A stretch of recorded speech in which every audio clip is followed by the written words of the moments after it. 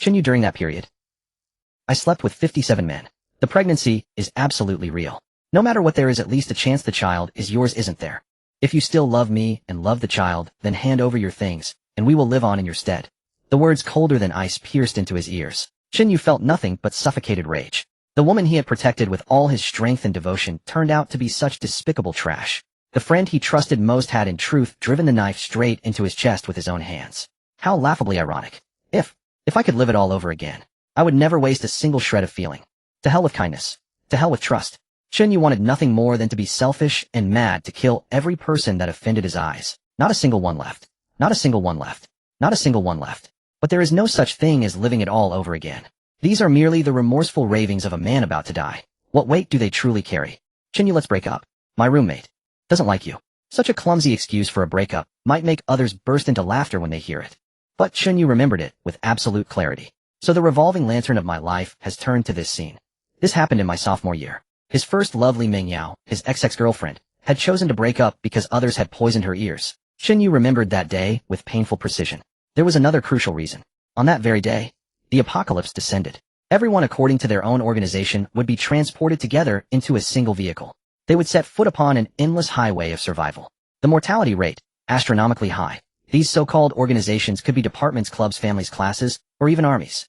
And every person would awaken a talent. The type and potency of this talent would depend on the item with the strongest energy by their side at the moment the apocalypse arrived. This so-called strength of energy had many facets. Historical weight, ancient legends, emotional attachment, technological complexity, natural properties. All of them counted. Someone wore a red string on their wrist carrying the family's hopes for protection and awakened and strength defensive talent. Someone gripped a dagger soaked in killing intent and awakened an rank predatory instinct.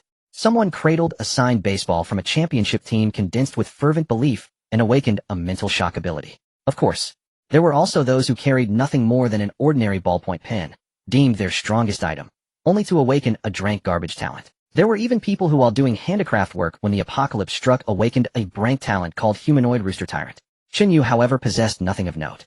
The item judged to be strongest on him was a key to the storage room of a bubble tea shop where he worked part-time. Thus he awakened an rank talent, petty theft. This talent allowed him to remotely gather supplies, making it quite. Yet he foolishly dedicated all the resources brought by his talent to the debate club, especially to its president Zhang Zixuan. He had believed it to be love and responsibility, but in the end it was nothing more than unrequited devotion. Looking back now, the fact that he had once believed she was pregnant with his child made him feel utterly idiotic. Chen Yu, are you even listening to me? A low hum resonated. When Chen Yu finally opened his eyes completely, what reflected in his gaze was a table set with Western cuisine and an unusually bright light. Opposite the table sat a beautiful girl wearing a short skirt and a knitted vest. Is that really you, Li Mingyao? Chen Yu furrowed his brows. He could not understand how he had suddenly appeared in a restaurant. Wait, his pupils contracted sharply. The day I broke up with her was in a Western restaurant. Could everything I just heard be true? This was not the final lantern of his memories. He had truly been reborn. Chen Yu shot to his feet.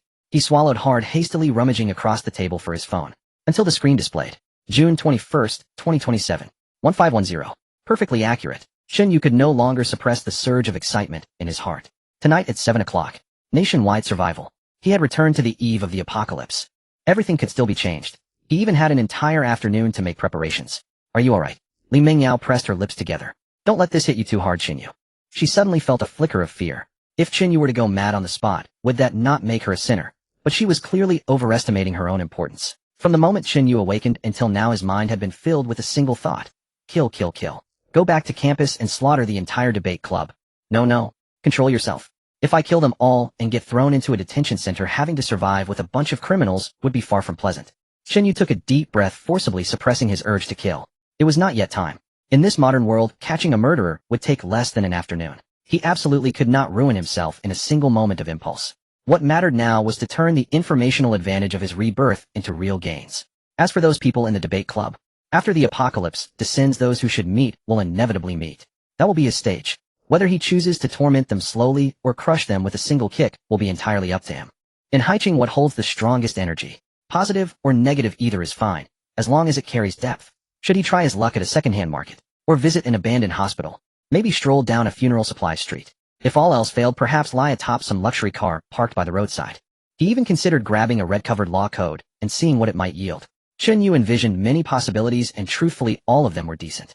They could not rival the luck of those already standing inside museums, but Chen Yu had no choice. Haiqing was barren. There were no famous paintings or renowned artifacts. Wait, if I have the time to prepare, why must I confine myself to Haiqing? As long as the distance isn't too far, I can still rush over in time. A buzzing sensation filled Chen Yu's head, as if he had discovered a new continent. Once the scope widened, the number of powerful items multiplied dramatically. Museums. The Simuwa Ding. Art museums. The bronze animal heads. Fomin Village. Those uncanny statues. Just then a single place leapt into his mind. The Forbidden City. Chen Yu's eyes suddenly lit up. Of course. How did I only think of it now? No place was more suitable for awakening than the Forbidden City. 600 years of imperial power focused in one core. 24 emperors had once sat there ruling rivers and mountains. The gilded dragon throne in the Hall of Supreme Harmony had witnessed countless shifts in intrigue and the evidening wheel of fate. Its energy was not mere legend, but recorded history. Not mere ghost stories, but national destiny. Chen Yu tightened his fist. If he could make that dragon throne, which had slept for 6 centuries, his awakening medium, it would be harder for him not to soar. After all, whether rumors were true or false had never mattered. What mattered was that this energy was strong enough. Chen Yu drew a deep breath and swiftly unlocked his phone. Haiqing to the Forbidden City, just over 2 hours by high-speed rail. The time now was 1510. He could make it. He had to get there. Thinking of this, Chen Yu could barely suppress the smile tugging at his lips. Chen Yu. Chen Yu. Li Mingyao waved her hand in front of him, yet no one responded to her. The lack of reaction left her faintly flustered. Why had Chen Yu suddenly stood up, refusing to listen to anyone around him? He stared at his phone and began to laugh a laugh so eerie it sent a chill down her spine. She hurriedly rose to her feet. Chen Yu. Don't be like this, you can find someone better. Chen Yu, however, suddenly seized her wrist. How long have we been together? Li Mingyao swallowed hard. 3 months. Chen Yu spoke in a calm, indifferent tone. In these 3 months, I bought you a phone, a computer, and even a gold bracelet. I'm not wrong, am I? Li Mingyao's expression turned slightly unnatural. Why bring that up? Don't tell me you want everything back. She knew Chen Yu's background all too well. He was an orphan. All that money had been scraped together from part-time jobs. Precisely because of this, she understood all the more how deeply Chen Yu liked her. Whenever she said east, Chen Yu would never go west. A person starved of love. Give him just a little, and he will rush to cling to you, desperate and devoted. Yet Chen Yu's purse had already reached the bottom, and she refused to keep wasting her youth. Do you really think anyone cherishes the things you gave? Li Mingyao snorted. If you want them back, I'll just give them to you. You really have no manly. Before the last word could fall from her mouth, Chen Yu had already yanked the gold bracelet straight off her wrist. Hey you. Are you insane? That hurts. Li Mingyao had never imagined Chen Yu would treat her so roughly. She was just about to explode in fury, but Chen Yu had already turned toward the restaurant exit ahead of her, muttering under his breath, what a stroke of fortune. Li Mingyao was almost trembling with rage. If you walk out that door, don't you dare come back and beg me. Without so much as turning his head, Chen Yu vanished from the restaurant. Chen Yu, of course, had more pressing matters to attend to. He first exchanged the gold bracelet for cash, then sold off all his electronic devices. On a powerless road to survival, such things wouldn't even warrant a dog's glance. In total, he gathered 60,000 yuan. Without stopping for breath, he went to the finest military outdoor store in the city and bought himself an all-black outfit. 想象一下，未来的生活其实触手可及。 After all, once he boarded the designated vehicle, the only thing from reality he could carry with him would be the clothes on his back. Naturally, he had to indulge to the fullest. The remaining money went toward a high-speed rail ticket. The Hall of Supreme Harmony in the Forbidden City closed at 5 in the afternoon, and under normal circumstances it was impossible to make it in time for a proper visit. But he had never planned on a normal visit. Time flowed away minute by minute. The streets were still choked with traffic, pedestrians moved with their usual expressions, and the sunlight showed no sign of change. No one noticed that the world was sliding toward an abyss. Chen Yu stepped off the high-speed train and immediately slipped into the working area. On the instrument panel, the clock mercilessly leaped to 1750. The sky was gradually growing dim. Chen Yu now realized that today the darkness was falling unusually early and with an unusual weight. In his previous life, he had failed to perceive even the slightest hint. 1820. The Hall of Supreme Harmony loomed before him. Chen Yu pushed open the door and entered. The interior was darker, emptier, and heavier than he had imagined. He drew in a deep breath. Before him, the gilded dragon throne rested in silence atop 7 ascending steps. Screens, immortal cranes, mythic beasts, incense stands. Everything remained as it had always been. Chen Yu walked up the steps one by one. He turned and sat down. At the exact moment, the hour and minute hands silently aligned at 1900. A deep hum reverberated. Another hum. And another. Chen Yu's eyes snapped open. A familiar voice rang out directly in the depths of his consciousness. Lines of data unfolded before his eyes. Global announcement. The road to survival has now opened. All living units shall be bound according to organizational category. Survival ID 230,007. Name Chen Yu. Bound vehicle minivan small. Individual talent awakening. Talent strength is positively correlated with energy density. Chen Yu felt an invisible scanning wave sweep across his entire body. It washed over the dragon throne beneath him as well. In fact, the scans spread even farther, across the entire Hall of Supreme Harmony, across the whole Forbidden City. Scanning and locating. Environment analysis, Imperial Power, Nexus 9 Province Cauldrons, Throne of the 9-5 Sovereign Panorama of Myriad Nations paying tribute, Lingering Aura of 24 Emperors, True Marshal of Chinon Hall, Ancestral Line of Fengxian Hall, Zixoevzin Swikwite. Analysis result, Historical Core Heritage Zone, Non-replicable, National Fortune Level Energy Field. Attempting adaptation. Adaptation failed. Seeing that string of gibberish, Chen Yu's heart hammered wildly. Adaptation failed. What did that mean? He had staked everything to sit on the dragon throne. Was he still not worthy? Specialized awakening in progress. Generating talent. In the next instant, the gilded dragon throne beneath him erupted with golden light that seemed capable of swallowing mountains and rivers. Purple chi thick as liquids surged forth from every pillar of the Hall of Supreme Harmony, from every painted pattern on the coffered ceiling, from every tiny crack between the floor tiles. It was 600 years of court audiences. It was dynastic upheaval and the settling of the realm, the mandate of heaven itself. Golden radiance poured into the dragon throne, then from the throne into Chen Yu's body. Chen Yu himself felt no pain, no itch, nothing at all. Yet he had never witnessed such a spectacle. In his previous life, his awakening had been so smooth, it was almost like passing gas. Now the text on his retina refreshed at a frenzied pace, then after chaotic flickering finally solidified. Talent generation complete. Talent grade SSS. Talent name Grand Tutor Vessel.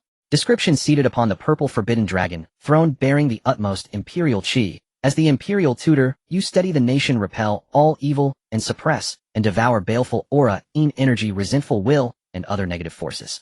Effect: greatly enhances the awakener's physical attributes and enables active absorption and conversion of baleful aura, energy, and similar negative forces to improve your survival panel. Talent grade SSS.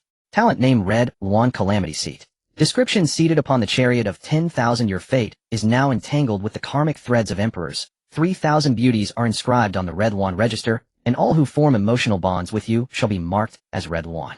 Effect: for each marked Red Luan, all survival rewards they opta. Chen Yu was so shocked that he could no longer form words. 2 SS grade talents. It was utterly unheard of. In his previous life, the strongest person he had ever seen was only S-grade. The strongest he had ever heard of was S-grade, yet now he himself had become a possessor of dual SS grade talent. Taisher container, he murmured, reading, greatly enhances, actively absorbs, and converts. Chen Yu swallowed hard. Was this outrageous description actually real? He had truly gambled right this time. The most common zombies, ghosts, and malevolent spirits he would encounter on the road to survival might very well become his nourishment. It was insanely exaggerated. Could the road of survival in this life turn into a path of invincibility? Chen Yu took a steadying breath and skillfully summoned his status panel. Awaken information. Name Chen Yu. Number 230,007. Identity passenger. Vehicle van small no. E923. State mentally excited. Talents Taisher container Hongwan Jiezhua. Basic attributes. Physique 100. Agility 10. Perception 10. Charm 10. Spirit 10. Luck 10. Note the average value for each attribute in an adult male is 10. Chen Yu's mouth twitched. His panel was truly beyond his expectations. In his previous life, all of Chen Yu's physique-related attributes had been 10. Ordinary to the extreme, standard to the point of banality. But this time, his initial physique had soared to 100 because of his talent. It did not merely mean that one person could fight 10, his strength, endurance, and resistance to impact had all risen to 10 times that of an average adult man. In other words, if it were pure unrestricted hand-to-hand combat, even without any foundation, he could beat Tyson to death, and end the fight within 3 seconds. No, using Tyson as an example was far too simple. At this point, he was comparable to a green giant. Killing a normal person would be like slaughtering a chicken. And on top of that, there is actually a second talent. Hongwan Jiezhua, he breathed. Chen Yu forced himself to calm down again. While he had not yet been transferred into the vehicle, he had to hurry and study the nature of his talents. So that means any girl who shares a connection with me will have her survival rewards doubled and passed on to me. What a stroke of fortune. As long as he did not provoke disgust and formed bonds with more girls, wouldn't resources become practically limitless? Furthermore, this mechanism could serve as an independent criterion to guard against betrayal. Unfortunately, only survival rewards would be doubled. That meant it had to be official rewards, making it impossible to exploit loopholes. Just as Chen Yu was still immersed in the shock of his talents, the back of his head felt as if struck by a heavy cudgel. His consciousness instantly grew hazy. Damn, I still can't get used to this. Chen Yu cursed silently as his whole body collapsed to the ground in a faint. It was not just him. At that very moment, all of humanity was struck by the same invisible blow without a single exception. The clattering rhythmic sound, clang, clang, clang. echoed alongside a constant vibration as Chen Yu's consciousness struggled to surface. Only when he fully opened his eyes did he realize the night was gone. Blazing daylight stabbed at his vision, making his eyeballs throb faintly with pain. Chen Yu narrowed his eyes, adjusting to the sudden brightness. He was seated in a moving minivan, the interior thick with the smell of gasoline, the upholstery cracked and torn in many places. Outside the window stretched an endless wasteland. There were no trees, no buildings, only fissured earth and scattered tufts of dead grass. A strip of asphalt cut straight through the wilderness, extending toward a distant, unseen end. Roughly a few hundred meters away, Chen Yu could still see the rear of a bus. It was also moving, maintaining a constant speed. "Where is this? Wasn't I in the library?" someone exclaimed. "Why is there no signal on my phone? Not even a single bar. Wait, why are you all here?" "I was eating in the cafeteria when a voice suddenly rang out. It scared me half to death." Voices gradually rose one after another within the cramped cabin. Chen Yu frowned.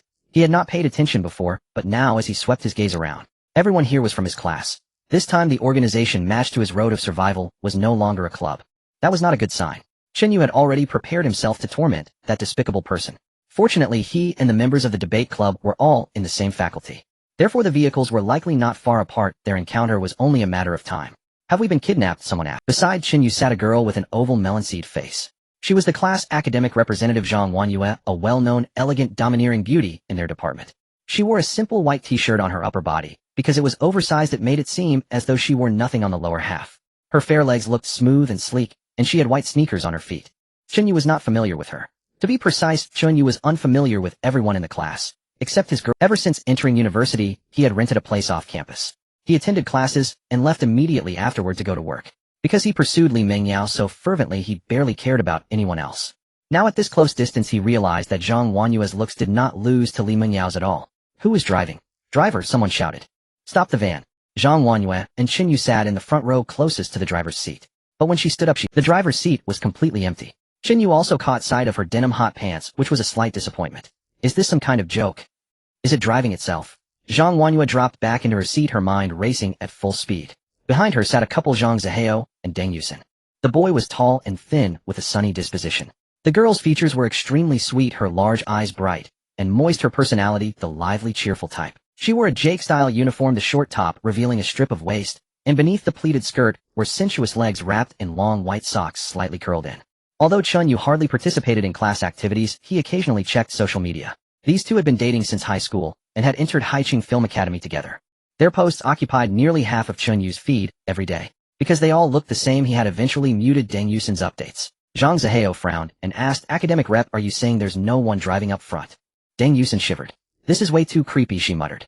Behind the couple sat two girls even more familiar to Chen Yu, Li Mengyao and her roommate and close friend. Li Mengyao was still in her short skirt and knitted vest. She was undeniably pretty, but Chen Yu no longer felt anything for her. After all, this woman cared only about money. Wang Mingming was the chief culprit in pushing the two of them toward breaking up.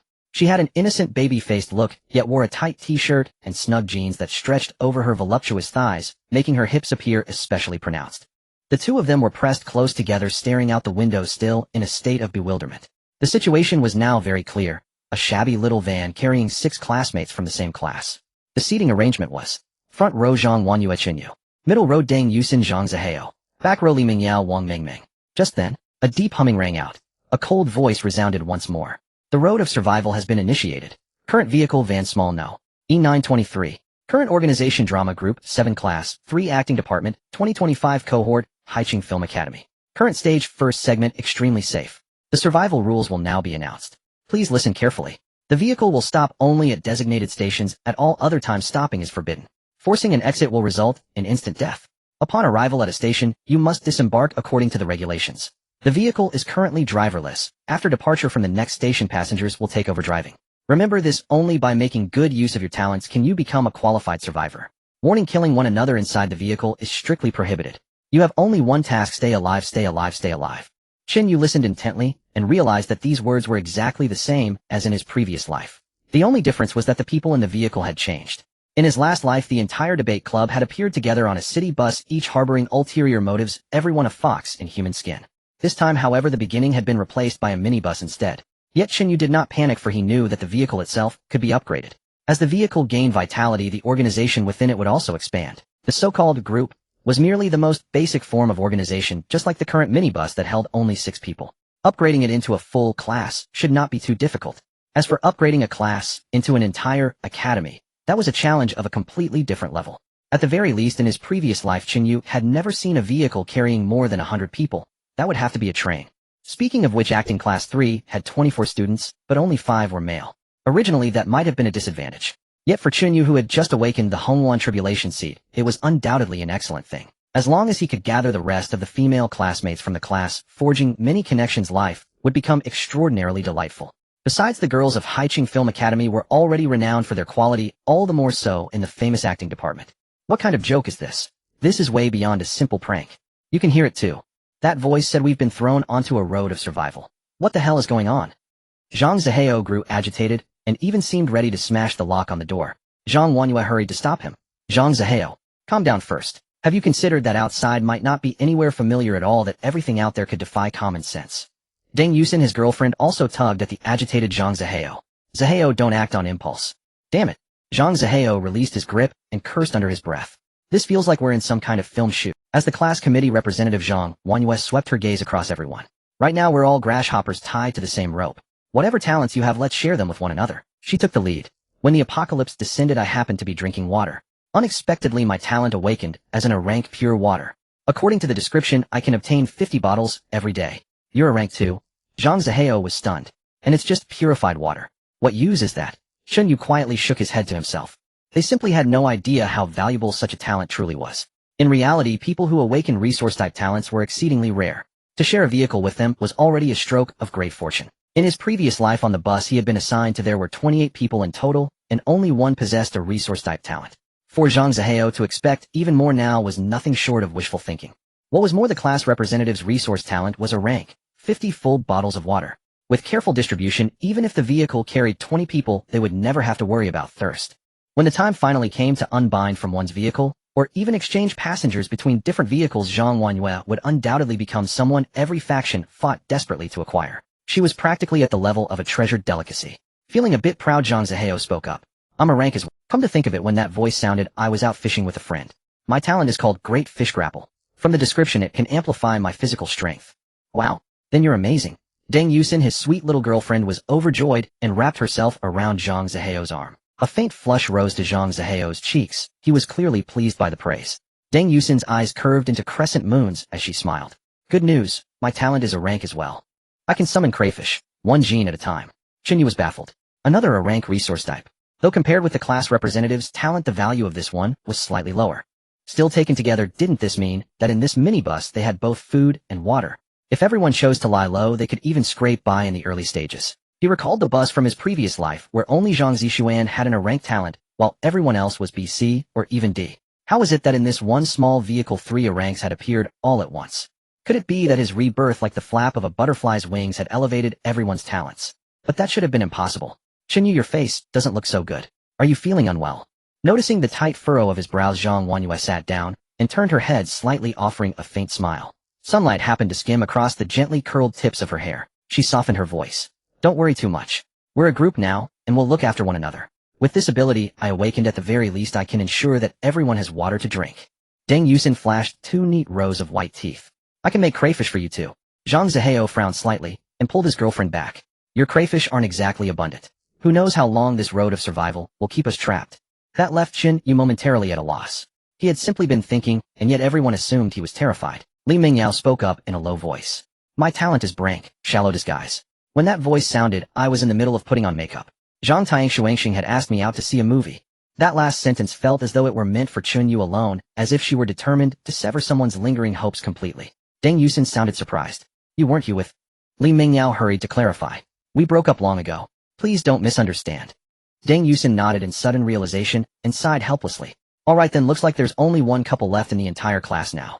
Wang Mingming chimed in from the side, fanning the flames. You guys have no idea what that guy did. He actually snatched back all the gifts he once gave Mingyao. What? For a moment, everyone was stunned. Since when could you repossess gifts you had already given away? Another class representative, Zhang Wanyue, interjected. This isn't the time to talk about that. Wang Mingming, Chen Yu, your talents, don't be embarrassed to share them. Wang Mingming looked somewhat ashamed. My talent is pretty bad, only drank. It seems to be linked to my wristwatch. The ability is precise timing. When I count seconds in my mind, I won't miscount. For a heartbeat, everyone went quiet. In contrast, they suddenly felt that their own talents were quite decent. Finally, it was Chen Yu's turn. He spoke evenly. Actually, my talent is strength. Huh. Zhang Zihao shook his head. Come on, Chen Yu, this isn't the time to act tough. If you have a talent, you have one, but if you don't, that's normal too. Look how tense you are. Wang Mingming quickly added, exactly, Chen Yu. Why put on a show at a time like this? Li Mingyao let out a soft sigh. There's no need to pretend you have a talent. Chen Yu took in all of their reactions and replied in a level tone, my expression just now wasn't because I was afraid. It's because my talent allows me to see the future. The compartment fell silent for a brief moment. Li Mingyao let out a soft sigh. Chen Yu just broke up, so I understand that you're in a bad mood, but talking nonsense isn't right. Why don't we discuss something practical instead? Zhang Zihao's lips twitched. Seeing the future.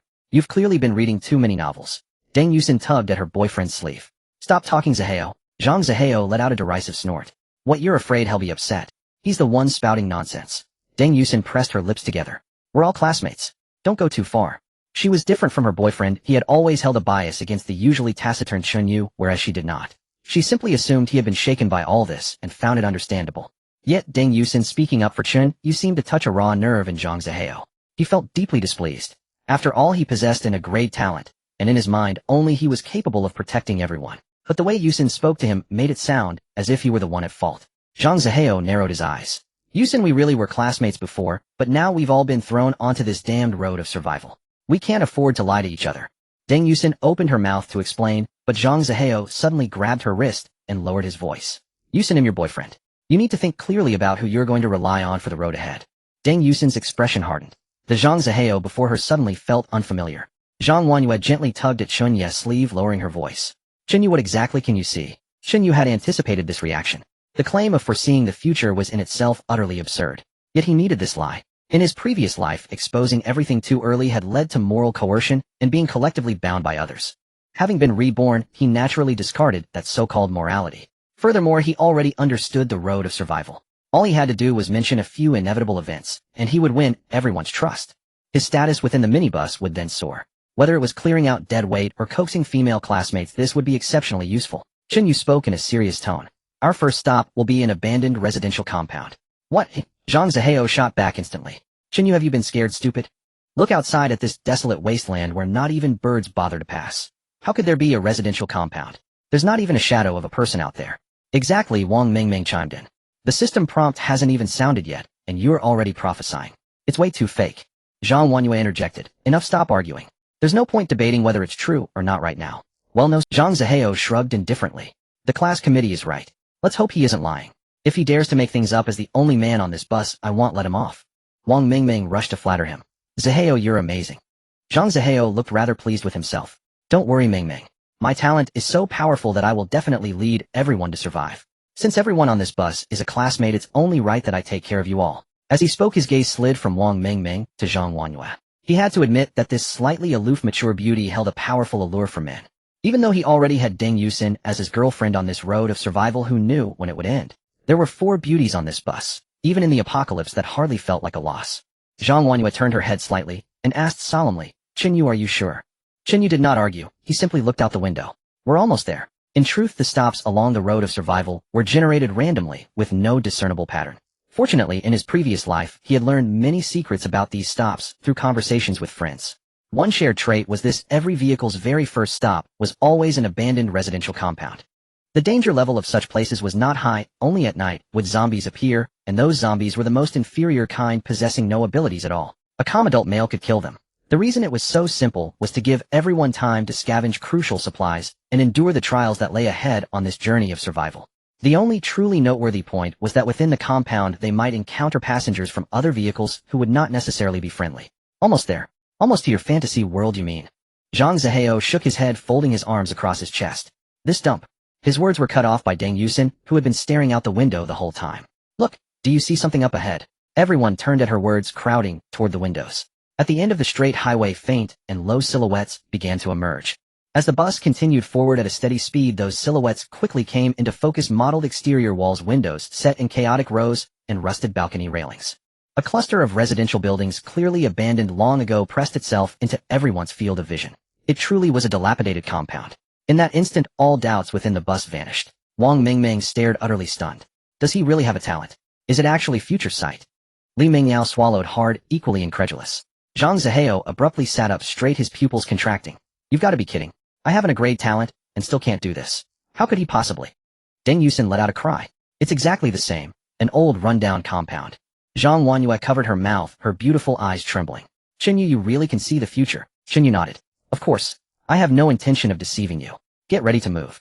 System messages flickered in their vision. Arrived abandoned residential zone no. 7 temporarily safe stay countdown. 43200. 43199. 43198. 43197 mission search for sufficient supplies. Note no limit on number of people disembarking at this stop. Free exploration permitted. Sync status group. Vehicle E923. 66 online backpack capacity unlocked. Shared backpack 030 slots. Personal backpack 010 slots. Note each slot can store 100 units of the same item.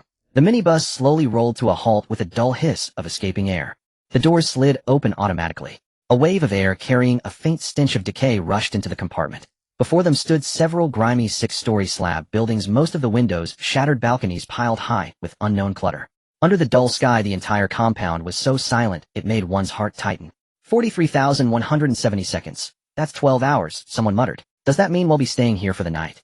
Zhang Zihao swallowed and was the first to jump off the bus. It doesn't look remotely like a place that's temporarily safe. Deng Yusin followed close behind, nervously clutching her boyfriend's arm. Li Mengyao and Wang Mengmeng exchanged a glance before hesitantly disembarking. Zhang Wanyue was the last to rise. She looked at Chen Yu, who was still seated. Aren't you getting off? Chen Yu smiled faintly. Of course I'm going down. I was just thinking that searching one place together is far too inefficient. Huh? Li Mengyao frowned. What do you mean? Chen Yu let out a short laugh. I think we should split into groups, for example, according to our seats. I'll team up with the class committee member. You and Wang Mengmeng will be one group, and couples can form a group as well. I object. Wang Mengmeng was the first to stand up against it. Why should the 2 strong boys get assigned to other groups while the 2 of us girls are put together alone? Li Mengyao also stood up. Exactly. You can't be this petty just because we broke up. We're all Zhang Zihao and Deng Yusin, however, did not seem to mind either way. Zhang Wanyue spoke up in a low voice. Chen Yu, 2 girls together is indeed more dangerous. Chen Yu stroked his chin and said in a slightly sympathetic tone, in that case you 2 can follow Zhang Zihao. What? Li Mengyao and Wang Mengmeng were stunned. It didn't seem logical. Even if they were girls, they were still additional hands. Was Chen Yu really despising them that much? Or perhaps he simply didn't want to be in the same team as Zhang Zihao and Deng Yusin. But why? Chen Yu nodded. Now every group has at least one boy. You should be satisfied. Go search for supplies. With that, Chen Yu was about to turn away. Just before he did, his gaze swept past Zhang Zihao. In his eyes was the look one gives a dead man. It was as though he knew something, yet was deliberately trying to conceal it, though not perfectly. Stunned by that look, Zhang Zihao froze for a moment before erupting in fury. Chen Yu, what the hell was that look? Say it clearly. But Chen Yu had already turned around, leaving only his back to them. It's just grouping, what else could it mean? I hope everyone gains something out there. Do your best to stay alive. Those last words sounded utterly placid, yet for some inexplicable reason, they made Zhang Zihao, Deng Yusin, and even Li Mengyao and Wang Mengmeng feel their hearts jolt. After all they all knew, Chen Yu could foresee the future. Watching his departing back, Zhang Wanyue then turned to look at the grim faces of Zhang Zihao and the others. She spoke solemnly. Don't worry too much. Chen Yu is usually quiet and not very good with wording. That's normal. I'll talk to him later and tell him to avoid ambiguous phrases. Then she quickly hurried after Chen Yu, putting on airs. Wang Mengmeng spat. Mengyao, don't be afraid of him. He's just pretending to be mysterious to scare us. Li Mengyao forced herself to nod, a trace of unease flickering in her eyes. Zhang Zihao took a deep breath, pressing down the discomfort roiling in his chest. Come on, let's go look for supplies. But just as he took his first step, he realized that all 3 girls, including Deng Yusin, were still standing where they were. No one followed him. Huh? Zhang Zihao's face darkened. What do you mean by this? Biting her lower lip, Li Mengyao looked conflicted. I think maybe we should go back and ask Chen Yu. It seems like he really knows something. Wang Mengmeng still forced a look of disdain, yet the panic in her eyes betrayed her. Zhang Zihao drew in a long breath. A surge of anger at being slighted and betrayed rushed straight to his head. He was the one with combat talent. He was the one who should be relied upon. How could that guy who only put on the guise of mysticism compare? He looked at his girlfriend Deng Yusin and spoke directly. Yusin, ignore the 2 of them. Let's go. As he spoke, he reached out to grab Deng Yusin's wrist. But she suddenly stepped back. Zhang Zihao froze in place. Is this some kind of joke, Yusin? Don't tell me you also think that I will. Deng Yusin stepped forward instead and gripped his arm tightly. Zihao, let's go look for Chen Yu. We don't necessarily have to question him, but following the direction he's heading is still better than stumbling around blindly. She continued, we're all classmates. Even if he knows something, he wouldn't just stand by and watch us die. Zhang Zihao's expression turned ugly as he shook off her hand. Yusin, you also think I'm going to die, don't you? You would rather trust another man than your own boyfriend. Deng Yusin was at a complete loss for words.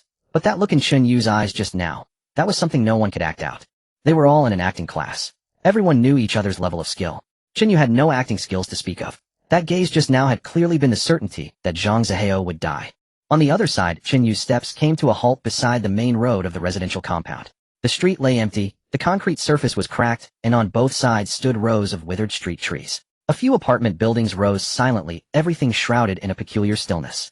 After living 2 lives, he still did not know. On the road of survival, what exactly was the operating principle behind these stations that emerged from nowhere? Were they high-dimensional projections, fragments of time and space, or some incomprehensible construct born of rules beyond understanding? Yet undeniably, though the place was devoid of people, it brimmed with traces of very real life. From clotheslines, half-withered potted plants, and slippers casually left by the doors to children's doodles. The realism of it all was enough to make one's heart tremble. And yet at the same time, it could not possibly be real. Chen Yu, what are you looking at? Zhang Wanyue came up beside him, waving her hand. So absorbed he. Chen Yu snapped back to himself and smiled faintly. It's nothing. Let's first clear out the supermarket, then consider the apartments and the buildings. Everything should follow a certain order. Zhang Wanyue nodded. That's what I was thinking too. She pointed into the distance. There's a convenience supermarket over there. Let's check it out first. The two walked in single file to the entrance of a supermarket with a weathered signboard. The glass doors were sealed from the outside with a heavy iron chain and a large black padlock. It's locked. Zhang Wanyue rattled the door handle and looked at Chen Yu. What should we do? Chen Yu narrowed his eyes slightly, examined the lock for a moment, then spoke slowly. Yale cross-aligned, common model, somewhat resistant to picking, but for a professional, not difficult to open. Zhang Wanyue was taken aback. Wait, I didn't say we had to pick it. I meant, should we just smash the glass? Chen Yu shook his head. No. Even though this station is marked as temporarily safe, we can't let our guard down. If the noise draws something here, we'll be in trouble. Finding his reasoning sound, Zhang Wanyue rubbed her chin. We can't smash the glass, and we don't have a professional. We do actually. Chen Yu extended his hand palm up. I'm the professional. Give me a hairpin. Zhang Wanyue froze, reflexively reaching up to touch her hair. You can pick locks. Chen Yu did not explain. His palm simply remained outstretched, waiting. Though she could hardly believe it, Zhang Wanyue still hesitated only briefly before taking off a straight hairpin and placing it in his hand. The hairpin still carried a faint warmth and delicate fragrance. Chen Yu took it, twirling it between his fingers, and easily bent it in two, stowing one piece and curling the end of the other into a small hook. The entire sequence flowed as smoothly as water. After experiencing so many stations in his previous life, everyone had learned how to open all kinds of locks. It was a compulsory lesson. Chen Yu crouched down. In less than 10 seconds, there was a soft click. The padlock sprang open. Zhang Wanyue straightened up, watching Chen Yu nonchalantly remove the padlock and release the iron chain. The shock in her heart was beyond measure. Why can this guy unlock it, and so skillfully? Moreover, with an ordinary hairpin. She couldn't help but ask, how do you know this? Chen Yu did not return the hairpin, but tucked it into his pocket. I've learned a bit from someone. A vague answer, but Zhang Wanyue did not press further. But then she thought of something. You chose to team up with me just now. Could it be because of the hairpin? Chen Yu pushed open the door and turned back. How should I put it? That's just one of the reasons. The most important reason is among those on the bus. I like you the most. Upon hearing this, Zhang Wanyue felt her cheeks heat up and her ears turned hot. Like, Chen Yu said. Didn't he only like Li Mengyao? It is well known that this guy is frighteningly devoted. Could it be that the breakup's shock was too much? However, when she looked at Chen Yu, she found that he had already entered the supermarket, completely unbothered by what he had just said, not even glancing at her again. The extreme contrast made the redness on Zhang Wanyue's face gradually fade. I probably thought too much. She shook her head just as she was about to go in. But she heard a noise not far away. Her heart tightened, and she quickly dodged and hid. She cautiously peeked out with half. She saw Zhang Zihao leading the way, his face pale and hair disheveled. The 3 girls following him looked even more disheveled. The 4 of them were in a panic, running while looking back. Hurry, this way. Let's hide for a bit. Zhang Zihao shouted in a lowered voice. This cursed place is indeed not simple. Deng Yusin spoke in a voice choked with tears. Are we really not going to find Chen Yu? He might be able to. Enough.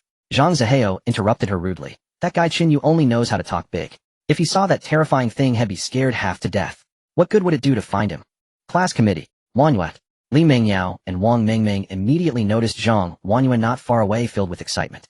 The 2 hurriedly jogged over. Where's Chen Yu? We need to ask him something. Zhang Zihao and Deng Yusin were taken aback, also seeing Zhang Wanyue standing in front of a supermarket. She waved to everyone. Come over quickly, Chen Yu is in the supermarket. What's going on with you? Deng Yusin sighed in relief, her tone still shaken. We broke a supermarket's glass, and as a result, it actually attracted a monster. Monster? Zhang Wanyue frowned. What kind of monster? Zhang Zihao exaggerated. It's a zombie, very terrifying. Its mouth can open as wide as a basin. Zhang Wanyue shrank her neck. That really is scary. Li Mengyao nodded. Yes, let's quickly get into the supermarket. You guys are lucky to find a supermarket that wasn't locked. We had to break the glass to get in. Zhang Wanyue said, Actually it was Chen Yu who picked the lock. What? Li Mengyao and Wang Mengmeng exchanged glances exclaiming in disbelief. Deng Yusin stammered, he picked the lock. He can even do this. Zhang Zihao snorted coldly. I said this guy doesn't look as honest as he seems. Zhang Wanyue interrupted them. Don't just stand outside, hurry, and get into the supermarket. He'll lock the door. Let's stay here tonight, it should be fine by tomorrow when we get on the bus. As several of them just entered the supermarket, they happened to bump into Chen Yu, who was putting cans from the shelves into his backpack. Chen Yu, Li Mingyao, Wang Mengmeng, and Deng Yusin exclaimed in unison. Even they did not realize that this usually taciturn boy had already become the person they subconsciously wanted to rely on the most. Chen Yu chuckled. Oh, searching so quickly. How's the haul? Zhang Zihao was furious. What are you searching for? There are zombies outside. They eat people. Chen Yu replied calmly. That's not right, aren't you supposed to have an A-grade combat talent? Besides, didn't you say you would protect the female classmates in the team? You shouldn't be struggling against a zombie, right? Zhang Zihao was choked, his face turning redder. I really can't fight back, because no one can fight them. In reality, when they saw that fast-moving, murky-eyed monster, their souls were scared half out of their bodies. They didn't even have the courage to look more, they just rolled and crawled out in a panic. Deng Yusin saw Zhang Zihao's embarrassment, and quickly added, Chen Yu, don't blame Zihao. That zombie was indeed too terrifying. We absolutely cannot confront it directly. Chen Yu listened quietly, his face showing little emotion. Zhang Zihao was clearly exaggerating the zombie's threat to save face. But then again, in his past life, the first time he encountered a hanging ghost, it was the same.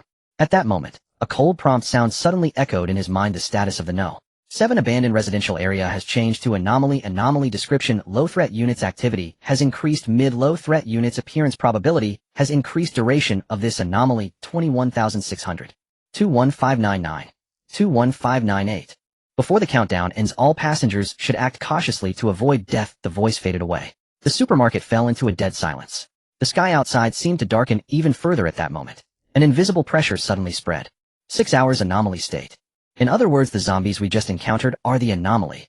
Zhang Zihao's face changed. As expected, this so-called road to survival is not that simple. There are zombies at the first station, damn it. He spoke softly. Next we. Chen Yu. Zhang Wanyue suddenly looked to the side. What do we do next? Zhang Zihao's mouth twitched as he noticed everyone staring at Chen Yu in unison. At that moment, the jealousy was overwhelming. Originally, he was supposed to be the main character among the few beautiful classmates in the class, enjoying the experience. As an awakened person with combat talent, he was supposed to be the center of attention. But suddenly a pretty boy who could predict the future appeared, which made him very unhappy. Even if this guy can predict the future, he must be eliminated. Otherwise, he would only become less and less important. Chen Yu spoke lightly. Since that's the case, we can't leave the supermarket for now. Let's quickly block the main entrance and windows with all movable heavy objects, shelves, and counters. Okay. Li Mengyao and Wang Mengmeng nodded repeatedly. Deng Yusin and Zhang Wanyue echoed. Well, go do that right now. Zhang Zihao spoke somewhat gloomily. Who wouldn't listen to the words of a prophet? Chen Yu just hoped that he wouldn't play those tricks of sowing discord. Chen Yu smiled slightly and did not reply. After everyone completely blocked the doors and windows, a sense of safety instantly returned. Chen Yu scanned the surroundings. First, let's sort out the supplies in the supermarket. They'll manage the public backpack with 30 slots for team supplies, and for personal 10-slot backpacks. Study committee, you pack 1 slot of chocolate, 1 slot of canned meat, 1 slot of first aid supplies, 1 slot of women's clothing, and the rest is up to you, but leave 3 slots empty. Deng Yusin, Li Mingyao, Wang Mengmeng, each of you pack 1 slot of compressed biscuits as the main food, 1 slot of water, 1 slot of metal tools, 1 slot of disinfectants, and 1 slot of daily consumables, and you must leave 2 slots empty. Zhang Zihao, you. Chen Yu waved his hand. You can do whatever you want. Zhang Zihao was first taken aback, then he became furious, his anger bursting forth. Chen Yu? What the hell do you mean? What does casual even mean? You arranged everything clearly for the 3 of them, but when it comes to me, it's just casual. You are deliberately targeting me. Zhang Zihao said fiercely. Do you want everyone to think that my efforts in gathering supplies are pointless because I will ultimately die? Do you really think that whatever you say, everyone will believe it? Deng Yusin's face turned even paler in fear, and she instinctively tried to pull him back. Zihao, don't be like this. Don't act impulsively. Chen Yu didn't mean it like that. Then what does he mean?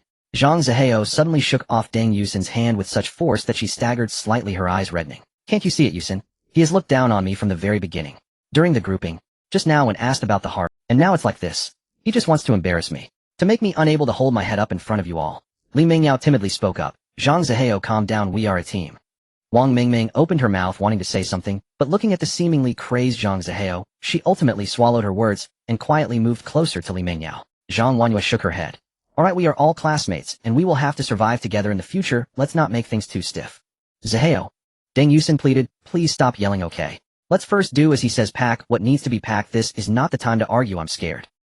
The last 3 words, laced with a tremor, hit Zhang Zihao hard. He looked at his girlfriend's tearful, pleading eyes, and even the coldest person would feel something. The most detestable one is Chen Yu. That guy, from beginning to end, never turned to look at him even once, nor did he refute anything. But the more it was like this, the more he looked like a clown. Crash, crash, crash. Although each compartment could hold 100 identical supplies, the problem was this supermarket had no storage, only the goods on the shelves. Let alone 100 identical items, even 10 were hard to find. This also led to a significant waste of space. They could only pack based on Chen Yu's arrangements, picking the best options. Before long, everyone's backpack space was already filled to the brim. There are still 5 hours left. The abnormal state will end. Zhang Wanyue calculated. That means by the time it ends it should be 3 in the morning. Deng Yusin pointed towards the depths of the supermarket. The second floor has resting rooms, but there are only 2 rooms. If we want to rest well, need to allocate them. Zhang Zihao took a step forward, wrapping his arm around Deng Yusin's shoulders. So, we're a couple sharing 1 room, shouldn't be a problem, right? Wang Mingming directly retorted, what a joke. You can't possibly think we 4 should live together, right? Zhang Zihao shrugged. Aren't you all back here just to find Chen Yu? How is it that sharing a room with him has become something to complain about? His words carried a hint of provocation. This made Li Mingyao frown, and she spoke up. Zhang Zihao, we certainly are not complaining about Chen Yu, but for people living in 1 room, simply won't fit. Deng Yusin also nodded. Zihao, just the 2 of us sharing a room really is a bit. Zhang Zihao pouted, initially thinking this was a chance to get close to Yusin. Before the apocalypse, they had been in a relationship for 3 years, and were particularly close, but Deng Yusin insisted that no intimacy until after marriage, even close contact was not allowed. Now at this moment, it was the perfect opportunity to break through that barrier. But looking at the situation, no one was supportive, but rather there was a whole lot of opposition. It's all Chen Yu's fault. Without him, I would absolutely be the top person in the team. Even Zhang Wanyue wouldn't dare. Speaking of Zhang Wanyue, although the class committee loves to oversee evening self-study, she is definitely a cold beauty. Zhang Zihao took a deep breath, appearing calm on the surface. Alright, then we'll listen to you all, so what does everyone think? Why not let the class committee? Zhang Wanyue directly refused. I want to share a room with a couple. Li Mingyao went over and grabbed Zhang Wanyue. Class committee, you come to our room. Zhang Wanyue nodded. Okay. Zhang Zihao was stunned. What do you mean? Do you want Chen Yu to come to my and Yusin's room? Wang Mingming shrugged. Otherwise, what do you want? You can't possibly think Chen Yu should sleep outside. Zhang Zihao was rebutted and felt a bit angry. That would definitely be inconvenient. Chen Yu. Zhang Wanyue shook her head. Zhang Zihao, we are all classmates, and now more than ever are we in the same boat. We are just trying to rest for a few hours, taking turns keeping watch, and sleeping in our clothes. What's inconvenient about that? Or are you still thinking about some nonsense? This question was rather direct, leaving Zhang Zihao speechless, half feeling embarrassed and half feeling oppressed. He wanted to retort, but found that whatever he said made him seem petty. Just then Deng Yusin gently tugged at his sleeve. Zhang Zihao looked down and saw his girlfriend looking up at him with wide eyes, still reflecting remnants of fear, struggling to show him a small smile. Her nose was slightly red, but this forced calmness combined with her inherently sweet and lovely appearance created a contrast that was both pitiful and earnestly understanding. Zihao, she softly spoke, her voice gentle. Let's just let Chen Yu come to our side, and besides, having Chen Yu nearby makes me feel a bit more secure. After she finished, she quickly added, what I mean is he can foresee the future, which is helpful for us. Zhang Zihao looked at Deng Yusin, ultimately nodded. Alright. Throughout the whole process, Chen Yu had not said a word about the room allocation. But as a single person he was assigned to the couple. It was somewhat strange. Only at this moment did he speak lightly. We will take turns keeping watch. Deng Yusin, Zhang Zihao, Wang Mengming, Li Mingyao, Zhang Wanyue. In this order, 1 hour, each exactly 5 hours. Zhang Zihao's mouth twitched. Wait, why is there no place for you in this arrangement? Chen Yu chuckled. Because 5 people is enough. Zhang Zihao said softly. Then why isn't it me who gets to rest? Chen Yu shrugged. Because I need to foresee the future. It's tiring, you can rest too, but do you want to foresee? Zhang Zihao fell silent again. This reason, if he dared to oppose the nearby girls, would surely side with Chen Yu. Now his position in the team was precarious. Tonight he must teach Chen Yu a lesson, otherwise this path of survival would not be easy for him. The second floor of the supermarket is not large, only a narrow corridor. 2 opposing doors stand before them. Zhang Zihao rushed in first, holding his breath as he chose the left room, to which Chen Yu had no objections. He pushed open the creaking wooden door. The room is not particularly spacious, but the layout is compact, with a double bed placed against the wall. Beside the bed is a nightstand on which sits a clock that has long since stopped. What is most surprising is that there is a separate bathroom on the inner side of the room. Although there is currently no water or electricity, it can be considered comfortable. Yusin will accompany you down, Zhang Zihao offered when he noticed his girlfriend seemed a bit scared. As the 2 left, Chen Yu enjoyed the large bed by himself, which was quite nice. Speaking of which, his SS-level talent, the Red Wand Calamity Seed, has yet to mark a single red wand. In theory, after he revealed a hint of foresight, the girls had developed some reliance on him. However, this emotion had not yet resulted in a determination. Could it be that the connection described in the talent is not an emotional connection, but rather some other type of connection? Various situations need to be tried. For example, the most direct connection. Chen Yu slowly closed his eyes, quietly waiting. On the first floor of the supermarket, Zhang Zihao pulled Deng Yusin into a corner. Here some empty cardboard boxes are piled up, relatively concealed. Yusin, that guy put you first, he doesn't take us seriously. Zhang Zihao's voice was filled with reluctance. He didn't even include himself, just trying to be lazy and appear more important. Deng Yusin quietly retorted, but he does know a lot. Without him we wouldn't even be able to enter this supermarket, let alone go further. Zhang Zihao interrupted her. That was just his good luck. Awakening such a strange talent. I also have, if I were given the chance. Zihao. Deng Yusin raised her head, her eyes glistening with tears. Can we not talk about this right now? Let's quietly get through this night, okay? Zhang Zihao, feeling defeated, ruffled his hair and could only respond with a... He reached out to pull Deng Yusin into his embrace. Yusin, I will definitely protect you. Deng Yusin leaned against him, gently nodding and saying nothing more, until Zhang Wanyue came down from upstairs, quietly reminding. Yusin, just a reminder, pay attention to the sounds from the front door. If anything seems off, call us. Deng Yusin's body stiffened slightly as she broke free from Zhang Zihao's embrace. Oh, okay. Time. Silence. Monotony. Slowly flowing. Deng Yusin spent her first hour on watch in extreme tension. Zhang Zihao, on the other hand, slept beside her, snoring. After what felt like an eternity, she woke Zhang Zihao, but the rest she was supposed to have was elusive due to her extreme tension and unease, making her both sleepy and unable to fall asleep. She curled up next to a cardboard box, eyes closed, her body occasionally trembling. Zhang Zihao noticed his girlfriend's exhaustion, feeling a pang of heartache. He sighed. Yusin, just hold on for one more hour with me, then we can go back to sleep. Deng Yusin obediently nodded, but her consciousness began to blur, her head gradually drooping. She had already gone nearly 20 hours without closing her eyes. The heightened tension had drained her of too much energy. Just then Zhang Wanyue came down from upstairs, unable to sleep herself, thinking of coming down to check. Seeing Deng Yusin in such a state of exhaustion, she pointed upstairs. Yusin, why not go sleep in the room? There's a bed there, it's much better than leaning here, you can sleep more soundly, and Zhang Zihao isn't scared, so there's no need for you to stay here with him. Deng Yusin opened her eyes groggily, struggling to keep them open. She looked at the stairs leading to the second floor, then at her boyfriend beside her. But Zihao. It's fine, I can stay here alone. Zhang Zihao wanted his girlfriend to be more comfortable. But thinking of the room upstairs where only Chen Yu was present, he felt a bit awkward. But looking at Deng Yusin's condition, he couldn't bear to let her push through. He quietly asked Zhang Wanyue, Shuawei, you take my place, I'll accompany Yusin upstairs. No need to trouble yourself. Deng Yusin shook her head, struggling to stand up, her body swaying slightly. Let's stick to the rules, I can go up by myself, I'll just sleep for a bit, I'll wait for you in the room. At this moment, she just wanted to find a place to lie down, she was simply too sleepy. Zhang Zihao watched her stagger towards the stairs, opened his mouth, and ultimately, just irritably pounded the ground, watching her disappear into the darkness around the staircase corner. On the second floor in the room, creak, the wooden door was gently pushed open a crack. A slender figure, Deng Yusin's eyes were almost completely closed as she kicked off her shoes and groggily walked towards the bed. She mumbled incoherently, Zihao. She completely forgot that there was another man in this room. In her muddled perception, this bed was meant for her. Chen Yu lay in the blanket, watching with wide eyes. In the dim light, Deng Yusin, dressed in a JK uniform, wore a short fitted blazer that exposed a segment of her waist. The pleated skirt swayed gently with her unsteady steps, and beneath the hem were the curves of her full thighs. She reached the bedside, lifted a corner of the blanket, and crawled in. The next moment, a soft presence pressed against Chen Yu, accompanied by a sweet scent. Deng Yusin instinctively snuggled into the warm spot. But in reality, that was Chen Yu's embrace. In the confined space, Chen Yu, not being gay, naturally had a strong reaction. Meanwhile, Deng Yusin still groggily adjusted her position, leading the two to become even more intimate. Red Luan has identified Deng Yusin. Red Luan number 1, connection, nature, subconscious, safe, trust, connection, depth, LV. 1 current effective multiplier 10 times. Red Luan talent, a level little lobster summon, can summon 0.5 kilograms of live lobsters daily. Talent return, each summon yields 5 kilograms of live lobsters. A cold prompt clearly emerged in Chen Yu's consciousness, extremely detailed. Chen Yu's gaze shifted slightly in the darkness.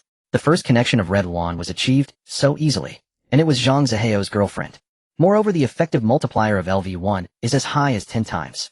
As long as Deng Yusin uses her talent, he can obtain 5 kilograms of lobsters for free. It is no exaggeration to say that he could easily fill himself just by eating lobsters in the future. In his past life, he survived through petty theft. Occasionally getting to eat meat was already an improvement. He never expected that on the first night of this life he would achieve lobster freedom. Is this still survival? And more importantly, Chen Yu finally got the opportunity to verify the mechanics of his talent. From the looks of it, as long as it aligns with the nature of the connection like this time. Subconscious, safe, trust. In other words, he only needs to continually amplify her disappointment in Zhang Zihao and gradually imprint the sense of safety she needs with his own mark, making her subconsciously understand who can help her survive. The simple physical proximity is just the first step. Psychologically taming her is the ladder to achieving high return multipliers. Of course, the multiplier for perverse connections might be even higher, so he urgently needs to verify this as well. The Deng Yusin in his arms moved again, still restless in her sleep.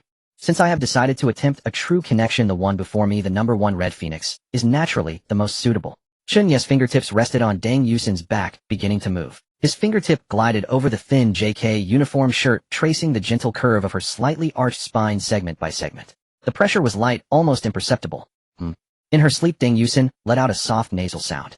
Her breathing seemed to quicken, until Chen Yu's warm palm left her back and moved to the front. Humph. Zihao, stop it.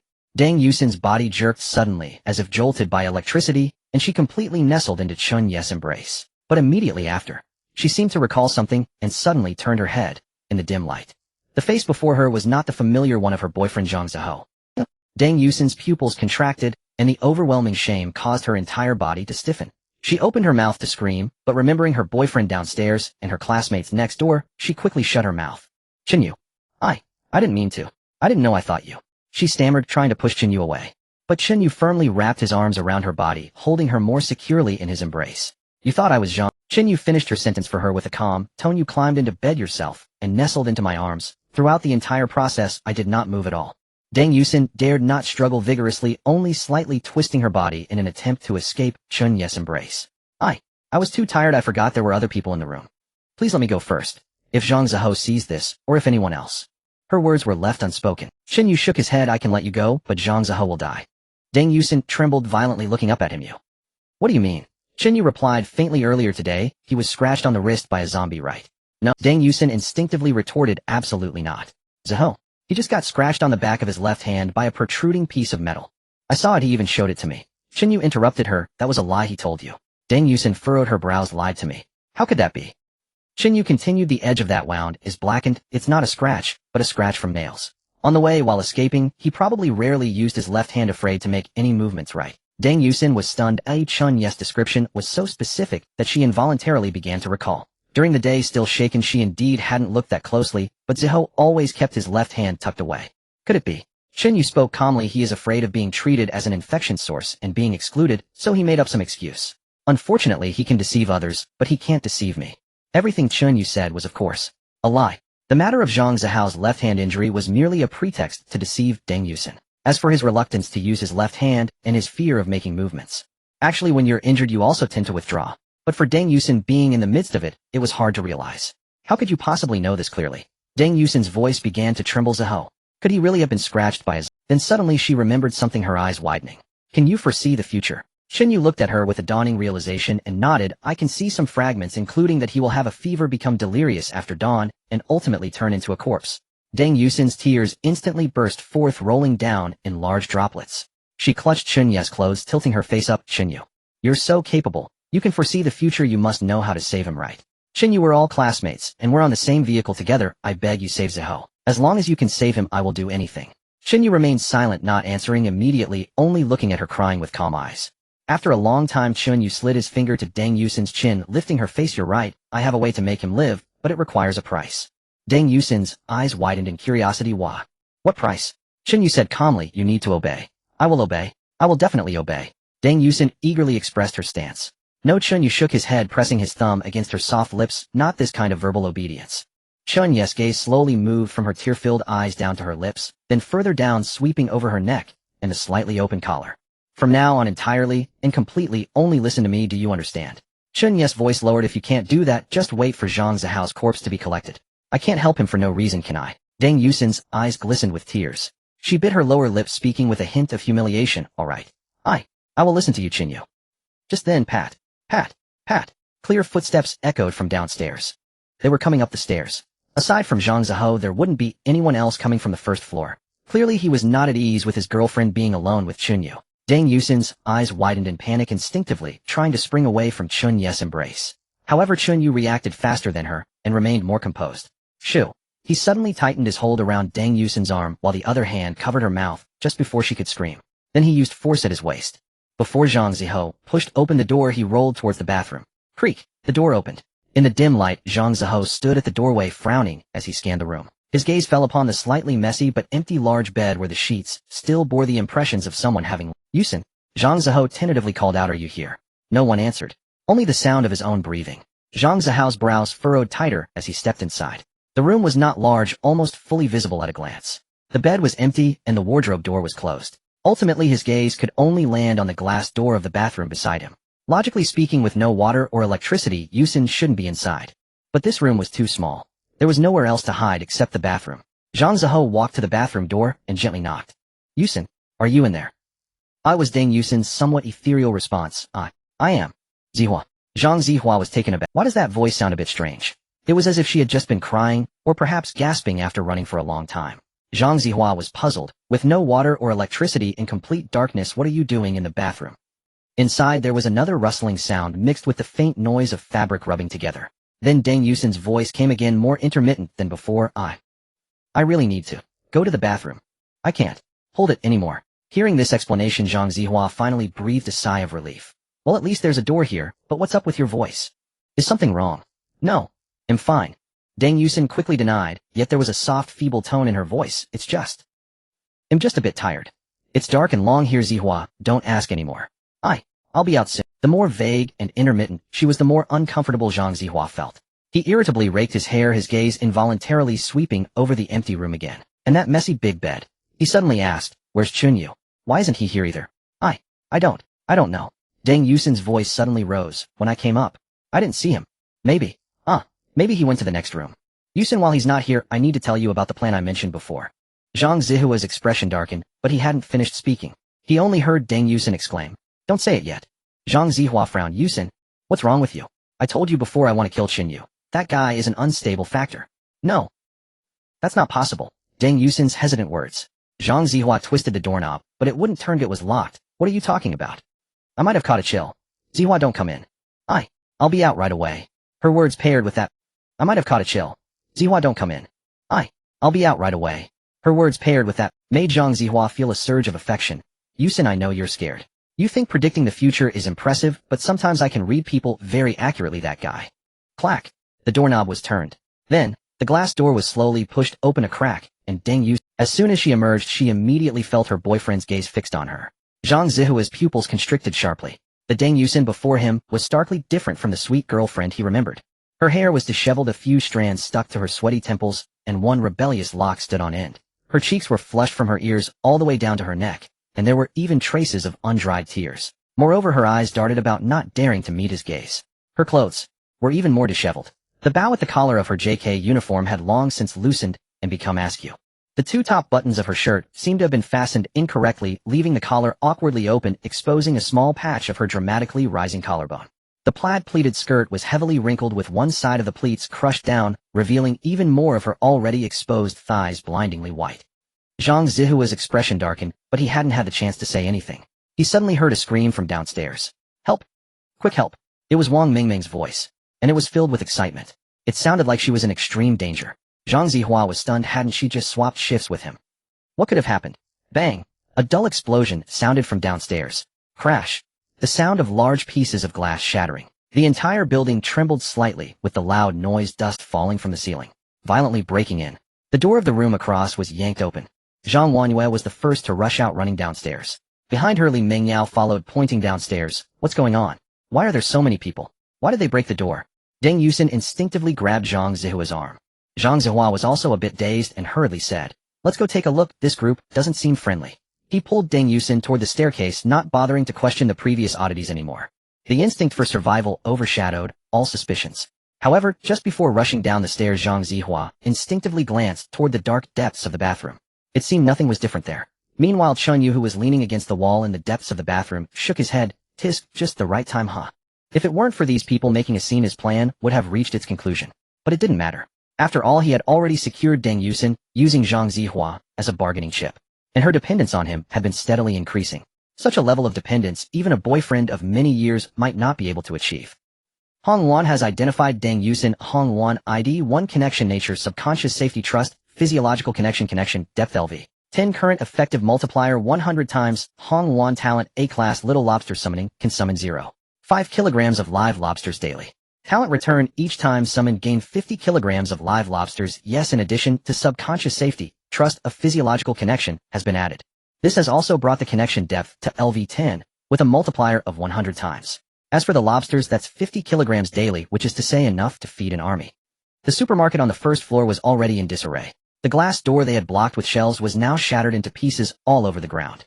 And at the broken doorway amidst the swirling dust stood 6 shadowy figures. Most of them were tall and robust, and the leader was a bald man standing at nearly 2 meters tall. He was holding a fire axe. Behind him stood 5 similarly sturdy men, all in their 20s or 30s. The bald man scanned the interior of the supermarket and casually spoke. "We are the fitness coaches from Bailong Fitness Club. My name is Gao Jinsong." Opposite them stood students from the performance class Zhang Wanyue, Li Mengyao, Wang Mengming, Zhang Zihua, and Deng Yusen. Bailong Fitness Club. Wang Mengming thought of something and quickly spoke up. "Oh, you're from Jiangnan City. We come from Haiqing Film Academy. It's pretty close. I have friends who have signed up there." She was trying to get close, but Gao Jinsong directly interrupted, smiling. "Oh, you guys are lucky. Turns out you're the beautiful girls from the Film Academy. No wonder you're all so pretty." Behind him several men also had their eyes shining. It must be said that Zhang Wanyue, Deng Yusen, Li Mengyao, and Wang Mengming were all standard beauties. Walking down the street, they had a return rate of over 70. However, with the current collapse of orders, such beauty and figure had in some sense become a curse. Gao Jinsong weighed the fire axe in his hand. "So what's it going to be? Ladies, do you come over yourselves for us to protect, or shall we take action ourselves?" "You're full of crap." Zhang Zihao exploded first. His girlfriend had just been frightened, and now she was being leered at by these men in such a filthy manner, igniting the pent-up rage and frustration he had bottled up for an entire night. He forcefully shook off Deng Yusen's hand, grabbed an iron pipe from a nearby shelf, and stepped forward. "This is the stuff belongs to us. Get out immediately. Otherwise don't blame me for being rude. I have a grade power talent." Indeed, the grade talent of Big Fish Wrestling had significantly boosted his courage. However, TCH, a yellow-haired guy wielding a shard of glass as a knife sneered. He dug into his ear with his pinky and said, "Song good, this little chick is telling us to roll out." Gao Jinsong shook his head. "Kid, you've got guts. By the looks of you, you're still a student, right? Let me teach you something. Whoever grabs the stuff first gets to keep it." Boom. The next moment Zhang Zihao erupted. "You guys are nothing but trash. Who do you think you are to snatch our things and touch our women? You're truly asking for death." He shouted angrily and charged forward. The iron pipe whistled through the air, aimed straight at the opponent's head. He was confident that this strike would break their bones. But unfortunately, at the moment of the apocalypse, Gao Jinsong was holding a customized trophy from the team locker room, awakening his great talent Iron Wall, which greatly enhanced his resistance to impact and slightly rebounded blunt force. Bang! A dull thud echoed. The steel pipe struck the opponent's raised arm. But Zhang Zihao only felt a violent tremor in his grip, nearly losing the pipe. The recoil numbed his arm, and a wave of blood surged in his chest, forcing him to stagger back 2 steps. He had no idea that the iron pipe was countered by the opponent's talent. He only knew that the opponent's body was simply not human. "Zihao, be careful!" Deng Yusen screamed. But it was already too late. Zhang Wanyue and the others' pupils constricted as they saw a tall, thin man standing on the flank of the opposing team, unexpectedly throwing shards of glass during the chaos of the battle. Uft, uft. One hit his stomach and another hit his left arm. The intense pain made Zhang Zihao scream, and he was thrown sideways. "Zihao!" Deng Yusen cried out, wanting to rush over, but was tightly held back by Wang Mengming. Zhang Wanyue also gripped the iron pipe tightly, but dared not act rashly, knowing her lack of combat ability. Li Mengyao was so scared that she collapsed to the ground. Too much blood flowed from Zhang Zihao's stomach. Gao Jinsong laughed heartily, stepping forward. "Is this it? A great talent? What a joke, utterly useless." His gaze swept over the terrified girls. Then he looked down at Zhang Zihao, who resembled a dead dog. "You useless one, use the rope to tie these female classmates behind their backs and secure them." "What?" Zhang Zihao doubted his own ears. But Gao Jinsong's indifferent face forced him to retract his doubts. The yellow-haired guy walked aside and tossed out some ropes. Zhang Zihao closed his eyes, gritting his teeth, and said, "Brother, if I tie them up, can I still live?" Gao Jinsong laughed heartily. Of course, just do well." Deng Yusen, Zhang Wanyue, and the others had extremely grim expressions. Everyone knew what the consequences would be. Zhang Zihao looked at the rope by his feet, then at his girlfriend, and the others, and ultimately fear overwhelmed his dignity. He trembled as he reached out to pick up the rope. He humiliatingly used his teeth along with the hand that could still move to start binding Deng Yusen, who was closest to him. His hands trembled badly, making the knots crooked. Deng Yusen did not resist, only silently shed tears, looking at him with an extremely complicated gaze. After tying up Deng Yusen, he walked in front of Zhang Wanyue, class committee I. Zhang Wanyue's face was equally pale, but her gaze was extremely calm. She spoke rapidly. Zhang Zihao, listen to me. In a few seconds I will rush towards the door to attract their attention. You take the chance and run away with Yusin and the others from the window.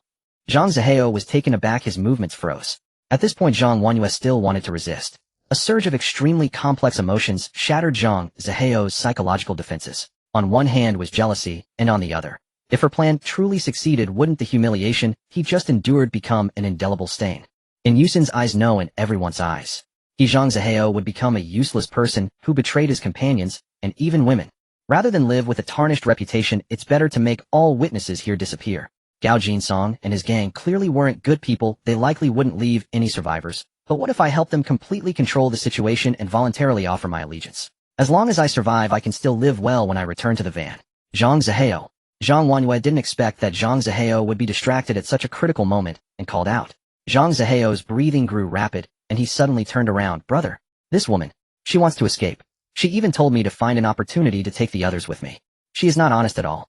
Brother, hurry and control her. Tie her up tightly. Also gag her. Silence. A deathly silence. It wasn't just Zhang Wanyue, Deng Yusin, Li Mengyao, and Wang Mingming. Even Gao Jinsong and the others were stunned. Then they erupted into even more frenzied laughter. Ha ha ha. You've got quite the sense of timing, selling out your classmates for your life, especially such a beautiful kid. You're ruthless. Not bad. Really not bad. Although you're reckless, your insight is decent. You know who to follow to get a meal. Gao Jinsong looked at Zhang Wanyue, his eyes gleaming with lust. Sister, you've got some ideas, huh? As he spoke, the 6 men quickly dispersed, sealing off the escape routes, eliminating any possibility of escape. Zhang Wanyue's face turned pale, her eyes filled with disbelief. Deng Yusin was also completely stunned, forgetting to shed tears, just staring blankly at Zhang Zihao's unfamiliar and twisted profile, as if seeing this person for the first time. Wang Mingming and Li Mengyao were even more terrified, their souls nearly fleeing, not daring to whimper. Zhang Zihao did not dare to turn back and look at Zhang Wanyue and Deng Yusin's gazes. He was merely breathing heavily. Brother, hurry and tie her up. Bind them tightly. I know how to tie them up so they can't move. He had completely thrown caution to the wind. Gao Jinsong looked at Zhang Zihao with appreciation for his servile demeanor, waved his hand. Monkey, go help this new friend tie up these little beauties tightly and gag them. The young man called Monkey stepped out nodding. Zhang Zihao hurriedly picked up the rope from the ground, ready to retie. Thud, thud, thud. But the ill-timed footsteps came from the second floor. They were clearly coming down to Zhang Wanyue's face tightened. She knew exactly who it was. But at this moment, she would rather Chen Yu not appear, for he wouldn't be able to change anything. He merely had a functional talent. Oh, there are still people here. It won't be another beauty, will it? Truly the Film Academy? Gao Jinsong chuckled. Fortune truly favors you. Your very first stop brought you face-to-face with me. Na cold voice echoed. In from the shadowed stairwell, a pair of black leather boots emerged first. Then came sharply tailored black trousers. And above them, a black tactical jacket, its high collar partially concealing the lower jaw, lending an air of chilling detachment. Chen Yu descended the stairs step by step, gripping a fire axe in his hand. In Gao Jinsong's leering grin froze mid-expression. He was arrogant, yes, but not foolish. This young man before him showed no panic, no rage, only an eerie, unnerving calm. And more precisely, an unsettling aura clung to him, dark and uncanny. Zhang Zihao shuddered violently and snarled. You. Damn you, you actually had the nerve to come down. And Zhang Wanyue, Deng Yusin, and the others stood frozen, staring at Chen Yu in stunned silence. To be fair, in this moment of crisis, the usually taciturn Chen Yu appeared infinitely more dependable than Zhang Zihao. And he halted 2 meters from the group, the fire axe angled downward, its blade resting lightly against the floor. His voice low and uninflected. You dared lay hands on what is mine. And at that instant the man called Monkey froze mid-motion, his fingers suspended less than 10 centimeters from Zhang Wanyue's cheek. Zhang Wanyue's eyes flickered. She hadn't expected Chen Yu to shield her so fiercely, so decisively.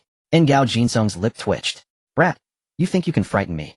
After all, he was no minor figure. He held sway in Jiangnan City. And who in the Bailong fitness circle didn't know him? Was he truly to be cowed by a mere student's words? He ceased holding back. The copper wall iron fortress ability surged to its peak. His exposed skin shimmered with a dull metallic luster as he swung the sledgehammer in a full brutal arc, driving it straight toward Chen Yu's skull. TCH. He's courting death.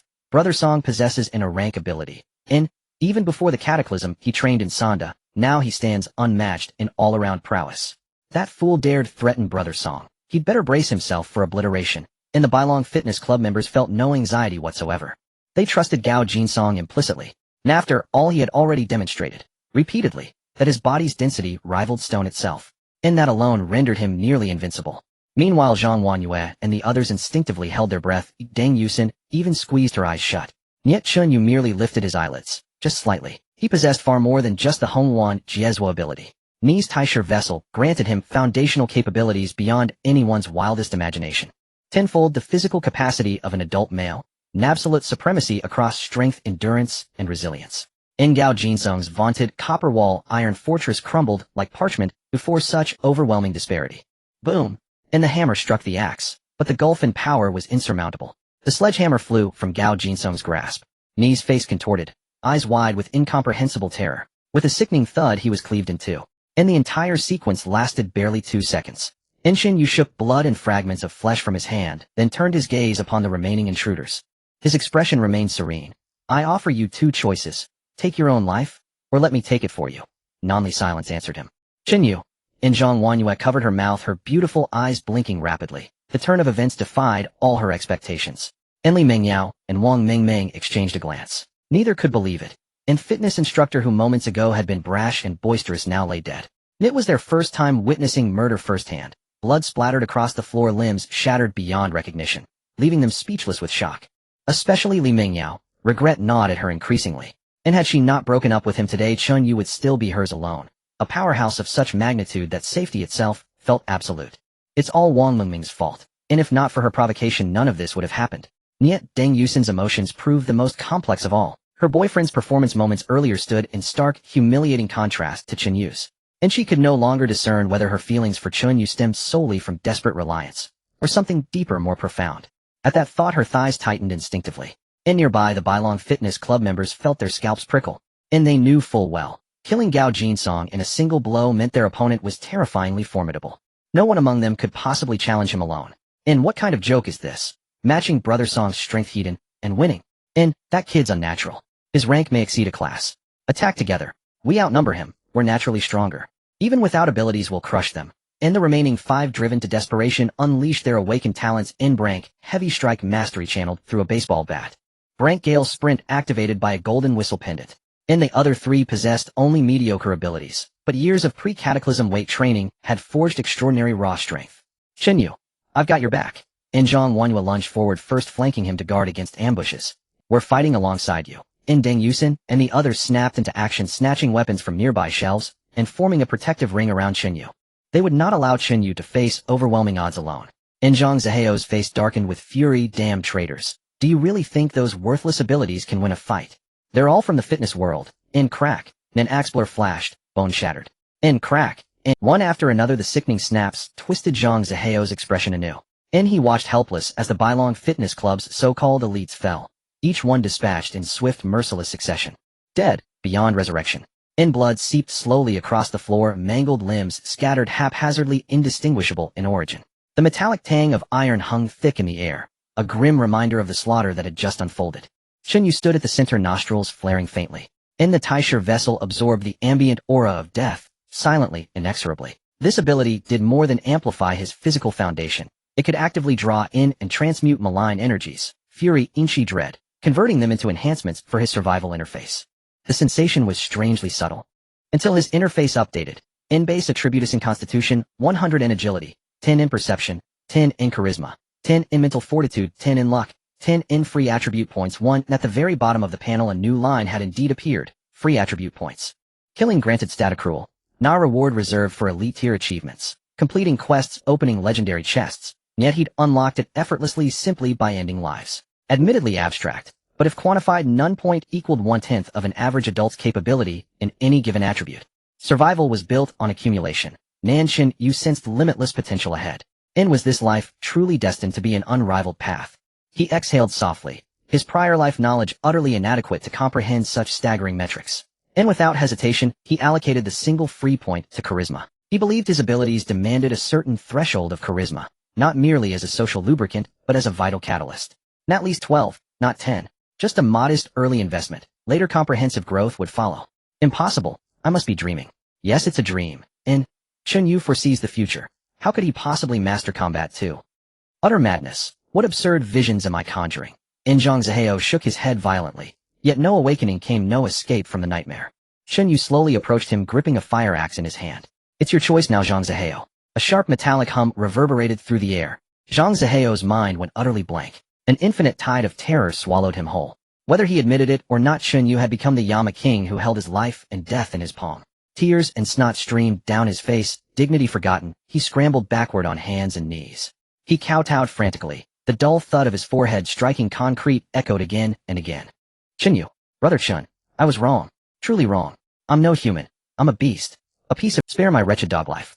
I'll never dare again. I'll give you Xian. I'll surrender everything. I'll be your dog. I'll bite whoever you command. His words tumbled out incoherently, as if seized by madness. Hearing Zhang Zihao utter such abasement, Deng Yuexin shuddered violently, and with it the last faint ripple of emotion in her eyes faded into absolute stillness. Yet gazing upon the blood welling from his battered forehead, the innate tenderness and compassion of youth stirred inevitably within her, arousing pity. Biting her lip, tears blurring her vision, she looked pleadingly at Chen Yu, her voice trembling with sobs. Chen Yu, you promised me. You said you'd save him. Can't you?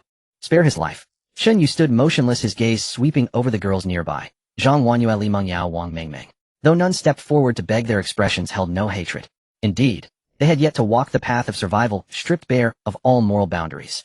Where Chen Yu betrayed his vengeance would be merciless, flaying flesh from bone, dragging every ally of the traitor straight to the western Pure Land.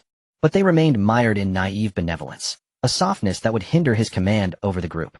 If he were to forge these university girls into disciplined, unwavering Hongluan, then confronting cruelty early was indispensable. A heavy thud, another thud. Zhang Zihao kept kowtowing without pause. Then Chen Yu let out a quiet laugh. Very well. Since everyone pleads for you, I won't kill you. Not today. After all, you're in a ranked talent, and we are classmates. Zhang Zihao jerked his head up, disbelief flooding his features, then erupting into wild elation. Really? You're my reborn parent. I've erred. I'll never dare again. As he kowtowed wildly, he turned urgently toward the side. Yuexin. Thank you. Thank you for pleading for me. Class representative, I'm unworthy. I swear I'll repay you. At that moment, Chen Yu calmly rolled up his sleeves. Zhang Zihao stared blankly at the motion. His heart gave an inexplicable lurch. In the next instant, a broad palm, knuckles sharply defined, filled his vision, swelling larger and larger. Crack. A single thunderous slap. Zhang Zihao's head snapped sideways, his body spun midair, half a turn before crashing heavily onto the floor. His eyes rolled back. He collapsed into unconsciousness, swift and absolute. Deng Yuexin, Zhang Wanyue, and the others stood frozen, staring first at the limp figure on the ground, then at Chen Yu's impassive face, speechless. Chen Yu flicked droplets of blood from his hand, and spoke coolly. Tie him up, and collect their weapons. The blunted ones you may keep, hand me the knife. On day one of the apocalypse, blades were scarce. Even this supermarket yielded only scissors and pocket knives, yet one among them wielded a short blade. Proof of uncommon luck. Luck that had just run out. 2 hours later, night hung thick and black as ink. In the second-floor room, a single candle cast flickering amber light. Shadows danced and warped across every surface. Zhang Zihao awoke to searing pain across his face. Blinking open his eyes, his vision swam, blurred, unfocused, before slowly sharpening. He found himself bound tightly to a chair with coarse nylon rope. What happened? Chen Yu said he wouldn't kill me. He swallowed hard and ventured softly. Yuexin, are you here? Help me, please. Now the only hope left was his girlfriend, his high school sweetheart. No reply came.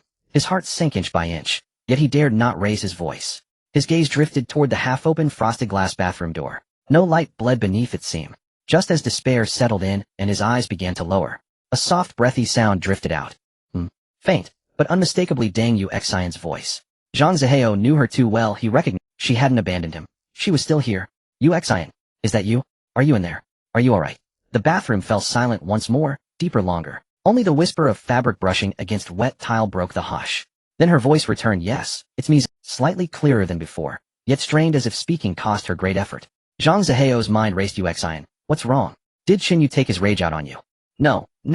He's extraordinarily powerful. Her words struck him like ice. Who asked how powerful he was? What did that even mean? Then, suddenly, a chilling suspicion surged unbidden into his thoughts. Yuexin, what are you doing in there? Zhang Zihao asked, voice tight. Deng Yuexin's trembling reply. Me. Oh, I'm not doing anything. Zhang Zihao drew a sharp breath. Is he in there too? Don't joke with me, Yuexin. No, impossible. How could Yuexin ever choose Chen Yu? What am I thinking? Her principles, intimacy only after marriage. I can trust her. Absolutely. Unless I see it with my own eyes, it isn't real.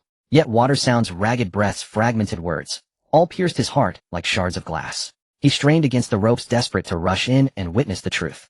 But he dared not. Chen Yu, the madman, possessed terrifying strength. Even if it were true, what could he possibly do? No, it can't be. Maybe she's just exhausted, sleeping in the bathroom. Yes, that makes sense. It might be warmer in there. He clung to the delusion. Then, the bathroom door opened. His girlfriend emerged slowly. Her JK uniform, already disheveled when last seen, was now even more rumpled. Then, the bathroom door opened. His girlfriend emerged slowly. Her JK uniform, already disheveled when last seen. Chen Yu's gaze swept over the bound Zhang Zihao. Then his hand settled lightly upon Deng Yuxian's shoulder. "You're awake." Zhang Zihao froze, staring transfixed at that hand resting on his girlfriend's shoulder. Even the courage to protest had been ground to dust. She had lied to him. Yet he forced a brittle laugh. "Ha ha. Brother Chun, I'm awake. But why am I tied up?" Chen Yu walked to the bedside and lit a cigarette. "I'll step out shortly, to scout the area. Only a few girls remain here. And you, just hours ago, betrayed a comrade to save yourself, and a ranked talent no less. So binding you ensures everyone's peace of mind. Don't you agree?" Hearing that, Zhang Zihao's heart hammered wildly. He nodded frantically as if pounding a pestle. Of course. Of course. Brother Chun has thought of everything. Be cautious. We must be cautious. Tie me up. Tie me well, he cried while the corner of his eye beyond his control flicked toward the shadow by the bed. There lay a half-worn pair of tailor's shears. A tool abandoned by the supermarket's former owner, it had become at this instant his fragile lifeline. "Brother Chun." Zhang Zihao's voice trembled with tears. I swear to heaven, I will never be such a fool again." Deng Yusin watched her boyfriend's contrition. To say she did not feel pity would have been a lie. After so many years, her feelings were not easily severed. Even now she belonged wholly to Chen Yu. Chen Yu nodded once, did not spare Zhang Zihao another glance, and walked straight out the door. Deng Yusin followed in a flurry, leaving Zhang Zihao alone to watch the door close as a shadow of gloom crept into his eyes. Zhang Wanyue had just finished sorting supplies downstairs when she met Chen Yu in the corridor preparing to go out. She blurted, "You're going out. Outside might still be unsafe," she added. "Yes, someone has to go and see." Chen Yu replied calmly, his steps unbroken as he brushed past her. But he did not head downstairs. He pushed open the door across the corridor, the room where Li Mengyao and the others stayed. Zhang Wanyue froze in the hallway, exchanged a look with Deng Yusin, then puzzled followed. Inside the room, Chen Yu sat on the edge of the bed, ignoring the bewildered looks of Li Mengyao and Wang Mengming, and said slowly, "Within an hour he will break into this room." In an instant, everyone understood his intent. He wanted to test human nature. Chen Yu leaned back, lay down, clasped his hands behind his head, and closed his eyes. Deng Yusin moved closer and offered, "Chen Yu, you must be exhausted from the fight. Let me rub your legs." That unexpected offer froze the others in the room. Wang Mengming reacted fastest. She nudged the dazed Li Mengyao. "Hurry up. Mengyao, what are you standing there for? Don't let someone seize the chance." Li Mengyao shoved, swayed, and retorted in a low voice, "I am not going." Was she an almost idolized ex to stoop and serve him like a handmaiden? What kind of fortune would that be? Wang Mengming lowered her voice. "Are you blind? He treated you so well before, bought you phones and laptops. Now that he's so powerful, he surely won't truly blame you for the breakup." Li Mingio's eyes flickered as she struggled inwardly. She remembered how Chen Yu had once indulged her in every way back when she failed to cherish him. But looking at Deng Yusin stirred an inexplicable pang of jealousy. As Li Mingio's heart waged its pride, seeing her hesitation, Wang Mengming bit her lip and decided to act. She drew a deep breath, arranged a sugary smile, and stepped to the bedside. "You. Brother Yusin rubs one leg, and I'll rub the other. I'm very good at it. I used to massage my mother all the time." She sang, her childlike face and big eyes put on an expression of innocence. Her tight jeans hugged the flesh of her thighs, pulling taut and accentuating her rear in a way that easily provoked male desire. Crouched at the bedside, her curves were breathtaking, like a ripe peach, heavy and hanging. Her innocent face and ardent figure melded, two contradictory qualities combining into a lethal attraction for men. Zhang Wanyue sighed softly in the doorway, her gaze complicated. In this suddenly arrived merciless world, school friendships, lovers' bonds, feminine reserve, and personal dignity all seemed to be eroding and distorting. "I don't need you to massage me," Chen Yu said coldly. "Yusin alone is enough." Wang Mengming's face changed as she had not expected that. After all, she was a coveted girl from the film academy, whose suitors were abundant. When had she ever been rejected? Though furious, she dared not show it. She awkwardly climbed down from the bed and stood aside, a trace of grievance about her. To Chen Yu, she was no innocent. Before the apocalypse, she had provoked trouble between him and Li Mengyao. After the end, she continued with targeting and verbal attacks. Others might forget such slights, Chen Yu would not. It simply had not been her turn yet. Once Zhang Zihao was dealt with, neither Wang Mengming nor Li Mengyao would escape. Time slipped away minute by minute. Fortunately, Zhang Zihao did not make them wait long. Only 10 minutes passed. Thud, thud, thud. Rapid, heavy footsteps thundered down the corridor, closing in fast. Then with a great crash, the opposite door was kicked open. Zhang Zihao roared, "Deng Yusin, you wretch! You dared betray me." He brandished a pair of scissors and lunged into the room, only to find Chen Yu calmly lying on the bed while his girlfriend massaged his leg. Class Representative Zhang Wanyue leaned by the bedside, as if awaiting something. Li Mengyao and Wang Mengming huddled in a corner. There was neither the scattering panic nor the pitiful pleading he had imagined.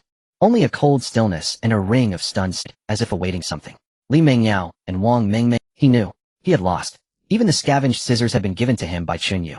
It turned out that Zhang Zihao had all along been an insect vainly banging against the glass of its jar. His legs went weak, he slid down the doorframe, and collapsed staring hollowly at the ceiling. Do you see now? The person you wanted to save. If given the slightest chance would not think of gratitude, but of how to kill you. Chen Yu rose, seized the fire axe at his side and asked, now does anyone still have anything to say? Who would plead for him? Who would argue that I should not kill him? The room fell utterly silent. Chen Yu did not ask a second. He lifted the fire axe and strode toward the prostrate Zhang Zihao. Zhang Zihao seemed to sense something in Chen Yu's downward stare. There was no hatred, no rage, only the indifferent contempt one reserves for refuse. Zhang Zihao tried to beg, but Chen Yu gave him no chance. He raised the axe, and with a decisive blow brought it down. Bam! Zhang Zihao was dead. Chen Yu withdrew the axe, his cold gaze sweeping over the women in the room. If not for me, you would all be dead, in other words. Whoever saved him was the one who doomed everyone. Chen Yu's voice cut like steel. From now on, Deng Yusin, Wang Mengming, Li Mengyao, the three of you will kneel. Without my permission you shall not rise, not speak, not look around. Wang Mengming and Li Mengyao snapped their heads up, faces stricken with shock. Kneel. Chen Yu was ordering. How can one insult others so profoundly? Once you kneel, have you not completely surrendered your dignity? Chen Yu's expression remained calm. You are unwilling, is that so? The two women exchanged glances. Although Chen Yu did not display overt rage, the more composed he appeared, the more panic they felt. After all, this guy had that same expression just moments ago, when he killed 7 people. Li Mengyao braced herself. Chen Yu, I think. Oh, she did not finish her sentence. Chen Yu had already walked up to her, grabbing her hair with one hand. What do you think? Do you think that if it were useful, Zhang Zihao could find an opportunity to break in here? Li Mengyao's eyes watered from the pain, and she hurriedly said, I'm sorry. I'm sorry, ill kneel. Chen Yu released his grip. You can resist, but the prerequisite is to get out of my sight. If you lack the courage, then just do. 想象一下，未来的生活其实触手可及。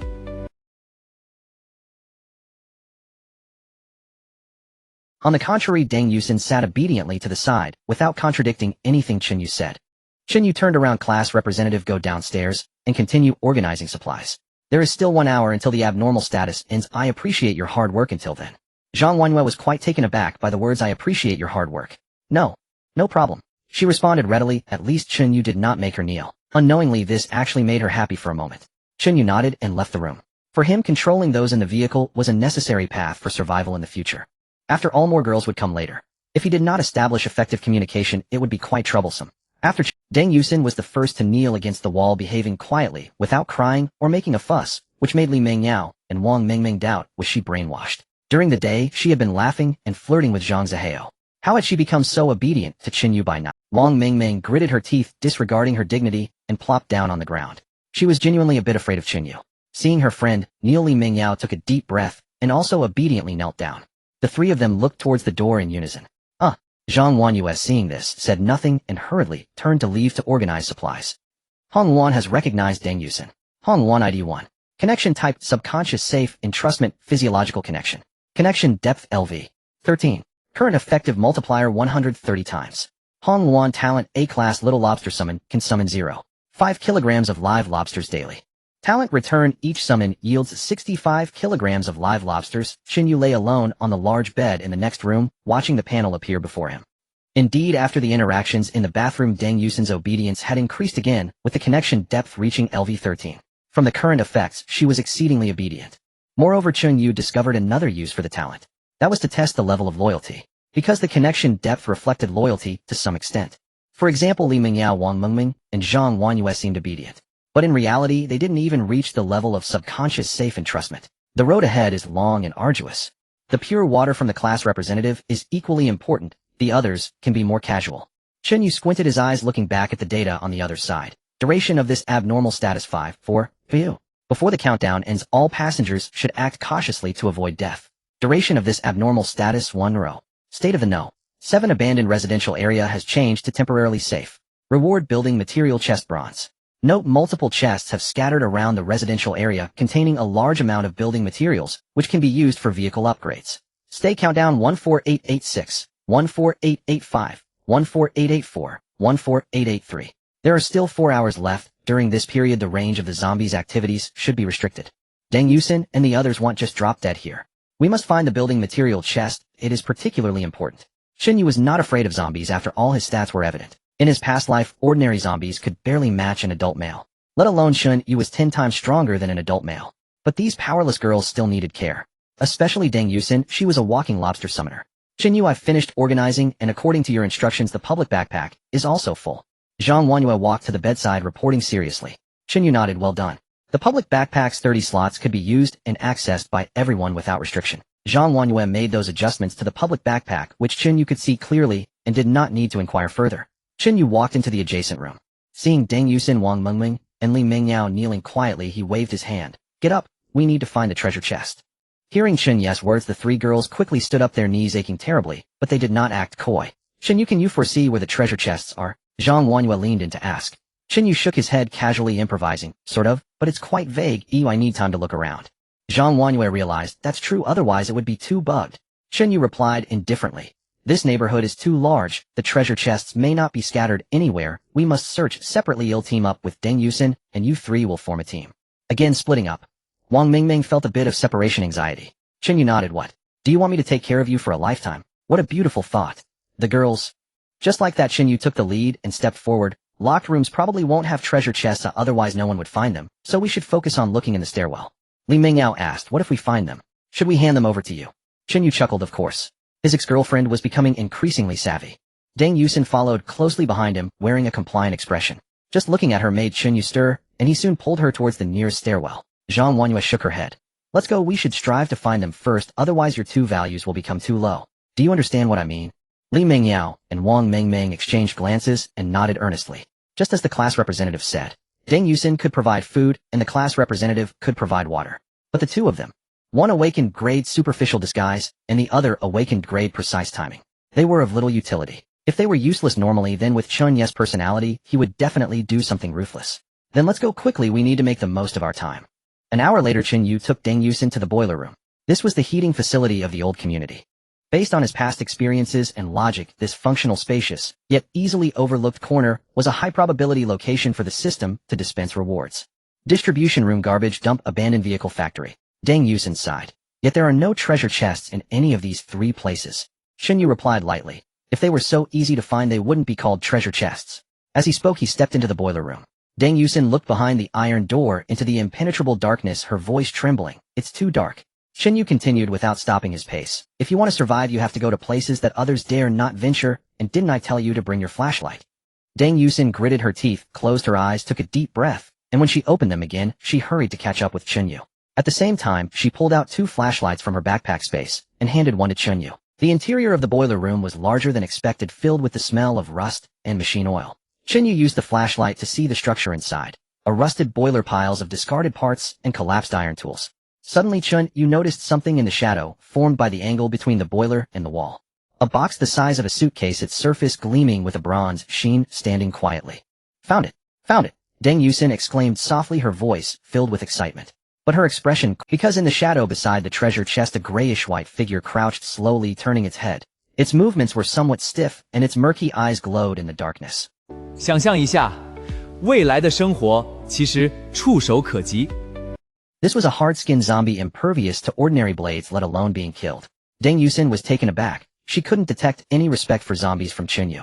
Keep the light steady, aim at it, Chen Yu stated as he approached light to flee. Aim at it. Don't move. Chen Yu, don't shake it. Before Chen Yu finished speaking, the zombie let out a low growl and lunged toward the brightest spot. Deng Yusin's position. Up. Deng Yusin screamed, nearly dropping the flashlight, to flee. Aim at it. Don't move. Chen Yu commanded, then moved in from the side, swinging his axe down. Thud. With a tearing sound, the zombie's head was severed. No matter how tough the skin, it was useless against such overwhelming force. With a strength comparable to that of the Hulk, Chen Yu couldn't understand how he had won. The zombie's heavy body fell forward, stirring up a cloud of dust, convulsed a couple of times, and then lay still. The entire process took only 3 or 4 seconds. Deng Yusin stared blankly. When the zombie lunged at her, her mind went blank. Chen Yu shook his head. Next time don't panic, or I'll have to punish you. Deng Yusin's face flushed, as she had no idea what this punishment referred to, whether it was the previous kneeling or something else. Chen Yu didn't pay much attention and simply extended his hand. The master's vessel activated. A wave of comfortable electricity coursed through his body. The hard-skinned zombie on the ground quickly shriveled up as if its blood had been drained. Previously, when he killed those 6 people, even the residual energy had granted him a bit of freedom attributes. But this time Chen Yu did not gain any. He couldn't help but wonder, could it be that killing awakened beings is easier for enhancement? Wouldn't that make me a monster? In reality, if killing could yield freedom attribute points Chen, you would be the first to become a great demon. But this assumption seemed unlikely. Chen Yu estimated it was likely because among those 6 there were a few with decent talent levels. Overall, this zombie was indeed inferior to their strength. Chen Yu approached the treasure chest and gently touched it. Building materials chest bronze. Description: a metallic container placed here according to certain established rules. Effect: contains a random assortment of basic building materials usable for upgrading vehicles. Chen Yu certainly did not open it, because he would suffer losses if he opened it himself. His Hong Luan was right beside him, so he naturally had her open it. Yusin, you come and open it. Chen Yu beckoned her over. Deng Yusin was somewhat puzzled. Me. Chen Yu nodded. Who else could it be? Come on, open this chest, there's a reward. Deng Yusin shook her head repeatedly. I don't want a reward. Chen Yu was somewhat speechless. I told you to open it, so just open it, do you hear me? Seeing Chen Yu insist, Deng Yusin finally obediently placed her hand on the chest. The lid of the chest automatically slid open without a sound, revealing a soft glow inside. Obtained 30 units of wood. Obtained 15 units of iron. Obtained 20 units of parts. Obtained 1 low-level energy core. The materials were added to Deng Yusin's backpack space, but she didn't hesitate for a moment, directly tossing them into the public backpack. After doing all this, she blinked her big eyes at Chen Yu, seemingly seeking praise. But Chen Yu had no time to focus on that, because he also received a prompt. Hong Luan has identified Deng Yusin. Hong Luan ID 1 connection: nature, subconscious, safe, entrustment, physiological connection, depth LV. 13 current effective multiplier 130 times. Hong Luan's harvest 30 units of wood, 15 units of iron, 20 units of parts, 1 low-level energy core talent return, 3,900 units of wood, 1950 units of iron, 2,600 units of parts, 130 low-level energy cores. This string of numbers left Chen Yu utterly stunned. He had practically struck it rich. In his past life, he had never seen rewards in the 4-digit range. And this was only the 2nd day of the survival journey. Could it be that there were already over 100 energy cores? The future life vehicles, he couldn't even imagine how grand they would be. Chen Yu. Deng Yusin waved her hand when she saw Chen Yu frozen in place. Wasn't she just putting building materials into the public backpack? Was it such a big deal? Deng Yusin looked into the public backpack and suddenly noticed that there were more items. Hey, did the committee move the backpack? My. Upon hearing Deng Yusin's words, Chen Yu immediately opened the public backpack. He discovered that the arrangement was significantly different from before. It is important to know that one slot can hold 100 identical items. When there are too many items, they can be bundled together to exploit a bug. Because of this arrangement appears exceedingly deliberate within the established rules. Why is it that the bottled purified water in the 1st, 2nd, and 4th slots are not merged? Why is there nothing stored in the 3rd slot? Wait. Deng Yusin's eyes widened. You are right. Chen Yu moved directly, heading out of the boiler room door. Yes, you are right. The bottled water is arranged to display 110, which is a distress signal. They are in danger. Hurry up. Deng Yusin hurriedly caught up. But where do we go? Chen Yu did not stop his pace, and directly said, look at the 4th grid. Deng Yusin exclaimed, building 36. In an instant she understood the class representative's intention. The first 3 grids were survival signals, and the last grid indicated the location. This series of operations was all to use bottled purified water as a substitute. Purified water happened to be her talent, representing her meaning. Just out of the boiler room, Chen Yu scanned the surroundings. We are near building 6, a bit far from building 36. Yusin tossed that short knife from the supermarket into the public backpack. Deng Yusin nodded and obediently complied. Chen Yu said no more, embracing Deng Yusin and sprinting towards. The speed of his tenfold physique erupted completely. Deng Yusin felt the wind howling, almost unable to breathe. See, she couldn't understand how someone could hold her and run so fast. If he participated in the Olympics, he would definitely win a gold medal. Chen Yu was definitely not just able to see the future, he had quite a few secrets. Chen Yu did not know what Deng Yusin was thinking. He only felt that such a physique combined with the agility score of 10 had some difficulty in manipulation. Indeed, despite running very fast, it did not affect his agility of only 10. Basic attributes: physique 100, agility 10, perception 10, charisma 11, 1 spirit 10, luck 10. In short, he was just running by brute force. Every step he took created a tremendous recoil. If the agility value were to increase, Chen Yu estimated that doubling the speed would also be easy. A few minutes later, the outline of Building 13 came into view. Suddenly, 2 figures stumbled out from behind a low wall piled with garbage. It was Li Mingyao and Wang Mengmeng. The 2 rushed towards Chen Yu as if they had seen a savior. Chen Yu, whoa, we encountered another team. They captured the class representative. The class representative made a commotion to lead those people away so we could run.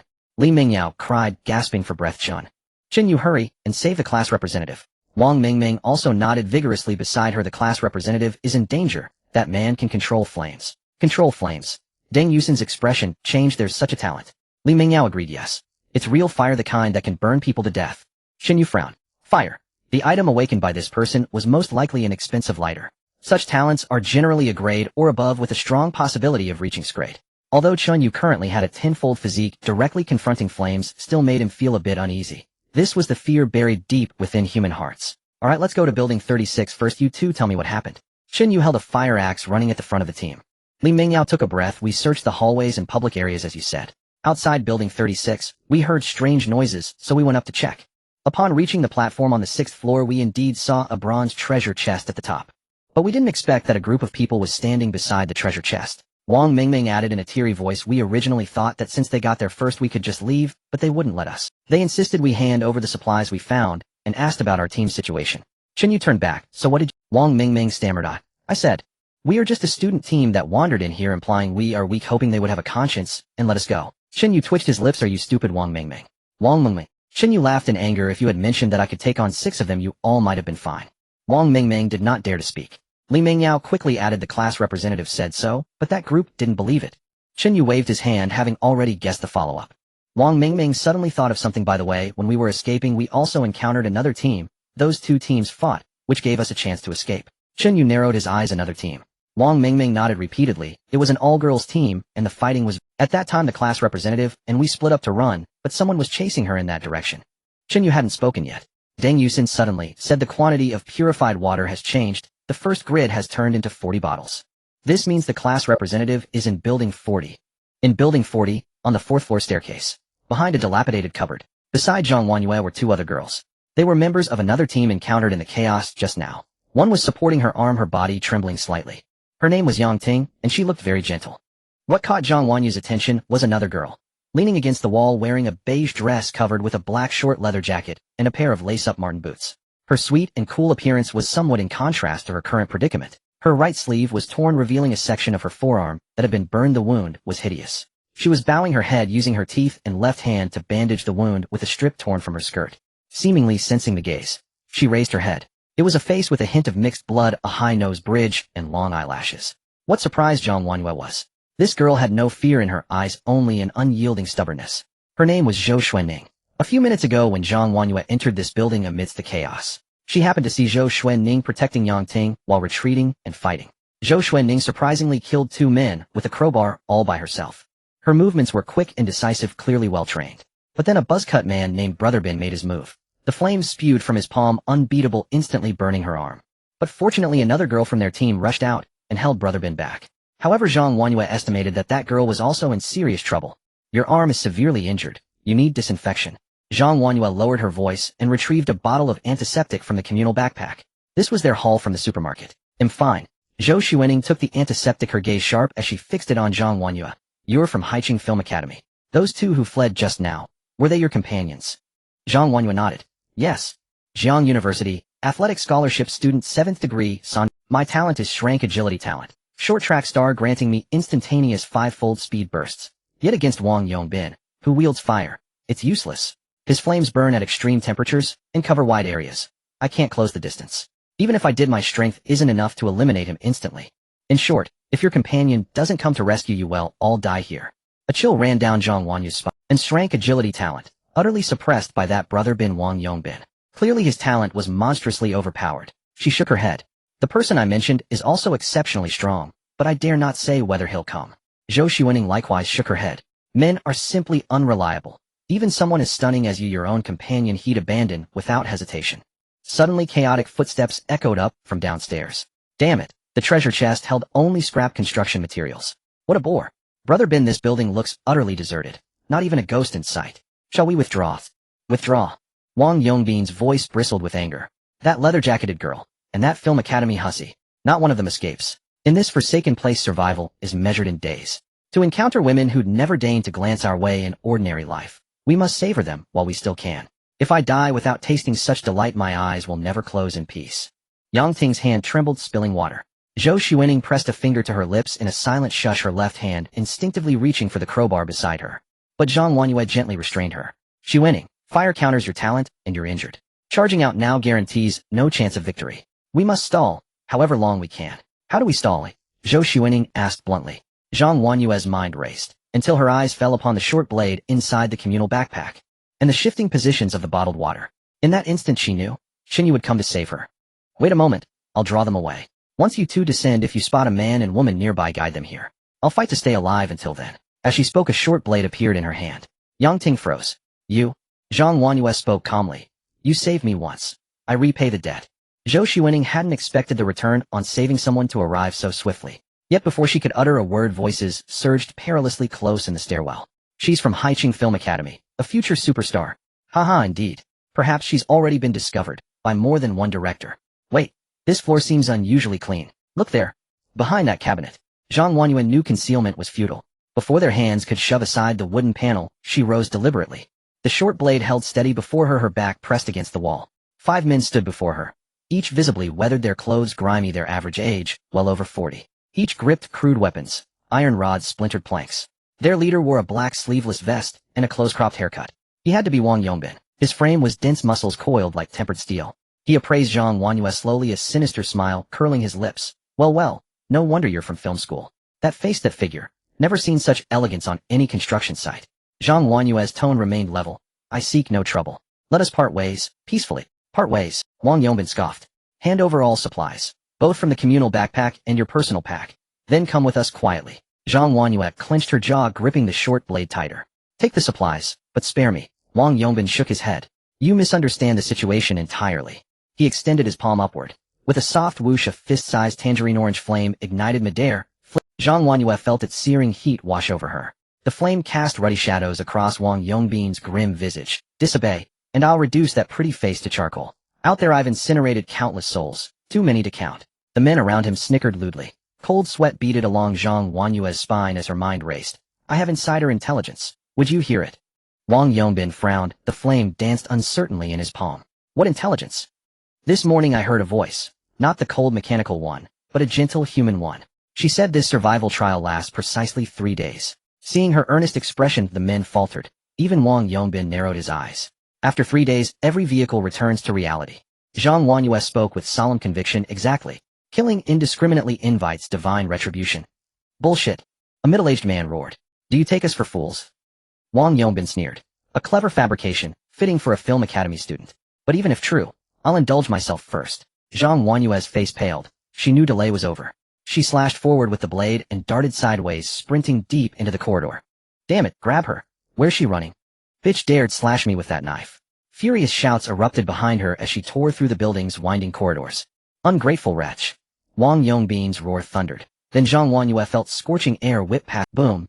An orange flame streaked past. The blast wave hurled her off balance, her ears ringing. And saw Wang Yongbin's palm flare anew, his eyes burning with ruthless intent.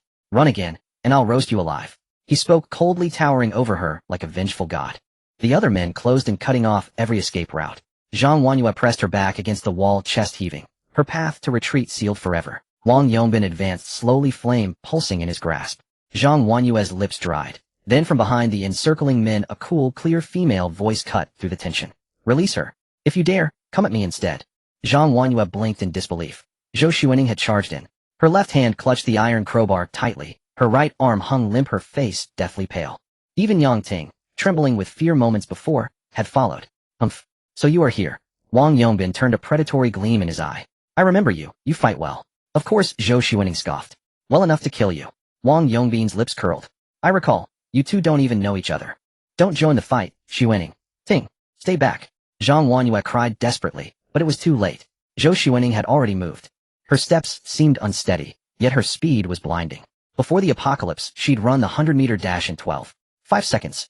Now her velocity multiplied 5-fold. In the blink of an eye, she closed the distance to Wang Yongbin. Clang. The clash of iron echoes.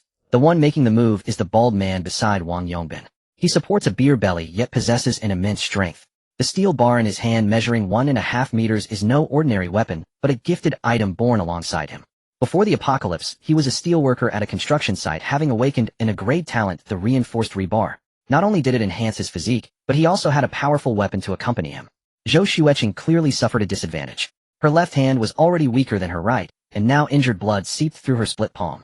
But her eyes sharpened, leveraging the rebound force to spin around the hard sole of her marten boots, striking fiercely against the knee of the man attacking from the side. Crack! Oh! The man screamed in agony, collapsing to the ground. Immediately after, a short knife. It was the very knife in Zhang Huanyue's hand. Zhou Xueqing reacted swiftly, grasping its meaning, and quickly caught it. With a leap, she drew a line of blood. The man who attempted to ambush is dead. This is the pinnacle of agility. As long as there is a knife in hand, one can kill invisibly, leaving ordinary awakened beings completely unable to react. In the blink of an eye, only 3 of the 4 men upstairs remained. Zhou Xueqing first leaped over the rebar man, then over another hammer-wielding man. She charged fiercely toward the last man, Wang Yongbin.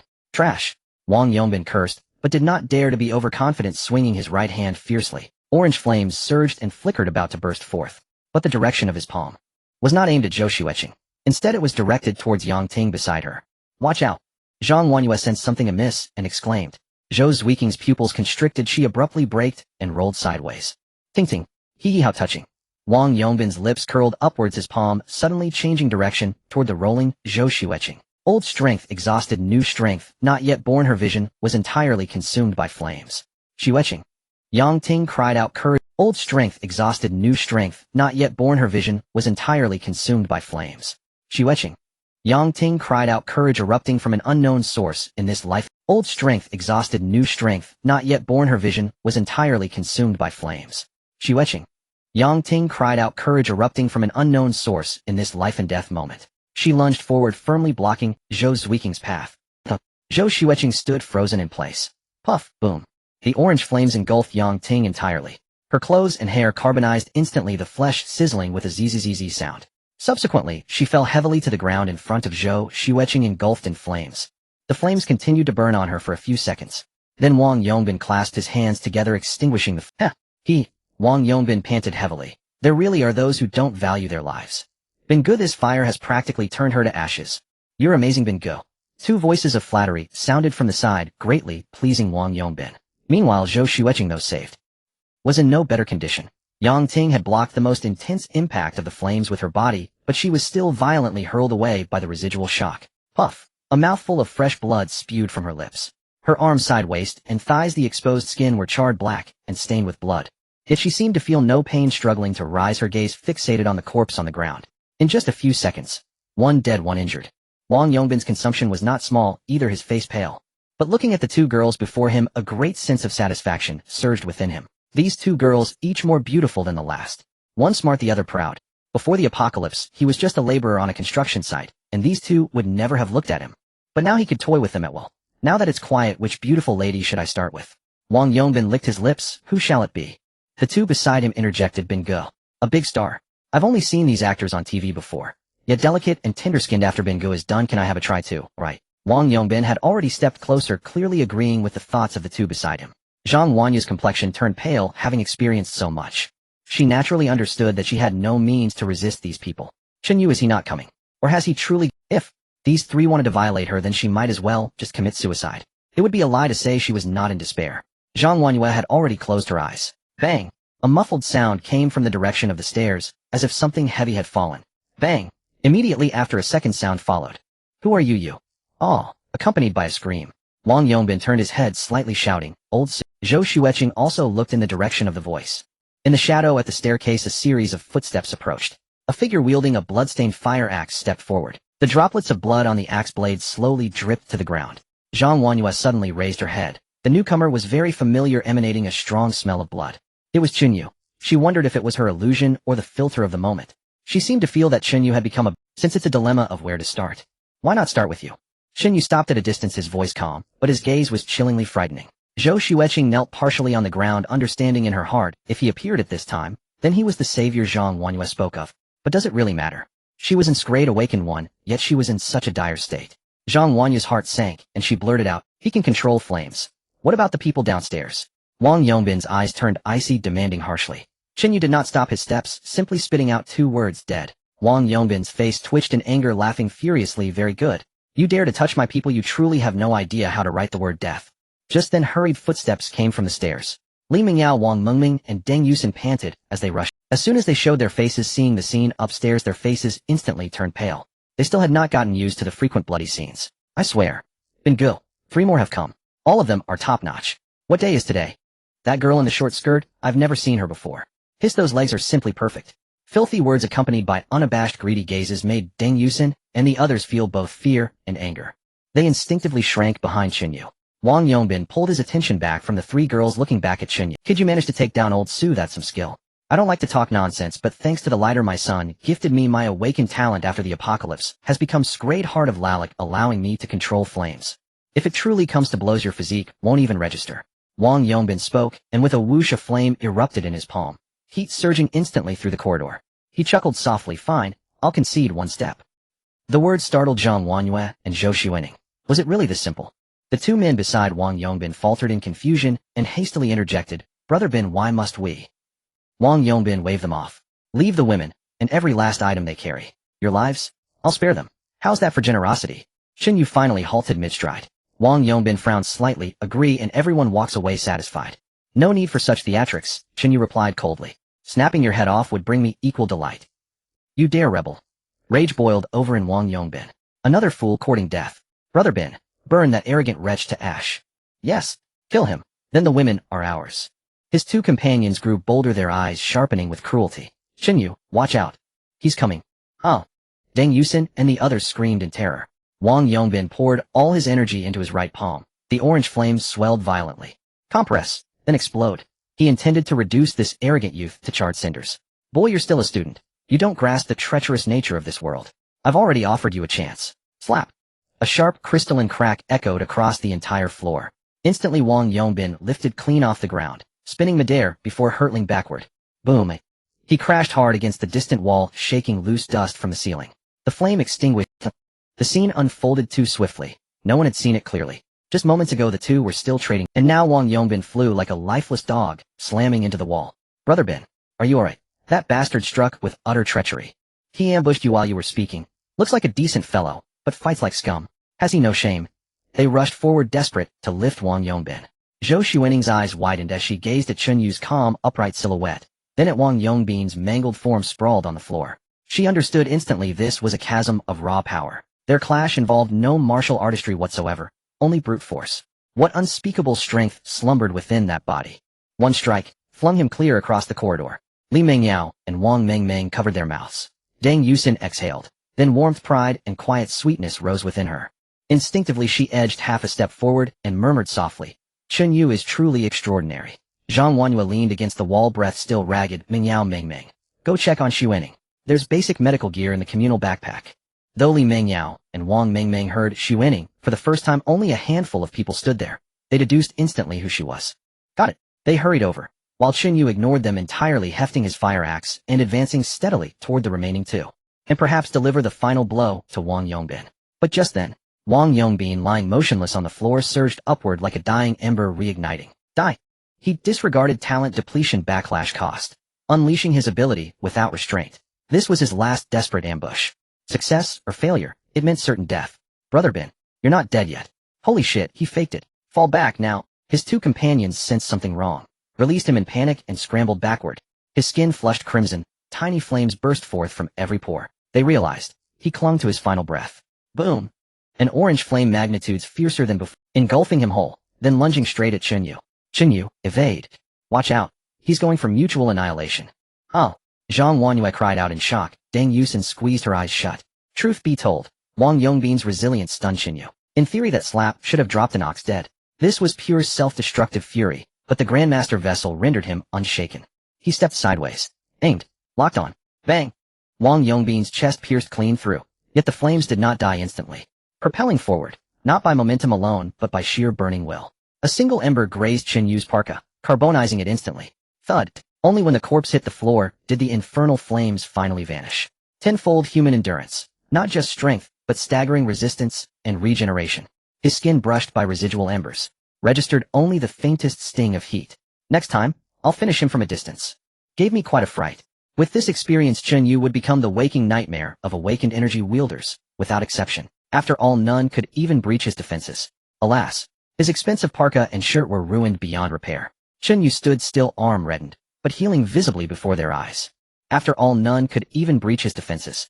Alas, his expensive parka and shirt were ruined beyond repair. Chen Yu stood still, arm. He lifted his gaze toward the two remaining men, who staggered back 3 or 4 steps in terror. Impossible. No one withstands fire. You're not human. Brother Bin's flames reduce anyone touched to ash. How dare you stand unscathed? This defiance of reason shattered their composure. Zhang Wanyue swallowed hard, eyes gleaming. Had Chen Yu truly overcome that fire-wreathed monster? Wang Mingming and Deng Yusin instinctively studied Chen Yu's physique. Never suspected he'd been hiding such power. Why hadn't they noticed before the apocalypse? Li Mingyao frowned. Had she ever eaten so well before? How had she forgotten? Yet they couldn't know. Chen Yu never trained. His body had been remade entirely by post-apocalypse. Most stunned of all was Zhou Xuening. Her comrades perished in flame. She herself bore its searing agony. She knew better than anyone how terrifying Wang Yongbin's fire truly was. Yet this very fire, so fearsome, was dismissed as trivial by the young man before her who then killed its wielder without pause. Even the lingering sparks should not have been so easily endured. 想象一下，未来的生活其实触手可及。As he strode forward, the two men exchanged glances, grim determination hardening their features. Trapped with no escape, they would fight to the death. Attack! Thud! Thud! Thud! And thud! Thud! Thud! And within seconds both men had their legs severed at the ankles and collapsed helplessly onto the ground, utterly disarmed and powerless. That steel-reinforced man appeared formidable, yet before Chen Yu's absolute strength, he never even had. You'll meet a wretched end in arc. And their condition was grotesque beyond description. And Chen Yu spoke coolly, each word measured and spare. Empty your public backpack, and your personal backpack. Then hand them over. Backpack. Dream on. I'll never, and shank. And the steel-reinforced man hadn't finished speaking when Chen Yu's axe sliced cleanly through his ankle. Arg. And, I repeat, empty the backpacks. Now. And Chen Yu's voice remained utterly devoid of inflection. I and thud. And I and thud. And with every syllable of I, another brutal strike severed a segment of his leg. The agony pushed him to the brink of unconsciousness. And the man watching nearby urinated uncontrollably, stench flooding the air. Li Mingyao and the others hastily covered their noses and turned away, unable to bear the sight. The carnage was too grisly. And, I'll tell you, and thud. I'll fucking tell you. Argh. And Chen Yu halted his axe mid-swing. In the steel-reinforced man's entire leg lay in mangled, severed fragments. His voice trembled with fading breath. I meant to speak. You didn't give me the chance. He was seething inwardly, truly enraged. Nate already regretted bargaining the moment the first axe fell. But afterward, there'd been no opportunity to explain. Each blow drove him nearly into oblivion, his body convulsing violently from the pain. Chen Yu spoke calmly, enough idle words. Hand over all supplies. Cough. The steel-reinforced man rasped. If I hand them over, will you spare us? And thud. And another axe strike, this time severing his thigh. Arg. And he screamed in torment, eyes rolling back in agony. Chen Yu raised the axe once more, voice icy and unyielding. I count to 3. If I don't see every last item by then, I'll carve you into 18 pieces. Mark my words. 3. And rustle. In the instant the word left his lips, a small mountain of goods tumbled before the man. And here, take it all. Don't kill me. And me too. I'll give everything. And the most conspicuous items were food and water, dozens of bottled purified water, 16 cartons of instant noodles, compressed biscuits, canned meats, and an assortment of beers and baijiu. Scattered among them were odds and ends of dulled dagger batteries of varying models, lighters, rope, underwear. Pile upon pile. This group must have looted a supermarket. Their haul was substantial. Yet what truly arrested Chen Yu's attention were several items stacked quietly in the corner. One was a deep brown rectangular block roughly 2 fingers thick. In another, a silver-gray ingot brick-sized. In the third, a semi-transparent parcel faintly shimmering with inner light. These were legendary construction materials, manifested in extraordinary forms. Chen Yu stepped forward and touched each one. In wood, 30 units in fabric, 15 units in glass, 20 units in low-grade energy, core 1 NIND. Identical to the construction materials retrieved from Deng Yusin's treasure chest. Don't kill us. Big brother. Please spare us. And, we know we were wrong. Please forgive us. And both men wept, begging for mercy. Chen Yu nodded. Well done. I'll grant you a clean end. And, before they could react, the axe filled their vision, expanding swift final. Both men perished. And Chen Yu walked aside, bent down, and gently helped Zhang Wanyue rise. Are you alright, class representative? And Zhang Wanyue shook her head. I'm fine, but your skin. She noticed his skin, deceptively unremarkable from afar, yet horrifying up close. And clearly he bore immense suffering. Chen Yu waved dismissively. I'm fine. Gather the supplies. I'll go ask the others. And Zhang Wanyue steadied her breath. Alright. While Zhang Wanyue collected the supplies, Chen Yu approached the group of women behind him. And by then Li Mingyao and Wang Mingming had already tended to Zhou Xuening's wounds. To be sure, Zhou Xuening was strikingly beautiful. Even among film academy students, she stood out effortlessly. And especially now. A cream-colored dress, black leather jacket, and chunky combat boots. Sweet, yet fiercely charismatic. Tempered by the lingering disarray of battle, lending her an air of defiant charm. I'm Zhou Xuening, from Jiang University. Sonda 7th Dan. Before the apocalypse struck, my trophy sat beside my desk. My talent is Shrank Agility Short Track Star, granting instantaneous 5-fold speed bursts. And after this concise self-introduction, she cut straight to the point, What's your talent? Chen Yu hadn't expected such directness, nor that she possessed in strength talent. In that grade was extraordinarily rare, properly cultivated her future, held boundless potential. Chen Yu offered a slight smile. Me? They can tell you. Zhou Xuening turned to the others. Deng Yusen, Li Mengyao, Wang Mingming. All three fell silent in unison. Zhou Xuening sighed faintly. They seem unwilling to reveal it. Is your talent a secret? A faint twitch tugged at Chen Yu's lips. He hadn't anticipated their ironclad discretion. And had they mistaken his remark for a test? In truth, he'd simply hoped they'd speak for him. Finally, Chen Yu declared solemnly, I perceive the future. Zhou Xuening's expression shifted sharply. What? Perceive the future? Don't joke. Such a talent is impossible. What stood beside you when the apocalypse dawned? Chen Yu waved a hand. Must you interrogate everything so relentlessly, eh? Sometimes curiosity kills. Whatever, Zhou Xuening shrugged. My comrades are gone. I'm alone now. Maybe I'll drop dead on the street tomorrow. Chen Yu shook his head. You won't die so easily. You bear in strength talent. What does it matter? At the first station, I met Wang Yongbin, and couldn't land a single blow. Nearly died here. Chen Yu almost told her it was sheer misfortune. And without doubt, once true survival began, even a ranked talents would be considered elite masters. Chen Yu, our vehicle has one empty seat. May Zhou Xuening join us? Deng Yusen suddenly asked. Chen Yu shook his head. In fact, the rule permitting vehicles to take on additional passengers wouldn't activate for several more stations. And for now, it was simply impossible. At that moment, Zhang Wanyue approached. Chen Yu, the supplies are gathered. Chen Yu nodded. Good.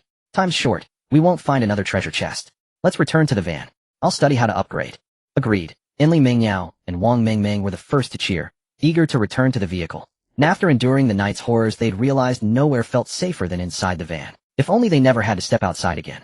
Zhang Wanyue walked up to Zhou Xuening and took her hand. Xuening, thank you. Zhou Xuening smiled and said, No, I should be the one thanking you, beautiful lady. Zhang Wanyue spoke earnestly. On the road to survival, I hope to see you again. Zhou Xuening nodded. I also hope to meet you. As she spoke, she looked at Chen Yu and added, And you, thank you. Next time we meet, I will return the favor. Chen Yu's expression was calm. Don't owe me any favors, you just thank the heavens and earth. After saying this, she led Deng Yusen and the others downstairs. Zhou Xuening was indeed very attractive and talented, but on this route, she ultimately couldn't freely take on passengers. He felt powerless. However, Chen Yu estimated that with Zhou Zuning's abilities and personality, they would inevitably meet again. Zhang Wanyue hugged Zhou Xuening and said goodbye, good luck. She watched as everyone left. Zhou Xuening murmured, Haicheng Film Academy, Chen Yu. At the entrance of the community in the van, Chen Yu had already changed into a second-hand windbreaker. Although its quality and comfort level were not as good as the previous one, it was still decent. After all, he hadn't found it. Now the seating arrangement in the van was as follows: Zhang Wanyue, Chen Yu, Deng Yusen, Li Mengyao, and Wang Mingming. Originally, Zhang Zihong's seat was empty, so Chen Yu could adjust his seat back and lie down. Even better, Deng Yusen was right next to him, and she could help him massage his arms. Unfortunately, the class representative was unwilling to help Chen Yu with his legs, otherwise that would have been a treat. Speaking of which, since he saved the class representative, given her personality, she should be very grateful to him. At the very least, there should be one aspect that aligns with the connection trait, right? But that damned prompt just wouldn't sound, leaving him quite helpless. Exploration of abandoned residential area, no. 7 completed. All surviving passengers please return to the vehicle immediately. Countdown 300, 299, 298. Suddenly the news of the impending end echoed in everyone's minds. Then first route extremely safe ended. Surviving passengers in vehicle E9232. Meeting the current vehicle's organizational continuity, now opening the owner vote. All passengers in the vehicle can vote. The one with the majority of votes will be elected. Limited time, 180 seconds. Owner permissions, driving designation, critical decisions, vehicle ownership, etc. Candidates include Zhang Wanyue, Chen Yu, Deng Yusen, Li Mengyao, Wang Mingming. Is there even a need to vote? Zhang Wanyue spoke straightforwardly. Chen Yu, from now on you will be the owner of the vehicle, and he'll be the driver, okay? Chen Yu was taken aback. You can drive. He initially thought he was the only boy who could drive. Zhang Wanyue nodded. Yeah, right after the college entrance examination, I immediately learned to drive. Li Mengyao and Wang Mingming exchanged glances. They increasingly felt that their own value was pitifully small, and they were somewhat anxious. Zhang Wanyue noticed this. She smiled at the back row and said, Mengyao? Mingming? Moi. The two girls were slightly taken aback. Zhang Wanyue's tone was gentle. Let me teach you how to drive. No one knows how long this road to survival will be. If I drive alone, I'll surely be exhausted. 想象一下，未来的生活其实触手可及。The two girls immediately brightened up, nodding repeatedly. Okay. Thank you, class representative. Deng Yusen also quietly chimed in, then I want to learn too. The owner naturally became Chen Yu. Compared to the scheming of his past life, this life was incredibly smooth. Voting completed. Vehicle E923 owner Chen Yu permissions activated. Important announcement. The vehicle will be completely taken over by the passengers. They can get on and off at any time and perform any operations, but must arrive at the next stop within the specified time. Vehicle upgrade system has been activated. The road to survival will periodically present disasters. The closer the vehicle gets to the next stopping point, the lower the disaster hazard coefficient. Get on and off at any time and perform any operations. Doesn't that mean we're free? There's such a good thing. But disasters. It's so vague, who knows? Zhang Huanyue furrowed her brows, somewhat puzzled. But her words had yet to finish. They heard the cold prompt continue. Ice disaster has erupted. Current area temperature will drop to 40 within 180 seconds and will continue to decrease. All passengers, please take immediate cold protection measures. Vehicle's insulation performance is insufficient. Please upgrade quickly or escape the low temperature zone. What? Minus 40 degrees. It can't be this cold even in the northeast, right? I said there was nothing good. They said it was freedom, but it's directly minus 40 degrees. The faces of the few people in the vehicle turned pale instantly. As the prompt sound fell, frost began to visibly form on the windows. Shen Ye's mouth twitched so low, but actually he felt a bit pleased inside. Because in his previous life the first disaster was silent poison gas. Colorless and odorless, it seeps in slowly. Once the inhalation exceeds the limit, it leads to immediate organ failure and death. If there is no disinfection and purification system in the vehicle, one would undoubtedly die within a week. It's worth noting that at that time the first stop had just ended. Who would have thought they would face such a lethal attack? This also led to half of the passengers on the third stop in his previous life. A bus full of people died suddenly. In this life the cold ice at least could be seen and felt. Class representative, Chen Yu turned his head and quickly said, "You drive to step on the gas pedal all the way and rush out of this area first." The reason for stepping on the gas pedal all the way is that this type of van can only reach about 130 or 40 miles per hour, even when floored. But fortunately, it was barely enough. If it were any faster, the class representative's skill would probably not be able to handle it. He wanted her to get familiar with high-speed driving first, so that after upgrading the vehicle later, she wouldn't struggle to adapt to faster speeds. Zhang Huanyue was slightly taken aback, her grip on the steering wheel tightening. She volunteered to drive solely because she had a driver's license which provided value. Zhang Huanyue was slightly taken aback, her grip on the steering wheel tightening. She volunteered to drive solely because she had a driver's license which provided value. For the first time, Deng Yusin hugged her arms, her voice trembling. Class representative, hurry up and drive. It's getting colder. Zhang Huanyue closed her eyes for 3 seconds, seemingly doing psychological preparation. When she opened her eyes, vroom, the van roared to life and surged forward. Outside, the wasteland was rapidly shrouded in a layer of bluish ice fog, a scene that seemed eerily dreamlike. The biting cold penetrated the steel plates, instantly invading the vehicle. So cold. Wang Mingming hugged her arms, her teeth starting to chatter. Fortunately, we brought clothes, but it seems they are all summer clothes with no winter coats. Li Mingyao also curled up from the cold. Stop being picky, just wear the thick ones. Meanwhile, Chen Yu, who sat alone in the front row, was distracted. Because he was exercising his rights as the vehicle owner, his gaze quickly scanned through a multitude of data. Current vehicle, van, small available materials, wood X3990, A iron blocks X1980, parts X2640, fabric X15, glass X20, a low-level energy core X133, lacking electronic components, filter materials, special chemical materials, etc. Vehicle upgrade. 1. Space expansion 2. Structural reinforcement 3. Environmental control 4. Energy power 5. Special facilities. Chen Yu was confident that he could greatly modify the vehicle. This quantity of building materials was an astronomical figure for survivors who were still struggling for dozens of units of materials. All of this was thanks to the return of the Hongwuan. This was just a return from Deng Yusin's Hongwuan. What if it were a van full of Hongwuan? Chen Yu took a deep breath and stopped overthinking. Because the temperature was still dropping, extremely frightening. What he needed to do now was to transform this small van into the strongest multifunctional fortress in the apocalypse. First, Chen Yu made his choice without hesitation. He selected the space option.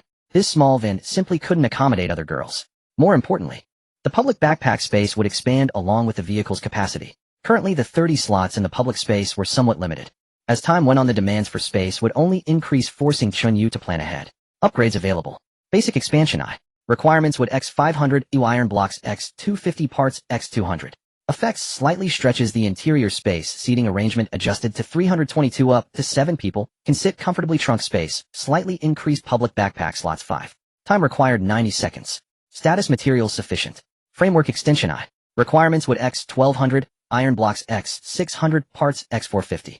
Effects extends the vehicle's framework, turning the small van into a small bus. Preset, standard seating for 12. With flexible expansion areas. Public backpack, slots 15.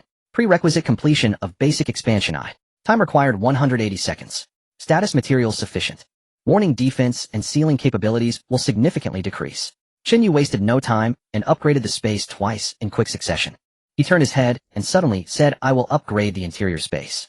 I don't know what will happen, so be prepared. Class representative, focus on driving and don't worry about anything else. Zhang Wanyue was the first to respond, okay. The girls in the back row hadn't even processed what was happening before they immediately felt the vehicle tremble. The original seat's walls and ceiling began to warp. The view inside the vehicle drastically expanded. The driver's area remained largely unchanged, but the middle and rear sections quickly stretched backward and outward. A series of metallic chimes resonated. Vehicle form updated, small bus. Internal volume significantly increased. Standard occupants 12 people. Public backpack, slots 45. As everything settled, everyone regained their composure. They found themselves inside a small bus compartment. 12 seats were arranged in a 22 format, totaling. In the center was an aisle wide enough for one person to pass through, about 2 meters high, and overall, it looked much more comfortable. Did we really change to a different vehicle? Wang Mingming, while putting on her clothes, exclaimed, there are so many more seats. Li Mingyao also stood up, counting. Now there are a total of 12 seats, and there are only 5 of us. Deng Yusin, bewildered, exhaled a warm breath. No wonder it feels so spacious and colder. Chen Yu did not join the discussion, merely glancing at the inventory, which remained astonishing even after consumption. The space is temporarily sufficient. Next we need to reinforce and control the temperature, otherwise we'll freeze to death eventually. Chen Yu entered the structural reinforcement option. He sequentially chose structural reinforcement I and structural reinforcement II. In total he used building materials wood X 1100, Oi iron blocks X 500, parts X 100. Amidst a series of fluctuations, the vehicle's structure successfully underwent 2 upgrades. But this was just the beginning. Chen Yu directly entered the environmental control section. Internal insulation layer I, external active de-icing constant temperature life system I, simple thermal cycle I. There was a heap of cold-resistant upgrades, but due to material limitations most were grayed out. Ultimately Chen Yu settled on 2 options. Upgrade internal insulation layer I. Requirements wood X 400, fabric X 10, parts X 100. Effects covers the entire interior wall with efficient insulation material, greatly reducing heat loss. Status materials sufficient. Upgrade constant temperature life system I. Requirements low-level energy core X 50, O iron blocks X 200, parts X 150. Effects establishes an independent temperature control unit, maximizing the maintenance of cabin temperature in extreme low temperatures. Status materials sufficient. Indeed, the most extravagant of these was constant temperature life system I. This upgrade required a whopping low-level energy core X 50. What does that even mean? If it weren't for Deng Yusin returning 130 of them at once, they might have had to open 50 treasure chests. After all, the last time they opened a treasure chest, they only obtained 1 low-level energy core. In other words, this was not an upgrade that should have been considered at the early stage, it should have been grayed out. What should have been considered at the early stage were these insulation facilities, basic ceiling I. Requirements fabric leather X 3, parts X 5. Effects urgently fills gaps in the vehicle body, slightly reducing heat loss. Time required immediate effect. Status available for immediate upgrade. Internal simple insulation layer I. Requirements wood X 30, fabric leather X 10, parts X 15. Effects adds an insulation layer to the inner walls, moderately reducing heat loss. Time required 90 seconds. Status available for immediate upgrade. And so forth. There were plenty of simple insulation facilities, but of course Chen Yu looked down on them. His building materials were completely excessive. Upgrade. As the vehicle owner, Chen Yu issued the command with his mind. Buzz. In the next second, the inner walls of the compartment were covered with a layer of matte, gray-white material. The biting cold was clearly blocked. The girls inside the bus also noticed the change, slightly stunned. What is this? Chen Yu made a should gesture, as this was just the beginning. Immediately afterward, a low rumbling sound came from beneath the vehicle floor. It was warm air. It began to flow out evenly from the newly added vents. Internal temperature 25, 10, 0, 18. Constant temperature system operating stable. Outside temperature continues to drop, constant temperature value decreases to 17. Outside temperature continues to drop, constant temperature value decreases to 16. The frigid air was quickly dispersed, though it was far from the scorching summer heat for those who had just crawled out of a frozen hell. This 16 felt like a gift. It's really warm. My goodness. Deng Yusin was the first to lose her composure, exhaling a breath that was no longer a white mist. She peeled off 2 layers of the 3 coats she had wrapped herself in, revealing a smile. Just now, I felt like my blood was about to freeze. Thankfully, the temperature has returned. Now that the temperature is back above 0, Chen Yu felt much more at ease. But he couldn't let the class representative drive too slowly. After all, the external temperature was too low, and the constant temperature system couldn't hold out forever. As of the current progress, they no longer needed to endure the biting cold. We survived. Wang Mengming, as if she had died, once exclaimed it was too difficult. Chen Yu, what exactly did you do? Why does it feel like our vehicle has changed so much? Zhang Wanyue asked from the driver's seat. Can those building materials in the public backpack upgrade this much? Why does it feel like our vehicle has changed so much? Zhang Wanyue asked from the driver's seat. Can those building materials in the public backpack upgrade this much? Then what would survival even mean? Logically and emotionally, Zhang Wanyue felt that things weren't this simple. The problem likely lay with the vehicle owner. Of course the building materials in the backpack are not enough. Chen Yu replied bluntly, what's truly important is the talent. The girls were momentarily stunned. Talent. Everyone knew that Chen Yu's talent was foresight. But what did that have to do with building materials? Chen Yu chuckled, don't forget, I can see the future, which naturally includes hidden resource points. Li Mingyao covered her mouth. Then how much building material did you consume just now? Chen Yu did not hide it, counting on his fingers. I probably consumed about 3,000 units of wood, 1,000 units of iron blocks, 1,000 units of parts, and dozens of energy cores, roughly speaking. He wasn't exaggerating, he had actually understated it a bit. At this moment in Chen Yu's personal backpack, with 790 units, iron blocks 430 units, parts 1,640 units, fabric 5 units, glass 20 units, low-level energy cores 83 units. Indeed, even the remaining materials were enough to drive other small teams crazy. And on the bus, the girls gasped upon hearing the consumption of building materials. Deng Yusin's pupils trembled. 3,000 units of wood. Li Mingyao covered her mouth in shock. 1,000 units of iron blocks. Wang Mingming exclaimed 1,000 units of parts. Even Zhang Wanyue, who was driving, turned her head. Dozens of energy cores. Chen Yu nodded yes. My goodness. Deng Yusin exclaimed again, her eyes sparkling. Chen Yu, you're just too amazing. The vehicle upgrades, module contents, prerequisites, etc. were designed as a complete system, but for brevity, it will be simplified to prevent dullness. If you still find the data excessive and affecting the reading experience, you can comment on this section, and consideration will be given for balance. Looking ahead, surrounded by the admiring gazes of numerous girls, Chen Yu merely chuckled, don't be too happy just yet. If the study committee can't maintain the speed, the constant temperature system will eventually fail, and by then. As he spoke, the girls collectively shivered. Li Mingyao whispered, study committee, go for it. Once you drive us to a warmer place, they'll start learning to drive. I won't let you keep driving all the time. Wang Mingming chimed in, right, we can help too. Chen Yu said, nothing, simply reclining on the bus seat, enjoying Deng Yusin's massage. I must admit Zhang Zihao has a good eye. Deng Yusin is not only attractive and well-endowed, but her personality is also nurturing and caring. Chen Yu, what do you think our next stop will be like? Deng Yusin suddenly asked curiously. I'm still a bit scared. Chen Yu didn't even lift his eyelids, casually replied, if I say you won't die, then you definitely won't die. Deng Yusin immediately smiled brightly. That's good. I know you will protect me. As the two chatted in the back row, Li Mingyao and Wang Mingming were watching everything with keen eyes, or rather they had nowhere else to look. The expressions of the two girls were somewhat complex. Wang Mingming poked Li Mingyio's arm and leaned closer to her ear. Mingyao, I don't want to die either. Can I go over and say something to Chen Yu? Li Mingyio's smile seemed forced. You just rushed to give him a leg massage. Did he even acknowledge you? Umph. Wang Mingming pouted, dissatisfied, straightened her chest, and tugged at her collar. What part of me is worse than Deng Yusin? My figure is even better than hers by a long shot. Just give me a chance. Li Mingyao shook her head. That guy is so stubborn. He was like that when he pursued me back then. Wang Mingming's eyes sparkled as she became energized. Mingyao, you're just too concerned about Face.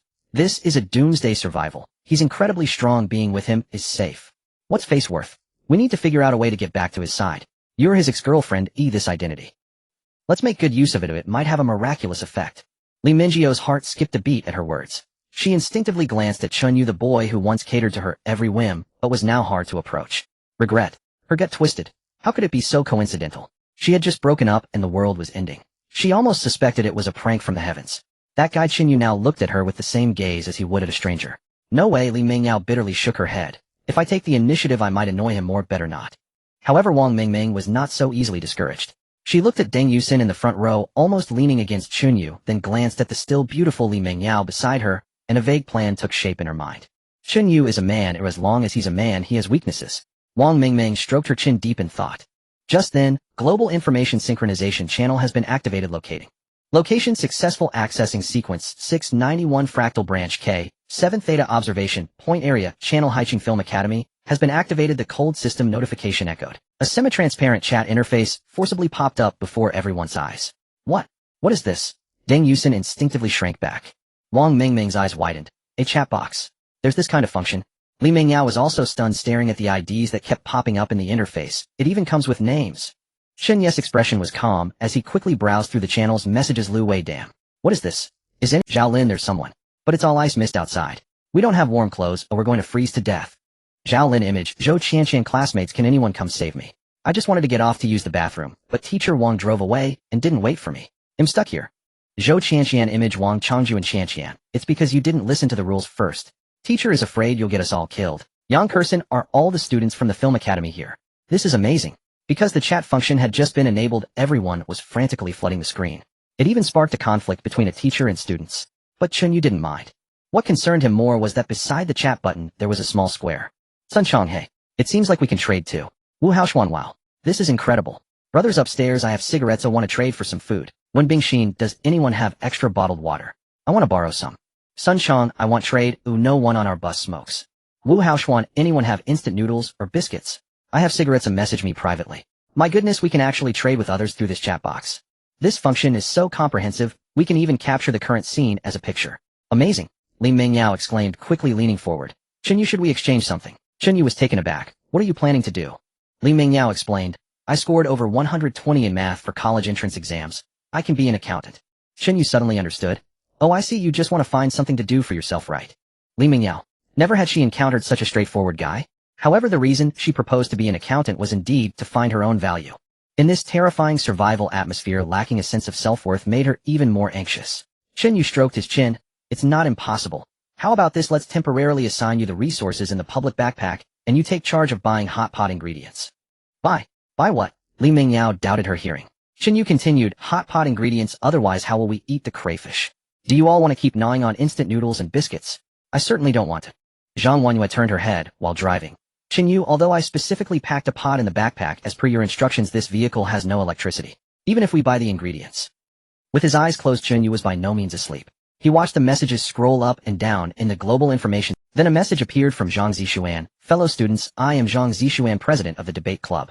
Our team is on the bus, not in a van, so there are especially many people. Zhang Zixuan continued, this has caused us trouble. We urgently need a large supply of bottled water.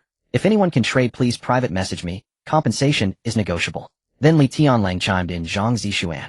Someone else wrote, the campus belle. She's still alive. Send photos. Others jeered, so you really didn't die, Zhang Zixuan. Well, with someone like you, no one would die before you do. Last life you drained us dry. This life will make you pay back 100-fold. Even seeing those 3 words nearly made Chen Yu choke back a murderous impulse. Yet Chen Yu felt a guilty thrill at the thought that the two of them would meet sooner or later. Will it happen at the next stop?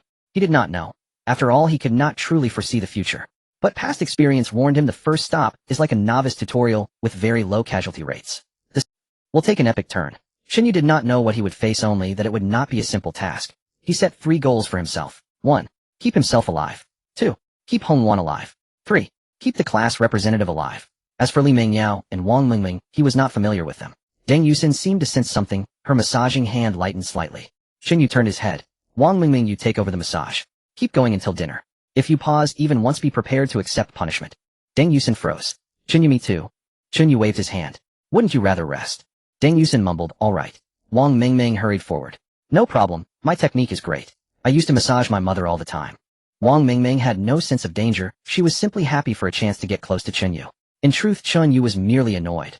Thinking of Zhang Zixuan put him in a foul mood. Of everyone on the bus, Wang Mingming happened to be the one who irritated him most. He decided to single her out. Even if she grew to dislike him and could not become Hongwan, so what? Her existence was disposable to Chen Yu. As she spoke, Wang Mingming knelt in the seat that had belonged to Deng Yusin. She wore a pair of form-fitting stretch jeans that accentuated her shape. Bent forward in a kneeling posture, the curve of her hips and thighs was taut, and round the pose emphasizing a pleasing fullness. Chen Yu lay back in his seat and allowed Wang Mingming to lean over him and press on his shoulders. A faint scent drifted to his nose, and he slowly closed his eyes. Wang Mingming began to press more firmly. Chen Yu said, your strength is too light. She paused in surprise, and then applied more pressure. Like this, better. Chen Yu shook his head. Still light. Wang Mingming bit her lip, dared not argue, and tried harder, pressing and kneading with more force. She had thought massage would be an easy favor, as she had not expected Chen Yu to be so demanding.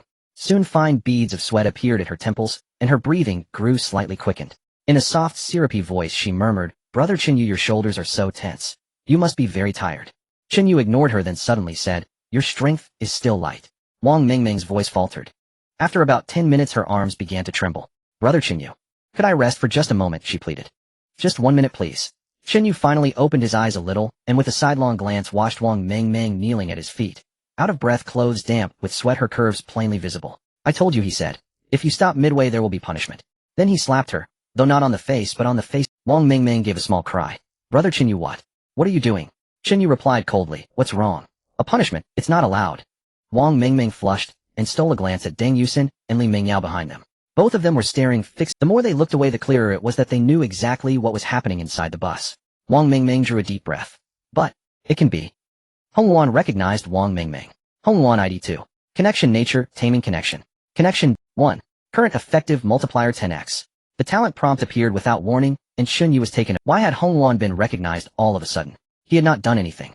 And what was a taming connection? Chen Yu glanced at Wang Mingming blushing and kneeling nearby. She truly resembled his pet. Calling it a tame was not wholly unreasonable. Her talent was utterly useless. Unlike Deng Yusin's, it would not be refunded with every summon. Only by opening treasure chests or obtaining certain rewards might it be returned. Still, something was better than nothing.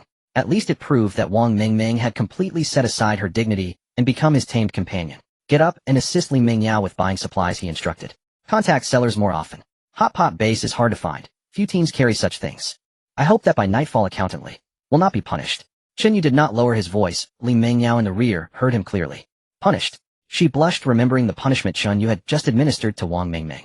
What if Chen Yu really tries to force something on me? She thought, trembling. Chen Yu finished assigning tasks and closed his eyes again. He still had sellers to contact, such as someone named Yang Kursen. A message from Yang Kursen read, Classmates, I have a heavy octagonal hammer. 1 meter long, the head weighs 10 jin. Found at the last stop. Very useful. If interested, bring food and drink and private message me. An attached image loaded, clearly a black octagonal hammer with a disproportionately large head, sharp facets, and a handle wrapped with anti-slip tape. Chen Yu glanced at the public channel and saw many people interested, though most were only asking questions and had not finalized a trade. He tapped the input box and typed, Is the hammer still available? The reply was almost instantaneous. Yang Kursen answered, Yes. You're the first to private message me. But lots of people are asking. Hurry and bid. Prefer trades for high-calorie items, compressed biscuits, chocolate, anything like that. Water too. Our team is nearly out of food. Chen Yu, we have food, but it's not the usual kind. Can we accept crayfish? Yang Kursen, crayfish. Is that for real?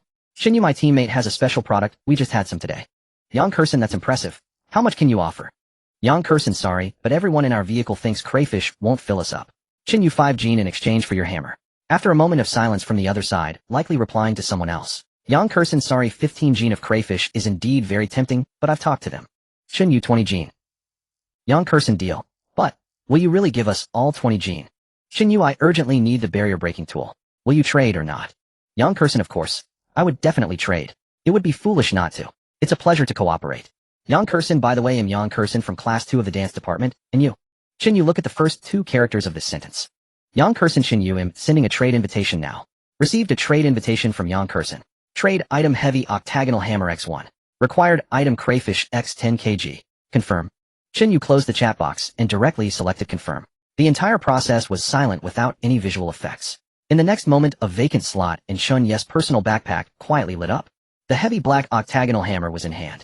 Meanwhile, the 20 jin of crayfish he had placed in the designated slot vanished instantly. Ding. A private message. Yang Kursen, by Chen Yu. This was just the first transaction. His trading journey had only just begun. Very soon he continued to filter through options. He spent a total of 90 jin of crayfish to exchange for 2 down jackets and 3 pairs of thermal pants. In the icy cold, such warm clothing was worth far more than weapons or food. It would be impossible to trade otherwise. Even if it were possible to trade, the prices were absurdly high. If Chen Yu hadn't received the 130 jin of returned crayfish on the first day, he honestly wouldn't have been able to negotiate. Chen Yu needed to buy warm clothing not for himself, but out of fear that some tasks might require him to get off the vehicle. The girls on the bus didn't have tenfold stamina. Especially Deng Yusin and the class committee member, these two were in high demand. One provided water, while the other offered crayfish with a 130-fold return, which was indispensable. The night was thick as ink, spilling over the boundless wasteland. Even with the constant warmth from the life support system, the stable flow of warmth was gradually eroded by the cold. The temperature inside the vehicle struggled to stabilize at 15°C, which was somewhat chilly. Li Mingyao tightened her thin coat, focused on manipulating the interaction system. Suddenly her eyes lit up. Chen Yu. Chen Yu. I found it. Chen Yu, who was sleeping, slowly opened his eyes, rubbed his temple, and turned back. Found what? Li Mingyao excitedly said. Hot pot base. And they only need 2 bundles of water in exchange. Chen Yu nodded. Oh, what about lamb? Wang Mingming leaned over. I found the seller, but it's 3 bundles of water for 1 jin of meat. Chen Yu slowly sat up. How much water do we have left? Wang Mingming counted. We still have 6 bundles. Chen Yu asked again. How long can we drink with 6 bundles of water? Li Mingyao whispered. About 6 or 7 days. Chen Yu smiled slightly. Do you know when the next stop will arrive? Li Mingyio's expression turned awkward. No. I don't know. Chen Yu nodded. Oh, you don't know when the next stop will arrive. But you too. Dare to trade 5 bundles of water, aren't you afraid? Everyone on the bus will die of thirst. Hearing this, Li Mengyao and Wang Mingming froze in place. Chen Yu waved his hand. Don't be nervous, I won't kill you too. Li Mengyao and Wang Mingming hurriedly spoke. Actually, we haven't traded yet. We'll look for more options. Chen Yu lay back down in his seat. What I mean is water resources are far more important than you think. Hot pot base is worth 1 bottle of water, and 1 gene of lamb is only worth 1 bundle of water. At this price, it's impossible not to negotiate. Alright. Li Mengyao and Wang Mingming quickly agreed and went back to negotiate with the seller. The vehicle compartment fell silent again. Zhang Wanyue watched everything through the rearview mirror. Chen Yu's words benefited her greatly. Upgrade vehicle life power supply module I. Requirements parts X80 O low-level energy core X2. Effect equipped with low voltage AC power 2 to 0 Vmax 1500 W2 external interfaces can supply power to small appliances such as electric stoves, electric hot pots that meet the power requirements. Status materials sufficient. Without much hesitation, Chen Yu still had plenty of building materials left. Such essentials would need to be upgraded sooner or later. The sooner the upgrade, the sooner the enjoyment. With the consumption of building materials, an electrical outlet immediately appeared at the front of the vehicle. Li Mengyao and Wang Mingming also finished chatting with the seller. Although the other party was unhappy, they really agreed. This suddenly made the two girls realize and look at Chen Yu with added meaning. With Chen Yu's approval, Zhang Wanyue parked the bus. Everyone joyfully began to cook lamb and fry crayfish. Cold. The glacial forward outpost felt like an iron coffin. Finding a geothermal core prototype machine could mean survival, but I couldn't move anymore. The ice layer behind me shattered. They had caught up. No. The heat source was right in front of me. I lay to the side, not wanting to move, letting the light shine on my face like a dying person grasping the last bit of candlelight. The voice abruptly stopped, and the vehicle compartment fell into dead silence. Only the bubbling sound of the hot pot, which now sounded somewhat jarring. Those words had all been read out loud by a sorrowful male voice, causing everyone in the vehicle to break out in goosebumps. It must be known that everyone was already in pitch darkness in the icy wilderness, and yet they heard such stuff. Wang Mingming stammered, "Oh, it shouldn't be. Only I can hear it right." Zhang Wanyu's face turned pale. Of course, not everyone heard it. If you don't believe me, look at the chat box. Li Mengyao and Deng Yusin hurriedly looked. They saw that the area channel, which had been filled with various trades, bickering, and boasting, had now returned to the theme of the apocalypse. What sound? Who is speaking? Scared me to death. Damn, eating compressed biscuits that are frozen into ice blocks, and suddenly hearing this, I've lost my appetite.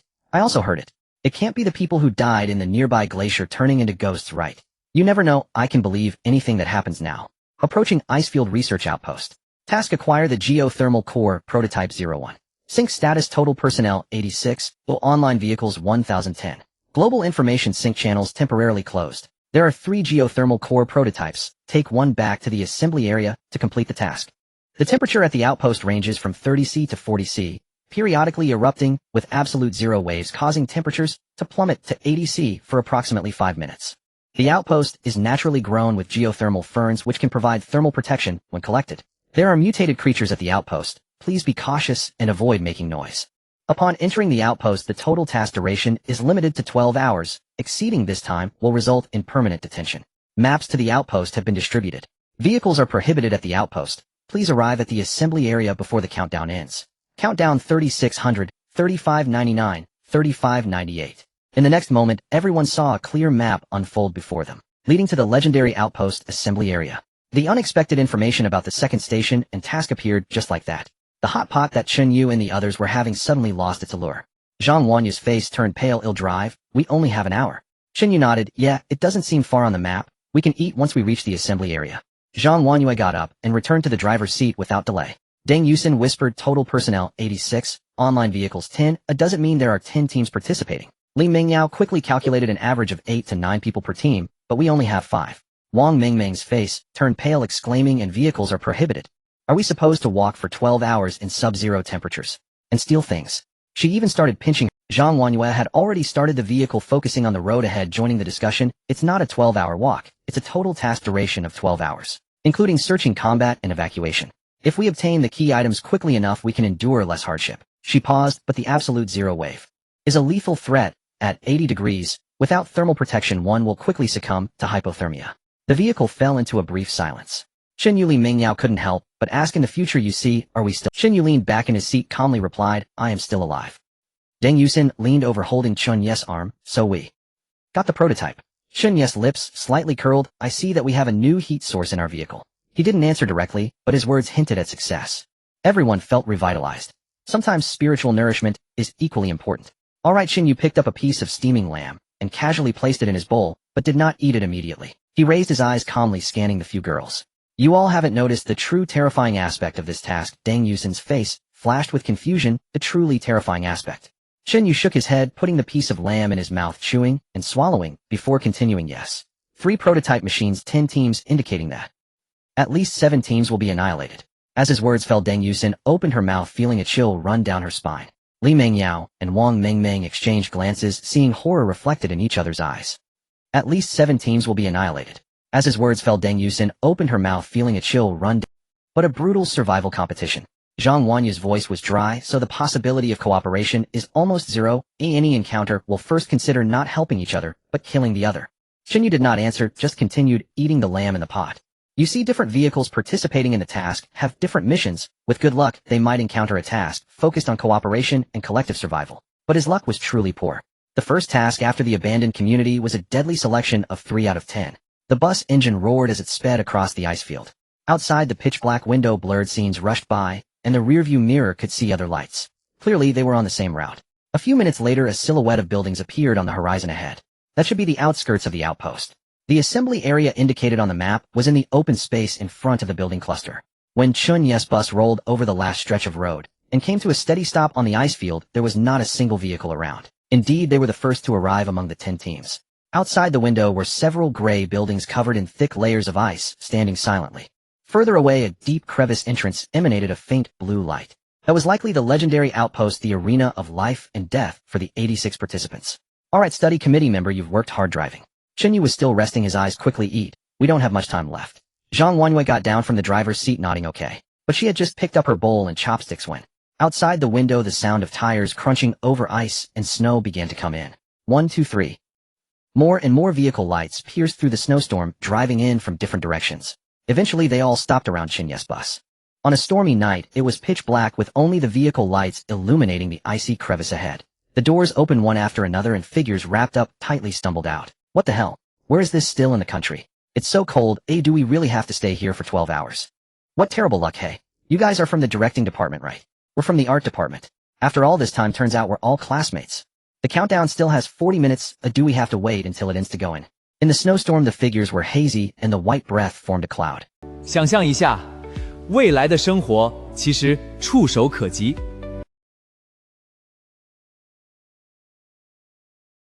In the bus, Wang Mengmeng leaned by the window, trying hard to identify Chen Yu. Look at that big off-road vehicle. The people getting out are all from Class 2 of Performance. Li Mengyao leaned over, as well, squinting. That bus over there seems to be a mixed group from the directing and sound departments. But how can they be mixed? Chen Yu replied calmly, if they are from one society, wouldn't that make sense? Li Mengyao suddenly realized, oh, that makes sense. More and more vehicles stopped, and Wang Mengmeng suddenly pointed at a delivery truck in the distance. A middle-aged man dressed in a bulky down jacket and wearing glasses, his face dark, was directing a few students to unload items from the truck, seemingly clothes. Director Yu. Isn't he from the administration? How did he end up here on the survival journey? Li Mingio's tone was complex. He is the one who advocated for extending military training for a month. But look at him like that, he probably calls the shots in the team. Those students seem quite afraid of him. Deng Yusin also spotted a familiar face pointing to another side. Those girls over there seemed to be from the dance department. Zhang Wanyue quickly ate, while calmly observing Chen Yu. If we don't get out of the vehicle, will it raise suspicions? Chen Yu asked calmly. What suspicions could it raise? Zhang Wanyue patiently explained. All the other teams have already disembarked and gathered together. We've remained inside the bus. Won't that draw undue attention? No, Chen Yu shook his head. They're competitors anyway. What's the point of premature camaraderie? Li Mengyao whispered softly. Chen Yu, look at how frozen they are. While we sit here eating hot pot and basking in warm air. What if someone discovers us? Precisely, we want to stand out. Chen Yu drained the last sip of soup from his bowl, wiped his mouth, and spoke with quiet composure. His 12-seat bus stood motionless, perfectly positioned, just before the Glacier Fisher entrance, its windows tightly sealed. It swiftly drew numerous glances. Sure enough, within minutes, heavy footsteps crunched across the snow and halted beside the bus door. Knock, knock, knock. A sharp rapping echoed against the window. Outside stood 3 young men. Li Mengyao recognized one. Xiao Bing, a film directing major. Hey, students inside. Everyone's assembled. Oh, we're waiting for you. Another voice chimed in. Yeah, come down and help us draft a plan. This place is no joke. One person can't handle it alone. We're all classmates. Unity is essential. Director Yu is here too. He's highly experienced and overseeing the entire operation. No need to worry. Outside, darkness reigned absolute. A blizzard howled with unrestrained fury. and the bus windows, upgraded under structural reinforcement I, had become tempered glass inherently privacy protected. This rendered the interior invisible to the three young men outside. They assumed only timidity kept the students inside the small bus from stepping out. Yet what they couldn't fathom was that the co-pilot's window began descending, slowly, deliberately. This uncanny sight momentarily stunned all three. After all, in such sub-zero conditions no vehicle had ever been seen lowering its window, not even by 2 centimeters. It defied reason. But greater impossibilities lay ahead. HSSSS. A torrent of scorching warmth gushed forth from that narrow gap, carrying lingering aromas of food and faint perfume. Outside the air was a lethal frigid void. Inside humid warmth hovered above zero. Their violent collision was inevitable. In an instant, a thick churning wave of white vapor erupted outward. Xiao Bing, standing closest, jolted rigid as the steam engulfed his face. 2 others behind him gaped in disbelief. Even nearby teams turned their heads drawn by the commotion. Classmates, your bus is remarkably warm. Even Xiao Bing sensed how bizarre the question. Through the narrow slit Chun Yu spoke with unruffled calm. Yes. Is there anything else? We decline collaboration, apologies. He fell silent. VRRR. The window rose smoothly, sealing itself with flawless precision, leaving Xiao Bing frozen mid-thought. Just moments ago through that slender aperture he'd seen, clearly, unmistakably. Inside passengers wore light clothing, cheeks flushed with warmth. Right there in the aisle, resting atop a portable stove, sat a steaming cauldron, its crimson broth bubbling vigorously. The pungent aromatic scent of chili Sichuan pepper and umami. Undeniable, unmistakable. This was sheer absurdity. Outside temperatures plunged below -30 or 40 degrees Celsius. Gale force winds hurled ice-laden snow like razors. Everyone trembled violently, lips bluish, minds gripped by dread over the life-or-death mission ahead. And they, eating hot pot inside a bus. Brother Bing, what did they say? Hey Brother Bing, why aren't you answering? Urgent voices snapped Xiao Bing back to reality. He suppressed the storm raging within him. Oh, nothing serious.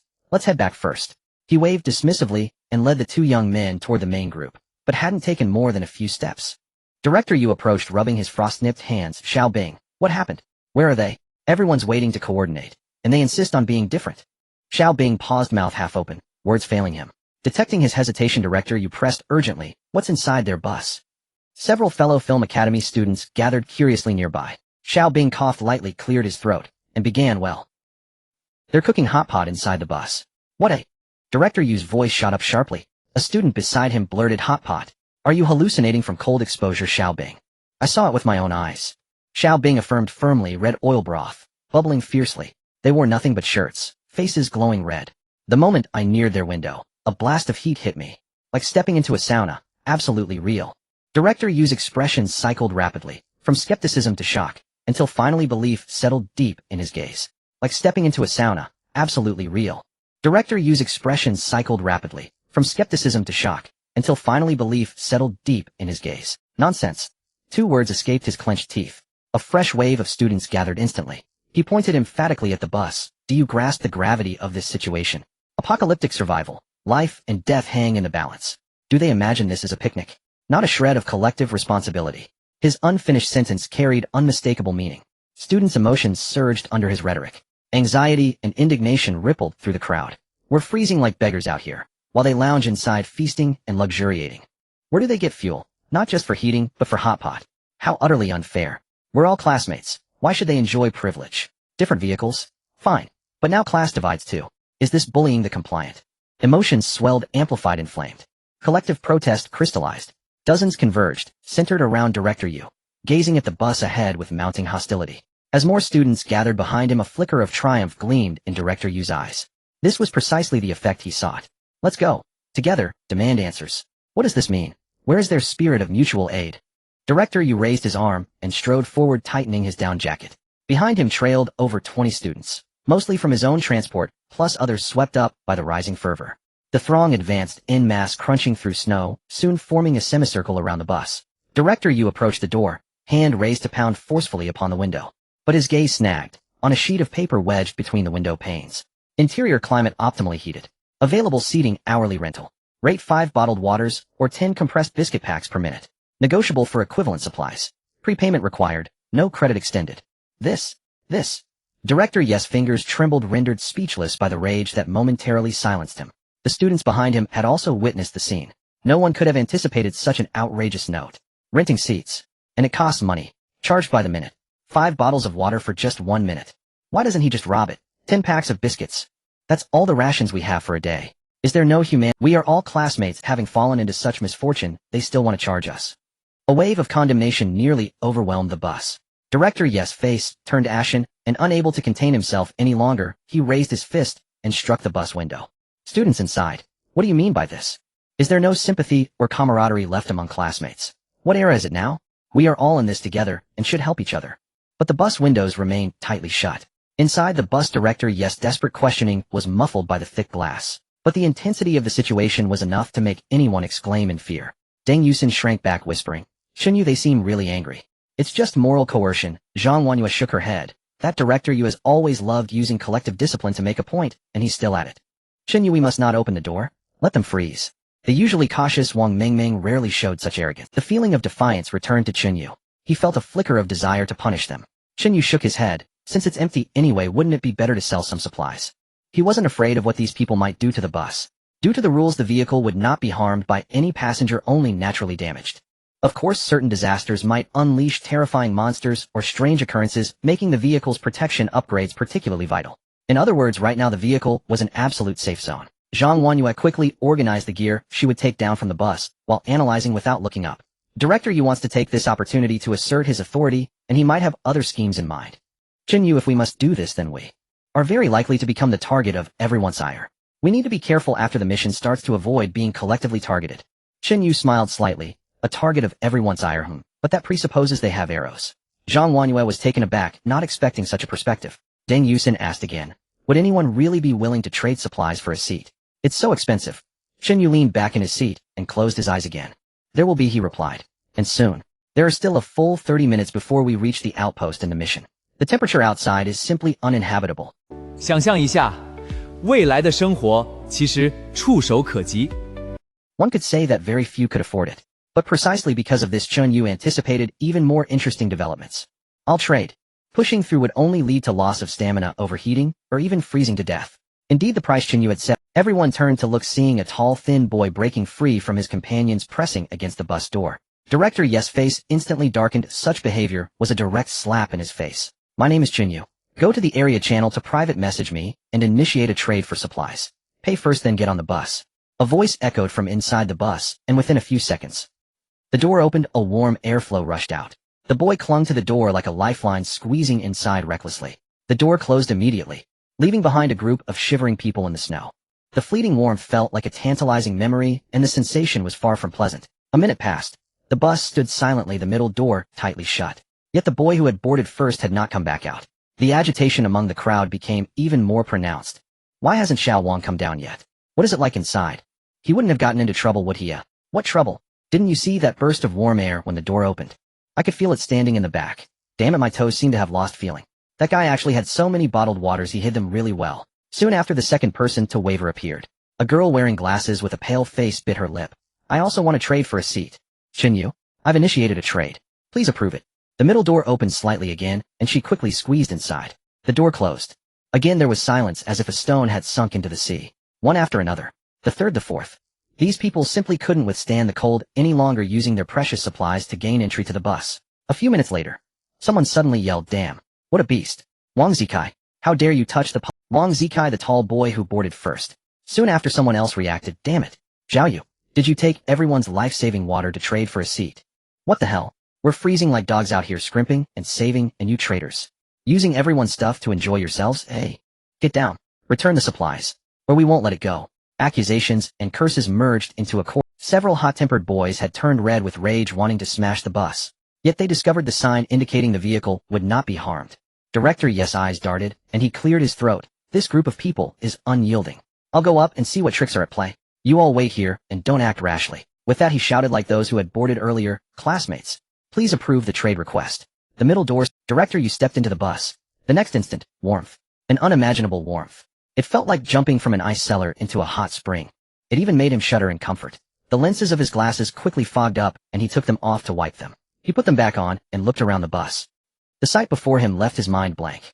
A tidy bus, a pleasant temperature, and several students in light clothing with rosy complexions. On the small table in the aisle, remnants of a hot pot meal were left behind. This was beyond extraordinary. It was extraordinary to the extreme. Director Yu looked at the boy who had opened the window sitting at the front, eyes closed in relaxation. Where was the apocalypse survival? This was simply a luxurious RV winter trip, with a group of beautiful classmates. He greedily inhaled a few breaths of air, exclaiming, "You all here? How can it be like this? We are all classmates and should share this environment, these resources." Director Yu took 2 steps forward, pointing at the students who had just boarded. "And you? How could you use everyone's supplies for trade? You come here to enjoy yourselves. Quickly get down. I'll count to 3. Chen Yu slowly opened his eyes. "Are you threatening my customers, Director Yu?" "You." Director Yu was taken aback by Chen Yu's words, his imposing aura inexplicably diminished. However, he maintained his long-held facade and said, "Chen Yu student, I'm the administrative director of the school. During this critical period, we must emphasize discipline and unity. Your behavior of making exceptions and charging fees seriously undermines our cohesion. I command you." But before he could finish, Chen Yu interrupted, "I command you to get off my vehicle." Director Yu was momentarily stunned, not expecting the other party to be so resolute. Chen Yu slowly stood up, a fire axe appearing in his hand. "I tell you, Director Yu, the school is gone. Can your identity exchange for a piece of wood? This is my vehicle, I make the rules here. You bought a minute of time. We're almost there. Either get lost or continue the transaction. Can you understand human speech?" Director Yu's face turned red as he pointed at Chen Yu. "Do you have any respect for your superiors or for the bonds of friendship with your classmates?" Chen Yu stepped closer. "It seems you can't understand." He approached Director Yu, standing just a meter in front of him, holding the Director Yu quickly raised both hands. "Wait a moment, Chen Yu, I will continue to pay." This scene made the classmates in the vehicle feel uneasy. Zhang Wanyue and Li Mingyao exchanged smiles while those who had just boarded the vehicle looked on with contempt. They had just been preaching about morality, yet now they couldn't endure the cold themselves. Director Yu's face turned red as he explained, "As the team leader, I need to understand the situation. Let me inquire for 5 more minutes." He fumbled to bring up the transaction interface as he spoke. However, his expression changed drastically. Director Yu exclaimed, "Where are the items in the public backpack? Who touched my backpack?" He abruptly climbed to the window, looking outside, only to find chaos ensued. "Damn it, who secretly took the supplies from the public backpack? What cooperation? It's all nonsense. Everyone is just thinking about their own benefits. Whoever dares to touch the public supplies, I will fight them. Damn, I can't hold back anymore. Then I'll take some too. I should have realized there's no such thing as cooperation, it's all selfishness." In the apocalypse, the seeds of suspicion did not even need watering to grow into thorns in an instant. Trust is inherently expensive. A makeshift team will naturally not possess it. The crowd that had originally gathered around the bus quickly dispersed as people warily kept their distance from each other. Inside the bus, it was as warm as spring. Deng Yusin quietly said to Chen Yu, "They seem to be completely in disarray." Wang Mingming scoffed, "They deserve it. Who told them to try to morally bind us?" Li Mingyao, however, was deep in thought. She glanced at Chen Yu, who was meditating with his eyes closed, a sudden realization dawning upon her. Zhang Wanyue also sensed something and suddenly leaned in, whispering, "Chen Yu. You never intended to take their supplies from the very beginning." She took a deep breath. "You are dismantling potential threats. If they unite and bind together once we enter the outpost, we would become targets. But now they are too preoccupied with themselves, wary of each other. Once we enter the outpost, their first consideration will be self-preservation, not banding together against us." Deng Yusin covered her mouth, realizing it only after hearing the class committee's words. Wang Mingming also displayed a look of realization and fear. Chen Yu did not respond, only looking at Director Yu at the door. "Isn't it time yet? How come I haven't received Director Yu's transaction invitation?" Director Yu's body stiffened suddenly, his face alternating between red and white. He had no surplus supplies. Everything in his personal backpack was for survival, while the public backpack's contents had already been divided among that group of little beasts. Chen Yu student, he forced a hideous smile. "Look, I am a teacher, also worried about everyone. It's just too cold outside, and I'm getting old, I can't stand it. Once the task begins, we can act together. After all, I have experience." Creak, bang. Chen Yu kicked him out of the door, landing heavily in the snow, splattering snow everywhere. He groaned, struggling in the snow for a long time, unable to get up, not even knowing where his glasses had fallen. Chen Yu stood at the door, speaking loudly. "You agreed to pay with the public backpack, and now you've gone back on your word. Did you really think I could run a tab like a small shop at the village entrance?" Outside the bus, there was first a dead silence. Then someone let out an unabashed laugh, quickly followed by more No one stepped forward to help. Even the members of Director Yu's original team merely looked on coldly as he was kicked. Others who got on the bus also resigned, as they could no longer produce items from the public backpack. After everyone disembarked, the bus door closed completely. Only Chen Yu's team remained. Chen Yu returned to his seat, looking out the window. "Get your cold weather gear ready." Zhang Wanyue nodded, then suddenly asked, "Aren't we?" She rarely made a gesture of cutting her throat. Chen Yu didn't expect the class committee to learn so quickly, adapting to apocalyptic thinking. He replied calmly, "Not yet, the task hasn't started. Don't act rashly, otherwise it will provoke public anger, and the effort just made will be in vain." Zhang Wanyue realized that's true. After the earlier commotion, the girls on the bus held even more respect for Chen Yu's methods, even with a hint of fear. This was the effect Chen Yu wanted. Only then could his public backpack be safe, ensuring that nothing like what happened outside would occur. Countdown 59, 58, 57. The cold mechanical voice shattered the last remnants of calm. Chen Yu slowly stood up, stretching his neck. Let's go, everyone. He turned his head, his gaze sweeping over the girls. Zhang Wanyue was dressed in a heavy black long-down jacket, wrapping herself tightly, with thick fleece hiking pants covering her fair legs. Only a small part of her cold face was visible beneath the hood, her gaze calm. Deng Yusin, on the other hand, was bundled in a milk-white short-down jacket, fluffy and soft with a fur-lined hood, making her face appear even smaller, and below were fleece pants. Both girls' clothes were given by Chen Yu, exchanged for crayfish to prevent them from freezing to death. In contrast, Li Mengyao and Wang Mengmeng appeared somewhat bound. Li Mengyao wore a fitted sweater and skirt topped with 2 cardigans of varying thickness and wrapped in a lamb wool shirt. Wang Mengmeng wore a loose sweatshirt over a base shirted-down jacket on top, and then a cloak. When the duo looked at Zhang Wanyue and Deng Yusin, they appeared almost envious to the point of tears. Deng Yusin smiled. Chen Yu, thank you.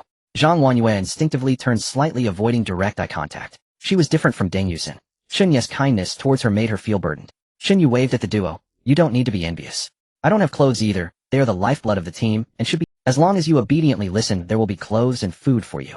Countdown 9, 8, 7. Chen Yu simply reassured them, then directly got off the bus. As Chen Yu stepped out of the vehicle, the other women hurried to follow. However, as they finally set foot on solid ground, the warmth they had long been accustomed to made them feel extremely out of place. The frigid air pierced like fine ice needles against their exposed skin. To put it bluntly, Chen Yu and his group were practically walking clouds of white vapor. This drew the attention of everyone outside the crevice. My goodness, it's freezing. And there's such a strong wind wailing like this. Wang Mengmeng complained. Li Mengyao, shivering, said, Chen Yu, can we hurry and find that prototype machine? If we really have to stay out here for 12 hours, I'll definitely freeze into a popsicle. Chen Yu, walking at the front, replied, look ahead. As he spoke, everyone looked towards the crevice. Its entrance was not naturally formed, but rather appeared to be torn apart, the edges jagged and uneven. A narrow slope descended into the darkness. The howling wind swept up from the valley below, carrying a whistling sound and stirring up snowflakes. There's no light source below. Get ready with your flashlights, Chen Yu said, pulling a powerful flashlight from his backpack and pressing the switch. The beam pierced through the thick darkness, illuminating the path ahead. Without waiting for anyone else, Chen Yu walked down. Zhang Wanyue, Deng Yusin, and others quickly took out their flashlights, and the group began to move downward. They were the first team brave enough to descend. Other students watched this scene, exchanging glances and hesitating. Are they really going down? This is too reckless. Who knows what's down there? Just standing at this entrance makes my legs go weak. Enough with the noise. What are we going to do now? Just stand here and watch. Should we wait and see? Yes, let's wait. Safety first. Ultimately, this was just the second night after the apocalypse. Everyone had not yet fully adapted to the new rhythm. It's normal to be timid. Being cautious is also expected. However, Chen Yu's experience told him that the first to act would have the advantage, and the longer they hesitated, the more likely problems would arise. Of course, there was another group willing to descend. Wang Mengmeng recognized the team from the directing department. Chen Yu, there are only 6 of us behind. In the darkness, only the light from flashlights was visible. Li Mengyao tightly clung to Wang Mengmeng's arm, stumbling as they walked. Chen Yu, leading the way, calmly said, Isn't that better? If we grab 3 prototype machines, we won't have to worry about this frigid disaster anymore. After descending for about 10 minutes, the passage widened slightly. But the temperature seemed to drop even further. Suddenly, Chen Yu stopped the beam of light, freezing on the ice surface ahead. There's several clusters of warm orange light shone defiantly. Wow! Geothermal ferns! Wang Mengmeng exclaimed in excitement, as this was explicitly mentioned in the mission as a treasure that could provide warmth. With thick glossy leaves radiating warmth, they melted a small circle of ice around them into wet patches, resembling a miracle. Finding treasure right after descending. It really pays to come down first. Almost simultaneously, a hushed exclamation came from the side. It was the team from the directing department. They also discovered the geothermal ferns, their flashlight beams sweeping chaotically, illuminating faces marked by frostbite, yet filled with greed. The atmosphere tightened instantly. The geothermal ferns were not only warm treasures, but also key to resisting the absolute zero wave. Everyone wanted to obtain them. The team from the directing department consisted of 4 men and 2 women. The men were relatively strong, but the women were certainly not as attractive as those from the performing arts department. Grab it! One of the boys shouted in a low voice and suddenly lunged toward the clusters of geothermal ferns. Chen Yu, Zhang Wanyue called out, anxiously, noticing that Chen Yu was not in a hurry at all. But Chen Yu waved his hand, saying, Let's wait and see. He truly was not anxious. On one hand, it was not a matter of who got there first. On the other hand, he felt it wasn't that simple. And indeed, things turned out just as he expected. Just as the boys' fingers were about to touch the geothermal fern, a faint rustling sound suddenly emerged from the rock crevices where the ferns rooted. Then under the illumination of several flashlight beams, dozens of worm-like creatures the size of arms surged out. Their bodies were long and slender with only a constantly opening and closing suction cup at the tip. They moved quickly and with a clear purpose. They lunged straight at the boy who reached out to pluck the fern. This scene was enough to give anyone goosebumps. What the hell are those things? The boy was horrified, trying to retract his hand, but it was already too late. Several of the nearest worms suddenly leaped up. The suction cup slapped onto his exposed fingers. Oh! A layer of white frost rapidly spread, continuing up his arm. He desperately flailed his arms, but the worm held on tightly. Under the flashlight, more worms surged toward him from all directions, creating a terrifying scene. Get away! Burn them! Worms are afraid of fire. His teammates panicked, pulling out lighters, but failing to ignite a flame. Help! Help! Chaos erupted. The members of the directing department could no longer bother with collecting the geothermal ferns and retreated in a panic. They fled rolling and crawling to a distance. They finally stopped about 7 or 8 meters away from the geothermal ferns, considering it a safe distance. It was evident that their psychological trauma was immense. The boy who had acted first had already been abandoned. He was now covered in several worms, appearing as if he had been dead for a long time. Chen Yu, are those worms the guardians of the geothermal ferns? Not far away, Deng Yusin asked seriously. Chen Yu nodded. It seems so. Obtaining the geothermal ferns is not simple. Then what do we do? Just watch and not get anything. Wang Mingming felt somewhat dissatisfied, sensing the warmth emanating from the geothermal ferns, which was quite powerful. If they could get their hands on it, they would probably not fear the icy world anymore. Everyone step back, turn off your flashlights, leave only mine on.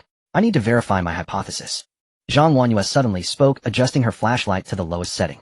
The brightness barely allowed for visibility. Chen Yu seemed to have thought of something as he slowly extinguished his flashlight. Wang Mingming and the others followed suit and turned theirs off. Within a few seconds, everyone realized.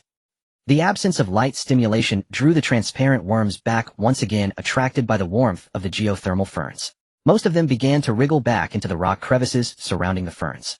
The boy's corpse was still being dragged away. However, the crevice was not wide enough for an adult to pass through, but those worms had immense strength, dragging the boy back, leaving him bloodied and mangled. In other words, the geothermal ferns were their sanctuary, and they would never allow others to take them. What kind of monster is this? Wang Mingming's voice trembled as she instinctively tugged at Chun Ye's clothes from behind. Chun Ye's expression remained calm. It seems that they are attracted by the geothermal ferns and have built their nest here. The warmer the place, the more of these things there might be. Deng Yusin exclaimed, does that mean? Zhang Wanyue hushed her with a finger to her lips. You are right, the prototype must be much hotter than these clusters of ferns. From here on we might have to coexist with them. Wang Mingming shivered slightly. Hiss, alright. Class Representative Yusin, Chun Yu lowered his voice. Do you see that protruding black rock on the left ahead? Take them over there. 3 seconds later, everyone adjusted their flashlights to the brightest setting, focusing the beams on this area. Zhang Wanyue immediately understood, using strong light to stimulate them, creating an opening for you.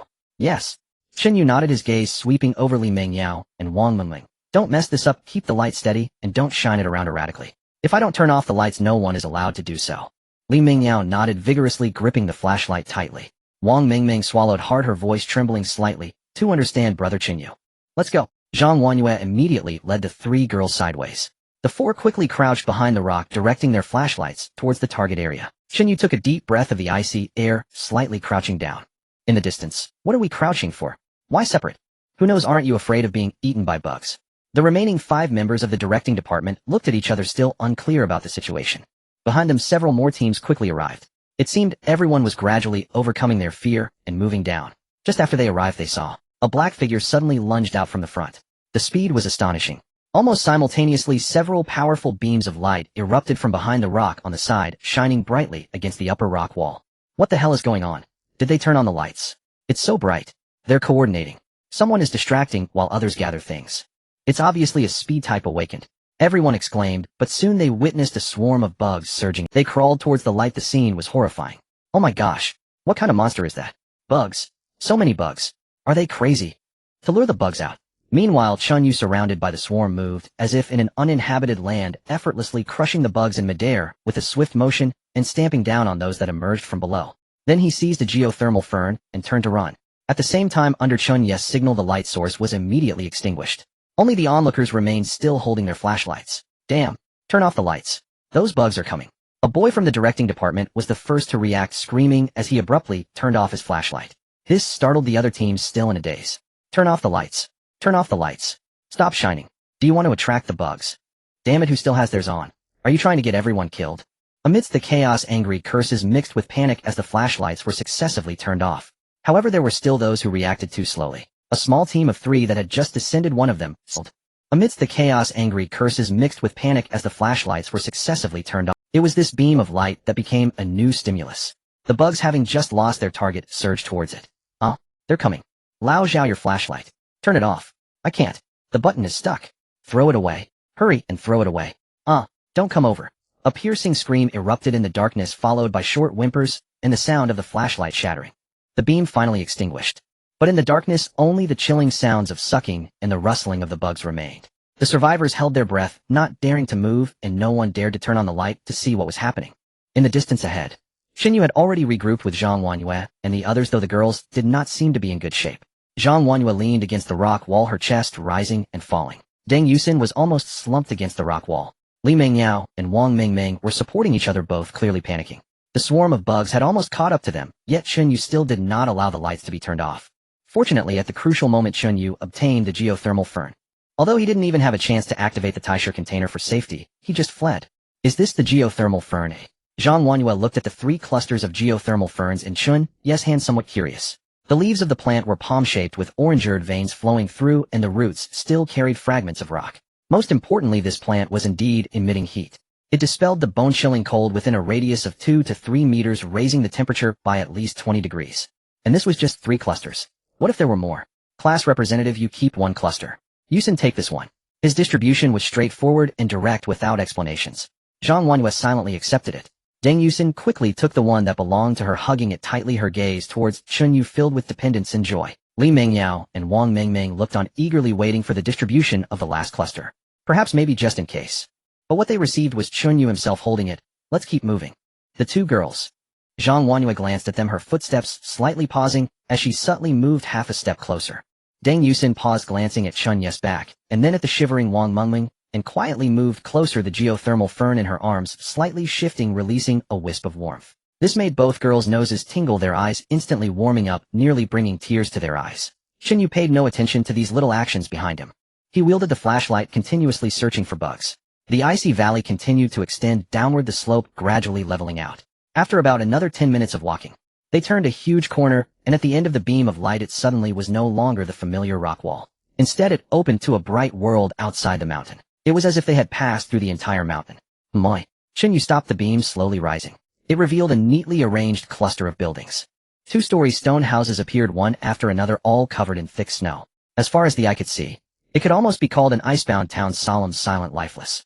In the center of the entire outpost stood a tower about 6 stories high. Like a square monument, it pierced upwards into the unseen sky. The group stood on the street, and on both sides they could still see some things that resembled signposts. But the words on them had long been frozen and were unreadable. 想象一下，未来的生活其实触手可及。We need to go there. Chen Yu almost immediately found the answer. A place filled with 2-story houses suddenly had it was inherently illogical. The possibility of housing the prototype was the greatest. Boom, boom, boom. But without warning, a deep, terrifying roar echoed from the distance. Continuous and increasingly dense, the ground of the entire frozen outpost began to tremble. Snow accumulated on the roof, fell in clumps, covering such a vast area that it blurred vision. What troubled everyone the most was the sound was approaching, and it was extremely fast. It was as if an ice beast had awakened, striding toward them with a crash. What the hell is that? Wang Mingming screamed, nearly collapsing to the ground from the tremor. Li Mengyao tightly grasped her arm, both of them pale as a sheet. Chen Yu's expression darkened. We need to hide. It must be a living creature. Saying this, Chen Yu already dashed toward the closest 2-story building. The stone building, the stone door was merely sealed by ice. Oh no, the doors here are just like the outside, completely sealed by snow and ice. This kind of sealing can't be opened quickly. We need to find another hidden place to hide, the women quickly discussed. Chen Yu took a deep breath and kicked at it, but it remained unresponsive. Incredibly hard. Helpless, Chen Yu took out a heavy octagonal hammer weighing over 10 pounds from his backpack. Bang! Bang! Bang! Chen Yu unleashed his full 10-fold strength, his power astonishing, causing an exaggerated backlash. His hands ached. It should be noted that in this life, Chen Yu felt no pain, even when burned by fire, but right now he could feel it. Fortunately, he managed to break a hole in the door with sheer brute force.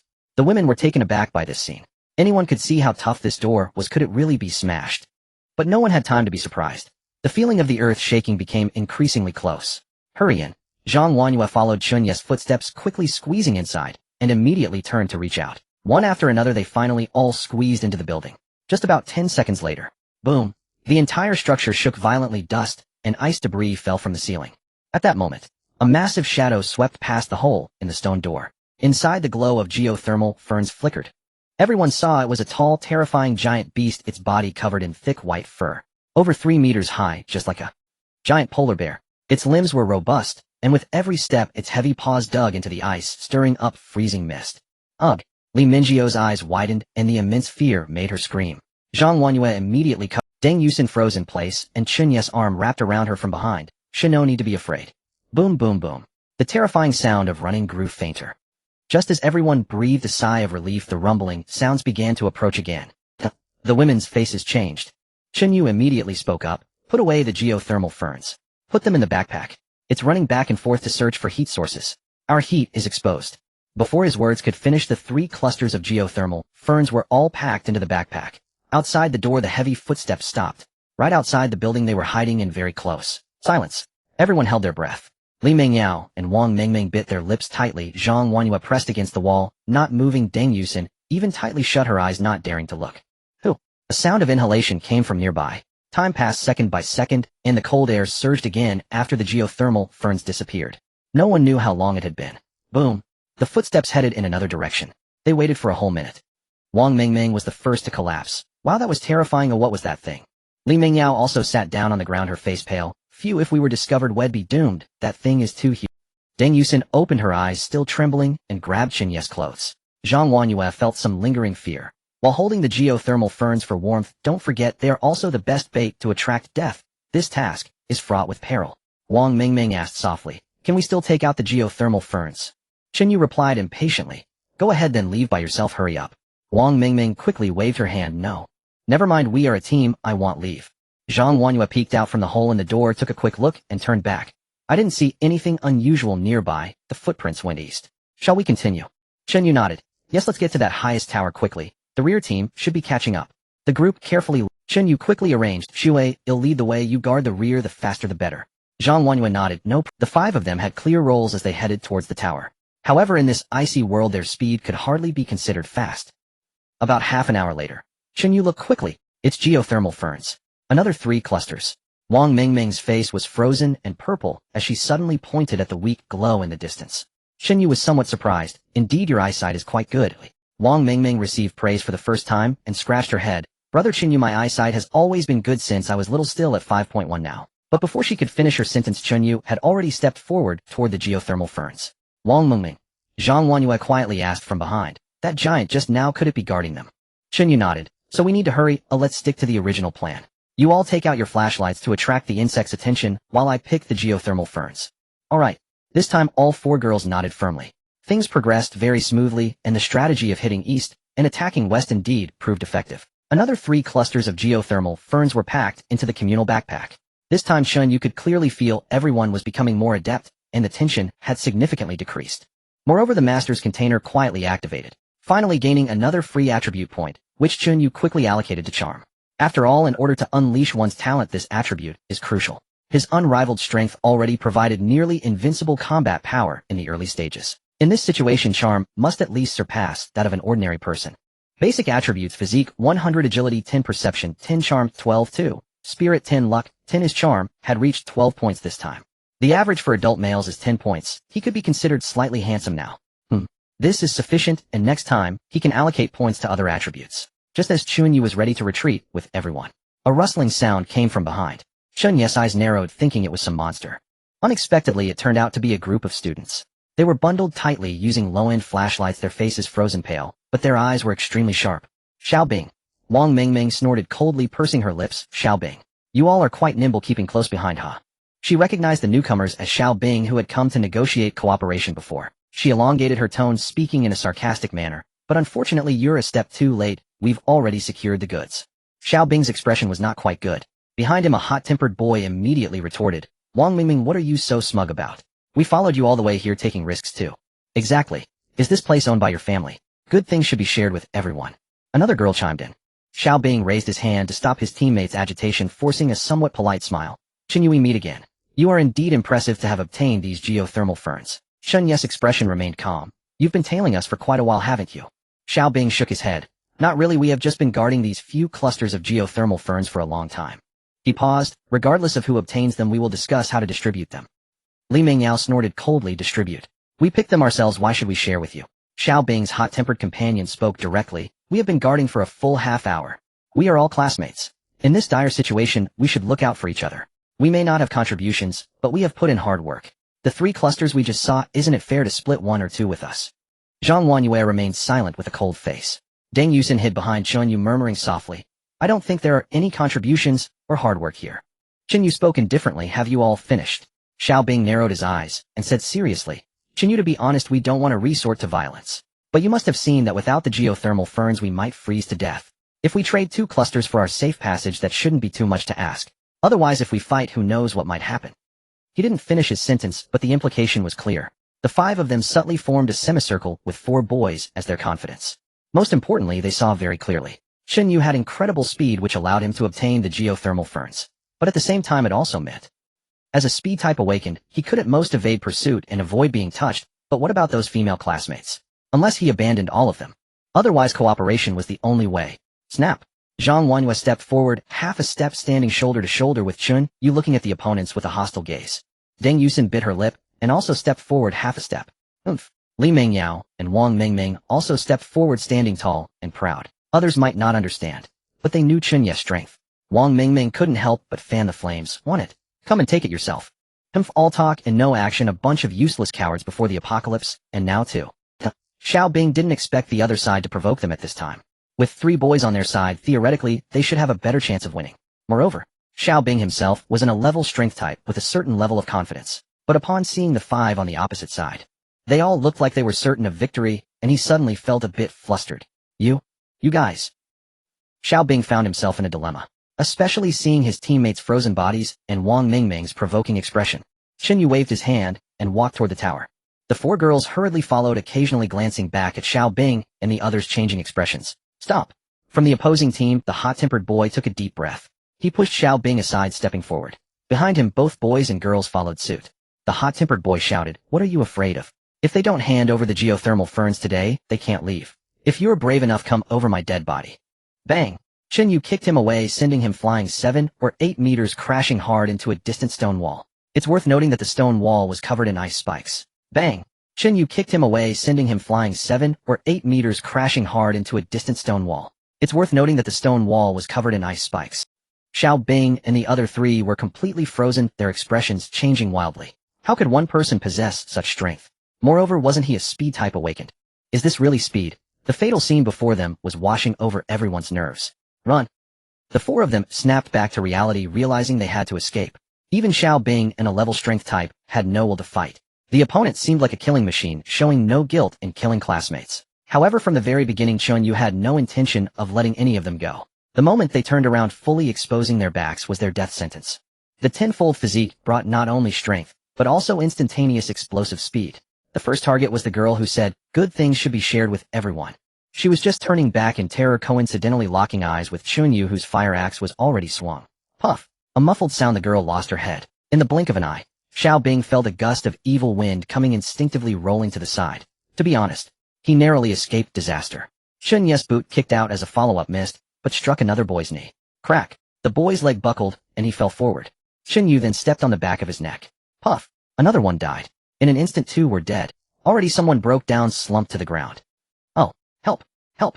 Murder! Murder! Hearing the noisy cries, Chen Yu didn't even glance, raising his axe, and striking down 2 more lost their lives. Xiao Bing had just managed to struggle back to his feet, and before him was hell. Bodies lay in various poses, sprawled in pools of blood, and that devil was slowly turning around, walking towards him. No! Chen Yu, it was all a misunderstanding. I don't want the geothermal ferns anymore. It was Wang Wei's fault. I didn't mean to block you. I really didn't mean to block you. Puff! Everything returned to silence. Chen Yu shook off the blood from the axe blade, and casually wiped it on the opponent's clothing. Only then did he retract it. The entire process was akin to slaughter. From beginning to end, they had become slaves to fear. They died without even displaying their talents, which was truly tragic. In the brief moment of wiping his axe, Chen Yu quietly activated the Grandmaster's vessel. But this time he did not gain any free attribute points. So far the pattern of killing teams and monsters was gain not gained, gain not gained. In other words, Chen Yu could almost confirm that there was a threshold. Only by accumulating to a certain threshold could he obtain free attribute points for panel enhancement. Chen Yu returned to the four girls' side, his expression still devoid of emotion. Let's keep moving. But the four girls were somewhat frightened. Especially Wang Mingming, although her words were harsh, she never imagined he would. They were all from the same school, and had even interacted a bit in daily life. Although they came over wanting to share the geothermal ferns to survive, did it really deserve death? However, she dared not voice these inner thoughts in front of Chen Yu. Why are you all standing there in a daze? Chen Yu turned back and found the four girls lost in thought, not following for a moment. Oh. Li Mingyao was the first to react, hurriedly tugging Wang Mingming, lowering her head to catch up. Zhang Wanyue and Deng Yusin quickly followed suit. After walking a distance, Zhang Wanyue finally couldn't help but ask, Chen Yu, when you kill someone, do you really feel no burden at all? This question had been stuck in her heart for a long time. A burden? Yes, I'm afraid they might run away. Chen Yu continued walking without the slightest pause, his flashlight steadily sweeping across the fork ahead. The path that inclined upward seemed more like a route leading to a tower. Upon receiving such an answer, Zhang Wanyue helplessly pursed her lips, seriously observing the dangers behind. Chen Yu paid no heed to the silence behind him, focusing on the path ahead. The passage began to widen, and the ice on the walls showed more signs of human intervention. Most importantly, it was rising. Just being close to the tower, the temperature had already dropped to around -20 degrees. We are approaching the core area. There are many bugs nearby. The geothermal core prototype must be here. Zhang Wanyue whispered a warning. Chen Yu simply responded with a grunt, signaling everyone to tread lightly. At the end of the flashlight's beam was a massive skylight, which should have once served as the hub of an outpost. Ahead lay the 6-story tower they had glimpsed from afar. It was now right in front of them, exuding a strong sense of oppression. The base of the tower was enormous, formed in a regular square shape, rising straight up with most of its windows filled with ice. The only entrance was a pair of gigantic metal doors, standing 3 meters tall. Scattered across the ice surrounding the tower were many large claw marks and drag traces, some of which were quite terrifying. The main door is blocked. Let's check elsewhere. Chen Yu directly bypassed the main entrance, planning to find another route. The massive metal doors were visibly thick. He had a tenfold physique, but he was not Superman. To smash that door, he would need a physique of at least 500 to even. Look over there. Wang Mingming suddenly pointed not far away. It was a small iron door. Chen Yu nodded. Wang Mingming hurriedly claimed credit. Chen Yu, aren't my eyes good? I was the first one to spot it. Chen Yu ignored her, taking the lead as he moved swiftly, squeezing past the iron door, partially covered by ice. The door hinge let out a creak. Behind the door was a spacious hall with a height of 4 to 5 meters. It was darker here than outside, with only a faint white light emanating from the distant end of the passage. Wang Mingming followed closely, followed by Deng Yusin, Li Mingyao, and Zhang Wanyue. As the last person stepped in, the iron door silently closed behind them, cutting off the faint light from outside. Everyone's eyes were adjusting to the dim interior. Then they saw it, deep within this hall. The ground walls, crevices, and shattered chandeliers were densely packed with bugs. They intertwined into a mass, and just looking at them was spine-chilling. Even more terrifying were the dozen or so white-haired giant beasts standing silently. At the instant Chen Yu and the others stepped in, the bugs' mandibles and the giant beasts' heads all turned to look at them. A dual gaze, suffocating malice, completely engulfed the 5 of them. Retreat. Chen Yu decisively grabbed Deng Yusin's arm, his immense strength lifting her off the ground as he frantically retreated toward the iron door. Driven by a survival instinct, Zhang Wanyue and the others also burst forth at their fastest speed. Outside the iron door, after running several dozen meters and turning a sharp corner, they finally came to a sudden halt. Li Mingyao and Wang Mingming slid to the ground, their faces as pale as paper. What do we do? The main door is blocked, the small door is filled with monsters, and there are no other routes left. Zhang Wanyue looked at Chen Yu. This was nearly a dead end. Chen Yu leaned against the wall, remaining silent for a long time as he scanned the panicked group in the dim light. His gaze finally settled on Li Mingyao. She sensed his stare, her body stiffening as she looked up in terror. No. Chen Yu slowly crouched down, meeting her fearful eyes. Li Mingyao, if I remember correctly, your talent is level superficial disguise, right? Li Mingyao's lips quivered. Yes. She was well aware of Chen Yu's intention. In fact, she had already thought of this scenario, but she had hoped that no one would think of or mention her talent. Chen Yu, no. It's really not possible. She shook her head, desperately, tears welling up.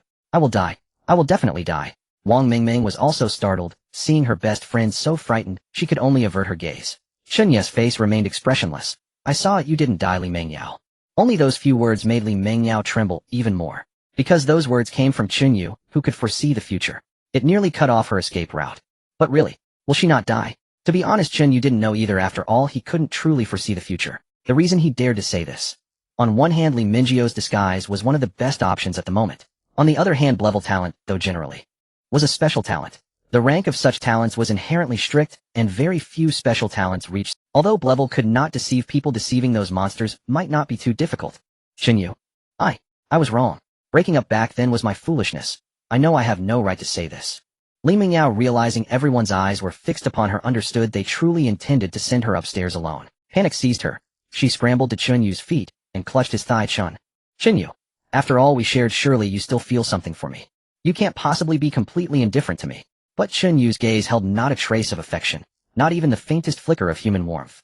Slowly he pried apart her fingers, clenched tightly around his pant leg. Shared a relationship. He shook his head. Do you mean 3 months, plus a smartphone, a laptop, and a gold bracelet? Li Mingyao's face paled as she could utter not a single word. Those acts were indeed hers, and though she now regretted them with crushing remorse, regret changed nothing.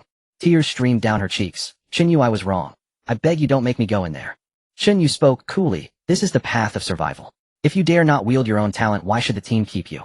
To ration out an extra mouthful of food. Zhang Wanyue opened her mouth to speak, but Chen Yu raised a hand, silencing her. I offer you 2 choices. First, I sever you, granting swift release. Second, prove your worth. Retrieve the prototype. At those words, Li Mingyao froze, hollow-eyed and motionless. 2 choices. What kind of choice was this? In the next instant, cold light flashed. A familiar fire axe materialized in Chen Yu's grip.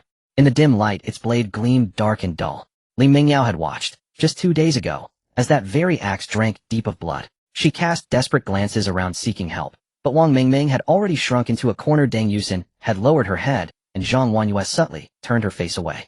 Not a single voice dared plead. Li Mingyao finally grasped the truth. Tears, please. Here they were, utterly. I'll go. Hearing her submission, Chen Yu hauled her upright and spoke with quiet gravity. Now tell us precisely how your disguised talent functions. We'll tailor our plan accordingly. Rudimentary disguise. It doesn't alter appearance, but harmonizes one's aura with the surrounding environment. Harmonization. Is that stated in the talent description? Zhang Wanyue leaned in, curious. Li Mingyao nodded. I've never tested it. I don't even know if it works. If I can't mimic those insects or monsters, won't I be spotted instantly? No, that's mistaken. Physical transformation would draw attention far more readily. Li Mingyao. 想象一下，未来的生活其实触手可及。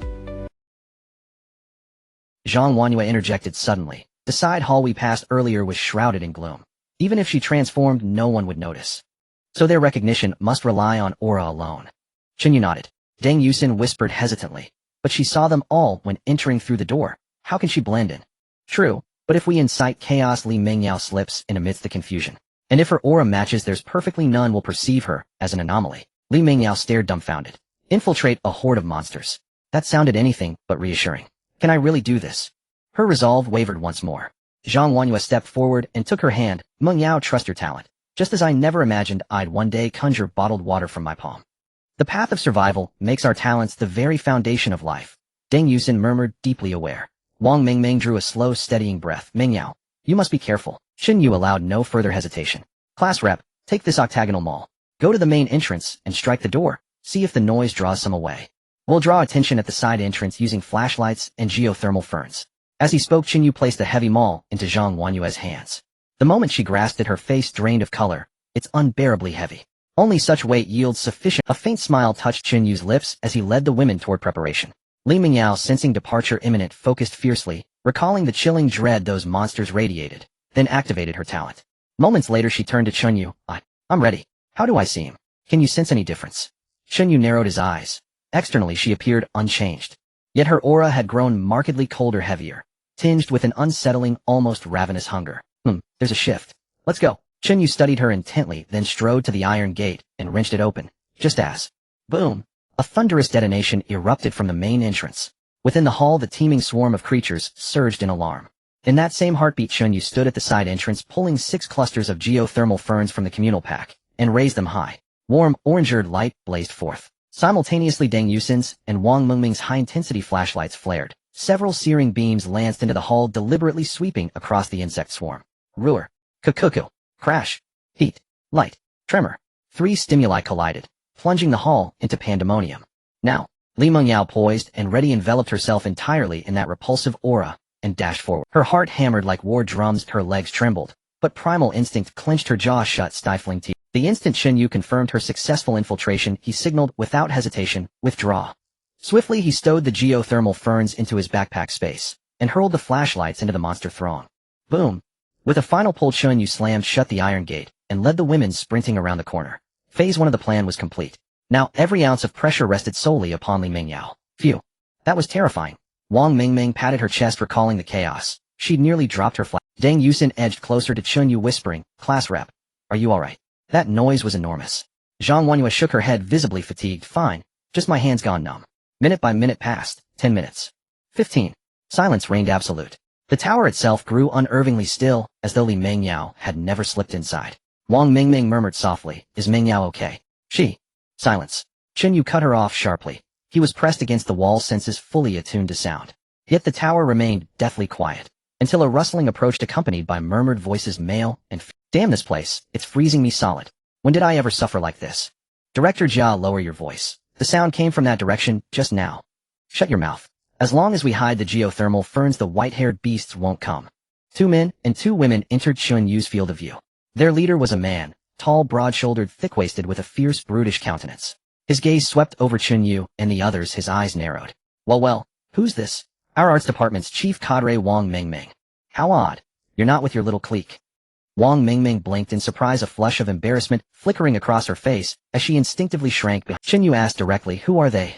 "Jia Jinghui, the head of the student union's arts department. He's notorious for harassing female members and bullying underclassmen.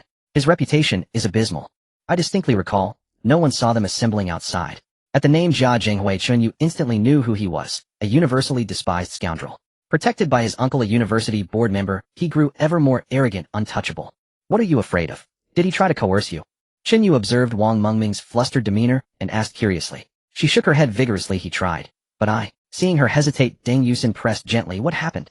Wang Mingming cleared her throat. "I kicked him, right where it counts, and posted the incident on the confession wall. The post went viral overnight. Though I'm technically still in the arts department, I haven't attended any activities for ages. He absolutely loathes me." Chen Yu nodded, piecing together the full story. Indeed, evil must be met with greater resolve. Jia Jinghui, emboldened by Wang Mingming's cowering posture, advanced with renewed arrogance. He puffed out his belly and took a step forward, swinging his metal baton. His gaze swept over Zhang Wanyue and Deng Yusin, lingering a moment too long on Zhang Wanyue's face, a lewd glint flashing in his eyes. Clearly he regarded Chen Yu's team as easy prey. Wang Mingming remained silent, her eyes turning instead to Chen Yu as if seeking permission.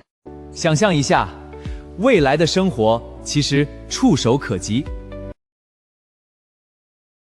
Jia Jinghui narrowed his eyes. He hadn't missed that subtle shift. Would a girl like her obey him? His voice turned threatening. "Listen here, student. Senior Director Wang is no ordinary woman. She dared kick me, then plastered it all over the confession wall. Get lost." Chen Yu uttered only one word. "Huh." Jia Jinghui froze mid-sentence, then widened his eyes in disbelief. Chen Yu's patience had run thin. "Look again, and I'll pluck your eyes out." A sudden blunt curse left Jia Jinghui and his group utterly bewildered. A lanky tall boy stepped forward. "You're insane. Director Jia possesses an rank demonic sound talent. Every stubborn fool who refused to comply has already paid dearly." Bang! Before the sentence could finish, the lanky boy crumpled, his skull shattered by a fire axe. Chen Yu moved with terrifying speed. His strike was shockingly abrupt. No warning, no hesitation. Jia Jinghui's expression twisted in alarm. He hadn't expected such immediate, brutal violence. "You're dead." Jia Jinghui sucked in a deep breath, his throat vibrating with eerie resonance. "Woo! This was his talent." An rank demonic sound blast erupted from him, a piercing, shrieking wave of sonic force. The 2 girls behind him clapped their hands tightly over their ears, prepared in advance. But Zhang Wanyue, Deng Yusin, and Wang Mingming, closest to the source, were caught completely off guard. A searing, deafening pain exploded in their ears. Darkness swallowed their vision. They dropped to their knees, hands clamped over their ears, while Chen Yu, standing squarely in the epicenter, could only be described as possessing tenfold resistance, terrifyingly absolute. "Huh." Jia Jinghui faltered. He'd aimed the scream directly at him. Why was he unharmed? Worse yet, the fire axe was already rising again. Damn it, he's deaf. In that instant, everything clicked. Why Chen Yu spoke so harshly. Why he stood unmoved before the demonic sound. Only one explanation made sense: this man was profoundly, irrevocably deaf. At that critical moment, Jia Jinghui sensed doom closing in. That axe would cleave his skull like a watermelon. His shriek choked off mid-breath. He stumbled backward in panic, then crashed hard onto the floor. Simultaneously, a chill descended. Sudden, unnatural, absolute. The ambient temperature plummeted without. Chen Yu's pupils contracted. A realization struck, and he didn't rush to strike again. Instead, he swiftly opened the shared inventory pack. There in one empty slot hovered a strange metallic sphere, roughly the size of a volleyball, its surface shimmering with a deep, pulsing crimson. The geothermal core prototype. Meng Yao succeeded. Brilliant. She truly found it. We've completed. Zhang Huanyue, Deng Yusin, and Wang Mingming exhaled in unison, joy blooming on their faces. But their relief lasted less than half a second. Roar. Boom boom boom. Roars and thunderous crashes echoed violently from the tower's depths. The entire structure trembled violently, a frost dust rained down in cascades. It's over. The prototype's been removed. Without its soul heat source, the monsters have gone berserk. Zhang Huanyue spoke urgently, already envisioning the swarming insects surging across the hall, now deprived of warmth. And those towering beasts, surely they'd rage into uncontrollable fury. Deng Yusin pressed her lips together. Meng Yao won't survive this chaos. Wang Mingming whispered, voice trembling. If the monsters descend into indiscriminate slaughter, Meng Yao won't last a second once she emerges. She'll be torn apart. Nearby Jia Jinghui quivered, his jowls quaking at the sudden horrifying commotion. We're doomed. They weren't guarding the entrance because they couldn't enter. They'd already secured the artifact.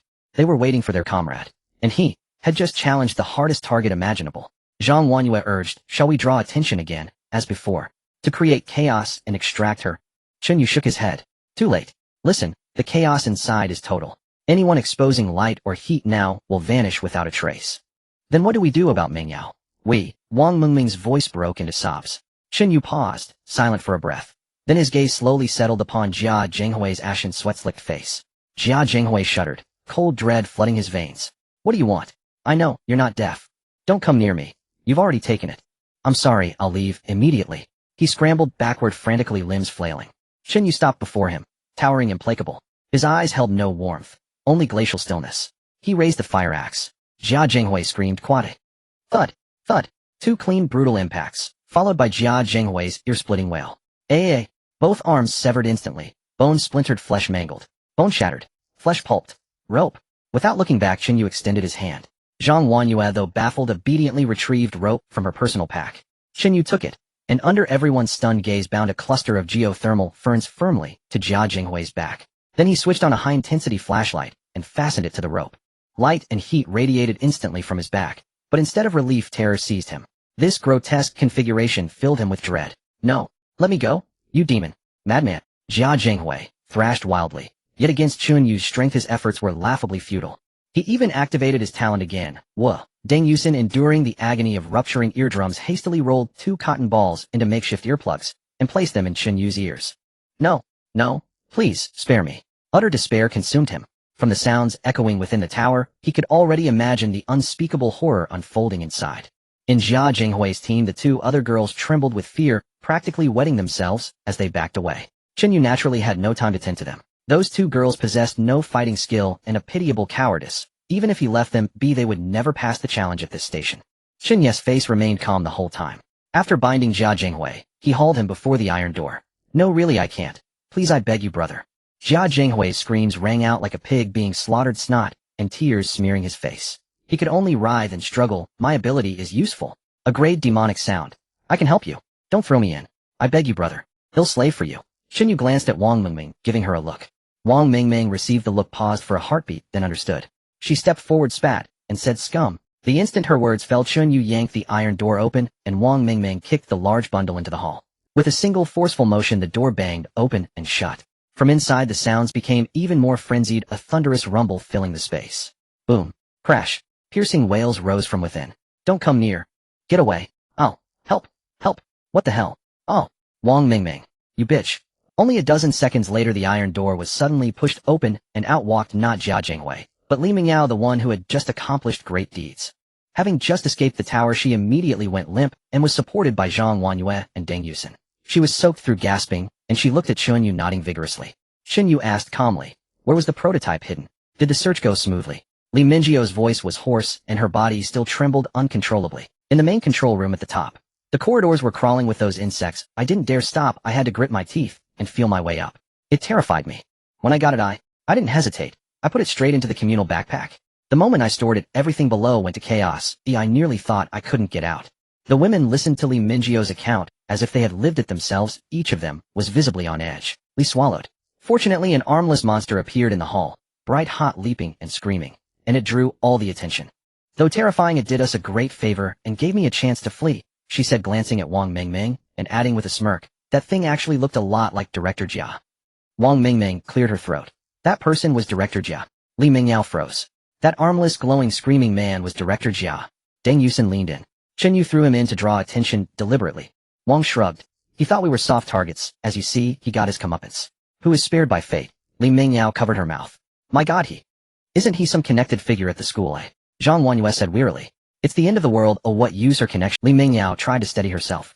Still, it's unbelievable. He wielded power at the school, and yet he ended up, by the way, she suddenly remembered, and produced a black card from her personal bag. Chen Yu, this was found in the room beside the prototype. It seems only the vehicle owner can use it. A card. Only the vehicle owner can use it. Chen Yu was momentarily stunned, and took the card. Invitation card. Description: a metallic card with a dark silver sheen. It appears to resonate with vehicle binding rules granting special interference permissions. Effect: the vehicle owner can invite any passenger. If the invitee accepts, they join your vehicle's queue. Remaining invitations 1. Warning: if the invitee refuses, the card is still consumed. An invitation card. Chen Yu murmured, so early. In his past life, he had only heard of invitation cards after the 5th station. Unexpectedly in this life, he had found one by the 2nd station. What is an invitation card? Wang Mingming. Chen explained, if you like someone's talent, you can pull them over. Zhang Wanyue rubbed her chin. So it's that powerful. Our bus can take on another person. Chen did not answer. As expected, this mission would have automatically replenished the group later. This invitation card simply allowed a free choice. Deng Yusin asked quietly. Chen Yu, what type of talent do you think our vehicle lacks? We have food and drink. The more the better, Chen said bluntly. Whether it's crayfish or bottled water, that's too limited. To live comfortably on the road of survival, we should seek more resource-related talents. Deng Yusin nodded. Chen slipped the invitation card into his personal bag, and then, there came a hum and a surge of heat erupted. The women were instantly startled and turned to look. In Chen's hand sat a dark red metal sphere. A terrifying heat emanated from that orb. Merely touched by that heat wave, everyone's perceived temperature spiked rapidly, from below -30 degrees to around 0 within a few breaths. Absurdly, the warmth continued to rise steadily. The frozen air warmed and twisted into rising rings of heat. Geothermal core prototype. Description: an experimental device at the outpost designed to combat extreme cold forcibly, containing high-purity geothermal energy. Experimental issue: severe imbalance state. Effect: passively emits heat. The holder can adjust the affected range via a buckle. The larger the range, the more internal heat the prototype consumes. Warning: in a severe imbalance state, heat consumption accelerates. So, this is the prototype. Wang Mingming exclaimed, eyes wide. Deng Yusin looked at Chun with delight. So warm. Can this really keep heating like this? Even the usually composed Zhang Wanyue marveled, a metal ball the size of a volleyball emitting such obscene heat. Chen did not answer the girls. He wanted to seize the moment to test the adjustment and consumption. He gently turned the buckle 1 notch counterclockwise. The hum lowered slightly, and the outflow of heat contracted, noticeably shrinking from a radius of about 4 meters. A 3-meter radius was still too large for a 5-person team. A waste. Chun twisted 2 more notches, and the radius fell to 1 meter. That was more reasonable, though it remained unclear how long a severely imbalanced prototype could sustain such heat emission. Chen slipped it back into his personal bag. The women all saw and had no objections. Not even Li Mingyao said anything. Chun smiled faintly, turned his head, and said, let's go find the second prototype. Li Mingyio's expression shifted first. Chen Yu. You. Don't you dare expect me to go in there a sec. Chen Yu twitched his lip. The second prototype is not necessarily so difficult to obtain. This tower we came to is probably the most obvious yet the hardest one to conquer. Li Mingyao took 2 steps back, feeling a bit cautious. She really did not want to experience that kind of deathly fear again. There wasn't a single person around. Only a mass of insects surrounded her. She felt that she would definitely dream of them if she slept recently, and she dared not think about it, truly dared not think. Chen Yu shrugged nonchalantly, saying, if you want to stay here, then you can do so by yourself. With that, he took the lead and walked into the darkness ahead. Deng Yusin and Zhang Wanyue quickly followed. Wang Mingming tugged at Li Mingyao. Hurry up, if we don't follow Chen Yu as 2 little Karamis, who can we possibly fight? I don't want to die here. Li Mingyao had a sorrowful expression, but reluctantly followed. They circumvented the tower and headed deep in. Ahead, the view was once again dominated by a cluster of low buildings. A sturdy square 2-story stone house stood silently in the icy mist, exuding a lead gray hue. The sound of rumble, rumble, rumble gradually became a habit. The white-haired monster had poor eyesight. As long as they didn't take out the geothermal ferns in its presence, they should not be attacked. About half an hour later, they moved along the street, occasionally taking out the geothermal ferns to ease the tension. Suddenly, a suppressed voice came from in front of a small building. Put some muscle into it. Focus on a point. Damn, this ice is so hard. Conserve your strength, take turns. If there's a prototype inside, we could strike it rich. 8 students were gathered in front of a door sealed by thick ice, taking turns to strike it. 4 boys and 4 girls, each using all their strength, their faces pale. Yet the layer of ice on the door was only marked with traces of white, making slow progress. The girls immediately recalled how upon arriving at the outpost, Chun Yu had single-handedly created a hole in mere seconds with just a hammer. Was this gap too vast? Just then a girl noticed Chen Yu and the others at the back. She froze for a moment, elbowing her companion next to her. Hey. Another team has come. The others paused their actions upon hearing this and turned to look. But when they saw that Chen Yu's team had only 5 members and 4 of them were girls, a hint of disdain flashed in many eyes. Why are they all girls? They must be a separated team, only one boy in the mix. Oh no, don't invite them to join us. I definitely don't want to do charity. Of course we won't invite them and let them fend for themselves. Chen Yu had no intention of stopping and walked straight past the group of classmates. But just then, a clear female voice called out, "Hey, are you all headed in that direction to find Director Yu?" Director Yu? Chen Yu paused slightly. Are they ahead? He turned his head. The speaker was a tall girl bundled in a heavy down jacket, yet her well-proportioned figure was still visible. Her hair was neatly tied in a ponytail and her cheeks were rosy from the cold, emanating of vibrant energy. She pointed ahead. Director Yu has brought his group of people along with several other teams who joined later. They are all gathered there having reportedly discovered something interesting. She paused, adding, however, I advise you not to go there, it's crowded, and who knows if a fight will break out again in case you get caught up in it. 想象一下，未来的生活其实触手可及。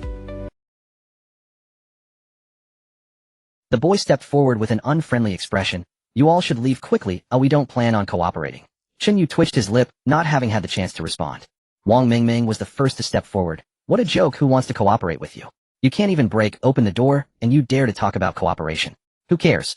The boy was taken aback. You. Wang Mingming snorted coldly. What about you? You're ugly and incompetent, and have a bad temper. Do you really think you're something special? Yang Kursin quickly explained. This classmate Sun Tao means no harm, he's just a bit wary of strangers. Are you really planning to go to Director Yu's side? Chen Yu nodded, something like that. Yang Kursin leaned closer to him, whispering. That place is quite dangerous. I don't want you to die, though I'm counting on you for the next trade. The boy didn't hear what she said. However, Deng Yusin and the others closest to Chen Yu heard it clearly.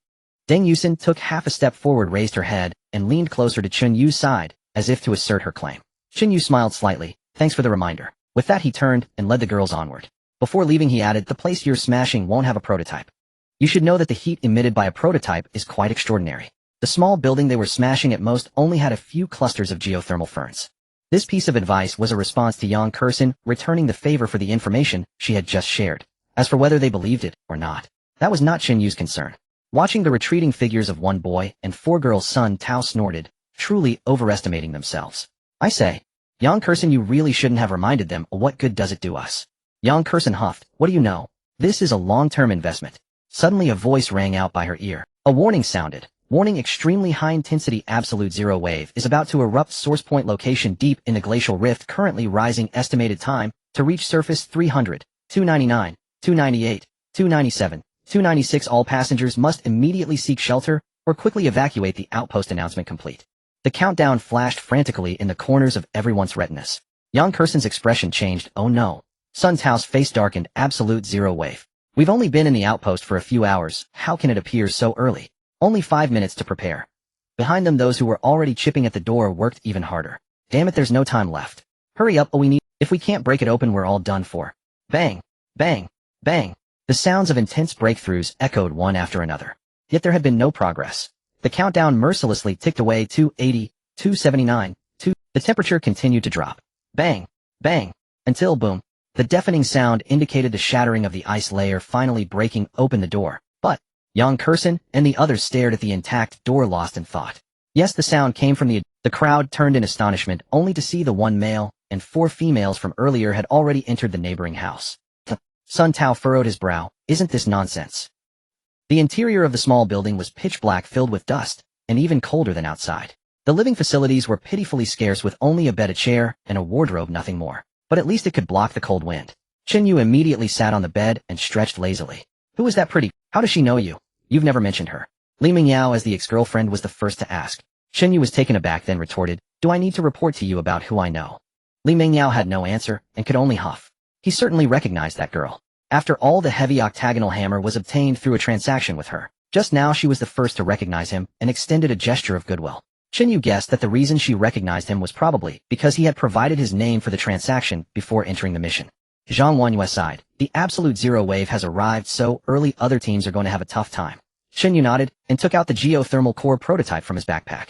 There were still over 200 seconds until the absolute zero wave erupted. But the surrounding temperature was already nearing -40 degrees. If he didn't take it out soon it would be pure torture.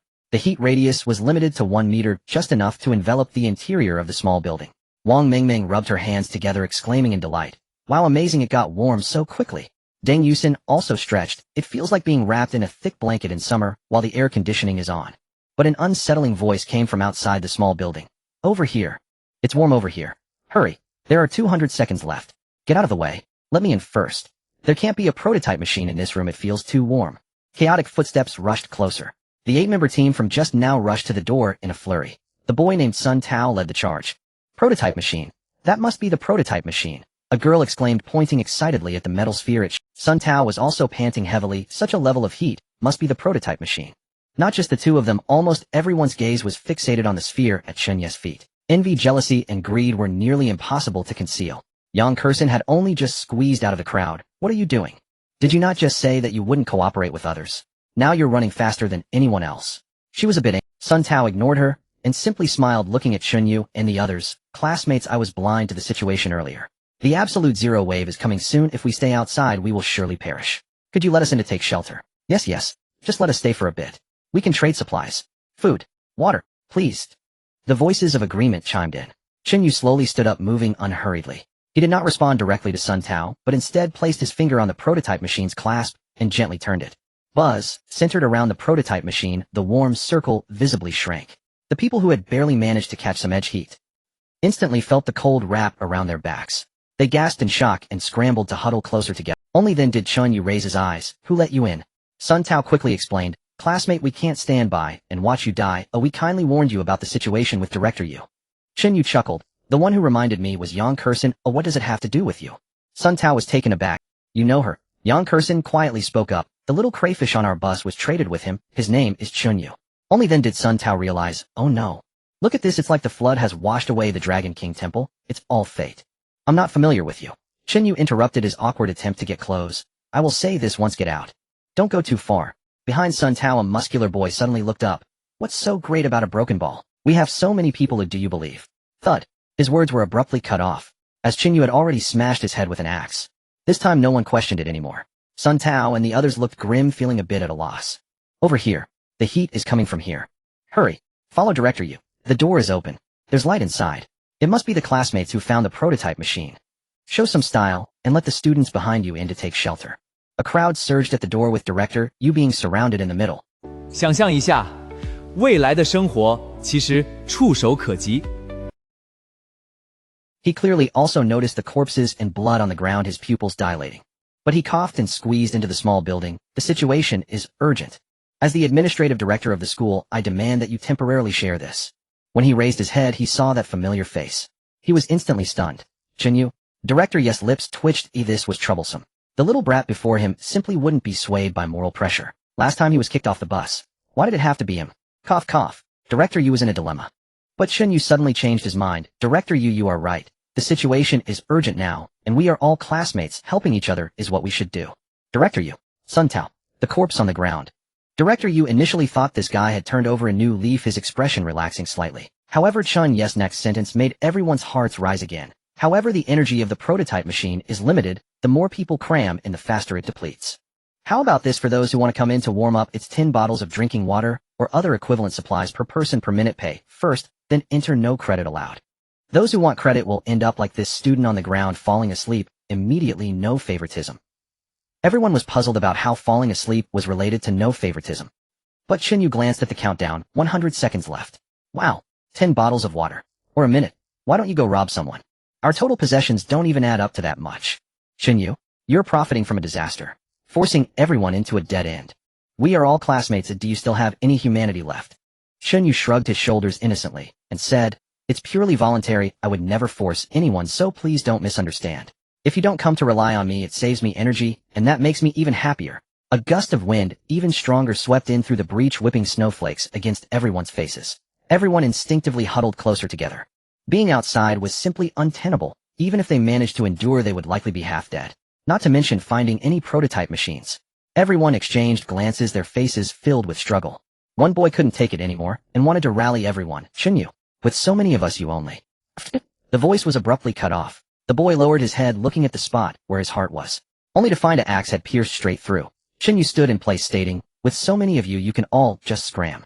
The scene fell silent for a few seconds. Everyone's gaze wandered between the two corpses on the ground. It was evident that nothing was more persuasive than this. In the end, despite their reluctance to part with supplies, no one wanted to be the one to stick their neck out. They could only enter the small building under various exchanges of materials. Chen Yu counted there were a full 32 people. A few couldn't squeeze in and could only cling to the doorway of the small building, so Chen Yu offered them a 30% discount. The supplies they obtained were even more outrageous: over 600 bags of biscuits, over 500 bottles of water, over 100 buckets of instant noodles, 3 sets of fleece clothing, and various essential supplies. Wasn't this much better than just killing them? First, drain them dry. Chen Yu's personal backpack was packed to the brim. Reluctantly, he could only place some supplies in the communal backpack. I have to say, sometimes robbing, I know it should be doing business, earns even more than what Hong Yuan makes. Are you saying that your talent can create weapons? Chen Yu stroked his chin, asking curiously. By now a minute had passed since the absolute zero wave erupted. The terrifying cold ravaged the outside world silently. Through the hole one could see the air filled with pale blue crystalline powder drifting down. Inside the small building, everyone huddled close together. Chen Yu, Zhang Wanyu, Deng Yusin, Li Mengyao, and Wang Mengming, as the sources of heat, naturally occupied the most central position surrounding the prototype machine. Beside Chen Yu, there was another. That was Yang Kursin, whom he had pulled over. The others looked at this scene with complex expressions, but dared not speak, more only squeezing in on the periphery. Yang Kursin sat cross-legged on the ground, resting her chin on her hands, seemingly observing the prototype machine with sparkling eyes. Yes, but there are many limitations. I was assembling a new practice frame before the apocalypse. Then the voice told me my talent is called Craftsman's Insider Grade. Sounds pretty artistic. But how should I put it? I can envision a cold weapon in my mind. Imagining its appearance and approximate structure, then consuming the corresponding mental energy. In time it would really take shape, just like that. As she spoke, she gestured with her hands, her fingers dancing in the air. For example, for an iron rod, I just think about how long and thick it should be, and what the grip should look like. Of course, too complex won't work. My mental energy is only 11, so it can't cover it. Chen Yu nodded. To be able to think about it freely, that's impressive. Yang Kursin playfully laughed. Impressive. I thought it was quite useless. My teammates also think it's not very useful. After all, it can't be eaten. Chen Yu listened, narrowing his eyes slightly. If such a creative talent is useless, then 90 of talents are useless. The potential of this talent is severely underestimated in an apocalyptic environment. On one hand, this talent can customize tools. Based on immediate needs, it can create climbing hooks, ice-breaking heavy axes, and stealthy short daggers. On the other hand, it has extremely high strategic value. This is not just an individual's talent. If used correctly, it can greatly enhance the team's equipment level. What Chen Yu was more focused on was, as an awakened one with a physique of 100, manipulating normal weapons can easily lead to them bending, breaking, or shattering. Only the 10-pound octagonal hammer made by Yang Kursin was manageable to use. But after high-intensity use, it was already showing signs of breaking. Let alone the fire axe Chen Yu frequently used. The blade had long since dulled, and Chen Yu's powerful chops had only masked the weapon's mediocre flaws. Chen Yu slowly spoke. I don't think it's necessarily useless. Often it's not that the talent isn't strong enough, but that the right method of utilization hasn't been found. What about your talent? Yang Kursin suddenly turned her head, asking curiously. Chen Yu's lips curled up slightly. He had been waiting for this question. He leaned slightly closer. I can see the future. Some things as they are spoken become reality. Just like now, when Chen Yu said this sentence, it carried a strong sense of conviction. Beside them, Deng Yusin silently hugged her knees, burying her face in them, as she felt a sense of crisis. Chen Yu seemed very interested in the girl beside him, happily chatting away. On the periphery, Yang Kursin's teammates looked at her, and Chen Yu chatting happily, their emotions quite complex. Yang Kursin covered her mouth, her pupils shaking. You. Are you serious? Chen Yu nodded. Otherwise, where do you think my prototype machine came from? Yang Kursin looked towards the prototype machine, emitting terrifying heat nearby. Did it end? Is that for real? It ended in 2 minutes. Amazing. No, it shouldn't be 2 minutes. Warning lifted. The absolute zero wave has passed. The temperature in the current area will rise to baseline levels. All passengers, please take time to complete their tasks. The voice this time was still cold, but to everyone it sounded like heavenly music. 想象一下，未来的生活其实触手可及。 However, if it lasts longer, there would be no way to survive outside. The relief of having survived made everyone feel quite excited. Chen Yu did not indulge in the emotions, gently placing the prototype machine into his backpack. In that moment, the coldness swept through the entire room again. Because of this, all gazes almost uncontrollably focused on Chen Yu. There was gratitude, relief, confusion, and also greed. Who wouldn't want to possess such a divine artifact? With it, even if the icy disaster was terrifying, they could remain safe and sound. The boys in Yang Kursin's team had flickering eyes as if some impulse was brewing. Zhang Wanyu stealthily took half a step forward, positioning herself in front of Chen Yu. Deng Yusin tightly grasped Chen Yu's sleeve. Chen Yu, be careful. Li Mengyao and Wang Mengming also nervously moved closer. Not only the members of Yang Kursen's team, but also there was a slight commotion in the team behind Director Yu. A few relatively sturdy boys exchanged glances. Director, that thing. A buzz-cut boy lowered his voice. Director Yes' expression changed. Shut up, we are all— What are you thinking? As he spoke, his gaze remained fixed on the ground on the two corpses. He was a person skilled at some— Before he had figured out Chen Yu's background, he would never take action. Immediately a smile bloomed on his face. Thank you for your hospitality, classmate Chen Yu. A debt of gratitude needs no thanks. We won't disturb you further. The mission is urgent. The mission is urgent. Let's go. With that, he urged his classmates to leave this place of troubles. Just as the crowd was about to leave, Director Yu— Wait! Sun Tao suddenly squeezed out from the crowd and rushed to Director Ye's side in a few steps. He deliberately lowered his voice. Director Yu, are we just leaving like this? You've seen the prototype machine. If we have it, we can walk horizontally in this ice pit. No matter how strong Chen Yu is, he's just one person carrying 4 dead weights. Together we have 30 people who, as long as you nod, we can take it. Although Sun Tao's voice was not loud, everyone in the room heard him clearly. The boys behind him had already fixed their hostile gazes on Chen Yu. Even those few girls seeing the crowd felt a surge of security and jealousy began to emerge in their eyes. The atmosphere instantly tensed. Yang Kursen did not expect it. She had just established a good relationship with Chen Yu, preparing for long-term cooperation, exchanging weapons for crayfish. As a result, Sun Tao suddenly pulled this stunt. Yang Kursen looked at the others in the team. Have you all gone mad? We just got rescued. Sun Tao shook his head. Kursen, even now you are still turning your elbow outwards. I really don't know whether to say you can't tell the situation or to say you're foolish. You— Yang Kursen's face turned ugly from the criticism. Chen Yu smiled slightly. Director Ye's face quickly darkened. No one expected that just 3 seconds later he would sternly say to Sun Tao, nonsense. Sun Tao, I see you are confused by the cold. What nonsense are you thinking? I command you in the name of the director. Immediately put away these dangerous thoughts. As he spoke, he pushed his team members and quickly evacuated, leaving behind a sullen-faced Sun Tao. His eyes were bloodshot as he hissed, good, good, good. He repeated good 3 times. Yang Kursen, what are you doing over there? Aren't you coming? Sun Tao spoke harshly. Do you think you can change vehicles? Wake up. The mission is over. You are on the same vehicle as us. Yang Kursen pressed her lips together. Indeed, even if her thoughts differed greatly from Sun Tao and the others, they ultimately belonged to the same team.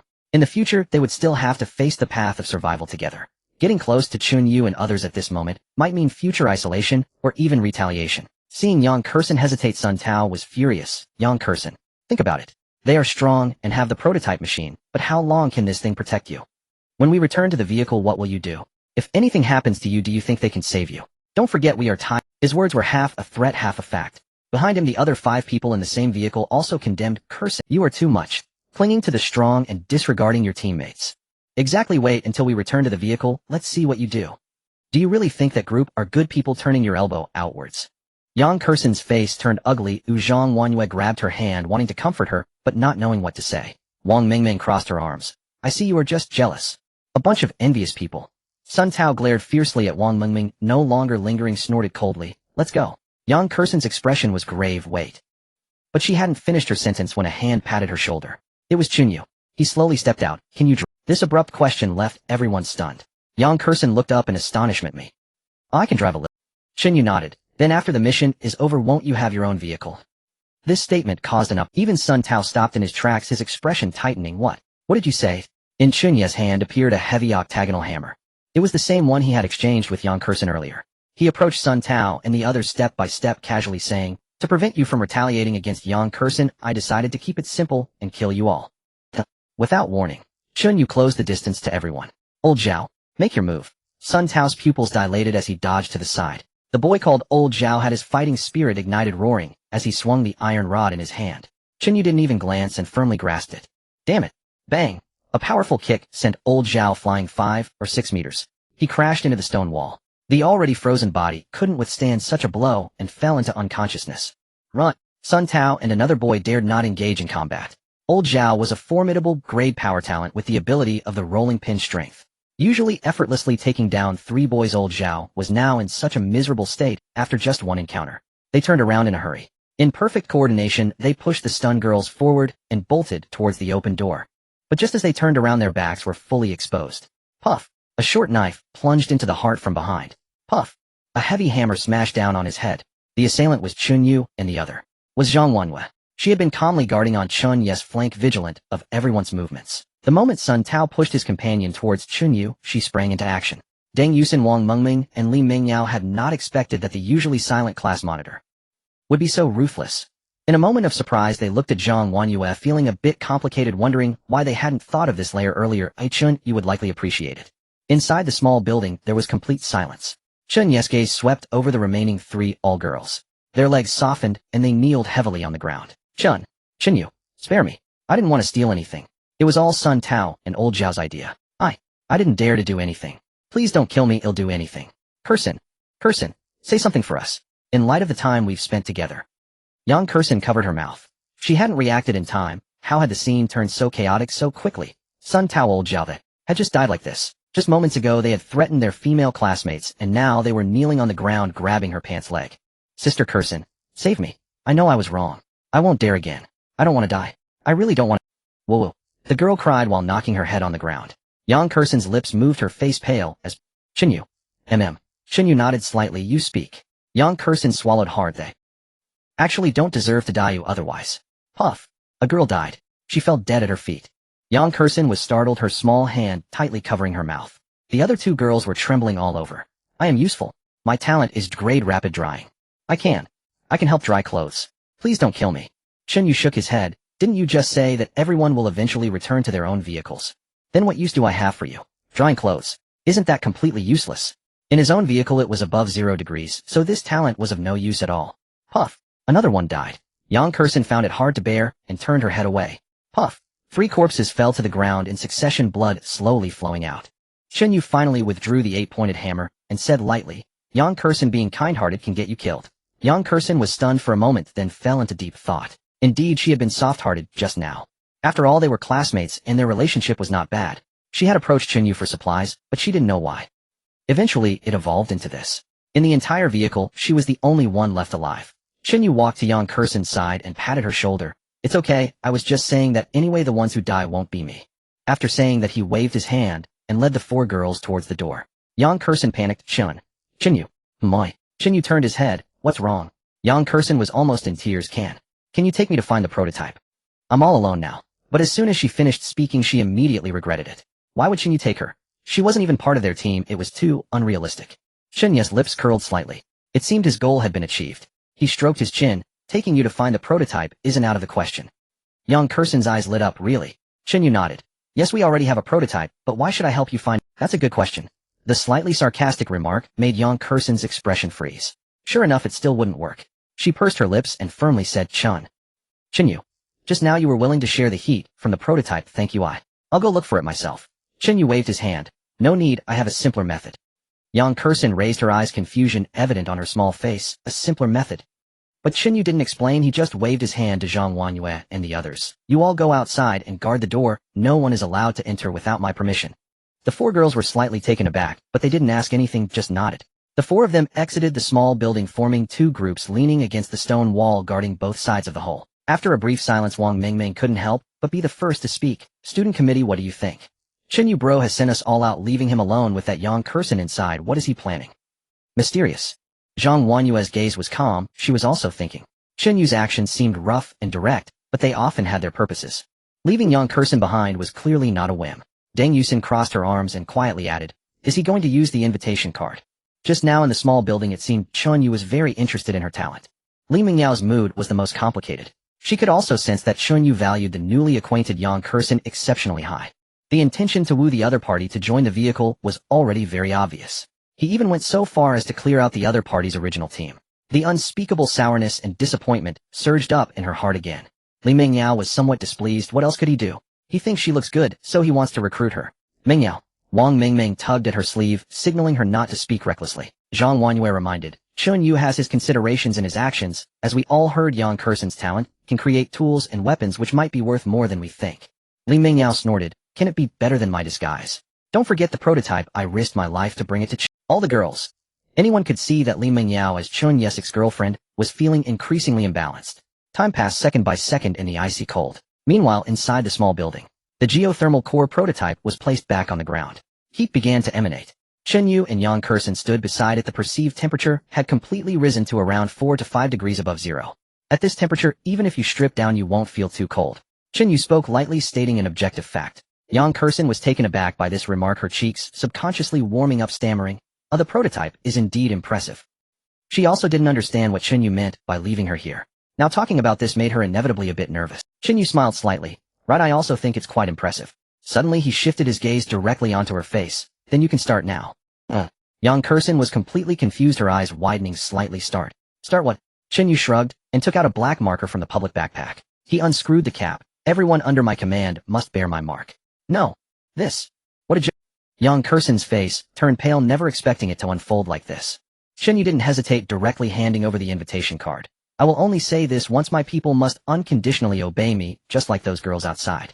Indeed, there was only one invitation card. He would only give it to Hong Wan. Although Yang Kursin appeared friendly with him, Chen Yu had no way of knowing her true thoughts. If the invited person had ulterior motives, he would rather tear the card apart. Hearing this, Yang Kursin swallowed hard and gathered her courage to take the black card. A surge of information instantly flooded her mind. Her gaze became complicated. This card could actually send her into Chun Ye's team. From now on, she could break away from her current vehicle. There's such a card. Chen Yu shouted. Wang Mingming. How long has it been since you left here? Wang Mingming's voice came from outside. 41 seconds. Indeed, her talent is grade precise timing. Chen Yu nodded and looked at Yang Kursin. I'll give you 1 minute to consider. Join my vehicle, become my person, and have no worries about food and clothing, or you can go look for the prototype yourself, but even if you find it, it will be taken by me. Hearing Chun Ye's words, waves of turbulence surged in Yang Kursin's heart. On one side was a future interwoven with coldness and death. On the other side was warmth and reliability. She actually did not need to struggle too much, but Chun Ye's request was unconditional obedience. Isn't that the same as being a slave? She recalled the various girls in Chun Ye. There was one who was calm and reliable, seemingly able to always guess Chun Ye's thoughts. Another was extremely dependent. Her gaze on Chun Ye was almost melted. There were also two who, although frightened, closely followed Chun Ye's pace. They were surviving in such perilous circumstances. Moreover, they were living better than the majority. Time passed second by second, and Chun Yu did not urge her, merely watching her silently.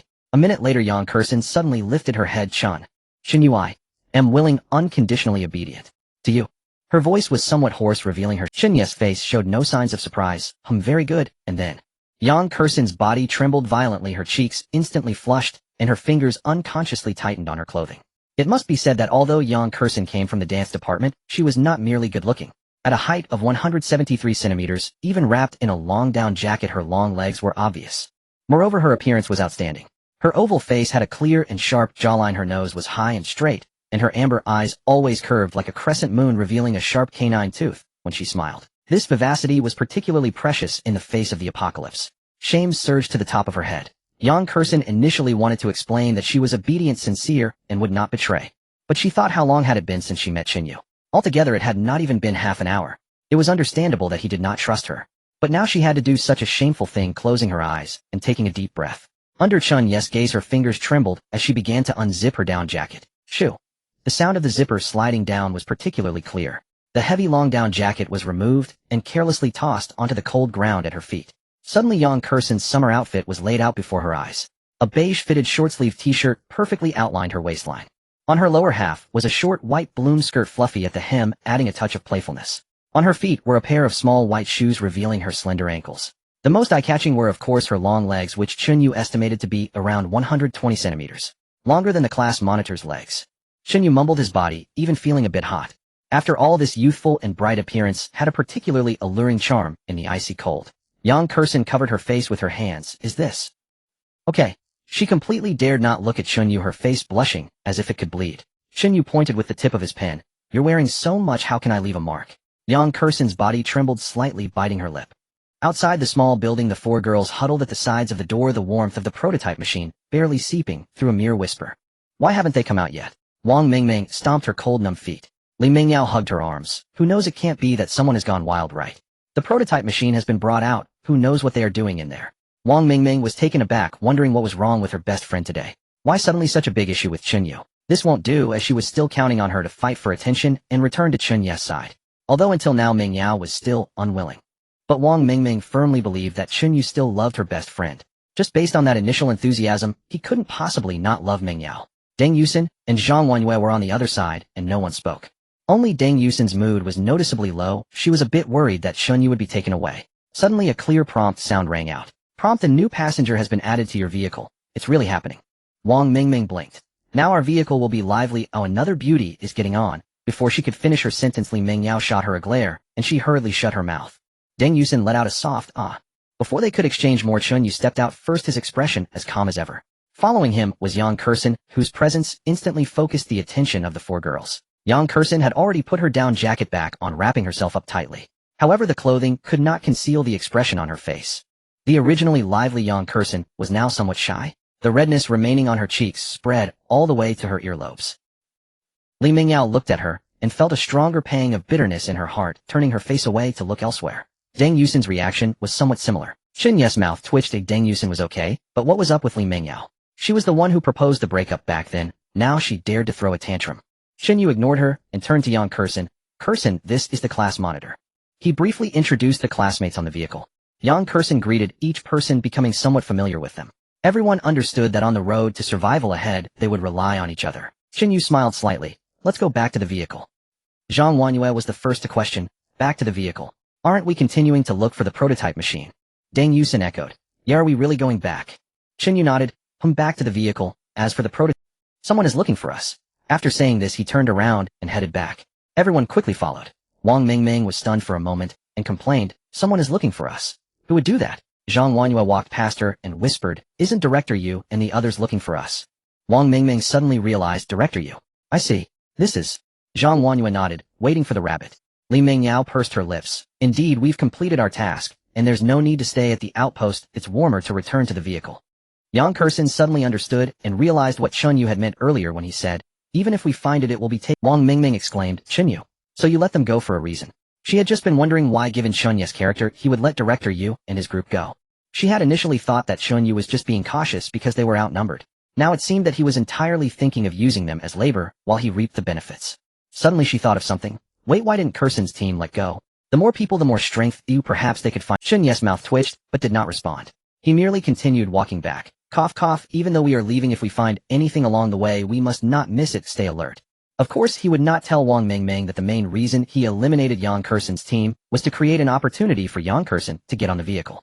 This Wang Mingming always spoke faster than she thought. Chen Yu felt that he would have to give her a good education once they were back in the vehicle. There are still a full 7 hours left until the task concludes. Chen Yu and his companions have already returned ahead of schedule, stepping over the edge of the glacial crevasse. The flashlight once again illuminated the periphery of the outpost. Numerous vehicles remain in their original positions, though some of the equipment is destined to come to a permanent halt. The cold prompt arrived punctually. Notification: passengers have exited the time-limited task zone. Global information synchronization channel has been restored. Number of geothermal core prototypes held by the team 1. Main task completed. Task evaluation outstanding. Exited 25,003 seconds. Early reward settlement in progress.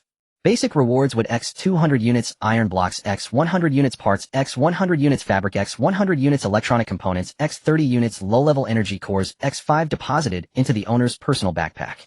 Chen Yu's expression stiffened in disbelief. Building materials. Directly sent to the owner's personal backpack.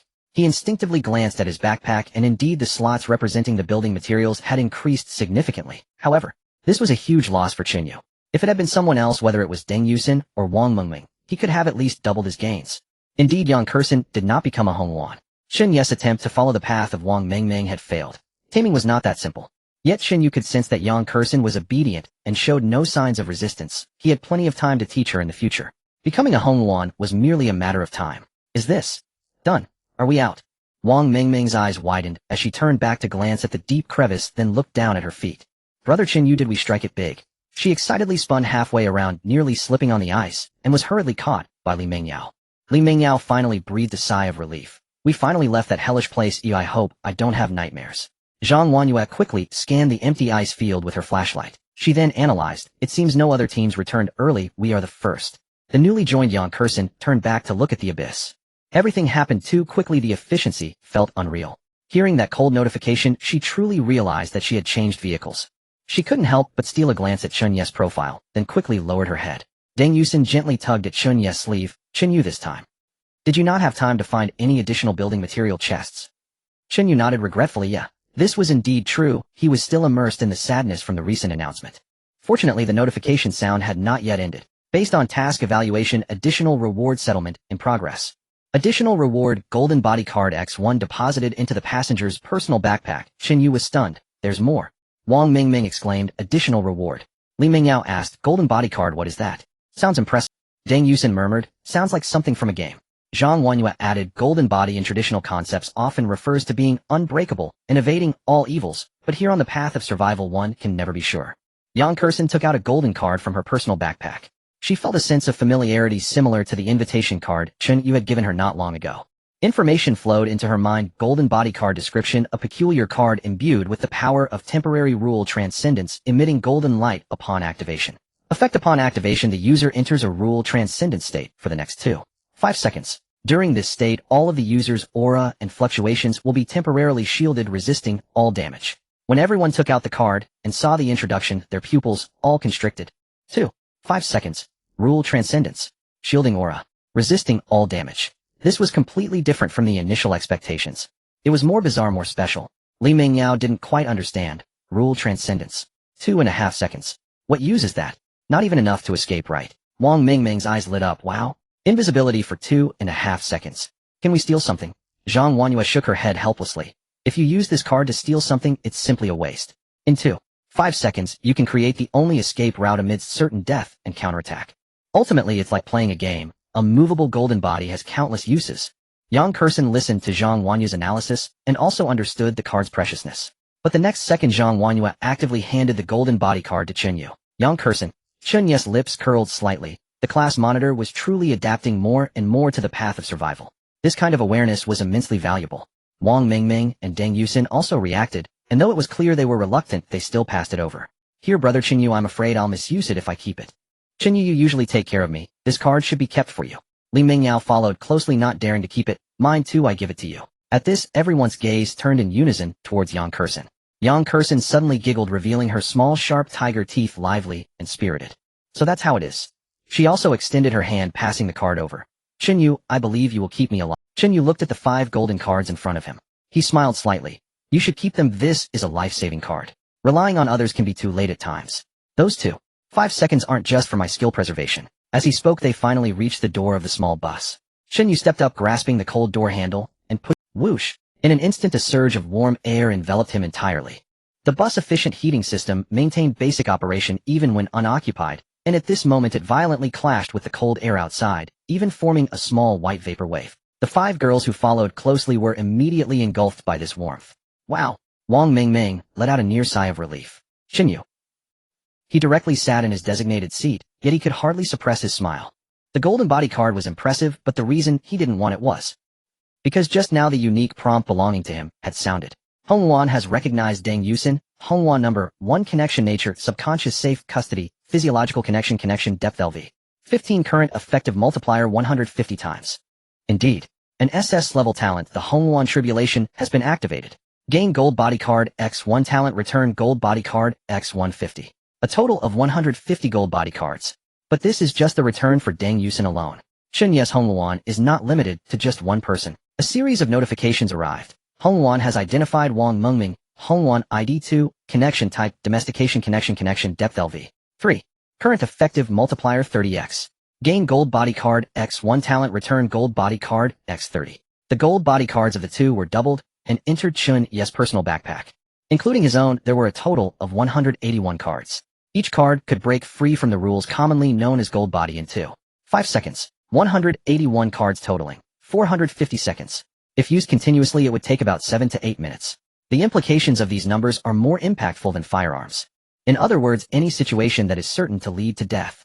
These 181 gold body cards are enough to save him. He even began to ponder whether so many gold body cards could be used for even more outrageous purposes. Chen Yu previously thought that directly sending those building materials to the owner's backpack was a loss. He didn't expect the surprise was still to come. Until now, he realized a problem: the return of building materials and supplies from Hongwan was just a small effect. The real significance perhaps lies in the fact that she can exponentially amplify rare rewards. A glimmer of sharpness gathered deep in Chen Yu's eyes as he turned his gaze to the group of girls who had just boarded. Yang Kursen was examining the interior of the bus, her eyes slightly widening. From now on, this would be her vehicle, and these people would be her teammates. The air was fresh and warm, free of any foul odors. The lighting was soft and bright, and the seats were clean and tidy. The aisle was spacious and even included appliances like an induction cooker, a dual hot pot, and a grill. She was slightly surprised. Oh, were these things really supposed to be found in a post-apocalyptic survival scenario? Compared to her previous cramped and chaotic cargo truck, every detail here was perfect, especially when she felt the warmth blowing from several directions. She was completely stunned. Don't just stand there at the door, the cold air is coming in. Zhang Huanyue took off her outer snow-covered coat, revealing a white t-shirt and her long legs. She walked over to Yang Kursen casually helped her close the car door, behind her completely blocking the cold wind. Sorry. Yang Kursen snapped back to reality, her face slightly flushed as she hurriedly moved aside to clear the passage. Then following the others, she clumsily took off her heavy down jacket. Hang your clothes over here, I've adjusted the heating position so it can warm them up. Zhang Huanyue pointed to the back half of the bus. Okay, thank you class representative. Yang Kursen readily complied, carrying her down jacket over and hanging it up. Looking at the scene inside the bus, Yang Kursen couldn't help but exclaimed, there are only 5 of you, why is the vehicle so big? It looks a bit different from ours. Wang Mingming raised her face. Of course our vehicle has been upgraded. And it's been upgraded several times. At first it was just a dull shabby van. Upgrade. Yang Kursen knew the vehicle owner's son, Tao, had mentioned it. But according to him upgrades were quite difficult and required a massive amount of building materials. Yang Kursen asked again, can a vehicle upgrade change this much? Did you directly change the vehicle model? Wang Mingming was momentarily taken aback by her question and instinctively replied, huh? Didn't your vehicle upgrade without any changes? I shook my head. At most it just adds a layer of windproof plastic film to the windows or ties some anti-skid chains to the tires, nothing like this. Wang Mingming opened her mouth wanting to continue boasting, but suddenly recalled Chen Yu's words. Right there, Chen Yu had spent a large amount of materials. Her pride quickly faded, and she rolled her eyes mumbling, well, it's just, anyway, just stick with Chen Yu and slowly accumulate. Chen Yu's mouth twitched, and he spoke helplessly, from now on Yang Kursen is one of us, there's nothing to hide. This vehicle consumed about 5,000 units of building materials. 5,000 units. Yang Kursen exclaimed. Chen Yu smiled slightly. Yes, for specific details, you can ask the class representative. From now on, everyone should take care of each other, you should get to know each other quickly. Wow, you look so beautiful. At that moment Deng Yusin leaned over. She saw Yang Kursen's outfit, a tight short-sleeve t-shirt and a short floral skirt, and her eyes lit up. Yang Kursen smiled slightly. Thank you. By the way, both Deng Yusin and Yang Kursen were typical sweet girls, but Deng Yusin was more reserved while Yang Kursen was more lively. Of course, in the current situation Yang Kursen had not yet blended in with everyone, so she had not shown her true self. You can sit here with me, there's no one next to me. Deng Yusin patted the empty seat beside her and suddenly spoke in her characteristic soft tone. The reason she took the initiative was that after Zhang Zihao's death the spot beside her had been empty. Moreover, after the vehicle upgrade the seating arrangement was 22 per row, 3 rows in total, with nearly 2 meters of space between each row, accommodating a total of 12 people. Now everyone was uniformly seated on the left side. If Yang Kursen didn't sit next to her, she would have to go alone to the right side. But Deng Yusin quickly thought of something. She hurriedly waved her hand and said softly, never mind this position, sometimes Chen Yu will lean back to rest, and I still need to give him a massage. Chen Yu raised a hand in the front row and gently waved, it's okay, let her sit. With Chen Yu's confirmation, Yang Kursen no longer declined and carefully crossed the aisle. She took a seat next, thus on the left side of the minibus. Zhang Huanyue, Chen Yu, Deng Yusin, Yang Kursen, Li Mingyao, Wang Mingming. The 6 seats on the right side were of course all empty. If nothing unexpected happens after this mission, others will be added. But in any case, the newcomers would definitely be related to Chen Yu, Zhang Huanyue, Li Mingyao, and others. For Chen Yu, it doesn't matter who comes, but they must be of one mind. Any disloyalty could put everyone in the especially when the permissions of the public backpack are shared among all members. This is even more critical. Chen Yu in the front row stretched lazily. There are still more than 6 hours left. There is still a long way to go before the mission ends. It will also take a long time for the next team to leave the outpost to find the prototype. Deng Yusin asked with concern, Chen Yu, if you're tired you can lie down in the empty seat at the back. I can also help you with a massage as long as you like. Chen Yu nodded, slowly getting up and glancing at the back of the bus. Wang Mingming and Li Mingyao were in the last row on the left, whispering to each other, not sure what they were discussing. If he and Deng Yusin went to the last row on the right, it would be a bit too close to these two. If he wanted to do something embarrassing, these two would be watching the entire time, which made him uneasy. Chen Yu looked at Deng Yusin. Wait a moment, let me check the upgrade options. Deng Yusin was taken aback and obediently. Yang Kursen weakly asked, what does that mean? Could it be that it can be upgraded again? Deng Yusin carefully made a shushing gesture.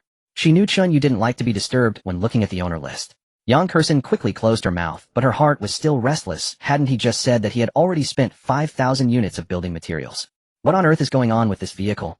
After the recent mission rewards, Chen Yu entered the vehicle upgrade and saw the following interface: current vehicle bus small, available building materials, wood X990, A iron blocks X530, oil parts X1660, a fabric X105, glass X20, a low-level energy core X86, lacking filter materials, graffiti spray, paint, special chemical materials, etc. Vehicle upgrade. 1. Space expansion. 2. Structure reinforcement. 3. Environmental control. 4. Energy power. 5. Special facilities. Chen Yu had a clear goal and directly chose space expansion. Currently his building materials were insufficient to continue expanding the bus seating. He could only look for alternative routes. For example, basic protective rest corner eye requirements would x 200 oil iron blocks x 100 parts x 150 fabric x 60, effect transform existing seats at the back of the bus, without permanently reducing the standard number of seats, by adding high back partitions, retractable curtains, and simple storage units to create a visually private corner. Time required 60 seconds. Status materials are sufficient.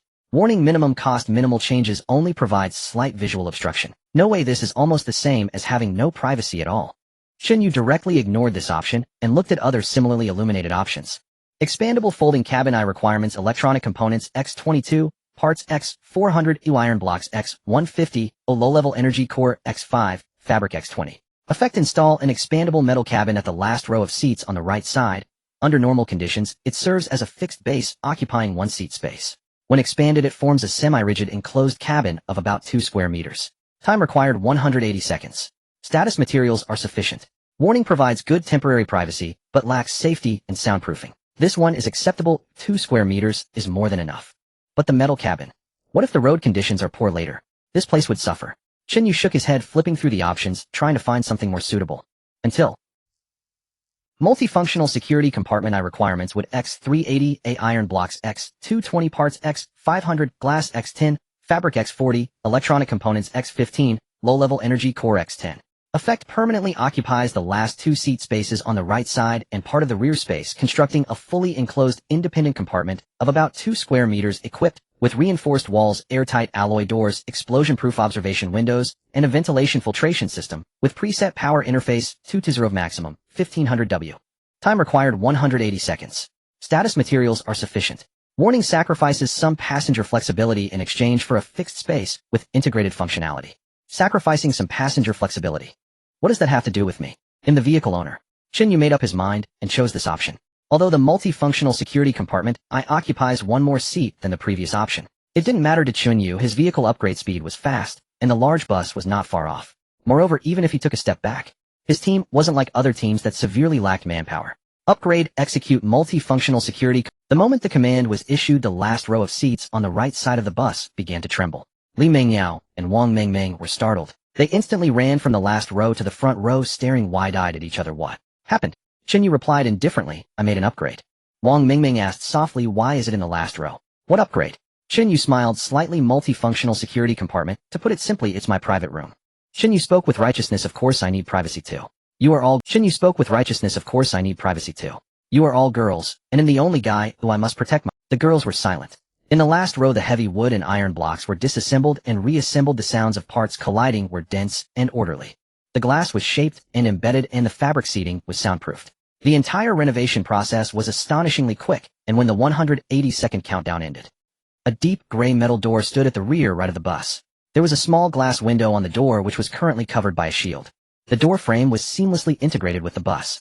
As a result, Chen Yu's remaining building materials were wood X610, iron blocks X310, parts X1160, fabric X65, glass X10, electronic components X15, low-level energy core X76. That's right, still abundant, but Chen Yu decided to save up for a larger transformation. After doing all this, Chen Yu crossed over the girls and walked to the last row, seeing the metal door with the key inserted. He naturally twisted it open and pocketed the key. The layout of the multifunctional security compartment was very simple, with a 121/8 single bed and a foldable tabletop.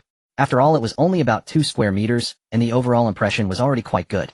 Chen Yu felt that no matter what he did in here, it should be very comfortable, right? The girls peeked curiously from outside the door. Chen Yu snorted and called out, Deng Yusin, Wang Mengmeng, come in. Moments later, the two squeezed in one after the other. The compartment door closed behind them, isolating them from everything outside. The small space was instantly filled with the fragrance of the girls. Chen Yu had already half lay on the bed, revealing a kind smile. We can start now. The two girls were initially taken aback, but soon understood the implication. They knelt before the bed, rolling up their sleeves and preparing to give Chen Yu a massage. Deng Yusin was wearing a JK uniform with a bow tie, and her plaid pleated skirt swayed gently with her movements. Is your double bed really that narrow? Chen Yu said, speechless. Wang Mengmeng's face turned slightly unnatural, feeling secretly displeased. Chen Yu truly was a blockhead. He couldn't understand the slightest hint. Even when she was being so proactive, he countered her every word. Deng Yusin was stifling a laugh nearby. After all, this scene was rather ludicrous. A black assault jacket, black cargo pants, black leather boots. In all, he spent 40,000. Yes, he deliberately chose the most expensive items. All right. Deng Yusin took off her shoes, kneeled at the edge of the bed, and climbed to Chen Yu's side. The hem of her skirt slightly brushed up, revealing the top of her thighs. Okay, brother Chen Yu. Wang Mingming shifted her position on the floor, kneeling in the middle at the foot of the bed, directly in front of Chen Yu. This posture made her tight jeans appear even more exaggerated, accentuating her waist and hip curves. Inside the safe compartment, only the slightly hurried breaths of the two women remained. Chen Yu still kept his eyes closed, fully immersed in the soothing massage, his SS-level talent Red Luan disaster. Surprisingly, it upgraded again, which was quite interesting. Red Luan has recognized Dang Yusin Red Luan ID 1 connection type, subconscious safe, trust, physiological connection depth LV. 16 current effective multiplier 160 times. Red Luan has recognized Wang Mingming Red Luan ID 2 connection type, domestication connection depth LV. 5 current effective multiplier 50 times. Inside the bus compartment. Time passed second by second. The door of the compartment was tightly closed. Li Mingyao glanced at the door for the 6th time, unable to hold back any longer. She huffed softly. It's been an hour, that's quite long. I wonder what they're doing. Zhang Wanyue sat in the front row, her gaze fixed tightly on the icy crevices outside the window. However, Yang Kersen leaned over. Hey Mingyao, I just thought of something. Is the assistant director for your performance group senior sister, Shen Qingzi? Li Mingyao turned her head, her face still showing displeasure, but upon hearing the name, Shen Qingzi, she instinctively felt some respect. Yeah, that's her. She paused, feeling a bit envious. I wonder how she's doing. She's such an outstanding person. For Li Mingyao, it was for the entire performance group, senior sister was a unique presence, one that made it impossible for the other girls to feel jealous. Yang Kersen sighed. I really like her. She was the campus flower in our junior year, and even before graduating she starred as the beautiful and heroic heroine Ling Shuang in Qingyun Disaster, becoming an instant hit. Many of us in the dance department follow that drama. Her action scenes are particularly impressive. You can tell she has a solid... She propped her chin, her tone filled with pure admiration. I never expected someone of her stature would still be willing to be an assistant counselor. I envy you for being able to get close to her. Li Mingyao nodded. Yes, she has great resources, but she doesn't put on airs with us juniors. She's like a very reliable older sister. She thought for a moment and felt this term was better, both teacher and friend. Yang Kersen chuckled. Yeah, having a star senior is really nice. Hey, I heard some gossip. The two girls leaned closer together, the quickest way to bridge the distance being mutual acquaintances and gossip. It was evident that their friendship was blossoming. Meanwhile, Zhang Wanyue, the only reliable one in the entire vehicle, continued to gaze at the icy crevices.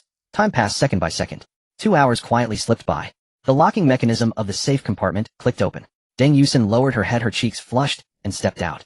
Li Mingyao, who had been chatting gossip with Yang Kersen, immediately turned her head back, curiously asking Yusin, "Where's Mingming?" Deng Yusin raised her hand to close the compartment door tightly before replying, "Well, Chen Yu said he wanted to give her some unknown guidance, so I came out first." "Off. Unknown guidance." Li Mingyao suddenly stood up from her seat. "What can he guide inside?" Deng Yusin shook her head. "I don't know." Li Mingyio's face shifted from red to white. Wang Mingming was her best friend, inseparable since their freshman year, sharing countless secrets. They had once snuggled under a blanket to complain about classmates, celebrated with hugs after the final performance, and even downed a whole crate of beer together, with Wang Mingming scolding Chen Yu for 3 whole hours. And Chen Yu was her ex-boyfriend. Deep down she still fantasized that Chen Yu would eventually come to seek her forgiveness. By that time she would surely raise her chin and graciously forgive him. But now it was one thing for Chen Yu to dally with Deng Yusin, exchanging glances, but how could Wang Mingming do the same? "What's wrong, Mingyao?" Yang Kersen, unable to discern the situation, cautiously asked. Li Mingyao pressed her lips together. "It's nothing, I just feel a bit uncomfortable." Before she could finish her sentence, Zhang Wanyue in the front row suddenly spoke up. "Someone's coming out." Yang Kersen quickly got up and leaned against the side window of the bus. She wiped the thin frost off the glass with her hand and looked outside. Sure enough, she saw a crowd emerging from the icy crevice. Leading the group was a middle-aged man. Director Yu. He was beaming, full of vigor. Even through the bus window, Yang Kersen could feel his air of triumph. "Quick, go notify Chen Yu." Yang Kersen hurriedly turned her head to look at Li Mingyao in the back row. Li Mingyao exclaimed, "Oh," and quickly got up, striding towards the metal door. "Knock, knock. The door isn't locked, come in." Chen Yu's steady voice came from inside. Li Mingyao pressed down the door handle and pushed the door open. Before she could say anything, the scene inside the compartment left her mind blank. Wang Mingming was kneeling on the floor. Her bottom rested on her heels, messy hair clinging to her neck, and cheek, her chest still heaving. One hand propped on the floor, while the other vaguely wiped her mouth, pretending nothing was wrong. Chen Yu stood before her, calmly fastening his belt. "What's the matter?" Li Mingyao averted her gaze, not daring to look inside. Director Yu. They came out from the crevice. They should have gotten the prototype." Chen Yu nodded. "Understood. Wait for me on the bus. I'll retrieve the cargo." He then brushed past Li Mingyao and strode toward the main entrance of the bus compartment. "Chen Yu will go with you." Zhang Wanyue volunteered eagerly. Chen Yu nodded. Fine." Yang Kersen also spoke up. "I'm coming too." Deng Yusin stepped forward as well. Chen Yu waved his hand dismissively. No need for you all. I'm merely retrieving cargo. The class representative is more than sufficient. With that he descended first as Zhang Wanyue pulled on her padded coat and followed closely behind. Inside the safety partition, Li Mengyao took a deep breath and slammed the door shut. Only she and Wang Mingming remained. Wang Mingming tilted her head puzzled. The flush on her cheeks had faded somewhat, though her lips remained faintly rosy. What's wrong, Mengyao? Why did you close the door? Li Mengyao's expression darkened as she whispered fiercely, Wang Mingming, don't you have any shame left? You know about my relationship with Chen Yu, and yet you. Wang Mingming averted her gaze. Mengyao, hear me out, please. Explain. Li Mengyao pointed sharply at Wang Mingming's mouth. Explain what? Explain what you just did. Explain how my dearest friend crawled to my ex-boyfriend's feet. Do you even realize you're just like. She couldn't utter the word, but fury trembled in her voice. I didn't. Wang Mingming seized Li Mengyao's hand, her tone earnest. You know it too. Only when Brother Chen Yu is pleased can we remain safely by his side. That's our only security. Li Mengyao faltered, momentarily speechless. Finally she snapped, seething. That still doesn't justify seducing him. Wang Mingming hastily clarified. Who seduced him? Brother Chen Yu initiated it himself. I certainly didn't. Li Mengyao retorted. Then you. Oh, enough already. Wang Mingming opened the safety partition door and murmured softly. Winning Brother Chen Yu's favor is a blessing. I truly believe he loves you. And when the time comes. Arm in arm, they returned to the rear seats and began whispering their plans anew. He's out. Finally out. Ha ha ha. Director Yu. We'll finally have warmth aboard our bus. Heaven hasn't forsaken us. We've truly found it. And Zhao Chen's team has found one too. 2 vehicles, each claiming 1 prototype. What sheer fortune. Outside, the midnight blizzard still howled fiercely. Yet the crowd surged with exhilaration. Over 20 people gathered tightly, their voices overlapping in fervent, animated discussion. Director Yu led the way, flanked by several loyal students. His smile was radiant. I dare say we're the first group to evacuate safely. Look, exactly 10 vehicles, all still lit, not a single one missing. Hey, Director, didn't Chen Yu's team locate a prototype earlier? They wiped out an entire squad. Their corpses still lie there. Why haven't they simply driven off? Director Yu scoffed disdainfully. Youngsters stumble upon one prototype, taste fleeting triumph, and suddenly imagine themselves invincible. Hunting for a second. Do they even grasp where they are? An ice cavern, a monster den. Do they fancy it their own backyard garden? He deliberately raised his voice so others could hear. Heaven is impartial. It won't bestow blessings solely upon those who hoard them selfishly, those blind to collective cooperation. Now, both prototypes have been secured by our comrades. Fully claimed. Ha ha ha. Instantly a sycophantic student chimed in. The director is absolutely right. Director Yu leads with unmatched excellence. Follow the collective, and you'll feast. Director Yu listened satisfied, his gaze sweeping proudly across the crowd, then settling upon a lanky, limping boy in the rear. His name was Zhao Chun. Yes, his squad too had found a prototype. Director Yu rubbed his frost-numbed hands and chuckled warmly. Little Zhao. Zhao Chun sensed something amiss. His expression tightened. Hastily he declared, Director Yu's selfless aid to fellow students exemplifies the highest teacherly virtue. Why speak of such things? Isn't that rather formal? Director Yu's smile grew even gentler. He parted the crowd and walked straight to Zhao Chun, raising his hand to deliver a firm, heavy clap upon Zhao Chen's shoulder. The impact jolted Zhao Chen, already weary. Director Yu leaned closer, lowering his voice. Little Zhao, back at the forward outpost we faced life and death together. Let me confide in you, shall I? Zhao Chen swallowed hard. Director, you say? Director Yu nodded slowly. Your squad numbers only 6. Wounded, broken, barely functional. That prototype is a scalding hot potato. Who wouldn't covet it? Zhao Chen's face paled. Director, you're from the administration office. Surely you won't disclose this. Director Yu sighed softly. Whether I speak or stay silent matters little. These classmates are watching. He paused, his eyes flickering over Zhao Chen's battered teammates behind him, then continued calm and measured. As an educator, I bear responsibility, not only to protect every student, but also to ensure precious resources serve their utmost purpose. Zhao Chun instinctively tried to step back, but Director Yu's grip was iron strong. His fingers locked onto Zhao Chen's scapula, holding him fast, denying any retreat. Director Yu smiled benignly. Hand over the prototype to me for safekeeping. I guarantee, none of you will be slighted. Your squad's rations. I'll trade weekly. Zhao Chen's vision narrowed, darkening. Around him, Director Yu's followers moved silently, encircling his team. Moments ago they'd stood shoulder to shoulder. Now these same faces prepared to seal their doom. What are you doing? We're all classmates. Didn't you just preach unity? Director Yu, we can safeguard the prototype ourselves. No need for your intervention. 3 young men and 2 women cried out behind Zhao Chen. Director Yu cut them off coldly. His smile vanished. Safeguarded. With you lot. Worthless, talentless, not even possessing an rank aptitude. Only out of respect for our teacher-student bond did I bother negotiating with you. As the vehicle's owner, Zhao Chen knew well Director Yu's veneer of benevolence. He glanced at his injured teammates, then at the hostile ring of faces before him. Helplessness washed over him. Fine. Brother Zhao, don't agree. Hand it over, and we'll freeze to death. Let them kill us outright, if they dare. Exactly. Fight them to the end. Zhao Chen raised a hand silencing them. Enough. We're outmatched. Director Yu speaks truth. The prototype is a scalding hot potato. None of us can hold on to it. Director Yu nodded approvingly. Ah, well said. Little Zhao truly grasps team thinking. All witnessed it, didn't you? This is the power of unity. Only by binding ourselves as one, concentrating resources where they wield greatest effect, can we survive. Those who act solely for themselves, greedily hoarding gains, will inevitably succumb to insatiable desire. Yet before he could finish, a calm voice pierced the shrieking blizzard from afar. Director, you speaks wisely. One wonders, however, can your serpent swallow 2 elephants? The smile on Director Yes' face froze, and he even began to doubt if he had misheard. At such a moment, who would dare to act so audaciously? Are they not afraid of ending up like Zhao Chun? Not far away, in the wind and snow, 2 figures silently stood there. It was Chen Yu and Zhang Wanhua. Chen Yu had his hands casually in his pockets, his expression unreadable but somewhat cold. Zhang Wanhua stood behind him, her gaze sharp as she looked at everyone. Chen Yu? No way. Is this real? How? How is he here? Director Yu. What's going on? Wasn't he supposed to be stuck inside? Looking at it now, this guy's been out for a long time, just resting in the car. Then why hasn't he driven away? The crowd was abuzz with speculation, looking towards Chen Yu and Zhang Wanhua with unfriendly expressions. Zhao Chen, seeing that attention was diverted, looked at Director Yes back, hoping to take the chance to retreat.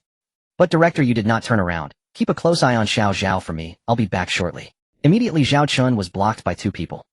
Up ahead, Director Yu had already plastered a smile on his face, rubbing his hands as he walked towards Chen Yu. Director Yes' voice was warm. Oh wow, what a coincidence.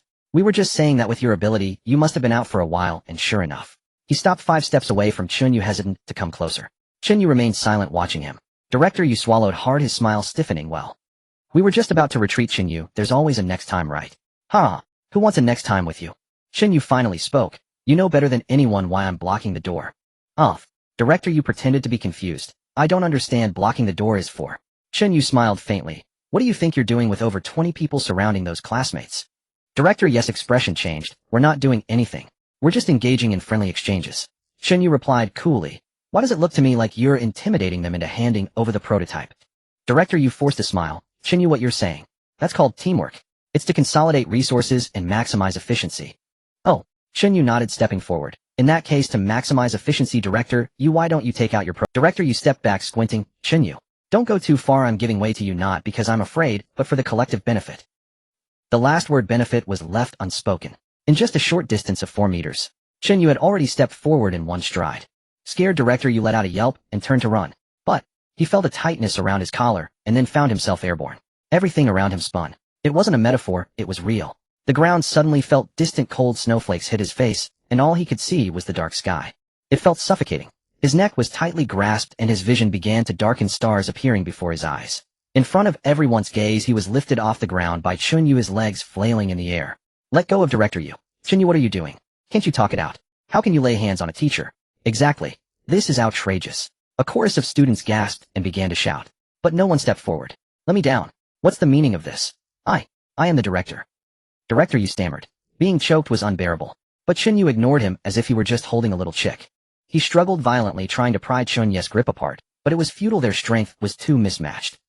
Director Yu was internally collapsing. His power attribute was a staggering 20 points. This was the overwhelming enhancement brought by the grade talent effortless lifting. To use the description of the talent, the blue water cooler's bucket bears the weight of communal life and can directly enhance one's strength. Yet despite such a powerful grade talent, he couldn't break free from Chen Yu's hand. Just how strong was this guy? Could it be over 30? Thud. The hand around his neck loosened and Director Yu crashed onto the icy surface, landing painfully on his tailbone. Before he could even yell, Chen Yu's foot was already on his chest. Thud. After a muffled sound. Oh. Director Yu screamed, nearly fainting from the pain. Where Chen Yu's voice was devoid of fluctuation, only coldness remained. The surroundings fell silent. All the students turned pale, their feet instinctively retreating. Everyone was part of the same vehicle. Naturally, they knew what Director Yu's capabilities were. He possessed incredibly powerful strength. Now he was like a dead dog being trampled on the ground. It was evident to all how great the gap between the two was. Even those who had just surrounded Director Yu and shouted unity had retreated further away. Director Yu's face turned a deep shade of purple. Just take your foot off. Chen Yu pressed down harder. I'm asking you, where's the prototype? Oh. Director Yu screamed again, but had yet to say anything. Not far away, Zhao Chen shouted, Chen Yu, I'm willing to hand over the prototype. Chen Yu looked up and saw a tall figure waving his hand, the one from our team. I'm volunteering to hand it over. Without waiting for anyone to react, he pushed aside the two classmates in front of him. Those two students were originally tasked with guarding him, but at this moment they did not dare to intervene. Zhao Chen staggered forward, landing in front of Chen Yu. Ding. Transaction invitation received from Zhao Chen. Item for trade geothermal core prototype X1 requested item, none confirm. Chen Yu glanced at the pop-up notification and loosened his grip slightly. Director Yu gasped for air, coughing violently. Chen Yu chose accept. A dark red metallic sphere appeared in his personal backpack. Chen Yu nodded. You can take your people and leave now. Zhao Chen felt a great sense of relief, quickly nodding vigorously at Chen Yu. He hurriedly turned around, calling to his teammates, hurry. Let's go. A few of them helped each other, their steps unsteady as they made their way through the crowd, not sparing a glance at Director Yu on the ground. They quickly escaped to their vehicle and started it up to leave. They had lost the prototype. If they fell behind in their survival journey, they could very well face annihilation due to the dropping temperatures. After all, the further back you were, the colder it became. Director Yu watched Zhao Chen disappear into the distance, feeling a sour taste in his heart. Suddenly he thought of something. Chen Yu, don't forget our campus chat box is already open. Aren't you afraid I'll expose all your misdeeds today? Let all the students see what kind of person you are. Bang! A fierce kick. Director Yu's chest caved in. Ah! Director Yu emitted a pitiful scream, his eyes bulged, and he spat another mouthful of blood. Crawling with hands and feet, he slid backward across the ice. Save me. Dejun, save me. Xiao Chao, save me. I am a teacher. I am the director. The vehicle cannot go without me. His pleading gaze swept across the crowd. But the students he called on all avoided his eyes.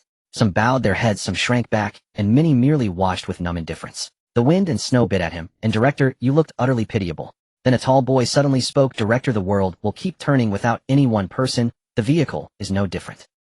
Director Yu froze, almost imagining the sound. He roared, scoundrel. Who do you think I have been guarding the prototype? Is it not for you juniors? Am I keeping it to enjoy myself? I have done this for the collective. His voice grew increasingly frantic. Another boy stepped closer. Director, stop the act. You're keeping it for yourself? Otherwise, why is the prototype always in your personal backpack, never allowing anyone to touch it? He paused, mimicking Director Yu's tone. Unified custody to maximize benefit. So you stow it in your own pocket, and the benefit is simply to warm your heart, right? You.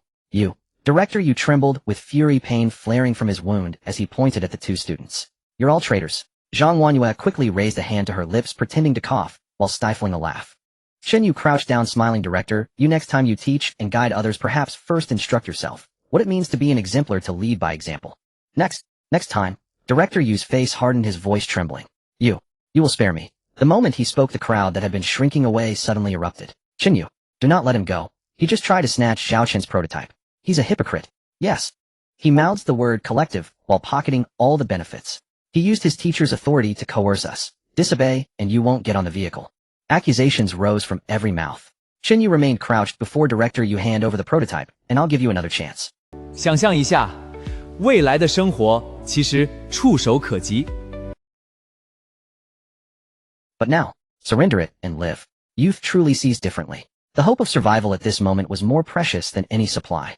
I'll give it. Director Yu bellowed, produced the prototype despite the pain, and offered it with both hands. His manner was convincingly sincere. Chen Yu regarded the metal orb before him and took it slowly. It was warm in his palm and heavy with weight. Joy could no longer be hidden on Director Yu's face. Though the wound made him wince, he smiled and said, Chen Yu, I entrust it to you. Around them, faces darkened. Their earlier accusations still rang in their ears. If Director Yu were spared today, with his vindictive nature, everyone on the vehicle would suffer when he returned. After all, he was a level awakened. His combat power already exceeded that of most of the students aboard. Zhang Wanyue frowned. This diverged greatly from her expectation. Chen Yu rose slowly and stowed the prototype into his personal backpack. His smile was gentle. Director Yu. HM. Director Yu lifted his head and wiped blood from the corner of his mouth.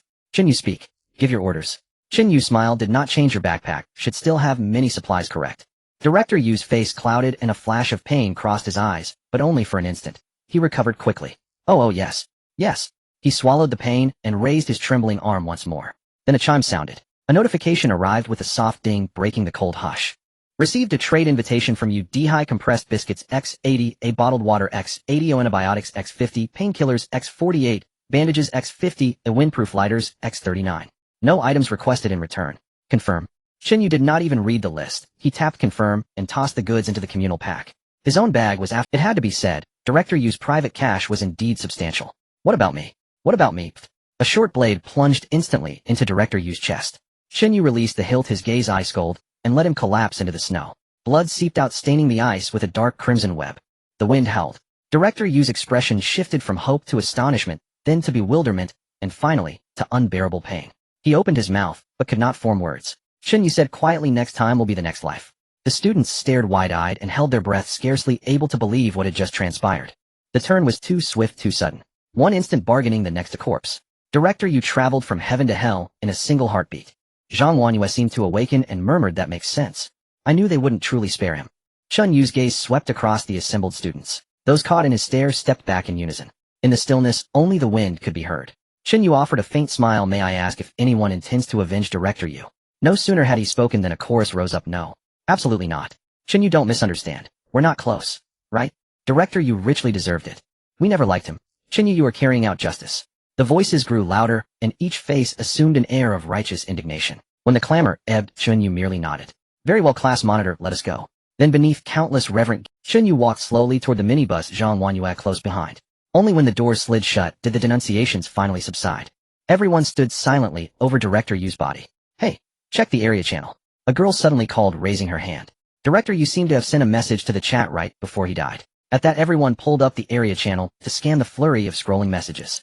Amid the mess, they found Udhi Chen Yu is a little beast, a complete demon. He kills with a smile. He isn't begging for life. He's savoring it, reveling in taking everything. Zhao Chen posted a question mark. Wu Tao, bewildered, asked what the director was saying. Sun Wei's message remained blank. Udhi continued, he could kill me today, and tomorrow kill any of you for any pretext. He will drain everyone dry and trample corpses to climb higher. He is a demon in human skin. Remember this Haiqing Film Academy Performance Department Class 3. His name is Chen Yu.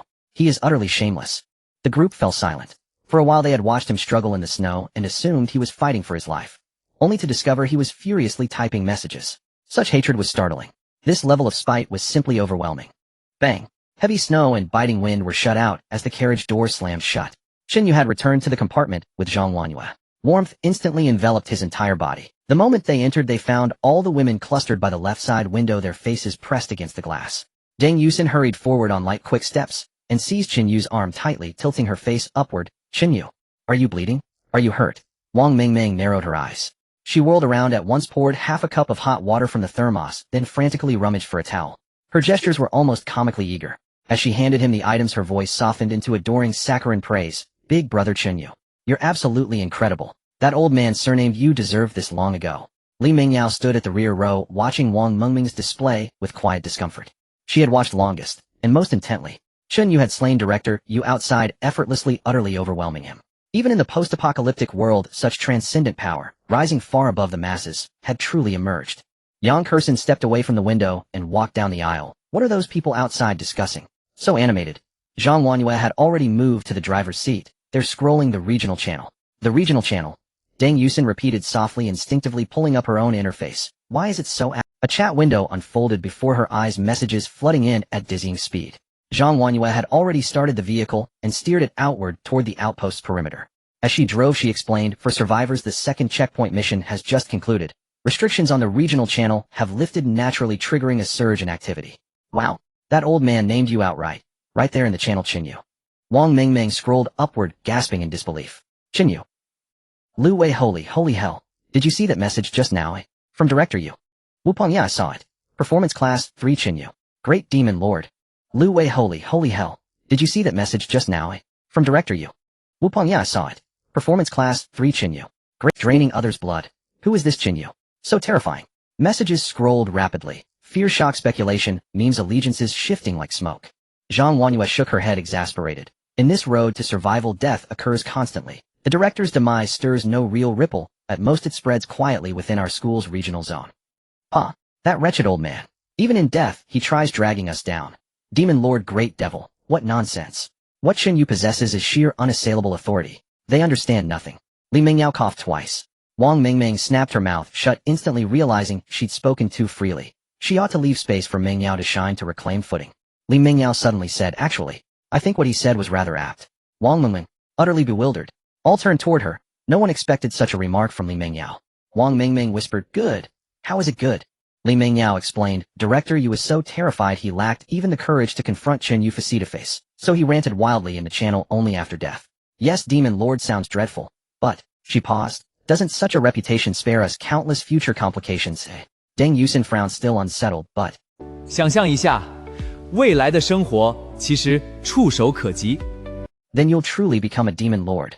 Wang Mingming blurted it out, then instantly clapped a hand over her mouth in regret. Chen Yu merely shook his head, deeming the question utterly meaningless. His gaze shifted toward Yang Kursen seated quietly in the corner. Kursen, come with me to my room. Everyone froze. Deng Yusen nearly rose on reflex, before realizing. He'd said Kursen, not Yusen. Yang Kursen's cheeks flushed. She hadn't expected Chen Yu to summon her alone. All right. She took a deep breath and followed him through the metal door. What is this? Just like an emperor summoning a favored consort. Ugh. Li Mingyao muttered again. Wang Mingming sighed, exasperated. Mingyao, you hold every advantage yet fail to cherish it. If I were you, Chen Yu would have been mine alone long ago. Li Mingyao pressed her lips together. Really? Wang Mingming scoffed. What else would you think? He must love you. Li Mingyao gazed at the metal door, hesitant, torn. Inside the secure chamber, Yang Kursen stood awkwardly beside the door, too nervous to sit. Alone with Chen Yu, in this confined space, the pressure intensified. Chen Yu didn't glance at her. He sat down on the edge of the bed, speaking calmly. The road to survival is long, isn't it? Yes. Yang Kursen nodded, uncertain why he'd asked. Chen Yu continued, merely crafting weapons won't suffice. Not nearly enough. Yang Kursen's expression tightened, her heart sank, suddenly gripped by tension. She feared abandonment. Her former team, those who called themselves comrades, had cast her aside. But it didn't matter, not anymore, because Chen Yu had become her light, warm, unwavering, accepting. Now these words felt like salt ground into an open wound. Chen Yu, I know this is basic. My talent rank is a. Given time I can conceive far more complex. Give me time, I will. Time. Chen Yu cut her off, voice level. We have little time. The next checkpoint, the next calamity, could strike at any moment. No one waits while you slowly grow. He rose slowly, looking down upon her tense, upturned face. Yang Kursen's throat tightened. Then what should I do? Complete what we must complete. Chen Yu murmured, a faint smile playing on his lips as he leaned and slightly lifting her chin with 2 fingers. Only when you become wholly mine will your existence acquire meaning. His gaze drifted downward. Her beige, form-fitting t-shirt clung like liquid silk, revealing every subtle contour of her figure. The short floral skirt pulled taut by her slight backward lean exposed her long, elegant legs, tightly closed skin gleaming uninterrupted from hem to slender ankle. Chen Yu reached out, snapped the metal door's lock shut with a soft, decisive click. Then slowly he extended his hand, his fingertips brushing the neckline of her shirt, gently shifting it aside. Yang Kursen stiffened, but did not flinch, only closed her eyes, lashes trembling faintly. As the collar parted slightly, a mark became visible, like a tattoo.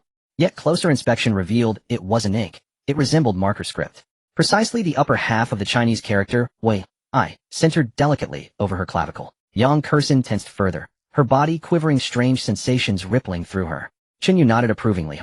Good. You haven't erased it without permission. Today we'll write something new. The sky was a deep ink seeping into a hint of cold, fishbelly white. The long highway revealed itself under the dim light, a black ribbon piercing straight towards the horizon. Outside the car window lay a vast expanse of wilderness and snow devoid of trees and buildings. The earth was blanketed in snow, and the distant horizon was alarmingly straight, weighing heavily upon the entire world. On the floor of the safety compartment lay a geothermal core prototype. It raised the temperature of the entire compartment to around 20 degrees Celsius, making it quite warm. Naturally, Chen Yu did not set the range too conservatively, enveloping the entire vehicle as well. Hong Luan has identified Yang Kursen. Hong Luan ID 3. Connection nature value contract, physiological connection. Connection depth LV. 11. Current effective multiplier 110 times. Hong Luan talent A-class craftsmanship idea, can simulate the creation of 1 iron tool daily. Talent return, each summoning yields 110 simulated iron tools. Chen Yu lay on the bed, gazing at the latest Hong Luan information, lost in thought. The physiological connection was easy to understand, but the value contract was a first occurrence. Moreover, Yang Kursen's Hong Luan level was rapidly advancing. In an instant it surpassed Wang Mingming, reaching level 11. Now his 3 Hong Luan levels were Deng Yusen's subconscious safety entrustment physiological connection LV. 17. Wang Mingming taming connection LV. 6. Yang Kursen value contract physiological connection LV. 11. The return from level 11 was as high as 110 times. 110 iron tools daily. A bit abstract. Chen Yu murmured softly, tapping his fingers on the edge. The reason he invited Yang Kursen into the vehicle was not merely for the iron tools returned by Hong Luan. The most crucial reason was that her talent held strategic significance. Yet now the daily 110 iron tools would ultimately fall into his backpack. There had to be a solution. Sell them all. In the early stages, when most passengers lacked weapons, iron tools were indeed hard currency. They could easily be exchanged for food, water, and medicine, but the problem was the market for weapons would soon be saturated. The path to survival was not a static game. As station tasks progressed, people would inevitably acquire some basic equipment through various means, and the demand for axes, crowbars, and knives would diminish. More critically, selling a large number of standard iron tools was quite troublesome. Just like when he first traded with Yang Kursen, she only dared to say it was an unintended acquisition. Furthermore, Chen, you needed to sell several hundred items. Tisk, I never expected that one day having too many supplies without space to store them would also become a problem. I need to prepare some ropes to bundle the single weapons into a pack. Chen Yu pondered. Chen Yu. This should be from the public backpack gathered by the class committee, right? Yang Kursen had already changed into new clothes. The previous outfit had been accidentally damaged. Now Yang Kursen wore a hooded knitted cardigan with a neck exposing her pure white camisole and a delicate collarbone, while the lower half consisted of high-waisted shorts perfectly showcasing her stunning long legs. It was known that she was originally a well-endowed dance student, and the high-waisted design further elongated the visual of her legs. Chen Yu couldn't help but raise an eyebrow. Yang Kursen's face flushed red, but she was quite happy. The reason she chose this outfit was naturally thoughtful, as Chen Yu seemed quite interested in her legs. Kursen, make me a knife. Chen Yu leaned against the headboard and said, Yang Kursen immediately got into the zone. What kind of knife do you need? Approximate size purpose. Chen Yu gestured in the air with his fingertips about 1 meter in length, able to swing in narrow environments. The blade should be thick, but the weight should be towards the front, allowing for strong strikes. Yang Kursen listened while sketching the outline with her fingers in the air. A straight knife, leaning towards the design of a cleaver. Understood. He'll give it a try? In the next moment her expression became focused. Chen Yu could feel an intangible energy converging towards her palm. After about 10 seconds Yang Kursen opened her eyes and extended her hands, palms facing each other. A silver halo appeared, and in the center of the halo a long knife began to take shape. Chen Yu squinted. This scene was truly marvelous. 3 seconds later, Yang Kursen suddenly clapped her palms to buzz. Silver light flashed. A tactical long knife glinting with a cold light suddenly appeared in her hand. Meanwhile, a prompt suddenly echoed in Chun Ye's mind. Hong 1 Harvest Simulated Iron Tool 1. Talent Return Simulated Iron Tool 110. Warning, insufficient backpack capacity. 110 simulated iron tools cannot be stored. Chen Yu frowned and immediately called up his personal backpack interface. Indeed, after robbing a large number of people, his supplies were excessively abundant. Various supplies were crammed into the space, with only the last slot remaining empty. There was indeed no way to store 110 iron tools. Just as Chun Yu was preparing to place some individual supplies into the public backpack, the talent upgrade prompt sounded again. Unable to store talent materials. Exchanging for equivalent materials. Material upgrade in pure iron dense alloy steel. Talent return simulated steel tools. Chen Ye's expression changed. It could work this way. The return materials that could not be stored would automatically trigger an equivalent exchange. 110 iron long knives refined into 1 dense alloy steel knife. His astonishment was interpreted entirely differently in Yang Kursen's eyes. She saw Chen Ye's expression, and a small sense of pride instantly surfaced on her cheeks. The A-class talent craftsmanship idea produced something that Chen Yu genuinely liked. She slightly puffed out her chest. So, Chen Yu, how is it? Her words were not yet finished. Chen Ye's lips curled up, then without hesitation he reached out and grabbed her arm. Hey! Yang Kursen hadn't reacted when she was half-dragged, half-pushed out of the safety compartment. Bang! The metal door closed neatly behind her. Yang Kursen stood outside the carriage, her face blank. What? What is happening? Hadn't they just had a good time interacting deeply? How had she suddenly been pushed out? Inside the carriage, Zhang Wanyue, Deng Yusin, Li Mengyao, and Wang Mengmeng all turned their heads. Their gazes landed on her simultaneously. Inside the safety compartment, Chen Yu directly took out the dense alloy steel knife. If 100 iron knives amalgamate into a steel knife, then what about 10,000? Before him, an alloy steel knife lay quietly in Chen Ye's hand. The blade emanated a heavy texture weighing over 10 pounds as it rested in his grasp. With this knife's sharpness, Chen Yu narrowed his eyes and remarked, cutting a person is like slicing a watermelon. He no longer needed to rely excessively on brute force as he once did. His mind raced. If this was a hidden rule of talent, when the returned items exceed the carrying capacity of a personal backpack, they wouldn't be wasted or overflow, but instead would be refined and sublimated. Then the application range would be terrifying. If the crayfish exceeds the limit, could it transform into a lobster? Chen Yu stroked his chin and shouted, Yusin, come in. Outside the compartment, Deng Yusin suddenly stood up, her face flushed. She instinctively adjusted the collar of her JK uniform and her pleated skirt. Oh, coming. She hurried into the safety compartment. But in less than 10 seconds, she was pushed out by Deng Yusin, the other girls.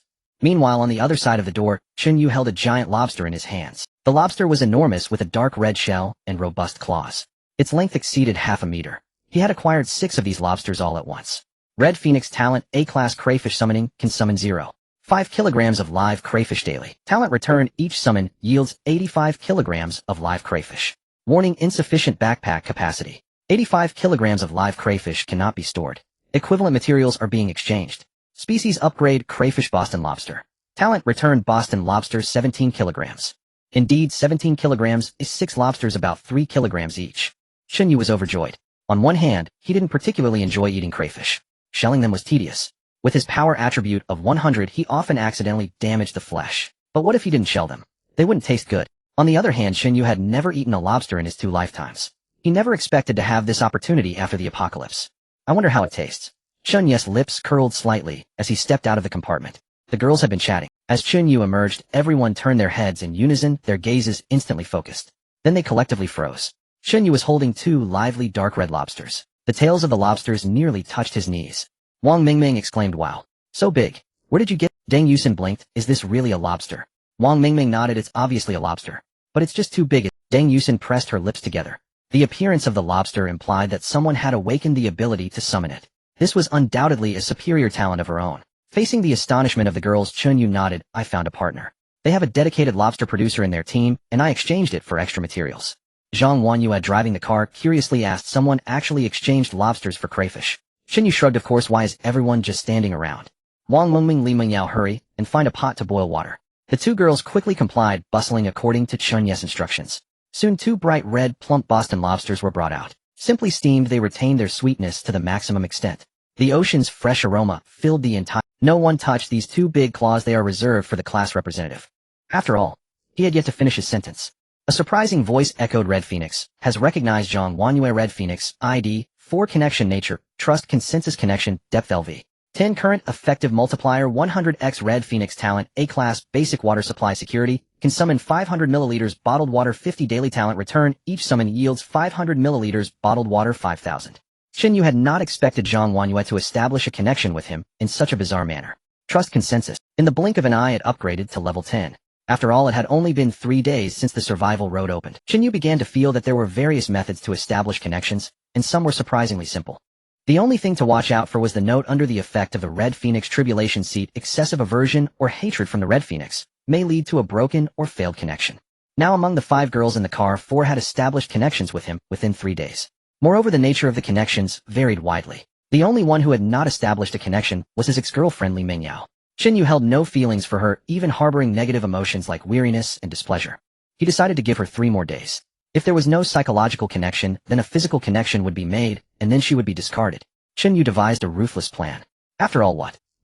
Li Mingyao blinked, mimicking Chen Yu's tone. "What you just said, that these 2 big claws should not be touched, they are reserved for the class representative after all." Then she fell silent. Chen Yu replied indifferently, "After all, there aren't many people I find pleasing to the eye." As his words settled, the compartment fell silent for a moment. Zhang Wanyue in the front row heard clearly a thin blush creeping up from her earlobes. That strong composure caught Chen Yu's attention. At the same time, her level rose by 1. Since being identified as a Red Phoenix, her leveling speed was only second to Yang Kursen, whom he had tutored in drawing. "Wow!" Yang Kursen exclaimed quietly, her lips curling up slightly. The class representative was the most friendly towards her, and she was delighted to see this. As for Li Mingyao, the bitterness in her heart had begun to bubble up. Wang Mengming's eyes flickered, and she immediately laughed. "Exactly how hard the class representative works. Chen Yu is the most considerate, truly meticulous." Chen Yu ignored her and raised his head. "Class representative, we haven't summoned the water today, don't forget." Zhang Wanyue replied with an "oh" and directly activated her talent. Then she moved the bottled water into the public. Meanwhile, Chen Yu's mind echoed with the talent prompt. Red Phoenix talent, A-class, basic water supply security, can summon 500 milliliters bottled water 50 daily talent return, each summon yields 500 milliliters bottled water 5,000. Warning, insufficient backpack capacity, 5,000 bottled water cannot be stored. Exchanging equivalent materials. Material upgrade, impure water medical grade. Sterile remineralized drinking water talent, return 50 bottles of medical grade sterile remineralized drinking water. Chen Yu's mouth twitched. What the hell is this? Medical grade sterile remineralized drinking water. If it were before the apocalypse, Chen Yu would definitely consider this a scam. But absurdly enough, according to equivalent exchange, 100 bottles of drinking water could be traded for 1 bottle of this crap. 100 bottles of drinking water could practically buy anything in the trading market. Yet no one would even glance at 1 bottle of this stuff. He would never make such a trade again, the worst deal ever. He had thought he would at least get a drink. At that moment, the passenger replenishment process for vehicle E923A small bus is starting. Task completion detected automatically, matching new passengers based on available seats. Matching complete, connecting. Please wait patiently for passenger transfer. Li Mingyu's expression flashed with surprise, her eyes instantly complex. New passengers. She instinctively looked at Chen Yu. There were already a bunch of people flirting with him in the carriage. With this situation, the class monitor would soon join the fray. What if a few more girls come along and notice how outstanding Chen Yu is? What would she do then? No, with Chen Yu's current strength, even looking at him would attract them. Moreover, Li Mingyao wasn't sure if it was just her. Did Chen Yu seem even more handsome? It must be her imagination. But no matter what, if it was truly as she thought, the number of girls around Chen Yu would keep increasing, even if she really couldn't wait for him to change his mind. Zhang Huanyue drove while saying, "Chen Yu, what should we do?" Chen Yu was leisurely peeling a shrimp claw when he looked up and asked, "What should we do?" Zhang Huanyue explained, "The voice just now indicated passenger replenishment, and they will be arriving soon. Shouldn't we discuss how to deal with it in advance?" Chen Yu smiled slightly and said, "Don't worry, I've seen it all. The newcomers are all familiar faces." In fact, replenishing passengers was quite welcome. In his past life, buses always needed passenger replenishment, and only after the vehicle upgraded to a certain level could it lock in passengers and secure the public backpack. No matter what, he had to prioritize gathering building materials. Otherwise, his sense of security would still be lacking. Fortunately, his strength was decent now, so he could forcibly secure both passengers and backpacks. Off. Zhang Huanyue's hand slipped on the steering wheel, causing the vehicle to sway slightly on the icy surface. Chen Yu waved his hand. "We should eat and drink as we please. Kuexin, you drive, and let the class monitor take over." Yang Kursin nodded. "Okay." The bus stopped smoothly, and the two drivers had not yet switched. On the right side of the bus, the first and second rows, which had been empty. Suddenly, thud, thud, thud, thud, four muffled thuds accompanied by creaking sounds. As if falling from the sky, 4 people landed in their seats. Immediately, the air froze for 2 seconds. "What the hell?" a male voice exclaimed. He jumped up from his seat, nearly hitting his head on the ceiling. His name was Zhang Longqi, the class monitor of the performance department's 3rd class. Nearly 1.9 meters tall, clad in a black vest with a spiky haircut.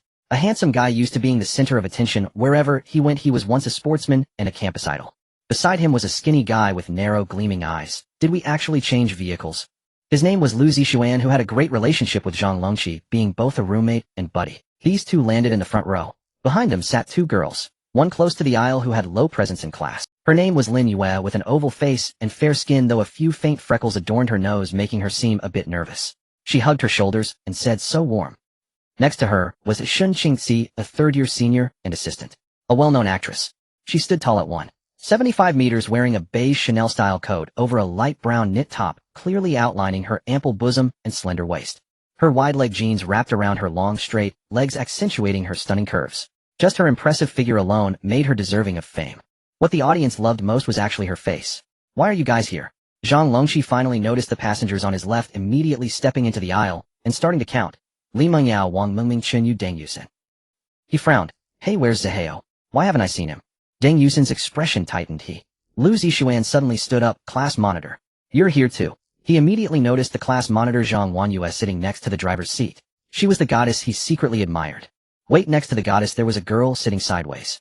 Her legs were quite long, wearing a hoodie and shorts, tilting her head curiously to look at them. "Oh, hello there." Yang Kursin waved generously, her voice bright. "I'm Yang Kursin from the dance department next door." While speaking, Yang Kursin's gaze was completely captivated by Shun Qingxi, unable to look away. "She's so beautiful."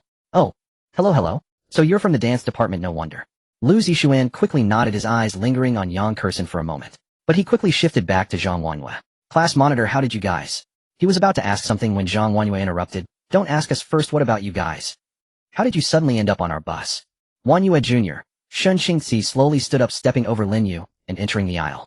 When she came to a stop, a few strands of dark hair slid from her shoulders, and she casually tucked them behind her ear, revealing her stunning profile and neck.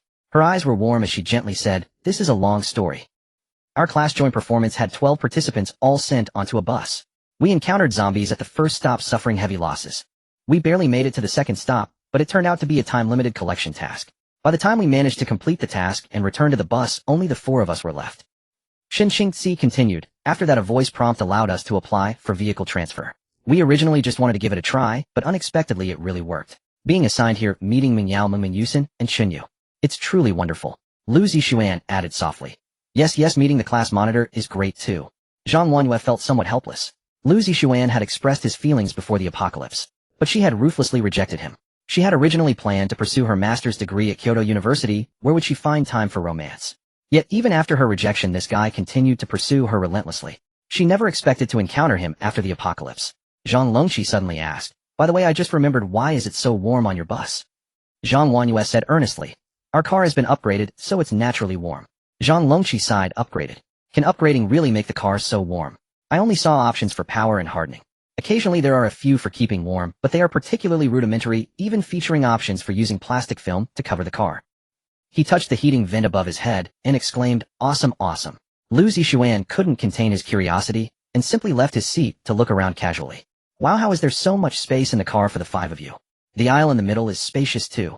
Wait, what is that? Lu Zixuan walked to the back row gazing at the metallic door exclaiming, "Why does this car have a separate compartment?" Zhang Longqi squinted his eyes instantly. Compartment.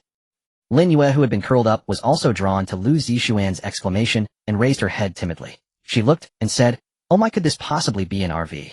Xin Qingzi also secretly gasped, especially when she caught a glimpse of the dishes on the small table in the aisle. They looked like lobsters. This car was far too extraordinary, completely different from what she had imagined. It was overly comfortable. Yet this comfort made her somewhat uneasy. Zhang Longqi inhaled deeply, his eyes widening. It smells so good. His gaze dropped, and he saw in the pot 2 bright red, oily lobster claws the size of his palm. The flesh was so plump it seemed ready to burst from its shell. Lobster? Is this for real? He was just about to reach for it, when Deng Yusin immediately blocked him. "Hey, what are you doing? This is for the class representative." Zhang Longqi's hand froze in midair. For the class representative. He suddenly realized a smile spreading across his face. The class representative can get this. That's amazing. I want to try. We've only been eating instant noodles these past few days. As he spoke, he tried to sidestep Deng Yusin to grab it. Class monitor. This time Wang Mingming also stepped in. "Don't move yet. Those 2 claws are for the class representative." Zhang Longqi was a bit annoyed. "Why are you all doing this? We are all in the same class. You all have eaten from this table, and what's left should be shared with us newcomers, right?" Li Mingyao coughed. "That won't do. Those 2 big claws are for the class representative." Zhang Longqi twitched his mouth, utterly exasperated. Zhang Wanyue. When did she gain such authority? Zhang Longqi pointed at the pot. "We can't eat it all. Shin, senior sister, can't you say something fair here? Isn't this excessive?" Xin Qingzi only shook her head. "I'm not hungry." Zhang Longqi. Lu Zixuan also chimed in. "Those 2 claws are for the class representative. You can eat from somewhere else." Zhang Longqi was instantly speechless. Xin Qingzi's vague answers were one thing. Lu Zixuan was directly driven by desire. Zhang Longqi scoffed. "Fine, if they want to keep them, let them. He'll eat something else." As he spoke, he was about to reach for something else. But Deng Yusin, Wang Mengming, and Li Mingyao all said in unison, "That won't do." The 3 girls formed a barricade in front of the table. What the heck? Zhang Longqi was utterly speechless. "What the hell do you mean? So I just have to watch and can't touch anything? I barely escaped with my life. What's wrong with eating some leftovers?" He directly looked at Zhang Wanyue. "Class representative, can I eat?" As Zhang Longqi, the class monitor. He was most familiar with the class representative style. She was very considerate of her classmates. Given how hungry he was, Zhang Wanyue would surely yield. But without hesitation, Zhang Wanyue gently shook her head. "Sorry, you can't." Zhang Longqi completely lost his composure. Then Zhang Wanyue slowly spoke. "If you want to eat something, you can ask the owner of the car." Zhang Longqi frowned. "Then who among you is the owner?" His gaze swept over until finally landing on the always silent boy. "Chen Yu." Zhang Longqi's eyes widened. "You're the owner of..." After asking this question, not only was he stunned, but Lu Zixuan also looked over in shock. Chen Yu. In the minds of most classmates, this name had very little presence. Among the handsome boys and beautiful girls of the performance class, he wasn't particularly outstanding, and his personality seemed a little introverted. He didn't even stay in the dormitory, leaving right after class, and not participating in script readings or other activities. Suddenly becoming the owner of this incredible car. Lin Yue, who had been silent, was also taken aback, her eyes filled with confusion. She never expected that the owner of such an impressive car would be Chen Yu. Moreover, it seemed that everyone respected him a lot. Xin Qingzi, however, accepted the fact faster than the other 3. After a brief moment of shock, she smiled slightly, her voice gentle. "I see no wonder Meng Meng and Meng Yao were so excited. It seems that on this car Chen Yu is in charge." "Exactly," the girls said in unison without any hesitation. With that, Zhang Longqi, Lu Zixuan, and the others completely sensed something unusual. What was going on with these girls in the class? It seemed very off, as if they were under some kind of hypnosis. How could they all be so united when it came to anything related to Chen Yu? Xin Qingzi's beautiful eyes sparkled. When she made this statement, it had a somewhat probing tone. She never expected to receive such a uniform response. 想象一下，未来的生活其实触手可及。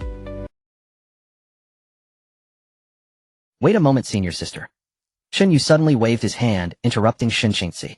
Amid the astonished gazes of everyone, he leaned back, adjusting his seat to a nearly flat, comfortable angle, and lazily stretched. This scene caused the 4 on the right to be momentarily stunned. Chen Yu yawned. "Please continue." What startled the 4 even more was that near Chen Yu, Deng Yusin and Wang Mingming swiftly ran over, one pressing his arm and the other his thigh. Their movements were so practiced it seemed they had done this countless times. Zhang Longqi and Xin Qingzi's eyes both widened. What did this mean? Why did they suddenly start giving him a massage? And so shamelessly too. Zhang Longqi's mind was buzzing, his brows tightly knitted. Wait a minute, Deng Yusin. What about Zhang Zihao? I asked you earlier, and you still haven't answered. Deng Yusin was focused on massaging Chen Yu's arm when her movements paused slightly at the sound. She lifted her face to look at Zhang Longqi, her voice still soft, but a hint of detachment was discernible. Zio. He's dead. The first stop got infected with the zombie virus. Zhang Longqi squinted. Huh? Are you sure he died from the virus? At the first stop he encountered several zombies. He was even scratched. But where was this deadly zombie virus? Deng Yusin sighed lightly. Class monitor, don't ask. Once a person dies they cannot come back. Perhaps. She glanced at Chen Yu, her eyes filled with tenderness. We should cherish the people in front of us more. Zhang Longqi was momentarily at a loss for words. If Zhang Zihu were to see this scene, he would probably rise from the underworld. Meanwhile, Lu Zixuan quickly cast a glance at Zhang Wanhua. His mind was in a daze. Thankfully, the study committee member didn't give Chen Yu a good face. She was still so aloof. Just because she rejected him didn't mean she didn't like him. Being assigned to this bus was simply a stroke of luck. Suddenly Lu Zixuan thought of something. So at the start of the apocalypse, both couples from our class ended up on this bus. Lin Yu also reacted quietly, asking, Ye Mingyao, isn't Chen Yu your boyfriend? Seeing him like this, are you not jealous? Li Mingyao was taken aback by the question. Jealous? Whose jealousy? Chen Yu. She didn't have the capacity for that. She quickly waved her hands. Why would I be jealous? As long as Chen Yu is happy, it doesn't matter to me. Lin Yu. Her boyfriend was being massaged by two female classmates. It was as if he were sitting on top of them. As his girlfriend, she could actually tolerate this. Li Mingyao coughed lightly. Senior Shun. Hurry up and tell us your talent. She quickly changed the subject. After all, in the eyes of these newcomers on the bus, she was Chen Yu's official girlfriend. She didn't know when it started, but she was somewhat enjoying this identity. Naturally, she was unwilling to expose the breakup. Shen Qingxi quickly reined in her emotions. Let me continue. My talent is Shrank Mirror Shadow. Before the apocalypse, I was practicing solo dance in front of a floor-to-ceiling mirror. After the apocalypse, my talent allows me to manipulate shadows, and ordinary Shrank power wouldn't be able to compete with me. Chen Yu raised an eyebrow. Manipulating shadows. Such a rare ability. Since she was confident that Shrank power awakeners were no match for her, she must have genuinely fought with them. Lin Yu nodded, confirming, Senior Shun is the strongest on our bus, even more so than the class monitor. Before she finished speaking, she realized she had said too much, and quickly lowered her head. If she hadn't been here, we would probably have been wiped out at the second stop. Chen Yu, upon hearing this, followed Lin Yu's words, and asked, Oh, so what is the class monitor's ability? Zhang Longqi puffed out his chest, intentionally cleared his throat, and spoke loudly. Did you not eat? Chen Yu suddenly turned his head to look at Wang Mingming. Wang Mingming hurriedly replied, I did. Chen Yu, I'll try harder. Chen Yu nodded. You continue, class monitor. Zhang Longqi felt somewhat uncomfortable being interrupted, but still spoke. Put more effort in. Chen Yu. Wang Mingming lowered her head, hurriedly whispering, Chen Yu, I'm doing my best. Chen Yu felt a bit helpless. You continue, class monitor. Zhang Longqi was silent for a moment, took a deep breath. I'm a rank steel body. He emphasized the words, a rank. When activated within 10 minutes, the density of my skin and even bones will undergo a qualitative change, reaching alloy level. Even if I endure knife strikes, I wouldn't be afraid. He clenched his fist, the joints making a slight cracking sound. Chen Yu nodded, praising, so you're really tough. Zhang Longqi's brow twitched, his displeasure reached its peak, causing his entire face to flush red. His gaze flickered between Chen Yu and the girls. When he was the driver, he never received such treatment. This guy Chen Yu really knew how to enjoy himself. Zhang Longqi's voice turned a bit cold. Chen Yu, I must remind you the driver's responsibility is immense. It's not that easy. In our class, the most suitable person to be the driver has to be Senior Shun. Shen Qingxi immediately shook her head gently. Being a driver is not just about responsibility, but also ability. Since Junior Chen Yu has been recognized by everyone, there must be a reason for it. Lu Zixuan suddenly interjected, Hey, Senior is a celebrity. She doesn't participate in class matters, but when it comes to public opinion and ability, the most suitable one should actually be the class monitor, right? Zhang Longqi's lips curled up. Indeed, my rank talent combined with Senior Shun is what can protect everyone. Zhang Zihu is also a rank, but he didn't protect anyone. He died like that. Wang Mingming muttered as she massaged Zhang Longqi. Wang Mingming quickly shut her mouth. Zhang Longqi ignored her words, treating it as nonsense. He finally revealed his teeth. So Junior Chen Yu, what is your ability? Chen Yu smiled faintly. Me. I can see the future. This was the third time Chen Yu revealed his talent, and he seemed very confident. The moment these words were spoken, Zhang Longqi, Lu Zixuan, and the others all had their expressions stiffen. See the future? Zhang Longqi's first reaction was not to doubt. Instead, he believed it immensely. Only such a talent could have such status in the bus, even attracting so many girls' affection. But the greatest disadvantage of this talent was its lack of offensiveness. No matter what, it was now certain Chen Yu was not his opponent. Zhang Longqi even breathed a sigh of relief, feeling somewhat relaxed compared to earlier. Shen Qingxi also narrowed her pupils. It was her first time hearing such a bizarre talent. Lin Yu quietly asked, So what can you see now? Chen Yu shook his head, his expression calm. When it's time to say it, I will tell. Zhang Longqi casually walked aside, all smiles. Hey, it's fine, it's not easy for Chen Yu to lead everyone through the but we are a team. Shouldn't we avoid special treatment? How can talent abilities be hidden, right, senior Shun? Shun Qingxi rubbed her temples, not having the chance to say anything. She only saw Chen Yu wave his hand, and Wang Mingming and Deng Yusin immediately obeyed and withdrew their hands from the massage.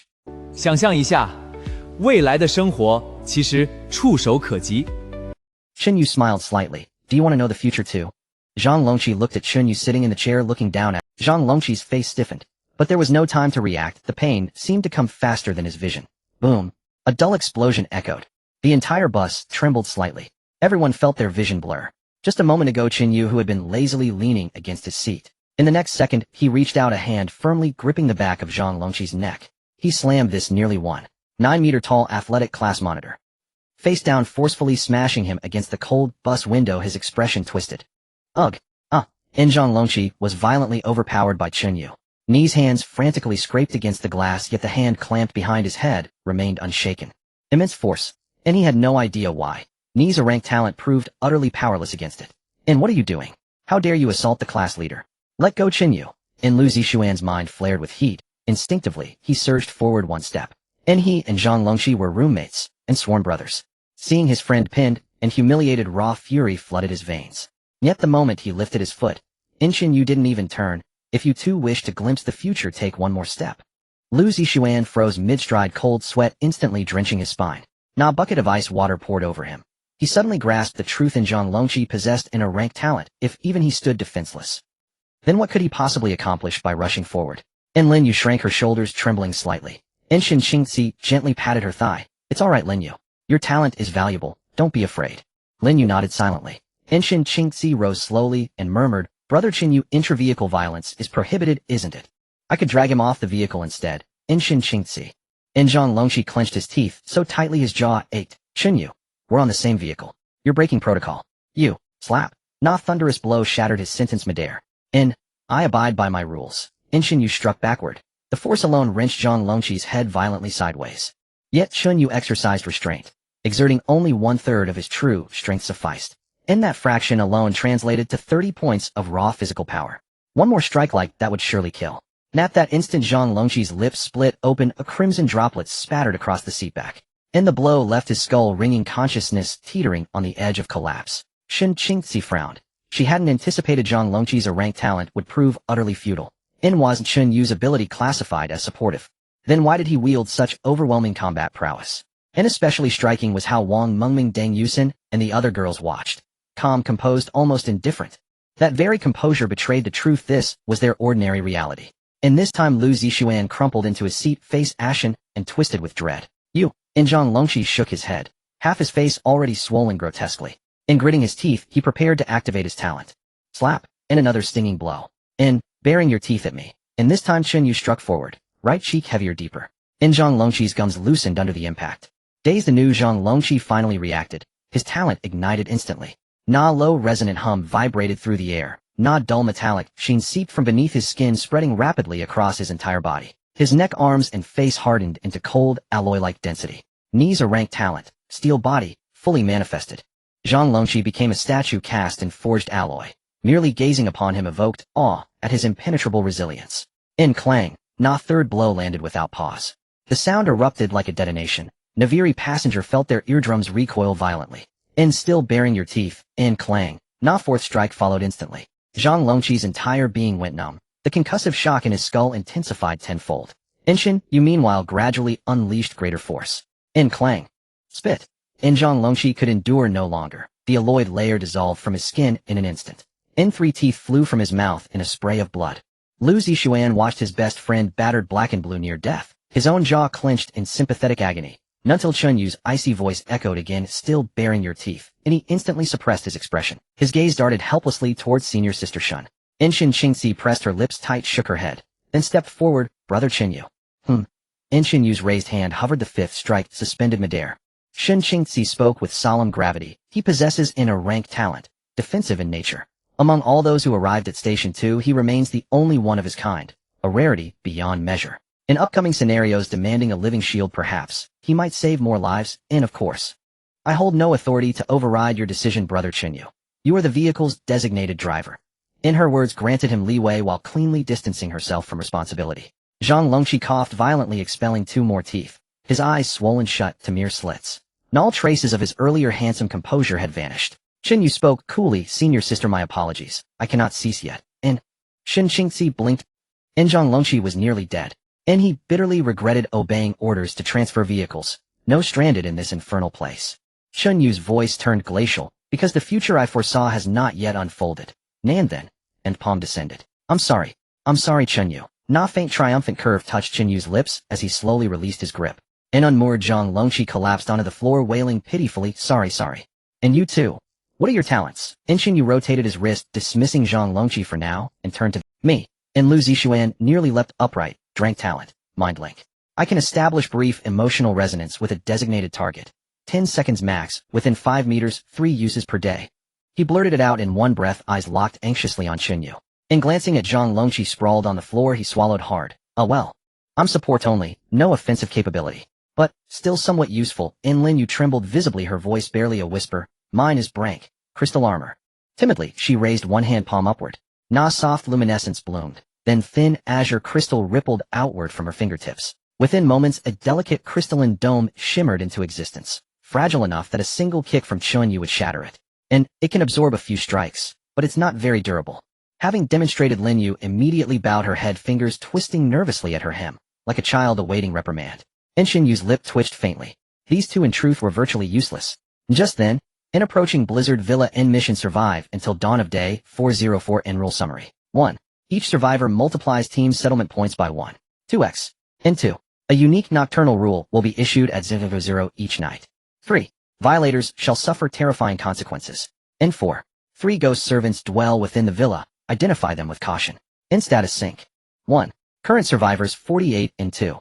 Active teams 6 pending confirmation and 3. Ghost servants deployed 33 in zone announcement. 1.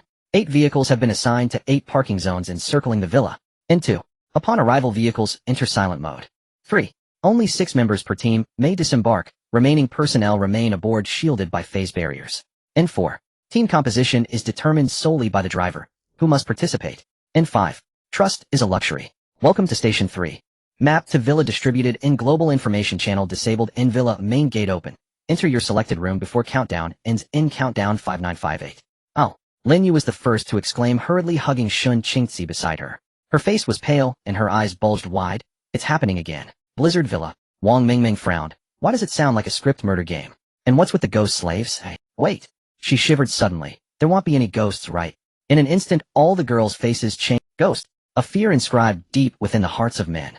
Deng Yusin immediately recalled the rural ghost stories she had heard as a child and the horror movies she had watched. Her voice trembled slightly. Chen Yu.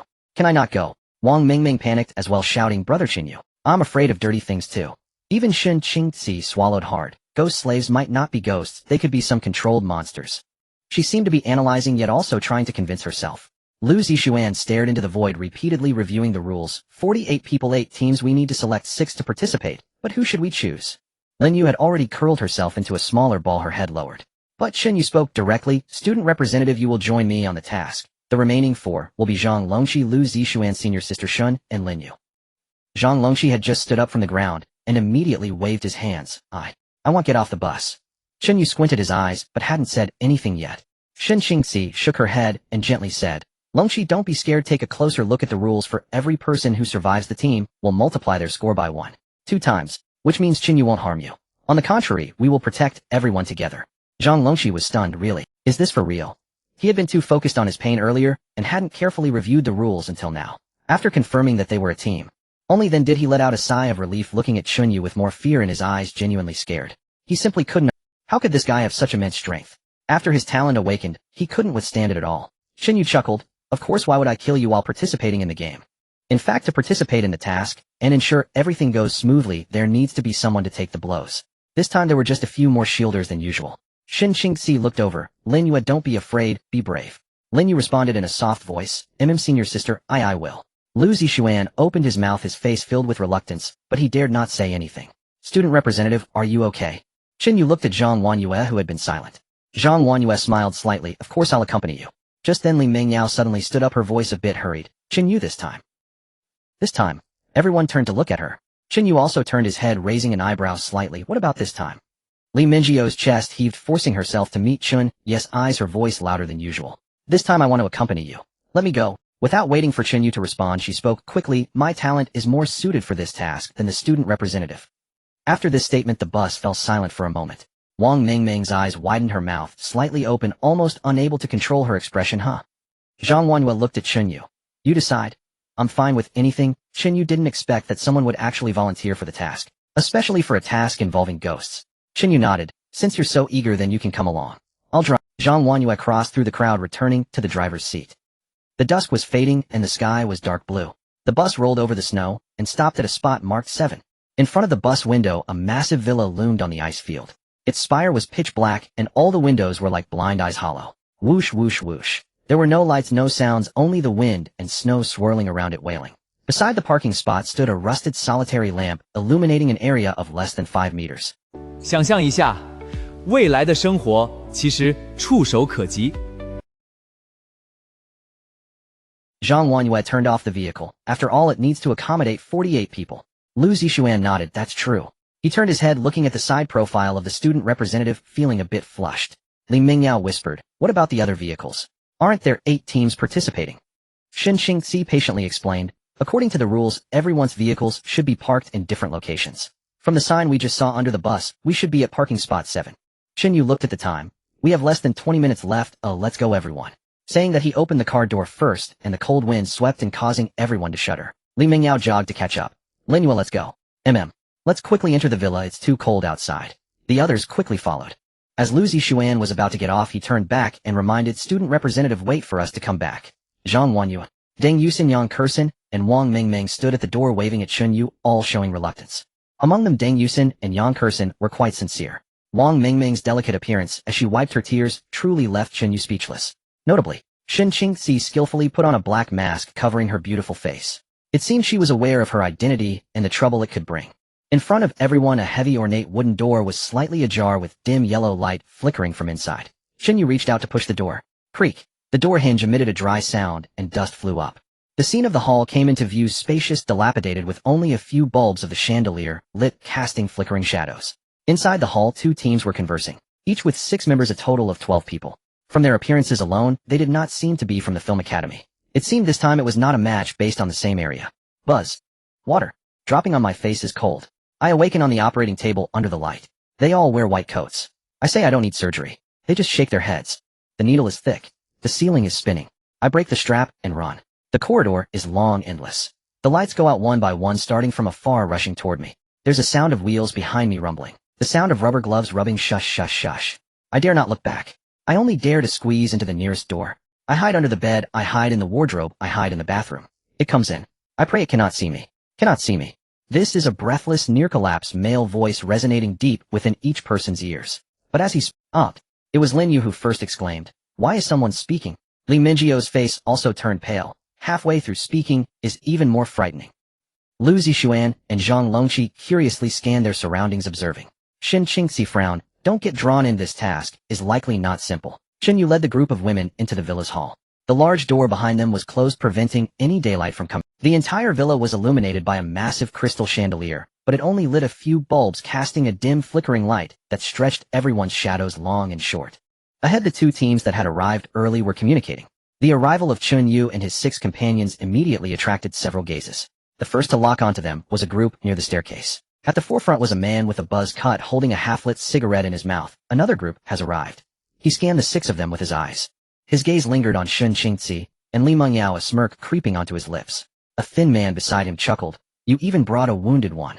He referred to the injured Zhang Longqi, who was covering his face, bruised and battered. Hello there, little beauties. Someone attempted to strike up a conversation. But Chen Yu, walking in front, had a too cold expression, instantly discouraging many. Everyone was here to complete a task. On the first night, no one wanted to stir up trouble. Li Mingyao and the others were relatively polite. They exchanged simple greetings with the people in the hall, but there wasn't much to say. Chen Yu then led everyone up to the 2nd floor.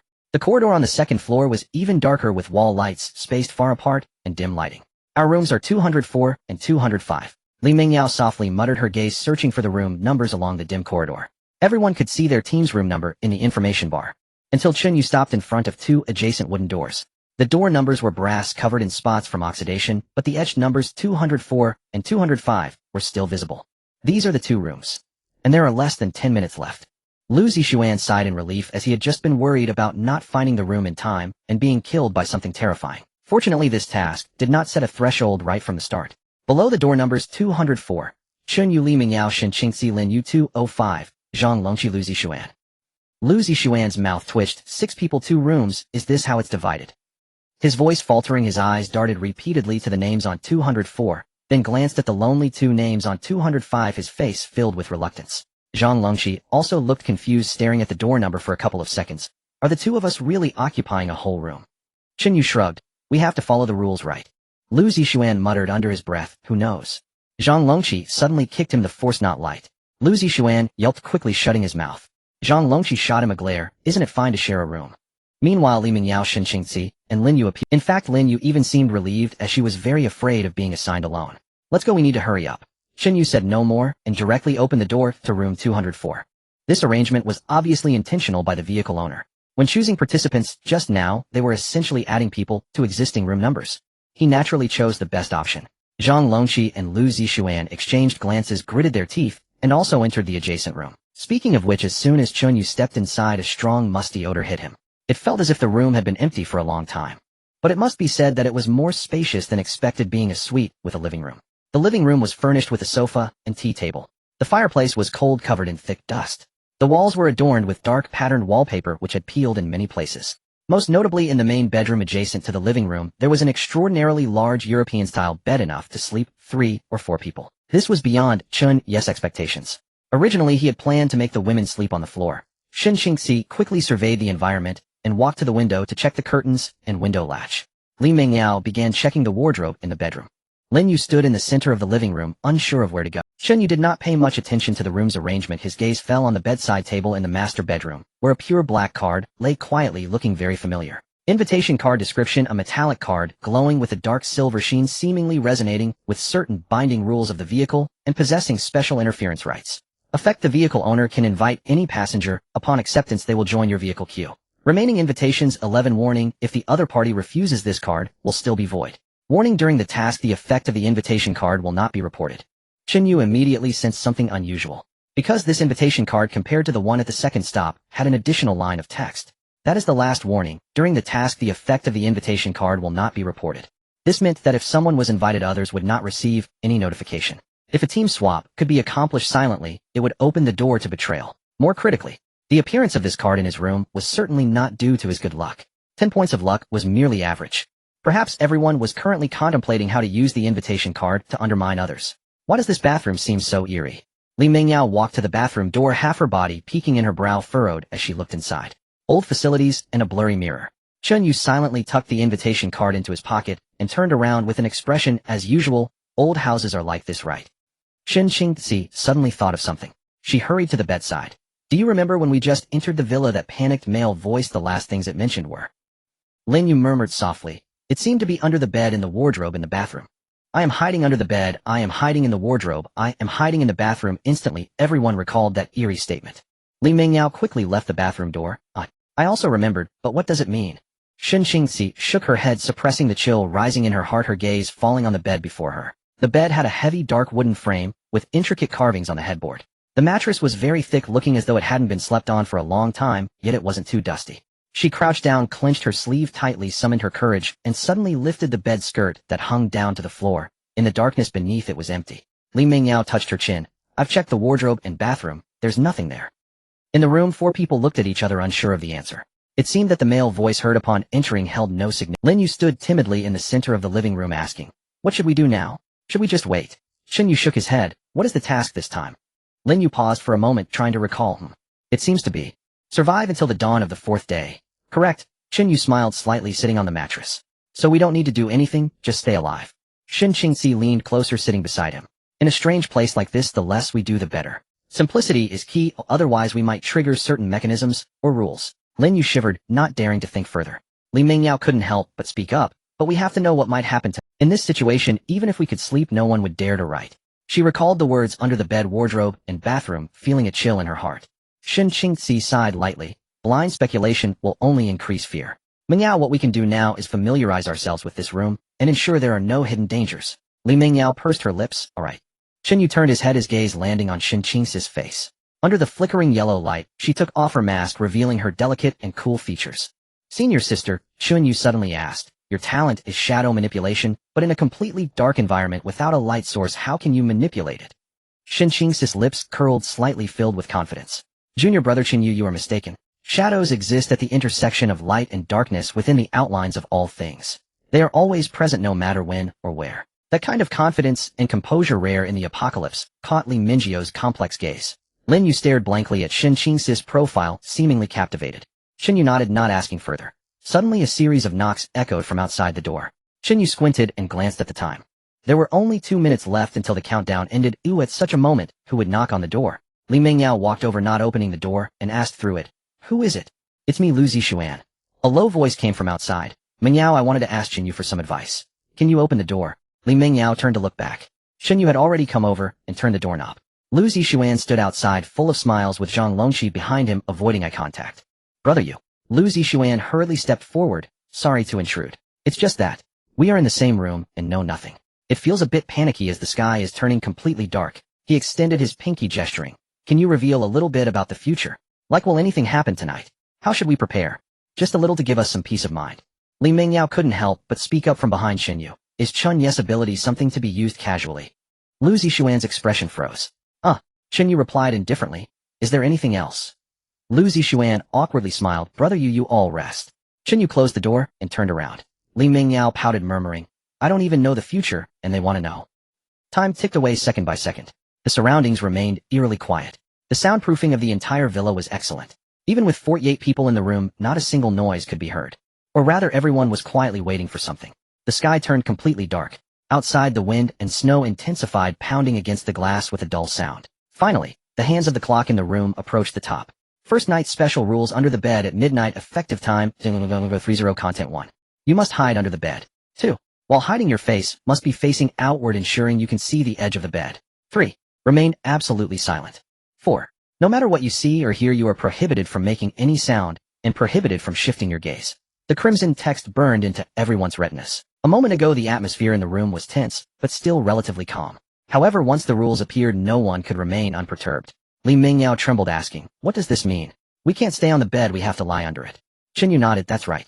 It's 1155 now, and we have 5 minutes to prepare. From now on, we need to stay under the bed until 1230 and remain quiet. Lin Yu whispered, face outward, keeping sight of the bed's edge. Oh my, can I just close my eyes? Shin Qingxi shook her head. No, absolutely not. In a place like this that suddenly imposes rules, don't hold onto any lucky thoughts, just as the 4th rule states. No matter what you see or hear, do not make a sound, and do not shift your gaze. Lin Yu shivered, asking, what if we really see a ghost? Li Mingyao comforted herself. It should be fine, we are hiding under the bed. Maybe it's a safe zone. No monster can reach us, right? Time ticked away second by second. The sound of wind and snow outside grew more piercing. There's no time left, go under the bed. Chen Yu noticed the 3 girls hesitating and said decisively. The temperature inside the villa was starkly different from the icy outside. Though it was old and eerie, it was not cold, even carrying a somewhat oppressive warmth, probably around 10 degrees above zero. The space under the bed was cramped, especially in this room with 4 people. Take off your down jackets, otherwise it will be too tight under the bed, Shin Qingxi reminded, removing her outer coat to reveal a light brown knitted sweater. The color of the innerwear accentuated her figure. Li Mingyao quickly took off her jacket, revealing a short skirt and knitted vest underneath. Lin Yu was slower, timidly pulling down the zipper of her down jacket. Underneath, she wore a white short-sleeved shirt with a slightly loose neckline, faintly revealing her clear collarbone. Below, she had on a light blue denim skirt, the hem just at the top of her thighs. On her feet were a pair of white canvas shoes, emphasizing her slender and fair thighs. Most interestingly, without the down jacket's concealment. Her small face, always hidden behind the collar, was revealed.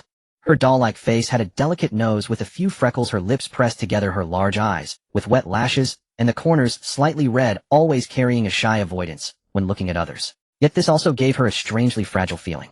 Chen Yu realized that he had never noticed this girl before, as she always hid behind the crowd. But at this moment, upon closer inspection, she was surprisingly eye-catching. After all, she was a girl from Haiqing Film Academy, with exceptional looks and figure. However, her usual timidity completely overshadowed her external advantages. Is something wrong? Lin Yu noticed Chen Yu's gaze, and asked softly. Chen Yu waved his hand. It's nothing. Now is not the time to think about these things. There were 3 minutes left. The countdown flickered like a death knell. Don't dawdle. Hurry and get under the bed, Chen Yu urged. Lin Yu scrambled to the bed's underside, her white short sleeves riding up, revealing a slender waist. Shen Qingzi and Li Mingyao were already in position under the bed. Senior Shinim. I'm a bit scared. Can I go to the spot against the wall inside? Alright, take your time. Okay, thank you, Senior Shun. The sound of the three girls adjusting their positions could be heard. Chen Yu first walked to the bedroom door, preparing to lock it. Unfortunately, the wooden door was broken. He glanced at the time. There were only 2 minutes left. Rustle. Chen Yu dared not delay any longer and hid under the bed. The current state under the bed wall, Shun, Li Shun Lin wall, tick-tock. Tick-tock. Tick-tock.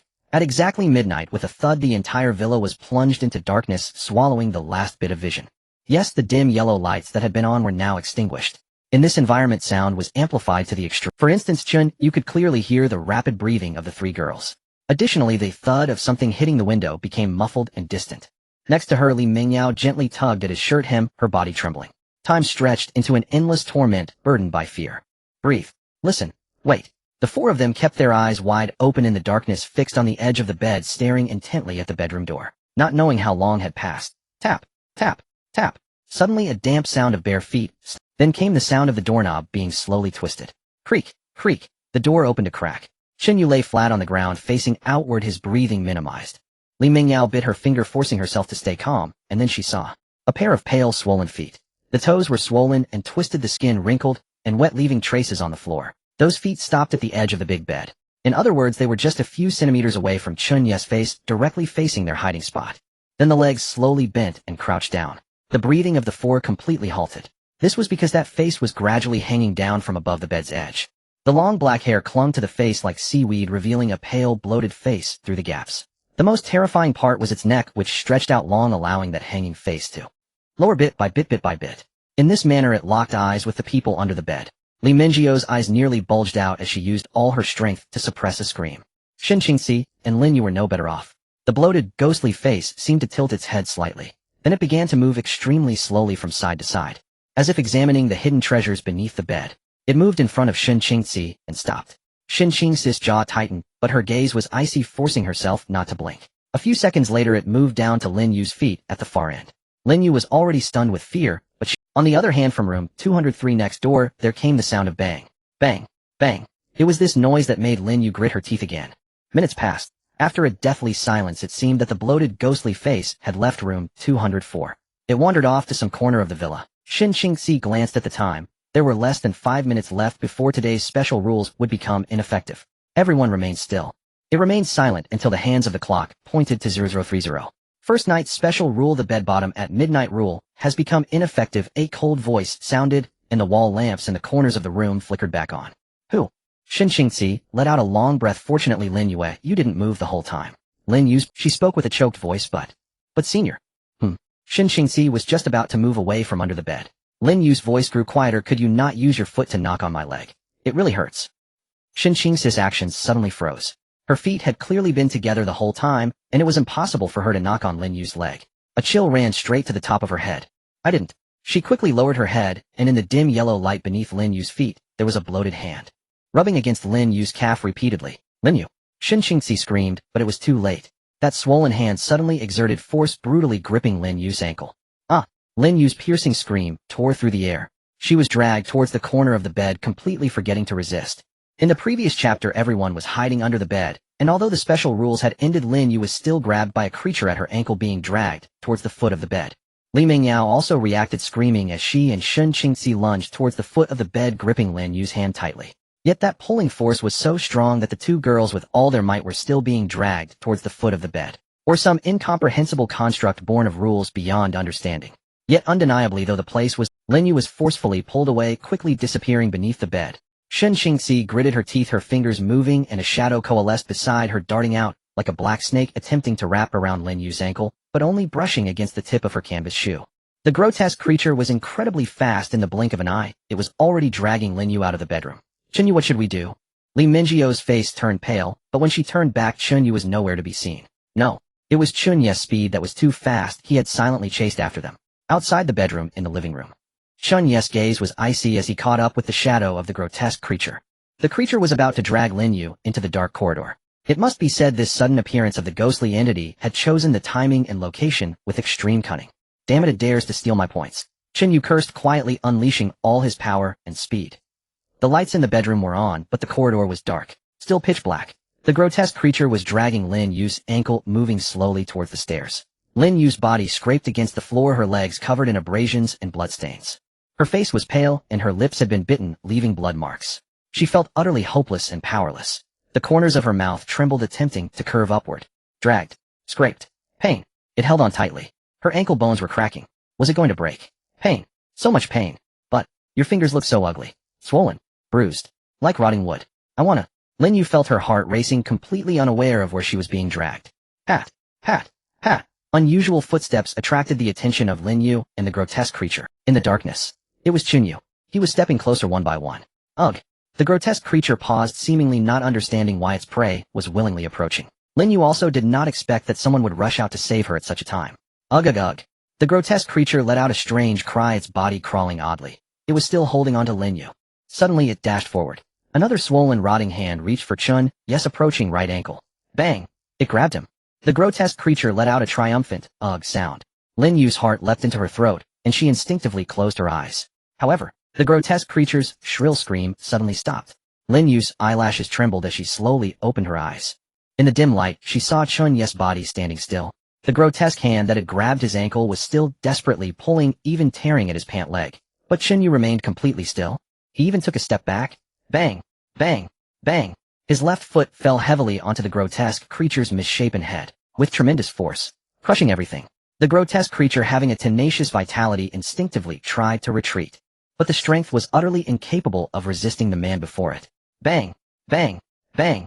Lin Yu lay on the ground, forgetting to breathe, forgetting the pain in her legs. In her pupils this insane scene was reflected. Chun Yu stood not far away, his expression emotionless, but his eyes were filled with indifference. This extreme violence and calmness created a stark contrast that made her tighten her legs. The black goo splattered from the grotesque creature landed on her exposed skin, yet she felt no disgust. Only a burning sensation. Bang! Until the grotesque creature finally ceased all movement, its head crushed to a pulp. Did Chen Yu finally stop? SS-level talent Grandmaster's vessel unexpectedly granted 2 free attribute points. Basic attributes: Physique 100, Agility 12-2, Perception 10, Charisma 12-2, Spirit 10, Luck 10. Yes, all points were allocated to agility. From the outcome, just now he had crushed the grotesque creature.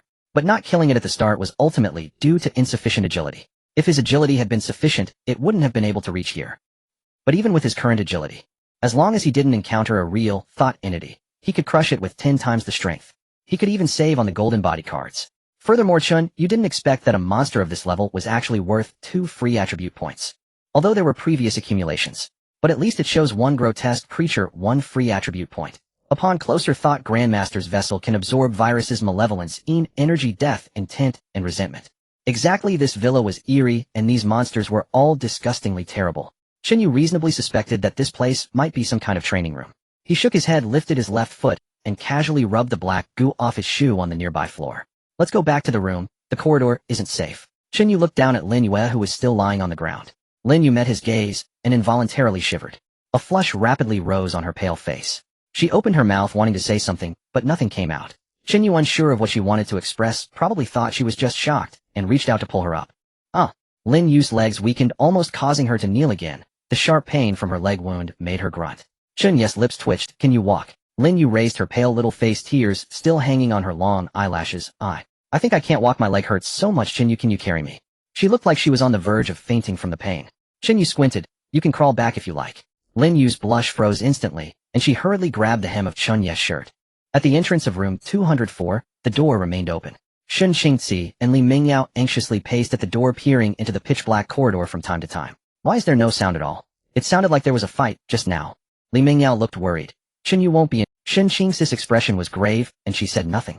But soon, a vague figure appeared around the corner of the corridor. It was Chen Yu and Lin Yu.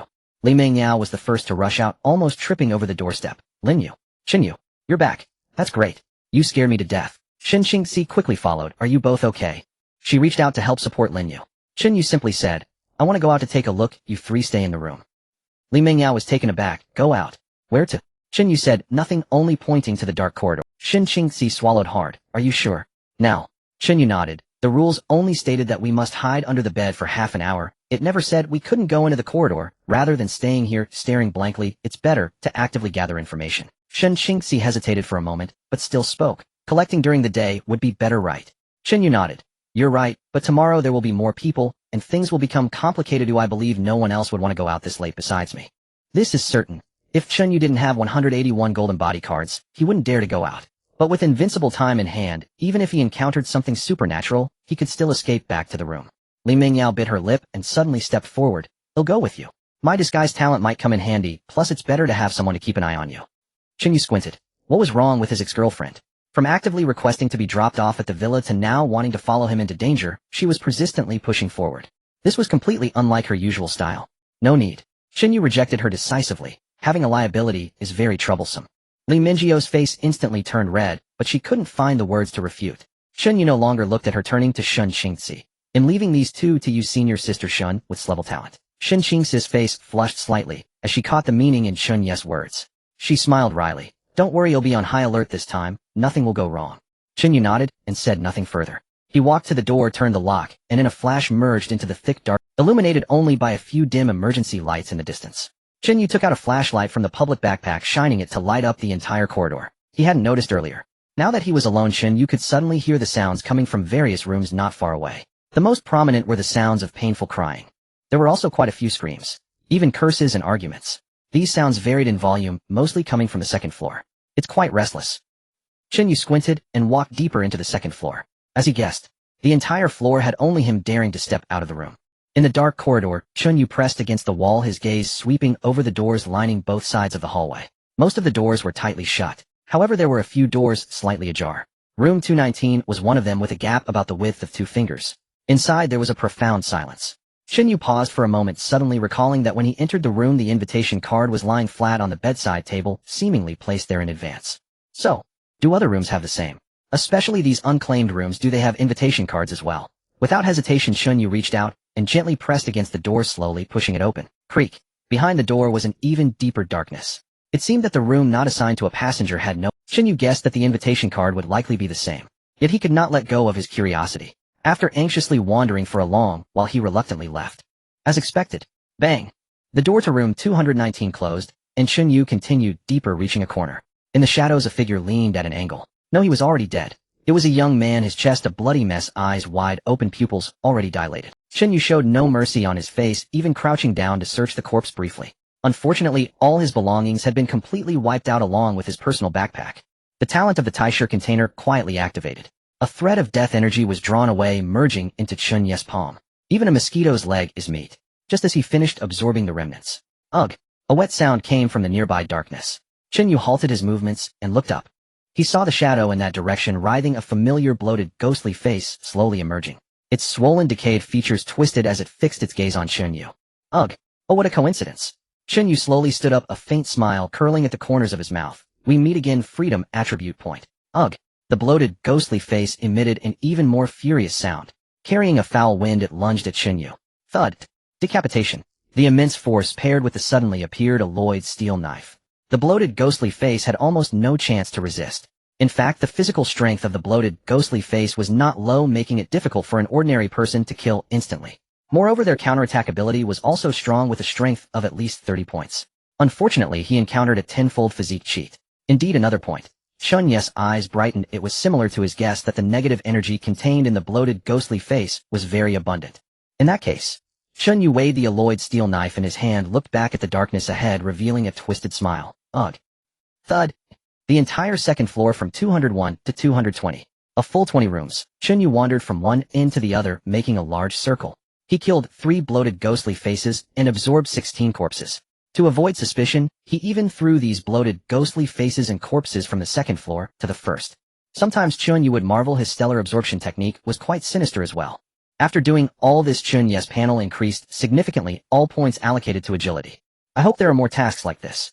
Chen Yu thought to himself, pondering whether to go downstairs for a look. Just to be He first walked to the edge of the second floor corridor, resting his hand on the railing, casually looking down. His gaze instantly froze. The first floor hall had no main lights on, only a few wall lamps.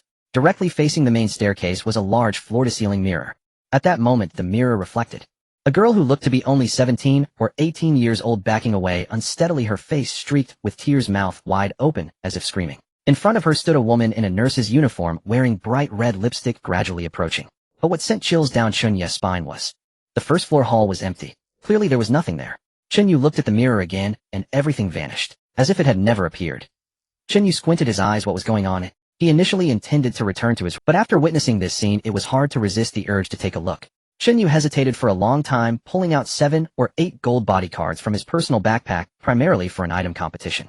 Clatter, clatter, clatter. Alone Chen Yu stepped on the floor walking down the stairs, and stopped in front of the huge floor-to-ceiling mirror.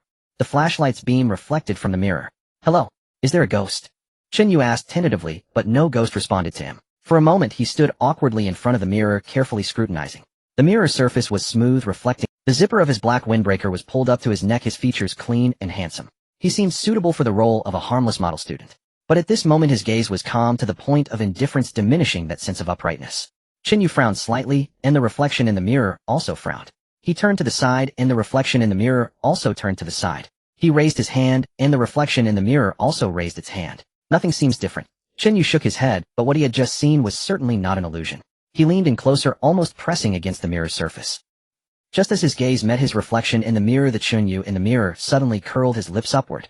Chen Yu's pupils suddenly contracted. Almost simultaneously a wave of intense dizziness surged over him. Hot heavy. His vision began to spin and blur. Chen Yu's first instinct was that he had a fever, but he certainly knew that the problem lay with this mirror. Gold body card. Buzz 2. The 5-second rule's detachment state activated. The dizziness suddenly disappeared, replaced by a strange sense of detachment. Chen Yu immediately looked into the mirror. Empty. The huge floor-to-ceiling mirror only reflected the vast, dim hall staircase and wall lamps behind him.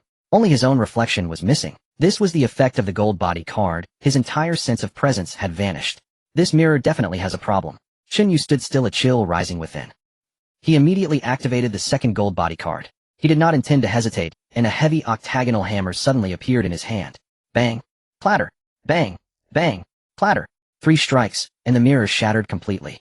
The mirror frame also twisted and deformed, shattering inch by inch. When the effect of this 5-second gold body card ended, the dizziness indeed did not return.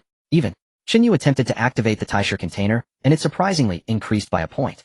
Basic attributes: Physique 100, Agility 18-8, Perception 10, Charm 12-2, Spirit 10, Luck 10, what a blessed land. Chen Yu smiled. His agility had already reached 18. Some low-level speed talents were nothing compared to this. It was as if he had gained an additional talent. Thinking of this, Chen Yu's gaze turned to the other mirrors in the hall. Bang! Clatter! Bang! Clatter! In the darkness the sound of mirrors shattering echoed endlessly. Soon, all the mirrors and not a single piece remained. But unfortunately Chen Yu did not gain any freedom attribute points. It seemed that only that particular mirror was special. Could it be because the mirror harbored some spirit, so it could be absorbed only by shattering it? What about other objects? Could it be? The next day in the morning, the light filtered through the gaps in the curtains, illuminating the room. Chen Yu woke up on the large bed in the master bedroom. He had fallen asleep, fully clothed, still wearing his black tactical jacket. The reason was simple: he was too tired. He had worked until 2 or 3 in the morning before returning to his room. However, the rewards he earned only culminated in the moment he shattered the floor-length mirror in the hall. Chen Yu yawned, sitting up and surveying the room. The 3 women had already awoken. Shen Xingxi was seated on the old sofa opposite the foot of the bed. Li Mengyao and Lin Yu were sitting beside Chen Yu. Awake. How was your rest? Li Mengyao was the first to notice Chen Yu opening his eyes, thus she was the first to ask with concern. Lin Yu had already put on her heavy down jacket, hiding her figure and face completely. She remained silent. Shen Xingxi also got up and walked to the bedside. We've been waiting for you, junior brother Chen Yu. The outside is quite chaotic. Chen Yu rubbed his temples. What's going on outside? Shen Xingxi smiled. We'll find out when we go out. It seems someone has organized a roundtable meeting. Chen Yu looked at Lin Yu beside him. Can we leave today? Yes, just take it slow. Lin Yu replied softly. Chen Yu stretched his limbs and said mildly, then let's get ready and head downstairs. The group quickly finished their preparations. Shen Xingxi and Li Mengyao planned to support Lin Yu, one on each side. However, Lin Yu declined their offer. They opened the door to room 204. Just 2 seconds later, the door to room 205 next door also opened. Zhang Longqi and Lu Zixuan quickly stepped out, looking even more haggard than the night before. What a coincidence. Lu Zixuan awkwardly greeted them. Shen Xingxi nodded. Yes, good morning, Zixuan. Li Mengyao pursed her lips. It was obvious to everyone that these two had been eavesdropping at the door, waiting for Chen Yu to step out before daring to follow. Zhang Longqi had dark circles under his eyes, and the bruises on his face had not yet faded, making him look quite miserable. I heard that the organization participating in this mission includes our city's cleaners group. Cleaners? Chen Yu raised an eyebrow, having never heard of them. Seeing Chen Yu's expression, Zhang Longqi quickly added in a hushed tone, Brother Yu, this group is supposedly security personnel, but in reality they are part of the underworld. They engage in loan sharking and forced demolitions. They are not to be trifled with. Li Mingyao curiously asked, how do you know about this? Zhang Longqi was speechless. I took a walk this morning. Everyone received an invitation to the roundtable meeting at noon. I'm merely relaying what I heard from the drivers. Chen Yu responded with an, oh, what about the other 7 teams? Zhang Longqi waved his hand. I don't. Chen Yu nodded. Let's go and check the dining hall.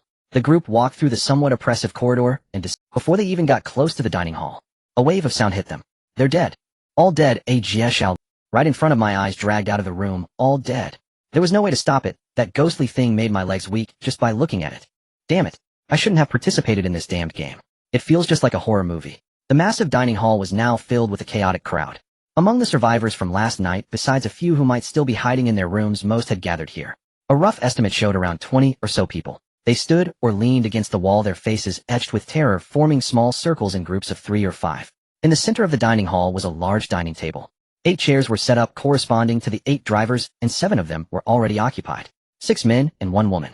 Seated at the head of the table was the man with a buzz cut and a cigarette from yesterday. Yo, finally awake, little brother. The older siblings have been waiting for you. Unsurprisingly, he was the driver from the cleaners group, as Zhang Longqi had mentioned. As his words fell, the gazes of everyone at the table naturally turned towards Chen Yu. Yeah, I thought you guys wouldn't dare to come to the meeting. It seems like you're still students, huh? He chuckled. Youth is a blessing. You can sleep soundly in a place like this. Surrounding discussions emerged, mostly focused on Li Mingyao and Xin Qingzi. Hey, stop crying. Look, that one is definitely a beauty. Damn it. Who asked you? With that figure, even in the dark, what does it matter if they are ugly? Instead of thinking about these things, why not focus on how to survive? Even though both women were wearing masks, their figures could not be hidden, attracting many gazes. But they were used to it and didn't mind. Chen Yu casually pulled out a chair and sat down. If you can't wait, you don't have to wait. Who said this task needs to be done together? The buzz-cut man's expression stiffened, his gaze darkening. Oh, well then it seems you haven't grasped the situation. Beside him was a middle-aged man wearing glasses, sitting upright. The 7th team from the Performing Arts Department of Haicheng Film Academy. Your name is Chen Yu, known for your strong combat ability, right? Chen Yu frowned. Zhang Longqi quickly leaned in. Brother Yu, this morning they were collecting information. I mentioned the organization name and the drivers' names, but I never said anything about someone being the strongest in combat. Lu Zixuan hurriedly added, yes, Brother Yu. I swear to the heavens, I never revealed your abilities. Chen Yu remained silent. The middle-aged man continued, this is Li Hairong, the head of the 3rd Division of the Cleaners Group, with its-class talent in weaponry, the Wolf Fong Heavy Hammer. And he adjusted his glasses. I am Sun Xueming, the president of the Lighthouse Society. Lighthouse. Xin Qingzi frowned. An elite club in Haicheng composed of top scholars, engineers, and artists from various fields. It is rumored that the entry requirement is as high as 170. She said this for Chen Yu's benefit, especially to remind him that the middle-aged men behind Sun Xueming were not simple passengers. Chen Yu nodded after hearing this. So it means that the head and the president will be overseeing the situation here. His words were not directed at anyone in particular, and his voice was not quiet. Sun Xueming slightly shook his head, a hint of composure in his smile. Student Chen Yu, that's not entirely accurate. It's not about overseeing the situation, but rather about establishing order in an extreme environment. Meanwhile, Chen Yu looked at the one free attribute point displayed at the bottom of the panel, a slight smile forming at the corner of his mouth. Please let there be more. Whatever Director Li arranges, we'll fully cooperate. Senior Sun has thought everything through. Following his lead is undoubtedly the right choice. Exactly. We have no objections. We'll follow the guidance of both esteemed seniors. It's our privilege to collaborate with the Sweeper Group and the Lighthouse Society. Amidst the chorus of assent, an undercurrent of fear and deference shimmered. Li Hairong smoked idly, his eyes narrowed as he listened. Sun Xueming smiled faintly and adjusted his glasses, a look of quiet satisfaction playing across his face. Notably, seated alone at the long table was the sole female driver, silent from beginning to end. She sat tucked into a corner, flanked only by 2 young women. She appeared to be in her early 30s, clad in a beige turtleneck sweater beneath a long open cardigan, her dark hair drawn back into a neat low chignon with delicate strands framing her ears. Her face bore no makeup, yet remained fair and unblemished. Thin gold-rimmed spectacles rested gently upon her nose. Chen Yu had noticed her for 3 distinct reasons. First, she was the only woman among all the drivers. Second, she was the only one besides himself who had withheld endorsement of the collaboration. Third, the moment Chen Yu entered the dining hall, her calm pupils contracted. Just once. As if startled. Sister Qiao, shouldn't we declare our stance? Director Li seems displeased. Yes, didn't we agree earlier? We ought to. Shu, the lone female driver, Qiao Shi, raised a finger to her lips, signaling her 2 companions to remain still. Li Hairong's expression soured. Dr. Qiao, what exactly do you mean by this? Qiao Shi offered a gentle smile. Director Li, I merely believe we should first clarify precisely what plan we are about to undertake together. After all, last night's situation was far from reassuring. Sun Xueming rose, slowly surveying those seated at the table, and then sweeping his gaze across the crowded room. Based on our consolidated intelligence, 48 individuals were assigned to the mission, but as of this morning, only 32 remain confirmed alive. That's correct, 16 people perished overnight. A sharp, involuntary gasp echoed through the room. 16 souls, fully one-third of the total. Moreover, Sun Xueming shifted tone. Did any of you notice changes within this villa this morning? Changes? Glances flickered between faces, eyes darted across walls, ceilings, and corners. Sun Xueming didn't wait for answers. He continued, voice steady. Every reflective surface, mirrors large or small, has shattered utterly as though struck by some immense, unseen force. Even the heavy ceramic vases in the hallway and living room lie in fragments, and several oil paintings on the walls haven't merely lost their frames, the plaster itself has splintered and crumbled onto the floor. There are no signs of struggle, meaning this destruction was certainly not human-made. Rather, it may well be the work of something beyond our comprehension, something that unleashed its hatred in the dead of night. At the long table, Chen Yu quietly unscrewed a bottle of water, took a slow sip, and watched silently as Sun Xueming performed. Yet his words left many visibly paler. A thick, suffocating unease settled over the room. Damn it! If we hide in our rooms, grotesque things crawl inside, but step out, and some invisible force shatters walls. Is there even a path to survival? Damn it! What do we do? This morning I saw several mummified corpses in the lobby. Proof those things truly drain yang energy. 1/3 dead in a single night. What happens after 3 days? Total annihilation. Sun Xueming raised a hand palm downward, gesturing for calm. His eyes narrowed as he continued. During observation, I noted an intriguing detail. All fatalities occurred exclusively among the other 7 teams. At that critical juncture, Li Herong surged to his feet, flicking the cigarette butt aside. Standing over 6 feet tall, his bulging musculature radiated raw, visceral authority. Indeed, the only team with 0 casualties is the 7th Fleet, the High City Film Academy. And room 204 appears to house 4 occupants. Yet cramming so many into one room should increase risk, not reduce it. How then did they survive?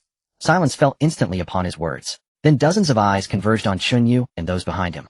The implication was unmistakable. Many now regarded them not as peers, but as anomalies draped in human skin. Hey, what's that supposed to mean? Li Mengyao's brows arched fiercely as she stepped forward. Lin Yue, though pale-faced, nodded resolutely and whispered, "Yais, it was Chen Yu who saved me. Otherwise I'd have been taken last night." Shen Qingzi stepped half a pace forward, voice soft but unwavering. "By your logic, survival itself is now a crime." No. Sun Xueming smiled faintly. Survival is never a crime. Yet this anomaly is too profound to ignore. It invites a reasonable suspicion. Does your team harbor something mentioned in the rules, the ghost slave? A wave of collective panic erupted, sharper than shattered glass. Chen Yu's gaze narrowed. His voice calm and cutting sliced through the noise, accusing phantoms without evidence. Senior Sun, your threshold for reasonable suspicion seems more capricious than the ghosts themselves. Sun Xueming adjusted his glasses. We would never unjustly condemn the innocent. Director Li and I have jointly devised a plan, one that verifies innocence while optimizing resource allocation. Behind him, a slender, middle-aged man chimed in. Our proposal is simple: exchange room assignments. Room 204 will be occupied by the Lighthouse Society. From Li Herong's side, a man in dark sunglasses stepped forward. Room 205 goes to the sweeper group. Drivers from both fleets roared in unison, yes. Surrender the room. Who knows what foul method kept them safe? Exactly. Those girls' faces are all wrong. They hover around that boy like moths to flame. Could they already be possessed? Force them to switch. Refusal proves guilt. Chen Yu watched them. Watched their expressions twist, harden, sharpen into something feral. In that instant, the true nature of both fleets finally bared itself. So that was it. Their orchestrated duet, their relentless pressure. They'd sensed the second floor's uncanny divergence. Truth be told, this was Chen Yu's oversight. To avoid drawing attention, he dumped the desiccated corpses drained by the Grandmaster vessel, along with the grotesque, grinning remnants, downstairs. His intention had been to keep the second floor inconspicuous, but irony twisted fate against the gore-streaked horror. Elsewhere, the second floor stood unervingly pristine, like a sanctuary untouched by chaos. Nonsense. You are the ghost slave. Your entire family is. Li Mengyao was the first to step forward and retort. Shen Qingzi and Lin Yu also sought to prove their innocence. But they realized, along one side of the long table, everyone had clamped their mouths shut tight, eyes darting away evasively. No one dared question, no one stepped forward to uphold justice. Haha. Li Herong moistened his lips. Little beauty, don't get so worked up. You've got a fine figure. I won't force you to switch rooms. Just stay put in yours, we'll come to you soon enough. You're shameless. Li Mengyao seethed with fury, longing desperately for Wang Mengmeng. Had she been here, such vulgar, despicable taunts would have been instantly silenced. Shin Qingxi gently pulled Li Mingyao's arm, drawing her slightly behind herself, and murmured softly, Mingyao, stay calm. Let's hear what Chen Yu has to say. She too possessed strength talent, unknown, she feared Li Herong not at all. Yet here in the dining hall the odds were overwhelmingly against them. Facing this pack of hyenas, even she lacked confidence. All eyes turned to Chen Yu. He rose slowly. After all this commotion, you simply want to swap rooms. Such sanctimonious airs. Kid, say that again. Now, a man in sunglasses behind Li Herong slammed his palm onto the table. Do you really think the sanitation squad is negotiating with you? Several burly sanitation squad enforcers closed in, their expressions grim and threatening. Meanwhile, members of the Lighthouse Society watched on with serene, knowing smiles. Truly, no one will speak up for me. Not a single soul. Chen Yu spread his hands wide, surveying the onlookers around him. Each shook their head in silent refusal. Youngsters these days, so arrogant, so blind to the world's true scale. Who'd dare help you now? They'd only court disaster. I say, just give it up. Don't drag us all down waiting for your reckoning. 想象一下，未来的生活其实触手可及。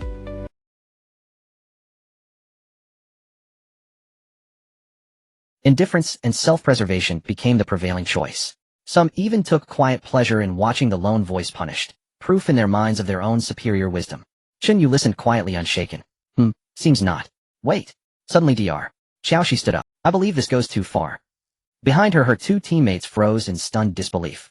Big sis, seriously, you're stepping forward now? Do you truly have no fear of death? We're terrified, for ourselves.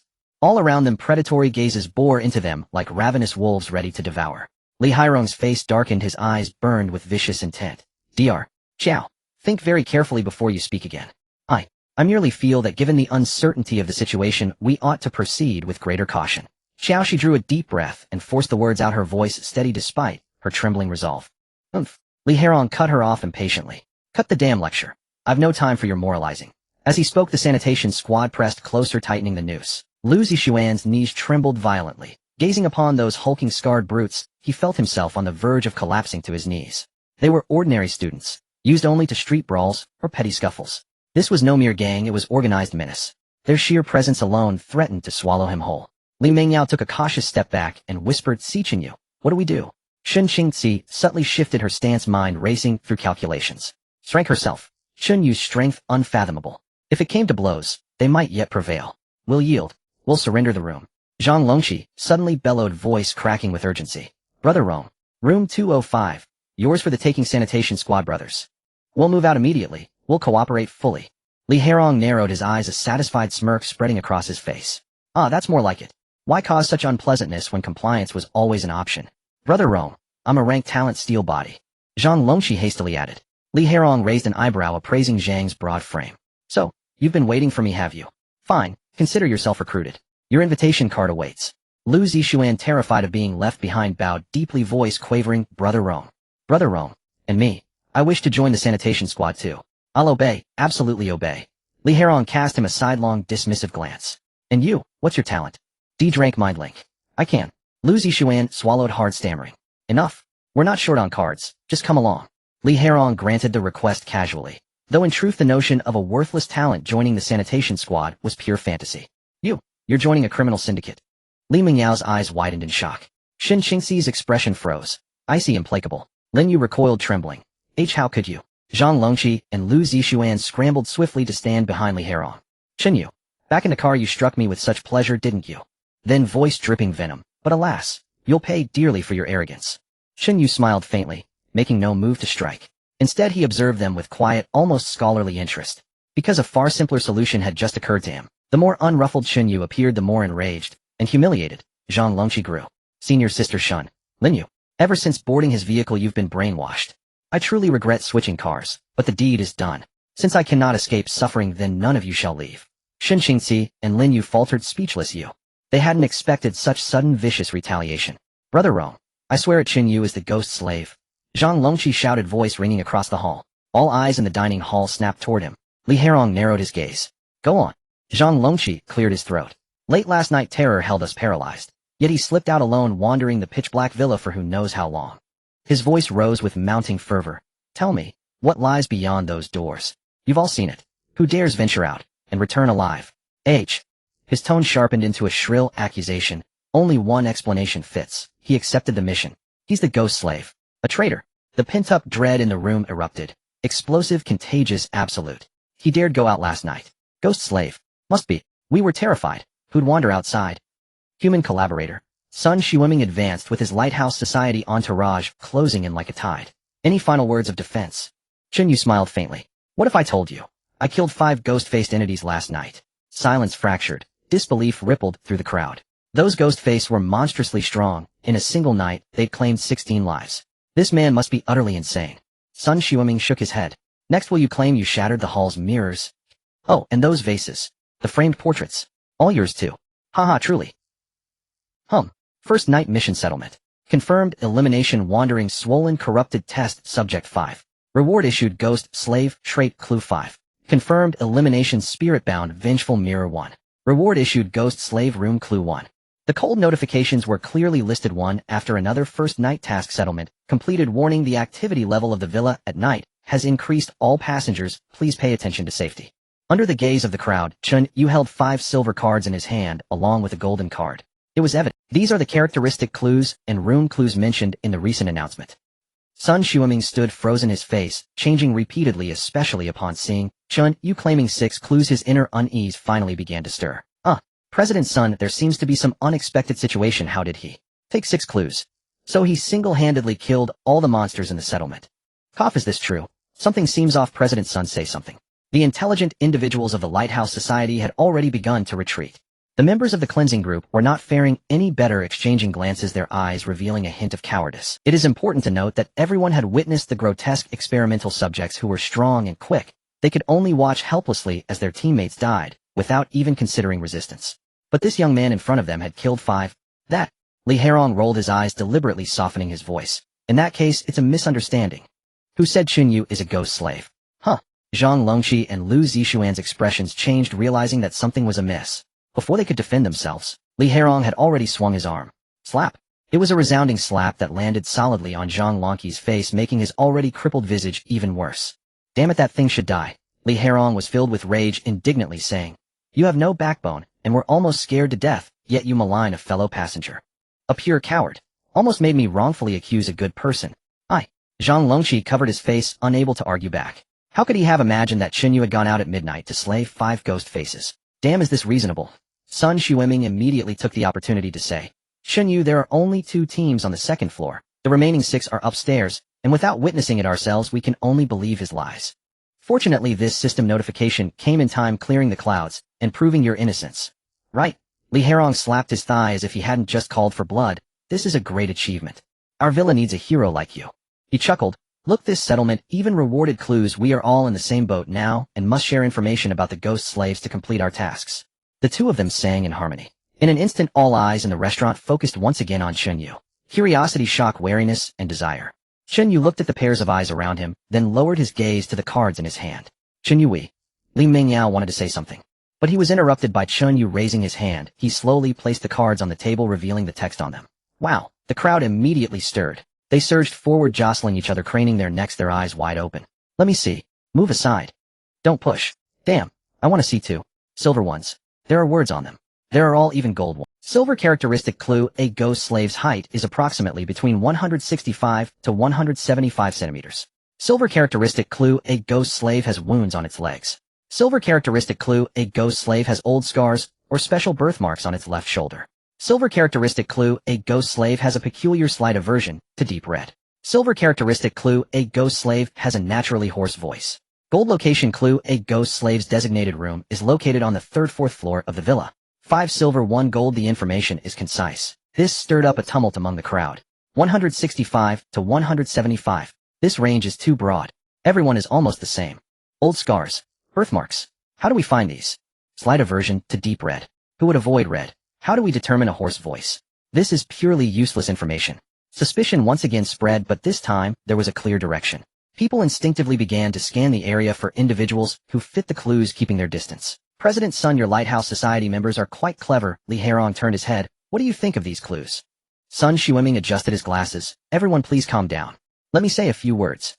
As the one controlling the situation, his words carried weight. The noise gradually subsided. His tone was serious. These clues are indeed precious, pointing out the characteristics of the ghost slaves, but has anyone considered the consequences of making such vague clues public? He pointed at the silver cards. Those who meet one or two of the criteria are probably not few. If we use this standard to identify ghost slaves, everyone will be on edge, suspicious of each other, leading to endless mistrust. Endless mutual slaughter, ultimately leading to total annihilation. Everyone felt this made sense. Chen Yu slowly put away the clue cards, raised his eyes. I have a method that requires no suspicion. Sun Xueming was taken aback. What method? Chen Yu smiled slightly. Simple, just kill all of you on the 3rd and 4th floors. Sun Zuming's expression changed. Are you kidding you? Sun Xueming was dead, his throat pierced by a steel knife. Chen Yu withdrew the knife calmly, saying, I am not joking, this is how ghost slaves should be found. Damn, he's gone mad, gone mad. This is a madman. Another lean man from the society screamed and turned to run. Uffed. He too was dead, beheaded. Uffed. Uffed. This time the strikes were too decisive. Ruthless. Without warning. Instantly 4 members of the society were dead. These middle-aged scholars who were used to a leisurely life had never experienced life and death combat. They couldn't react at all. This scene profoundly shocked everyone else. A madman. He's utterly deranged. What does he intend to do? Kill them all. Wipe out every soul on the 3rd and 4th floors. He's more terrifying than the ghost slaves, slaughtering indiscriminately without distinction between friend or foe. Li Hairong's pupils contracted sharply. He never imagined that a mere student would possess such extraordinary audacity to strike first unprovoked. Attack together. Kill him now. He eliminated 5 ghost faces. His capabilities are formidable. Do not underestimate him. Li Hairong reacted instantly, issuing orders with lightning speed. His sanitation corps behind him remained calm despite shock. Their ferocity ignited. Rank B stone hard crowbar, a crowbar. Rank B chaos gust emission, a hairdryer. Rank C grapple cable manipulation, a steel cargo chain. I'm joining too. Dare you dream of exterminating everyone on the 3rd and 4th floors. Look in the mirror before you speak. Others nearby, the combat-oriented awakeners from rival squads, rushed into battle. In their eyes, challenging the entire arena alone marked him as nothing but a fool. Which squad lacked an Runka awakener? 7 squads combined meant legions of Runka power, truly terrifying in aggregate. And atop them all stood Li Hairong himself, a rank sovereign. They dared not confront the ghost faces hidden. Yet surely they wouldn't flinch from killing a man. The odds of him defeating them all stood below 0.01. Now was the moment to prove themselves. No time for hesitation. Rank C fuel spray, a lighter. Rank D keen pen tip, a ballpoint pen. Rank C faint sonic pulse, a Bluetooth earpiece. Within seconds, fire streams, ice spikes, grappling chains, and wind blades converged from every direction. Watch out, Chen Yu. Li Mingyao cried out in alarm, sensing Chen Yu's recklessness. This unilateral provocation was gravely unwise. But it was already too late. Lin Yu tensed visibly, her gaze locking onto Zhang Longqi and Lu Zixuan nearby, her eyes glinting with icy resolve. Shen Qingzi furrowed her brow and activated her innate ability instantly. Shadows across the floor twisted and multiplied, over 20 distinct silhouettes. Her rank's talent deployed to its absolute limit. She pulled Li Mingyao and Lin Yu backward. Though she'd known Shen Yu only briefly, she'd already grasped the contours of his temperament. And if he declared he would purge the 3rd and 4th floors, perhaps, just perhaps, he wasn't boasting. Golden body card. Shen Yu spared no hesitation. He unleashed the golden body card immediately. If not now, when? Should even one debuff land upon him, facing so many at once, he risked catastrophic failure. VVRRR. At the instant the golden body card activated, every attack lost its target entirely. Awkwardly, they struck empty floor instead. Damn it. Where'd he go? Vanished. What the hell is this? How can a living man just disappear? Headphones man cursed under his breath, only to catch a flash of blade light in his vision, his sight dropping abruptly to his own feet. Ghost slave confirmed, eliminated. Remaining 23. Threat persists, remain vigilant. Behind you. He teleported. Before Windblade Man finished speaking, his chest erupted in crimson. SHHHK. SHHHK. SHHHK. Each reappearance lasted barely half a second. Each disappearance claimed 1 or 2 lives. No warning. Only collapsing bodies and arterial spray. SHHHK. Ghost slave confirmed, eliminated. Remaining 13. Threat persists, remain vigilant. Where is he? Run, get out now. SHHHK. SHHHK. Ghost slave confirmed, eliminated. Remaining 03. Proceed to complete remaining survival objective. In little over a minute, all latent threats were eradicated, leaving only corpses strewn across the restaurant floor. Blood wound its way like scarlet rivers, the metallic stench hung thick and heavy. Chen Yu reappeared, directly behind Li Hairong. An alloy steel blade rested silently against the latter's throat. Li Hairong froze utterly. As third director of the sanitation corps, this was the first time in his life he felt true fear. Last night, facing the ghost faces, he'd felt fury, astonishment, even the grim resolve to fight to the death. But now, with cold steel pressed against his nape from behind, there remained only helplessness and despair. Clang! His spiked mace crashed heavily onto the floor. Hands raised, he swallowed hard. Chun. Chen Yu, I apologize. Shhhgay. Li Hairong fell lifeless. Thus perished nearly every soul on the 3rd and 4th floors. 12 survivors remained. Among them the bank squad from level 2, 2 men and 1 woman, and the level 3 survivor squad, Dr. Xiaoxi flanked by 2 trembling teammates. Of course Chen Yu's entire team stood there too, alongside 2 others nearby. Thud. Zhang Longqi dropped straight to his knees. Brother Yu, I was wrong. Shhhgay. Shhhgay. Both of Zhang Longqi's arms severed cleanly at the shoulders. Ayaya. Shhhgay. Shhhgay. Both legs severed at the hips. Lu Zixuan's face paled. No, no Chen Yu. Shhhgay. Shhhgay. Shhhgay. Shhhgay. Like Zhang Longqi he collapsed, mutilated beyond recognition, screaming in agony. Ayaya. 想象一下，未来的生活其实触手可及。Heaved violently, paralyzed by terror. Xiaoxi clutched her mouth, drenched in cold sweat. Behind her, her 2 teammates gripped her coat hem with white-knuckled desperation. Chen Yu, are you alright? Li Mingyao's voice trembled slightly, yet she stepped forward with concern. Chen Yu nodded, perfectly fine. Shen Qingzi longed to ask about his recent invisibility, but even she shaken dared not approach him just yet. Only Lin Yu's gaze shifted, deepening, intensifying, as she watched Chen Yu. He said nothing more, turned, and walked directly toward Xiaoxi. Xiaoxi instinctively recoiled half a step. Chen Yu spoke coolly. Dr. Qiao, you feared me since the very beginning, haven't you? Her breath caught. One reminder, Dr. Qiao, tell the truth. I despise deception. Chen Yu cut her off. Xiaoxi hurried to explain, my innate ability is Rank's perception, microscopic spiritual awareness. At the moment of the cataclysm, I was performing surgery, adjusting the eyepiece focus ring of a high-magnification surgical microscope. Upon awakening, that instrument fused with my talent, greatly amplifying my perception. I can now discern energy flows invisible to ordinary sight. I lift my gaze. Honest and open. From the moment you entered this restaurant, your life field dominated my vision, vast enough to envelop everyone around you. Chen Yu listened in silence. Rank's perception, an exceptional support ability, often worth more than Roth. Come to think of it, his vehicle lacked precisely this kind of capability. At that thought he appraised Dr. Xiao anew. She stood upright, her ivory turtleneck and delicate wire-rimmed glasses lending her an air of quiet intellect. A few loose strands softened the pallor of her cheeks, evoking the subtle allure of a woman in full bloom. In full bloom, because though 30-odd years old she had shed youthful naivety, yet retained a lingering purity, graceful and refined. Her aura differed starkly from the young women surrounding Chen Yu's strength in a perception-based aptitude. Shen Qingzi stepped forward, scanning Xiaoxi up and down with evident surprise. She whispered to Chen Yu, truly rare. Shen Yu nodded, then pulled an invitation card from his pocket and extended it toward Xiaoxi. After the mission concludes, you'll accompany me.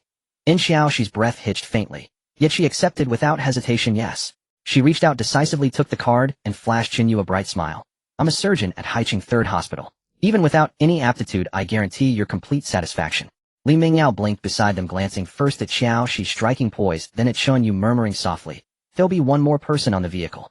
Her tone held subtle complexity, but she dared not elaborate further. Lin Yu remained timidly hidden behind the others, peeking curiously, yet discreetly. Hearing Xiaoxi's assurance, Chen Yu offered a faint smile. I trust your worth, Dr. Qiao, but never forget boarding the vehicle hinges entirely on surviving until day 3. I understand. Xiaoxi nodded earnestly. Chen Yu said no more and turned away. Behind Xiaoxi, 2 female teammates stood pale-faced. Xiaoxi, you're just leaving with him like that. What about us? We pledged to stay together. Yes, Dr. Qiao, what do we do now? How can we survive? Utterly lost, blinded by darkness. Their voices dropped to anxious whispers, punctuated by fearful glances toward Chen Yu's retreating back. Xiaoxi turned back and shook her head. We'll still share the same villa, and even if I leave the vehicle, it won't be until after the mission ends. There's truly nothing to fear. The 2 girls pressed their lips together. It was indeed logical. Yet resentment lingered. Not far away, Chen Yu approached Zhang Longqi and Lu Zixuan. Dr. Qiao. In here. Dr. Qiao rushed over. Yes, Chen Yu, classmate. What is it? Chen Yu pointed to the 2 figures lying on the ground. Keep them alive for now. At least until day 3. Xiaoxi's gaze swept over the mangled forms, and her face paled instantly. As a trauma surgeon, she understood better than anyone what such catastrophic injuries implied. This was far beyond simple bandaging. The wounds were simply too vast. Chen Yu narrowed his eyes. Can you manage it? Xiaoxi swallowed hard. I'll try. She swiftly retrieved an oversized medical kit from her personal backpack. This kit had clearly been meticulously assembled in the aftermath of the cataclysm. Xiaoxi explained rapidly, classmate Chen Yu, under these conditions I can only administer high-dose intravenous antibiotics to combat infection and initiate 4 fluid resuscitation, but this merely delays inevitable collapse, not cure it. Whether they endure until day 3 depends entirely on how fiercely fate clings to them. And proceed. Chen Yu uttered only a single word. Understood. And without another syllable she knelt and began working with swift precision. And her 2 teammates instantly snapped into action, rushing forward to assist. 想象一下，未来的生活其实触手可及。Chen Yu drew Li Mengyao aside and murmured, "Deliver a note to the class representative. Have everyone aboard the vehicle empty the communal backpack entirely." Li Mengyao blinked, then glanced at the groaning pair on the floor and nodded sharply. And soon after, as treatment neared completion, the 2 assisting nurses rose simultaneously. They appeared younger than Xiaoxi. The one on the left possessed porcelain skin and delicate features. She deliberately swept her wavy hair aside, revealing the elegant curve of her neck, and leaned subtly forward, her collar loosening naturally. My name is Su Si. I'm an operating room nurse. And I'm Zhang Xuelei," chimed the second, her heart-shaped face tilted upward, voice honeyed. "Though my aptitude is modest, my hands are exceptionally skilled. Bandaging, massage, whenever you're weary, just call me. Any discomfort, anywhere." She emphasized the word anywhere, her lashes fluttering rapidly as her gaze locked unflinchingly on Xiaoxi, still immersed in her final procedures, trembled slightly upon hearing those words, causing Zhang Longqi to yelp in fresh agony. Li Mengyao rolled her eyes outright. "Ugh, disgusting. All they want is an invitation card." Enshin Qingzi frowned faintly, but remained silent. From the shadowed corner, Lin Yu watched the 2 women, her expression unreadable. Enshin Yu reached out without hesitation, briefly touched Su Si's shoulder, then shook his head. "You're not qualified to join my vehicle. Simply insufficient." "Huh." Zhang Xuelei edged closer, thrusting her chest forward and softening her voice into a purr. "What about me? I'm more meticulous and far more obedient. My technique surpasses hers." Enshin Yu glanced once, then shook his head again, same verdict. "Unqualified." Enshin Yu gestured toward Li Mengyao and the others nearby. "Compare yourselves. Beauty, physique. Name one who rivals any of them." The remark shifted the air instantly. And Li Mengyao promptly removed her mask, revealing luminous, flawless skin, exquisitely balanced features, and eyes radiant with quiet brilliance. Su Si and Zhang Xuelei froze stunned. And no wonder she'd worn the mask all along, likely to avoid drawing undue attention. That masked girl's true visage proved breathtaking, rendering their calculated allure suddenly hollow and cheap. And Li Mengyao lifted her chin ever so slightly, a quiet pride shimmering in her gaze, light and effortless. Meanwhile, Shin Qingzi didn't need to lift a finger. The 2 nurses' faces drained completely white, their Yet Chen Yu spoke again. "Of course, you're not without opportunity." And Li Mengyao tilted her head. "Huh, and what did he?" Chen Yu smiled faintly. "Survive these 3 days, and I'll assess you comprehensively." And then he turned and walked away, leaving no further explanation. In truth, their failure to declare any aptitude already spoke volumes. Their talents were abysmal, utterly unworthy of recruitment. But Xiaoxi had just pledged allegiance. To extinguish all hope for the other 2 might breed dangerous envy, risking sabotage during shared confinement and missions over the coming days. Offering a thread of illusory hope was the most prudent course. NSUC and Zhang Xuelei stared after Chen Yu's departing figure, voices trembling with gratitude. "Thank you, brother Chen Yu. We'll prove ourselves." "And yes, thank you." In Xiaoxi stood silently observing it all. And Chen Yu waved dismissively. "Carry these 2 disabled ones back to their room." Immediately afterward, Li Mengyao and Xiaoxi stepped forward to help. Enshin Qingzi hesitated. She had never grown accustomed to being ordered about, especially by a man. Lin Yu remained utterly unresponsive, her gaze wide and guileless. Enshin Yu addressed the remaining survivors. "Return to your rooms now. The lobby isn't safe even by day. Yais, and right away, and thank you." And the survivors bowed hurriedly, their bodies visibly trembling. Once the last person departed, Chen Yu's lips curled faintly upward. "At this rate, am I truly becoming a tyrant?" There was no other choice. After all, he couldn't even spare a corpse. A few minutes later, Chen Yu looked contentedly at the 2 additional free attribute points displayed on the panel. All points allocated to agility. Basic attributes: physique 100, agility 20, 10 perception 10, charisma 12, 2 spirit 10, luck 10. Indeed, Chen Yu had already achieved 20 points in agility just days after the apocalypse broke out. That was equivalent to double that of an ordinary adult male. It clearly illustrated the terrifying nature of this talent. Progress was too fast. How extraordinary would his attribute panel be in a month, 2 months, or 3 months? Chen Yu couldn't even imagine it. He tentatively tapped his toes lightly, and his body instantly shot forward. Within 3 steps, his speed reached its peak. The explosive acceleration far surpassed that of any top sprinter's start. Su Shen had to take a step back. He then attempted to change direction and weave through obstacles. Every action involving agility had shown a remarkably significant improvement. Nighttime room 2:0. The light illuminated everything around. Chen Yu sat on the only single sofa, while Li Mengyao, Shin Qingzi, and Lin Yu sat on the edge of the bed. The blizzard outside battered the glass, producing a continuous wail. However, the atmosphere was somewhat more relaxed than last night. After all, everyone was gradually getting used to the rhythm here. This cursed place is eerily quiet during the day, yet at night it sounds like ghosts are wailing. Li Mingyao muttered softly, hugging her knees. At least it's better than being completely in the dark like last night, Shun Qingxi chimed in. Without the ghost servants, the pressure of surviving to the third day is somewhat lessened. Lin Yu timidly nodded and whispered, tonight. Will it be okay? Chen Yu raised his head to look at the clock in the corner of the room, the hands inching closer to the top. Everyone fell silent. All held their breath, waiting for the familiar sound to arrive. Special rule for the second night: repeated obsession, effective time 0:30 content 1. Designate one person to perform a complete opening and closing action in front of the wardrobe in the bedroom. 2. The actions must be continuous. The wardrobe door must be fully opened to the maximum angle, and then completely closed, tightly counted as one time. 3. Before 1230, a total of 100 complete openings and closings must be completed. 4. The executor must not change midway, and must not pause for more than 3 seconds. 5. Violating any of the above requirements will be considered a rule failure, and will incur terrifying consequences. 100 times. Complete openings. Not allowed to pause for more than 3 seconds.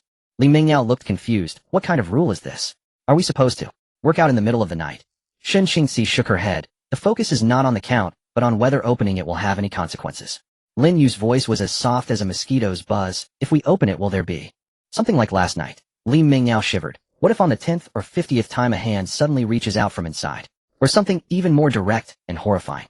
Chen Yu's gaze remained calm, showing no signs of panic. After all, he was not the executor. His eyes swept over the faces of the 3 girls.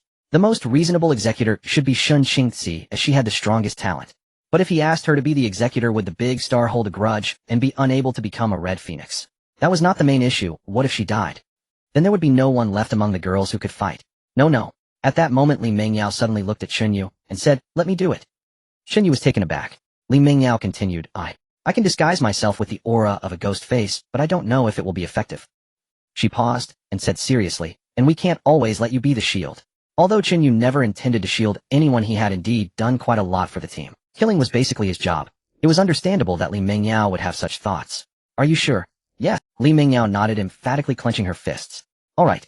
Chen Yu said no more and stepped aside. If anything unexpected happens, activate your golden body card. Li Mingyao nodded, taking out her only remaining precious golden body card from her personal backpack. She then walked directly in front of the wardrobe. Chen Yu, Shin Qingxi, and Lin Yu stood behind her, giving her a significant boost of courage. The wall clock's minute and hour hands finally overlapped completely. Midnight struck. Li Mingyao activated her talent, her aura suddenly turning icy, and then she reached out, gripping the cold brass handle. For the first time, she pulled hard. Creak. The long-neglected wooden cabinet door made a noise. Inside was pitch black with empty shelves and a layer of thin dust in the corners. There was nothing. Li Mingyao sighed in relief and immediately held her breath, pushing the cabinet door back. For the second time, it was still empty. She pushed it back. Bang. For the third and fourth times. The monotonous, repetitive action gradually amplified the fear within Li Mingyao. Her eyes dared not leave the cabinet door. With every pull, her heart would leap to her throat. Even though reason told her that nothing had happened in the previous attempts, the darkness itself was filled with space for imagination. 9th time, 10th time, 17th time, she pulled it open again with force. Creak, flap. A dark gray shadow sprang from the corner of the darkness, almost brushing past her face. Up. Li Mingyao screamed, her heart stopping. She instinctively leaned back, violently loosening her grip. Oh no. She gritted her teeth and summoned a fierce determination.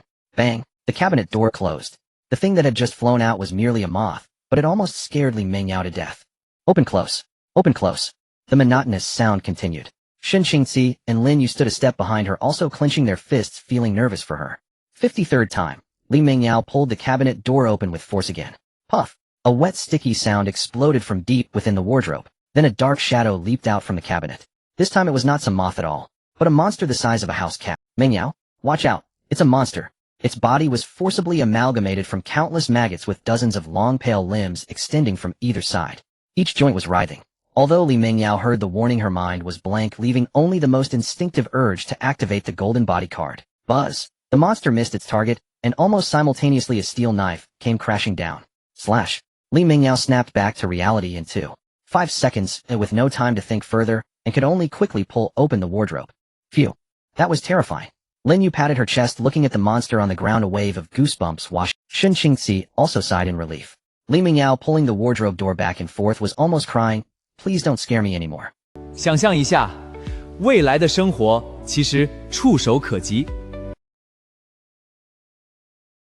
The monotonous creaking sound resumed. Li Mingjio's face was pale, clearly still shaken from the earlier fright. Yet the task regulations mandated that no pauses could exceed 3 seconds. Thus she dared not stop. The 75th time, the 76th time. Hold on, it's almost over. Shun Xingzi encouraged, manipulating the shadows nearby, ever ready to assist. Lin Yu appeared even more nervous than Li Mingyao. The 85th time, the 86th time. Time passed, the 91st time, the 92nd time. Hope was just in front of them. The 97th time. Creak. The cabinet door swung open. Hissus. A mass of pale flesh erupted forth. Its surface was covered in pulsating pustules with dozens of knuckles protruding from various parts of the flesh. A maw filled with sharp teeth suddenly opened. Li Mingyao trembled in terror, once more nearly fainting. Chen Yu had yet to make a move. By the side, Shen Qingxi's gaze turned cold. Underfoot, the shadows cast by the walls surged instantly, contracting towards the mass. Puff! In just a second, the mass exploded all over the place. Naturally, Li Mingyao was splattered with quite a bit as well. She fought to suppress her nausea and fear, but her hands had to continue opening and closing the wardrobe. Chen Yu's lips twitched. Shen Qingxi's speed was astonishing. The moment the mass appeared, it was crushed. Most importantly, not even a corpse was left. How the hell am I supposed to absorb this? Chen Yu tried for a long while, but couldn't extract a single attribute point. Especially when he glanced at Shen Qingxi's expression of, "No need to praise me, this is what I should do." Chen Yu fell into silence. Yet after this encounter, he had closely observed Shen Qingxi's talent. It was said to be shadow control. In fact, it seemed more like a skill that materialized and compressed the surrounding shadows to achieve a physical explosion. In an unknown situation, it was incredibly powerful. But if the opponent had many people, the effectiveness of the shadows would diminish significantly. For ins-level talent, it was among the very best. After all, Shen Qingxi had mentioned before that she wasn't afraid when facing S-level strength. Bang! 98 times. Bang! 99 times. Bang! 100 times. Second night special rule, repeated obsession rule, has expired. At the moment the sound dissipated, the cold aura emanating from the wardrobe noticeably faded. It seemed that tonight they should be safe and sound. However, Lin Yu still had a tense expression, as she had been taken away after the rule expired last night. Thus her tension was understandable. Shen Qingxi whispered to reassure her, "Don't be afraid." Lin Yu nodded. Shen Yu also approached and patted her shoulder. But before he could speak, he noticed Lin Yu trembling all over, her face flushed. Shen Yu quickly retracted his hand, and Lin Yu returned to her normal state. "Shen Yu, it's over." Li Mingyao could no longer hold on, and fell back, supported steadily by "Make sure to rest, I'll leave the two of them to you, senior sister," Shen Yu said calmly. Shen Qingxi frowned. "What do you mean?" Shen Yu pointed outside calmly. "I need to find clues and help others with their tasks as well." Huh. Shen Qingxi didn't expect that Chen Yu had the leisure to help others. He wasn't that kind of person, was he? Chen Yu casually brushed off a few words, said goodbye to the three girls, and although Chen Yu felt it was a significant loss, it was still acceptable. After all, there were 3 more teams in the building that needed to complete this task. They were the doctor team, the bank team, the human puppet team. Judging by Chen Yu's understanding of their courage, they were probably pushing the blame onto each other and hadn't even started. After all, not all teams were as united as theirs, with volunteers stepping forward. Under such circumstances, Chen Yu was willing to act as the guardian to gain some attribute points. On the 3rd floor, room 312, where Dr. Josh's team was located. Faint sounds of suppressed arguments could be heard from inside. Su Si Shui Lei, someone must execute the rules. Josh's voice was weary. The one who opens the cabinet is the most vulnerable to direct attacks. My talent lacks compatibility. Who among you can? Sister Josh, Su Si said pitifully. Look at me with my thin arms and legs. If something jumps out, I would definitely faint from fright. That would only delay things. Zhang Shui Lei added, Sister Josh is the strongest. Yours level definitely better than us 2 little nurses. If we went wed, only hold you back. Josh felt a wave of helplessness. All right. She finally relented, her voice tired. I'll do it. Sister Josh, you're the best. Be sure. Su Si and Zhang Shui Lei immediately cheered, feeling relieved. Knock, knock, knock. A light yet firm knock echoed. The 3 of them were startled. At this moment, who could it be? Josh signaled the 2 to be quiet, then approached the door and whispered, "Who will I?" A calm male voice came from outside. Josh was taken aback and quickly opened the door. There stood Chen Yu alone in the dim corridor. Chen Yu? What brings you here? Just came to take a look. Chen Yu's gaze passed over her, scanning the room. You guys haven't started yet. Josh stepped aside, her tone laced with a hint of helplessness. Yeah, we just decided I would execute. Chen Yu narrowed his eyes, but didn't voice an opinion. He simply stated flatly, you do your thing, I'll come in and watch. If anything comes out, I'll handle it. Josh was taken aback, then a look of joy crossed her face. Really? Chen Yu nodded. Yeah, we've already completed our task. There were only a few bugs. Josh then sighed in relief. That's good, that's good. She quickly moved aside, wanting to invite Chen Yu in. Just then Su Si carefully approached with a cup of water. Chen Yu, you must be exhausted from defeating the monsters earlier, right? Have some water to warm yourself up. As she extended the cup, her fingers slightly lifted, and when it reached Chun Ye's hands her wrist softened, causing the cup to wobble. A few drops of water splashed onto Chun Ye's hand. She immediately gasped, her face flushing red. "Oh, I'm so sorry, I was too careless." She reached out wanting to help him wipe it off. On the other side, Zhang Shuilei also hurried over, raising her small face. "Chen Yu, it's so great that you're here. We were almost scared to death. Sister Josh really is something, insisting on doing it herself." She looked at Chen Yu with admiration. "With you watching over us, I'm not scared of anything." After the two girls finished their performance, Chen Yu then calmly said, "Are you done? Can I go in now?" "Huh." The sweet smiles on the two girls' faces froze instantly as Chen Yu pushed past them, walking through the middle. The two girls had no choice but to awkwardly step back. Josh shook her head and walked to the wardrobe. "Huff, I'm starting." Chen Yu said impatiently, "Let's get started quickly." Approximately 10 minutes later, Chen Yu walked out from room 312, feeling quite satisfied. Behind him, three girls followed closely to the door. "Chen Yu, are you leaving already?" Susie leaned against the door frame, her top buttons undone, revealing a glimpse of skin as she licked her lips. "How about sitting a bit longer? Let me give you a shoulder massage." Zhang Shuilei stumbled, exclaiming, "Oh no," as she fell towards Chen. Her chest pressed firmly against Chun Ye's arm. She said, "Chen Yu, please help me a little. You've done us such a big favor, we must repay you well." Suddenly Chen Yu remembered something and turned to ask, "By the way, where are your invitation cards?" Susie immediately handed over a black card, her face filled with delight. Zhang Shuilei looked just as eager. Chen Yu curiously asked, "2 cards. Is this one from the bank squad?" Zhang Shuilei shyly nodded. "Yes, we made a small exchange." Although unsure how they persuaded the bank squad, their eagerness to join his team was, "Alright, well done." Chen Yu chuckled as he tucked the invitation card into his pocket and turned to leave. "Susie, Zhang Shuilei, wait, Chen Yu, you have to give us the invitation card." Yes, you must give it to us, or we won't agree." The two girls quickly rushed forward, wanting to get the invitation card. Chen Yu made a shushing gesture. "After the mission ends, if there are vacancies in the car, he'll naturally give them to you. You should go back first." After saying that, Chen Yu had already stepped into the darkness. The two girls wanted to say something, but dared not follow him into the dark hallway, only able to stare wide-eyed. Eventually, they retreated back to the room. What does this mean? Exactly, he took our invitation cards. He wouldn't use our invitation cards to invite those bank people, would he? That shouldn't be the case. Those people aren't even as pretty as us. The two girls exchanged words. Xiao Shi, sitting on the edge of the bed, recalled the scene when Chen Yu acted earlier and felt a bit shocked. How powerful his inner strength must be. He saw that disgusting insect and could still laugh. Chen Yu continued his steps towards the bank squad. Unfortunately, they were trembling and forcing each other to complete their tasks.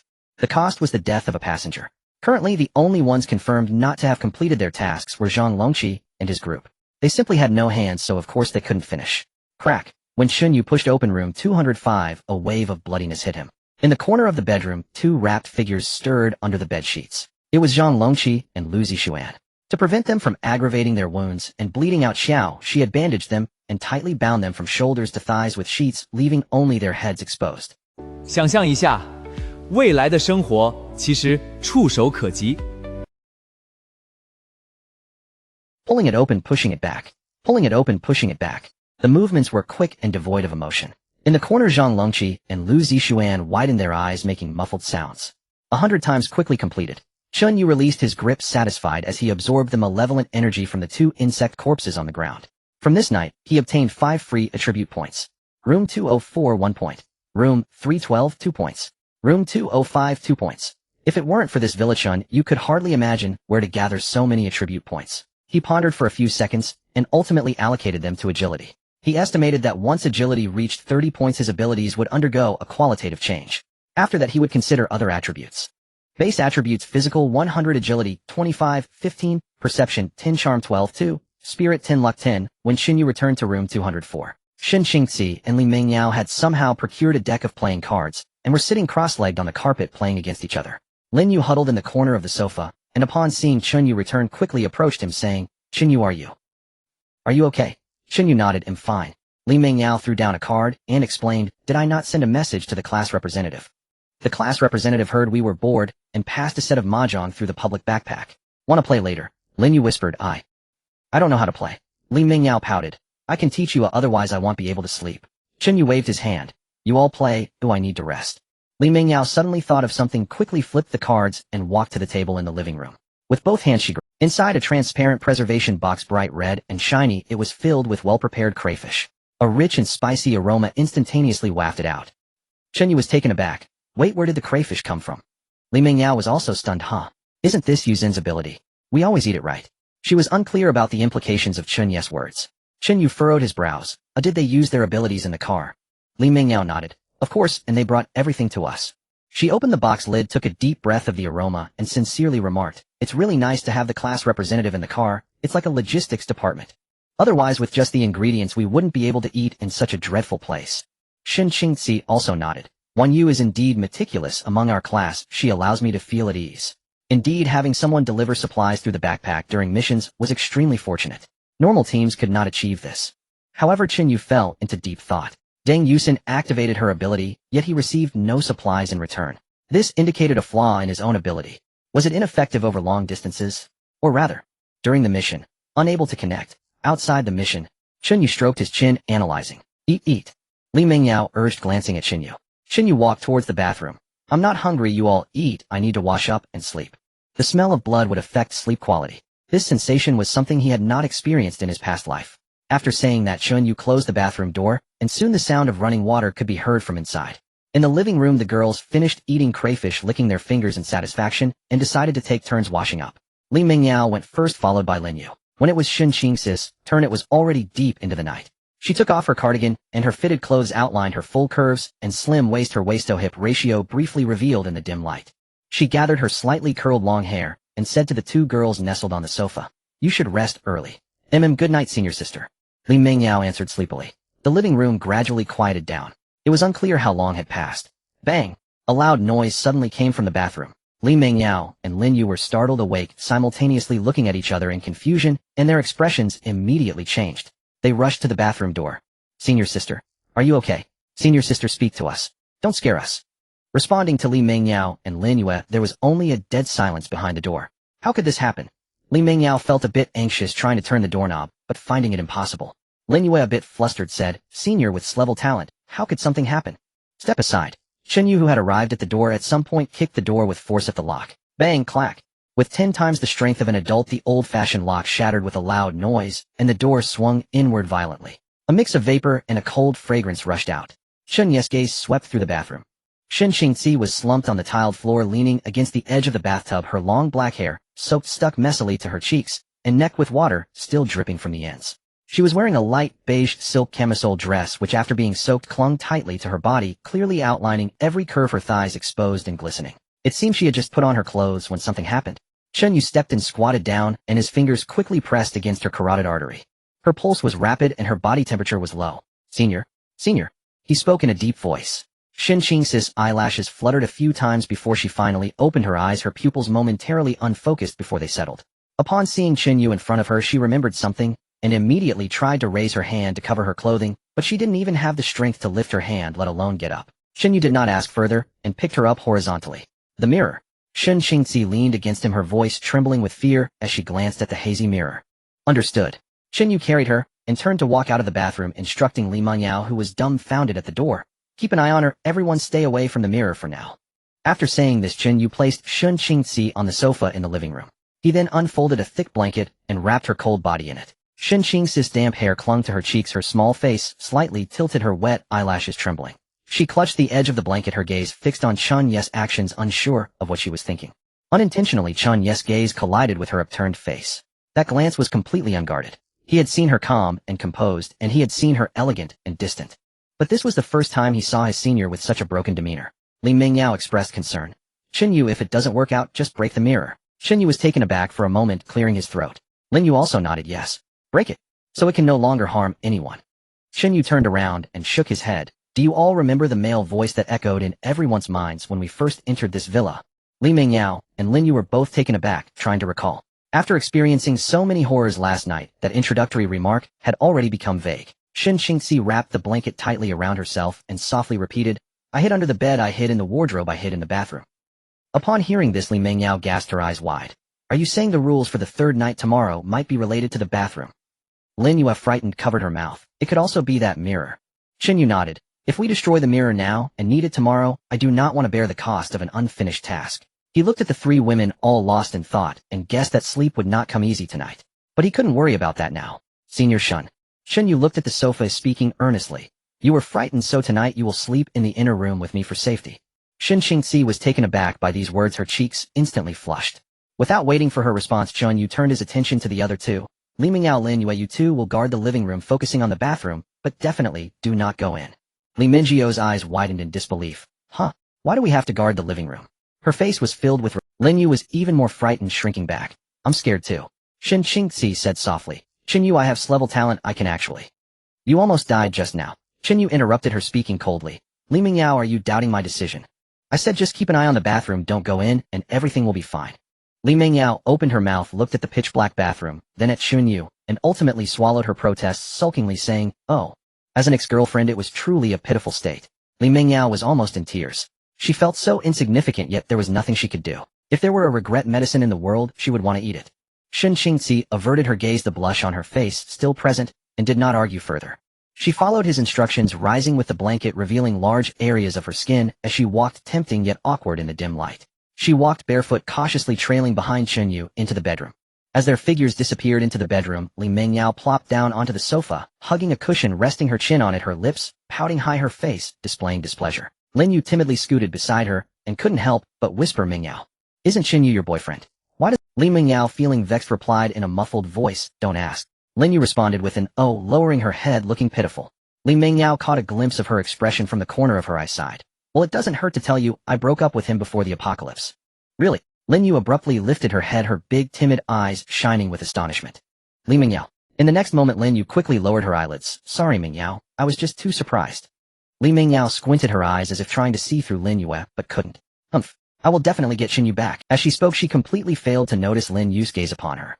On the other side of the wall in the bedroom, the lights were off, the lighting dim, only the faint blue moonlight streaming in from outside. On the big bed, Shin Qingzi leaned against the headboard. The blanket wrapped her tightly, revealing only a small section of her collarbone. She hugged her knees, still dazed. Chen Yu sat on the other side of the bed, a person's distance between them. Can we talk now? What exactly happened? Chen Yu turned his head to look at the senior beside him, feeling slightly hot. He knew that asking these questions while she was still in shock was a bit unreasonable. But the woman beside him was Shin Qingzi. Before the apocalypse, she was the star senior from Haicheng Film Academy, plastered all over subway stations, adored by countless people, forever elegant and poised, as if untouched by worldly affairs, the little Nini. Now she had shed all her radiance. Exposed in the dim light, the stark contrast was irresistible to any man. Shin Qingzi collected her thoughts and recalled, I had just finished showering, drying my hair with a towel. The bathroom was full of steam, and the mirror was very blurry. But I noticed out of the corner of my eye, something was off. Something was off. Chen Yu squinted, probing further. What exactly was off? Shin Qingzi pressed her lips together and said, the reflection of me in the mirror seems to move. Just a little slower than I do, not very noticeable. At first I thought it was an illusion caused by the moisture in the air. I stopped what I was doing and stared intently at the mirror. Then I slowly turned my head to the right. She mimicked the action as she spoke. The reflection of me also turned her head, but the speed of her movement didn't match my rhythm. It seemed to be mimicking me, but not quite right. Especially when I paused to observe her, it seemed she was also observing me. Although I felt a bit scared, I wanted to try again, so I raised my hand to touch the mirror's surface. But just as my fingertips were about to touch the mirror, I noticed that a hand actually reached out from the mirror. At that moment, my scalp tingled. I instinctively wanted to use my talent, but it grabbed my wrist. I don't know how, but my mind was extremely muddled, and I couldn't use my talent at all. When I looked up, the reflection of me had a grin that stretched from ear to ear, impossible for a human. After that, I don't remember anything. She fell silent. The experience was so strange and terrifying that it left her momentarily speechless. Shin Yu also fell into contemplation, murmuring, and Skla's talent, and yet it couldn't be activated. Shin Qingzi nodded at that time. She raised a hand and moved her fingers toward the shadow on the floor by the bed. However, the shadow remained. Shin Qingzi's expression changed. How can this be? Where's my talent? She looked at her hand in disbelief and tried again, but the result was the same. This discovery made her heart sink to the bottom. Her calmness and confidence had largely stemmed from her powerful Skla's talent. But now, the talent was gone. Chen Yu narrowed his eyes. In his 2 lifetimes, he had never heard of a situation where talent couldn't be used. What secret does the mirror in this villa hide? As for the muddled feeling that Shin Qingzi mentioned, he had also felt it in front of the large floor-to-ceiling mirror last night. So it was very likely that they encountered the same issue. The only difference was the outcome, as Chen Yu had swiftly activated his bodyguard at that time. What would happen if he hadn't? Chen Yu shook his head, momentarily at a loss. Because no matter how many times it happened, he would always use the bodyguard first and shatter the mirror. Wait. Chen Yu suddenly recalled that after shattering the mirror, he had also absorbed a free attribute point. If Shin Qingzi was affected by the mirror, did that mean there was something in her? Shin Yu. Shin Qingzi interrupted. What are you thinking? Where do you think the problem with the mirror lies? Chen Yu snapped out of his thoughts and shook his head. I don't know, these supernatural events defy logic. That's true. Shen Qingzi agreed, falling into a brief silence. After a few seconds, her damp hair slipped from her shoulder, half covering her profile. She instinctively curled her knees and shrank into the blanket, saying, "It's just. If my talent is completely gone, what will I do in the future?" "Your talent hasn't disappeared." Chen Yu shook his head. "As long as we address the root cause, it will be alright. To put it another way, your intellect and judgment are far superior to most talentless wastes. Talent has never been the only means of survival." Shen Qingzi listened quietly, her gaze falling on Chen Yu's face, seeming to hold something different. "Do you still remember my talent?" Chen Yu suddenly asked with a smile. Shen Qingzi nodded, recalling vividly. "Of course you can see the future." She followed up with, "Then can I still use my talent in the future, you see?"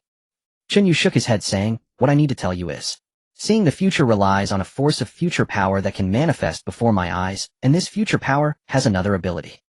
Shen Qingzi's breath caught. Chen Yu spoke calmly. "That is to dispel evil spirits." Future power. Dispel evil spirits. Shen Qingzi was astonished. The amount of information was overwhelming. "That's right," Chen Yu affirmed. "It is pure and positive, specifically targeting all filth and inauspiciousness." As he spoke, he extended his hand palm up. "The reason you cannot use your talent may be due to the evil energy of that mirror. I can try to dispel it."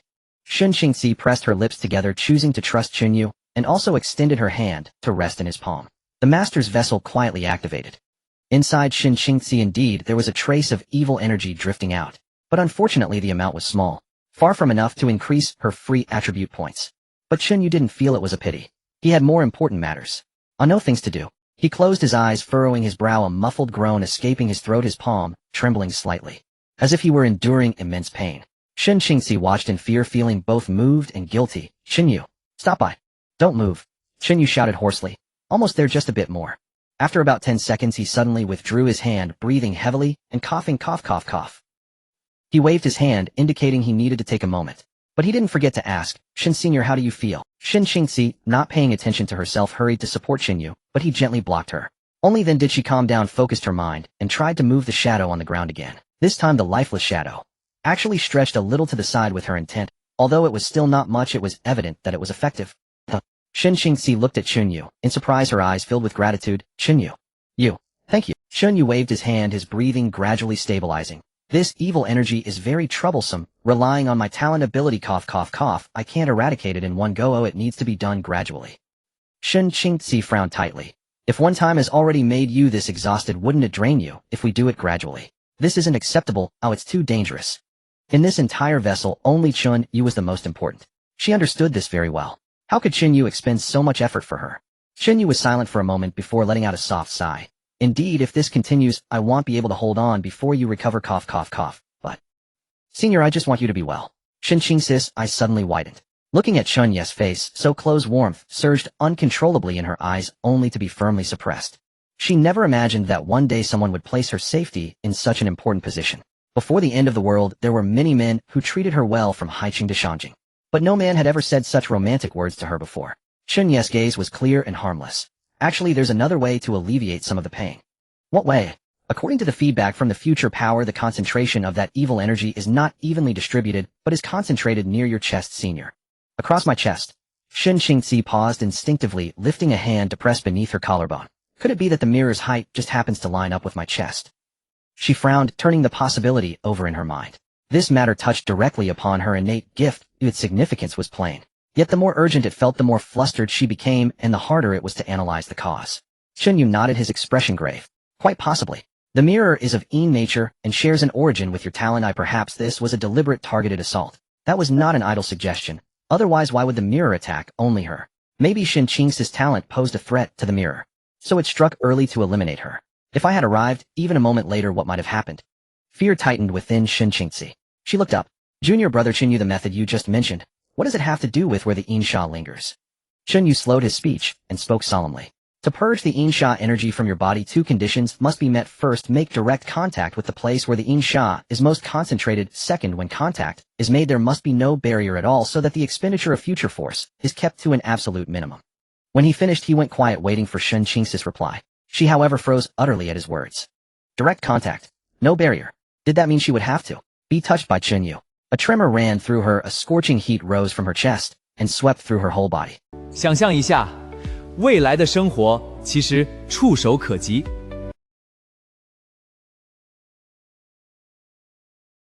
This She hesitated, unable to meet Chen Yu's eyes. Chen Yu shook his head. Never mind, senior sister Shun. Don't make things harder. It will only take more time and effort. Since I promised to help, I will not abandon you halfway. If once fails, then 10 times, if 10 fail, then 100.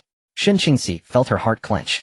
In the days since the catastrophe, she had grown accustomed to self-preservation, betrayal, calculation, and cold indifference. And yet Chen Yu had exposed his heart to her, so completely willing to shoulder such risk. She herself hesitated only from a small stubborn shame.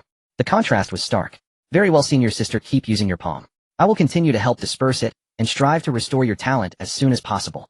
As he spoke, he extended his hand palm up. In the next instant, Shin Qingxi shot out her hand and seized his wrist. Chen Yu's motion stalled, and he looked at her. Shin lifted her head, her cheeks were flushed, and the usual cool distance in her eyes was replaced by unmistakable resolve.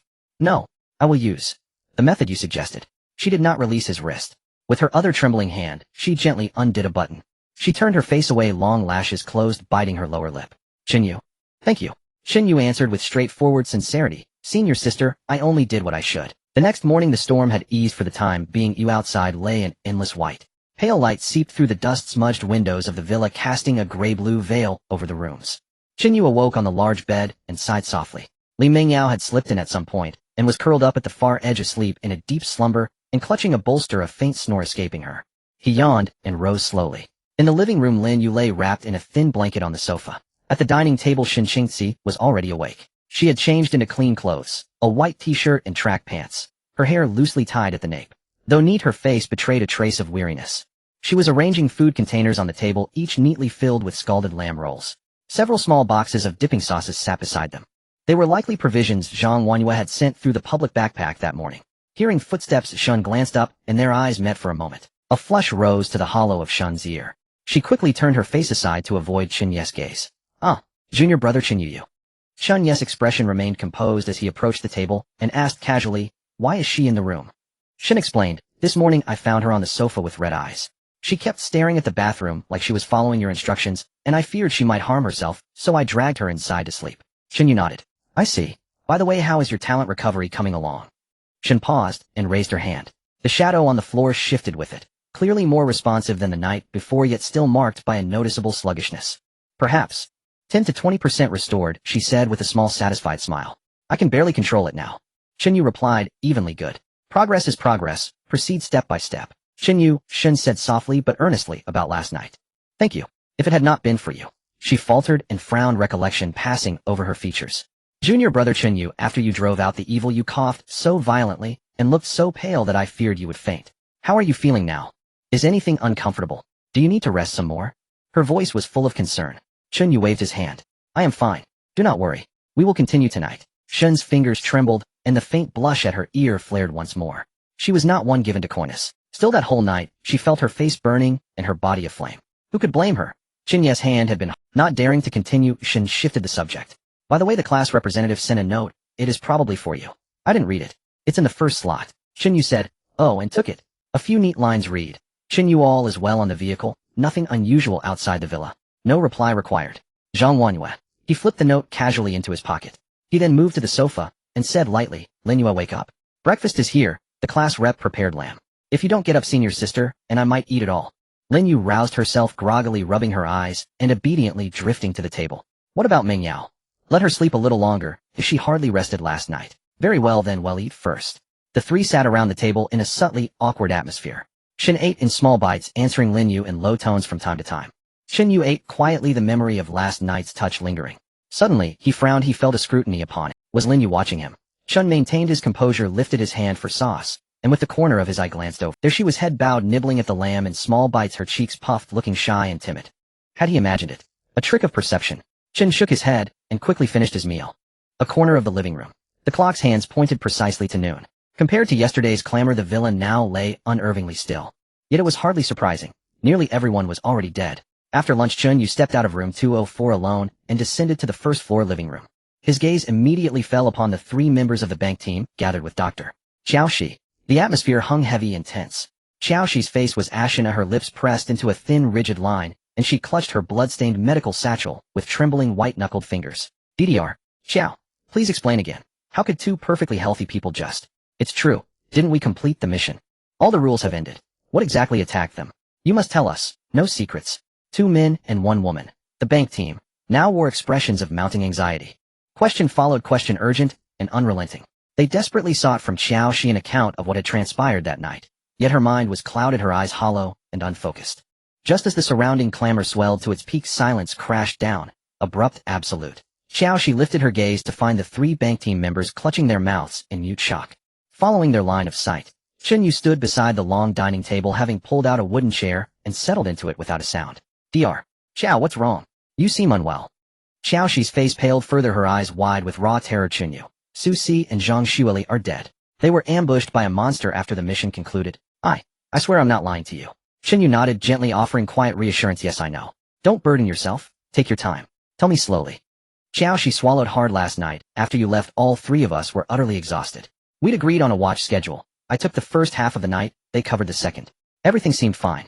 But this morning when I woke up, I found them lying at the doorway of their room, riddled with blood-soaked perforations. Chen Yu stiffened, startled. Blood perforations? Hundreds. Xiao Xi's voice trembled. Yes, dozens, piercing straight through chest to thigh. Their blood soaked the floor entirely, yet I heard nothing all night. The bank team recoiled, faces drained of color, chilled to the bone. Chen Yu's expression darkened subtly. Take me there. Xiao Xi shuddered violently, but nodded, turned, and led the way, her steps unsteady and faint. Third floor, room 312. As the door swung open, the thick metallic tang of old blood flooded the air. The floor before them was nearly submerged beneath a vast dark crimson pool. Two female corpses lay sprawled, each pierced by countless deep, gaping wounds, cold, silent, and horrifyingly precise. Their faces remained frozen in final petrified horror, their pupils dilated and vacant.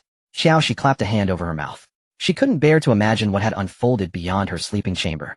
Chen Yu's expression remained impassive as he crossed the threshold, his gaze sweeping the scene with detached precision. The room bore no signs of forced entry or struggle, not even a scuff mark or overturned object. This implied an overwhelming asymmetrical disparity in power. Chen Yu knelt beside Su Si's body and examined the wounds closely, his brow furrowed. With thumb and forefinger he extracted a shard embedded deep within a wound, a translucent cobalt blue fragment. Definitely not glass. This was unrelated to last night's assault on Shen Qingxi. Mr. Chen Yu, have you found anything? Xiao Xi lingered in the doorway, too terrified to step inside, whispering softly. Chen Yu shook his head, nothing conclusive. But you, if you're already this afraid now, how will you manage tonight? Xiao Xi flinched, her voice parched and brittle-eyed. If it truly meant to kill you. Chen Yu cut her off, stepping back out, and closing the door behind him. It would have done so last night. It spared you, so you hold no interest for it.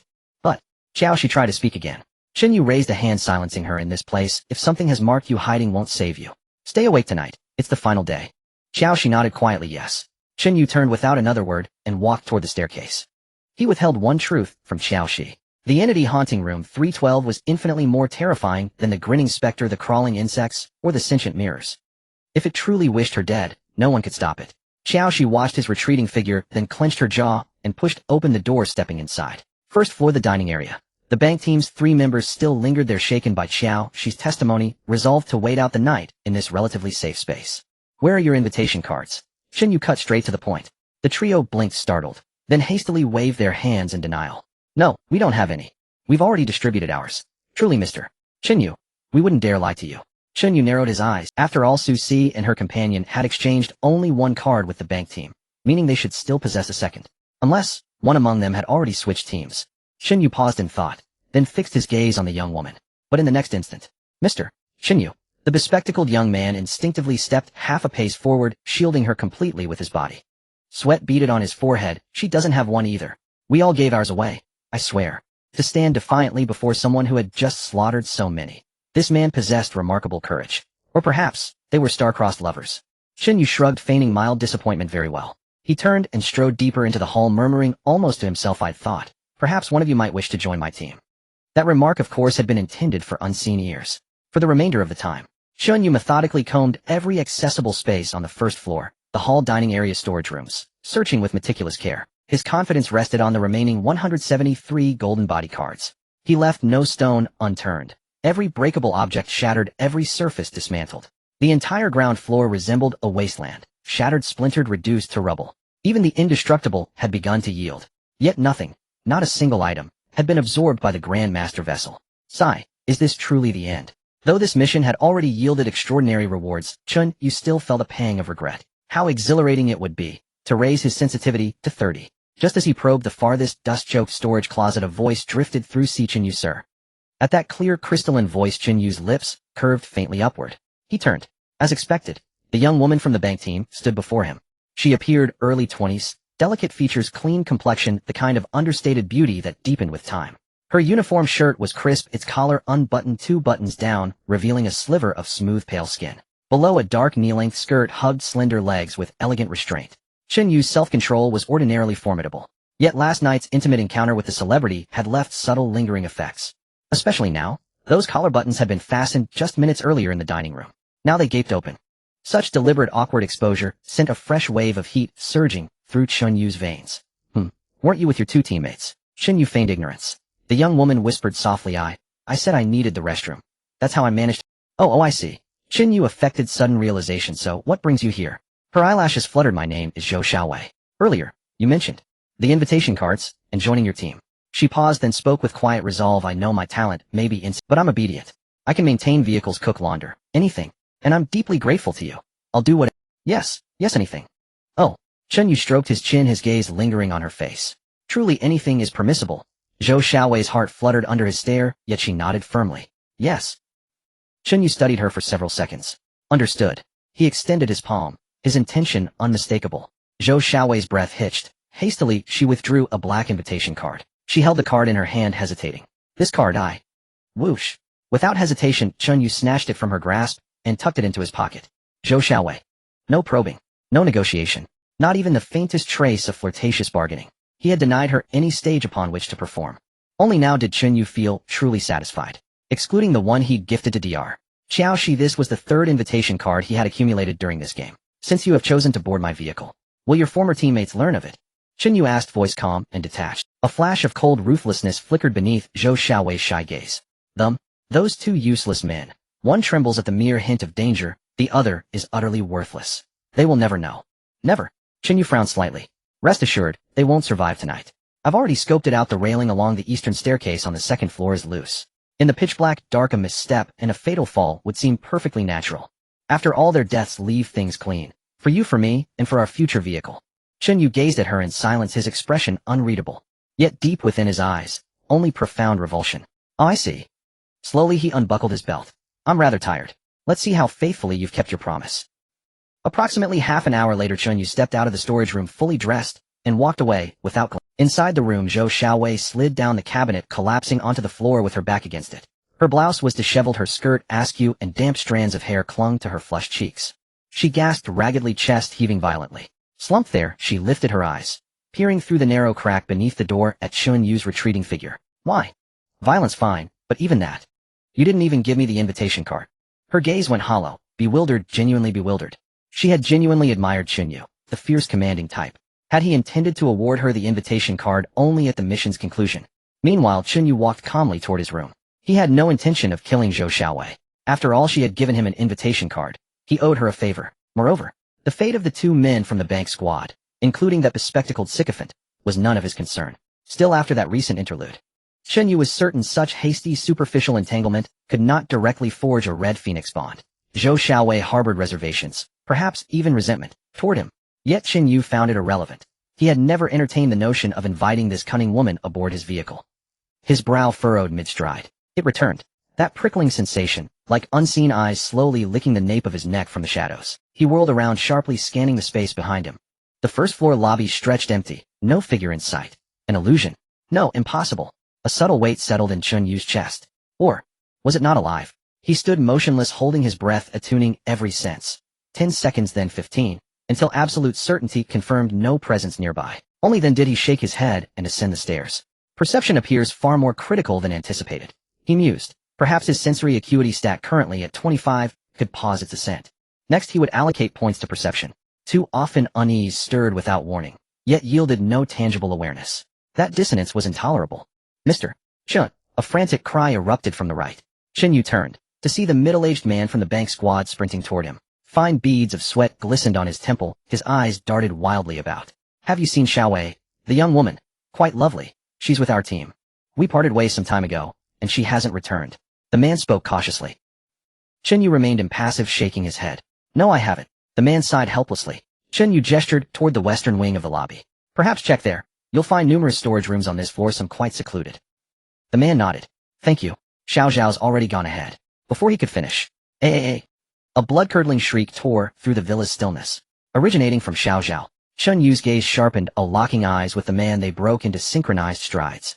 Rounding the corridor, they found a storage room door ajar. Chen Yu's frown deepened. This was precisely where he'd just— The middle-aged man entered first, then clapped both hands over his mouth, face draining to sickly green body, convulsing violently. Chen Yu approached the threshold.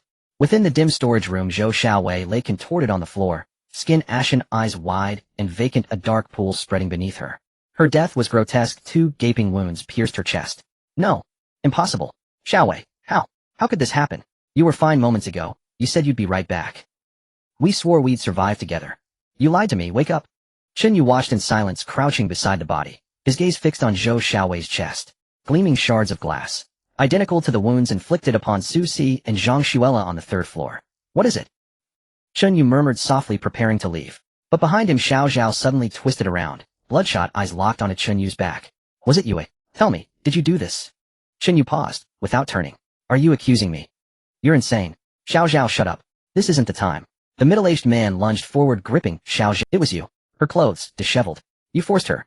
Then killed her to silence her. The man paled, scrambling to cover Xiao Zhao's mouth, but too late. Chen Yu sighed faintly. If I wished to kill her, would I resort to such complication? Xiao Zhao froze. Schlick. His head hit the floor. His headless body collapsed sideways, crushing Zhou Xiaowei's corpse beneath it. Chen Yu flicked his wrist, splattering crimson droplets from the blade. Observe, I could dispatch someone this way. He sheathed the steel knife and walked away. The middle-aged man crumpled to the floor, legs buckling, incapable even of screaming, paralyzed by pure terror. As Chen Yu pushed open the door to room 204, a faint aroma hung in the air, fragrant unmistakably of food. Likely another delivery from Zhang Wanyue, transmitted via the shared backpack. Chen Yu, you're back. Li Mingyao rushed to the doorway first.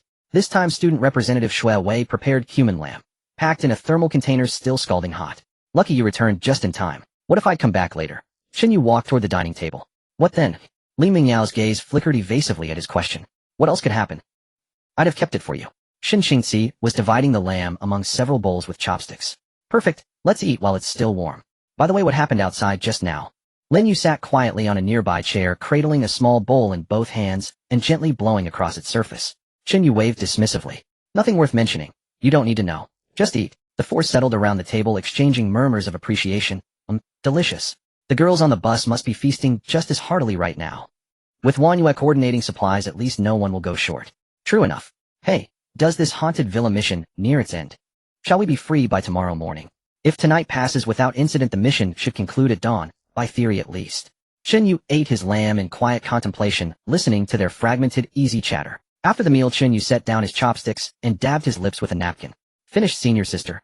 Xin Qingxi lifted her eyes, meeting his gaze, and her earlobes flushed faintly. She gave a soft, barely audible Then let's go. Chen Yu rose and gently took her arm. Last night's exorcism wasn't fully completed. We still have time. Let's finish it properly. Xin Qingxi didn't pull away, as she simply stood compliant and silent. Without another word, they walked side by side, she following, he leading, toward the bedroom. Thud. The door closed behind them. Li Mingyao remained seated at the table, staring blankly at that shut door. A dull, heavy weight pressed against her chest. She bit her lower lip and lowered her head, fixating on the tabletop. She had always been the most diligent, the most earnest, yet Chen Yu's gaze lingered longer and longer upon others. Inside room 204, Chen Yu had just guided Xin Qingxi to sit upright against the headboard. An unexpected notification chimed, originating from the Hongluan tribulation seat. Hongluan identified Li Mingyao. Hongluan serial no. 5 connection nature asymmetric attachment connection depth LV. 10 current amplification factor 100.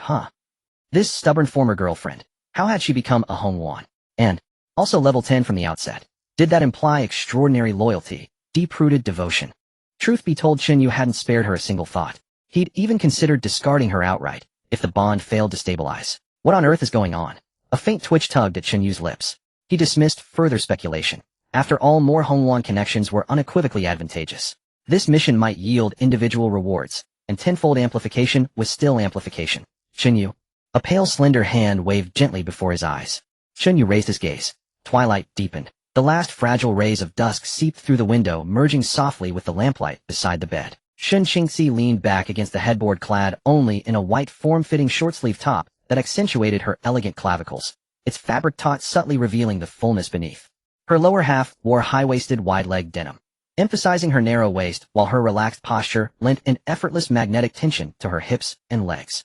Shen Qingzi smiled faintly. Junior brother Chen Yu, why the sudden distraction? He shook his head. Nothing.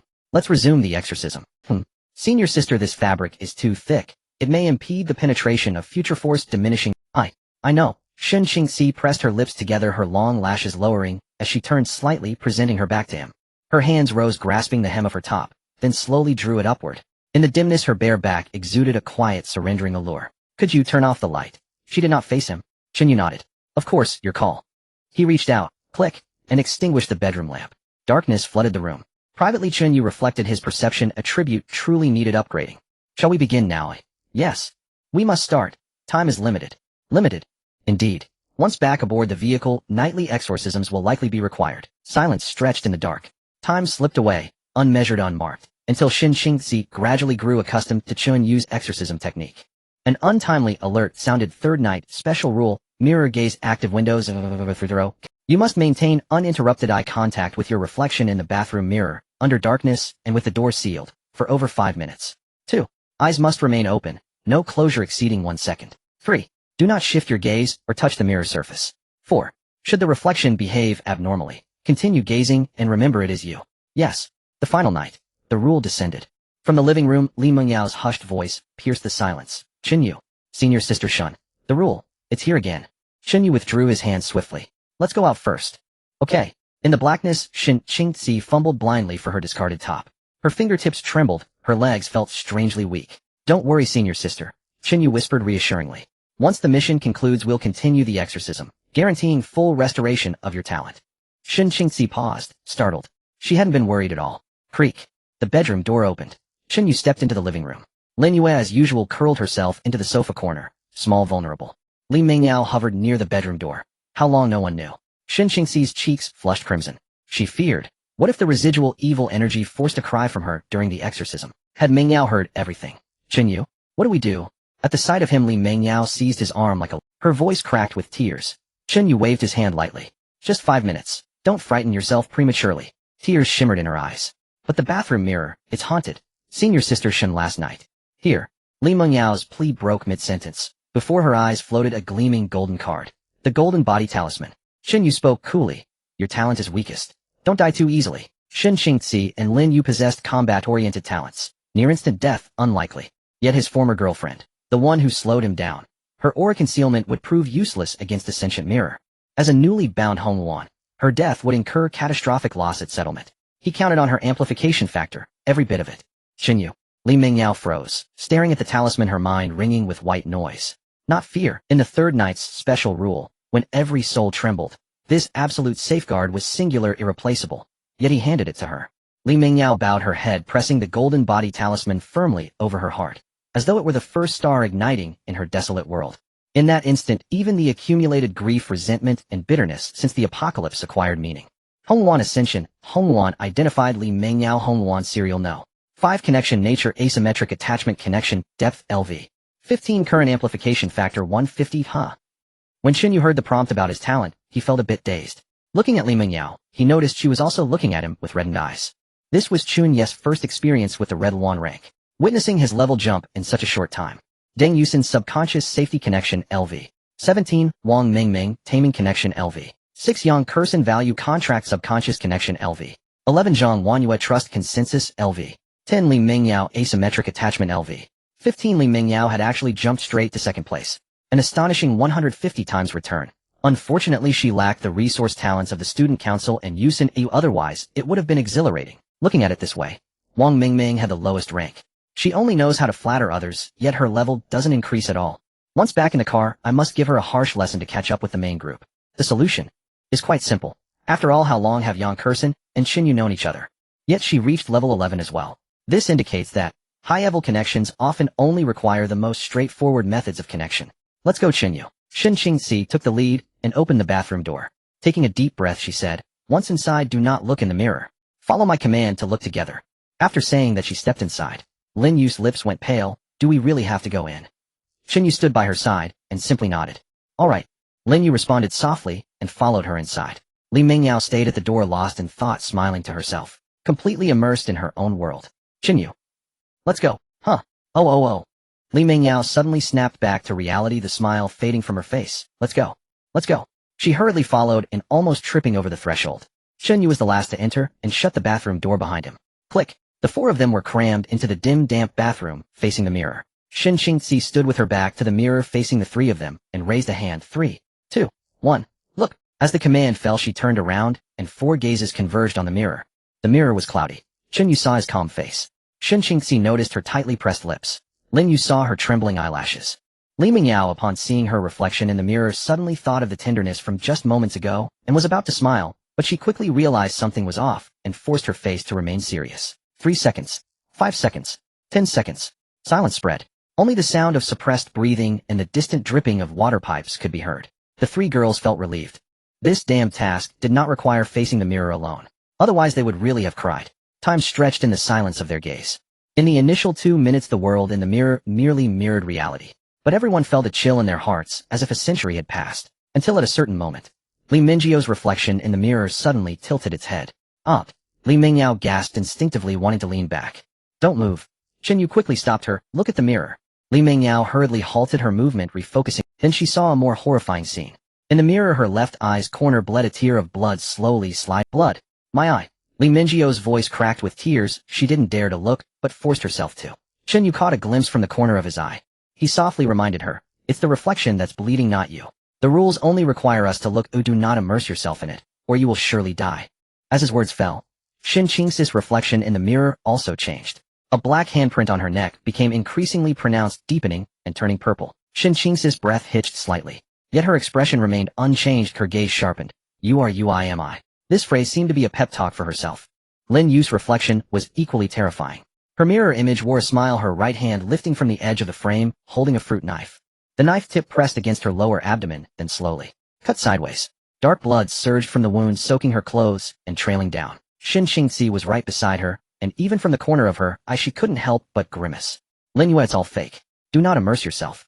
You are fine right now, do you hear me? Lin Yu replied softly with nothing more. Chen Yu's reflection was quite obedient, the only difference being that he looked at the other girls. He even slightly leaned forward as if trying to step out. Yet Chen Yu felt no worry. In fact, he looked forward to the moment he dared to pop his head out. He was sure he would crack his head open. But unfortunately the 5 minutes passed quickly and ended. Third night special rule: staring into the mirror rule has become ineffective. All the strange images in the mirror instantly restored to their original forms. Li Mingyao shivered, unwilling to stay even a second longer, stumbling out of the bathroom. Lin Yu followed closely behind. Shin Qingxi supported herself on the edge of the sink, touching her neck. Aren't you leaving? Chen Yu flipped his wrist, and the octagonal hammer appeared in his hand. Smash it, and then leave. Crash. The sharp sound rang out as the mirror shattered instantly, shards scattering everywhere. Chen Yu stood still for 2 seconds. The master container activated, but it remained silent, showing no reaction. After the rules ended, this mirror seemed to be just an ordinary mirror. It was not a vessel for spirits. Yet during the game he indeed did not dare to smash it recklessly. It seemed this third night would have no free attribute points credited. With a light sigh, Chen Yu casually put away the octagonal hammer, stepping over the shards of glass as he exited the bathroom. Shin Qingxi followed behind.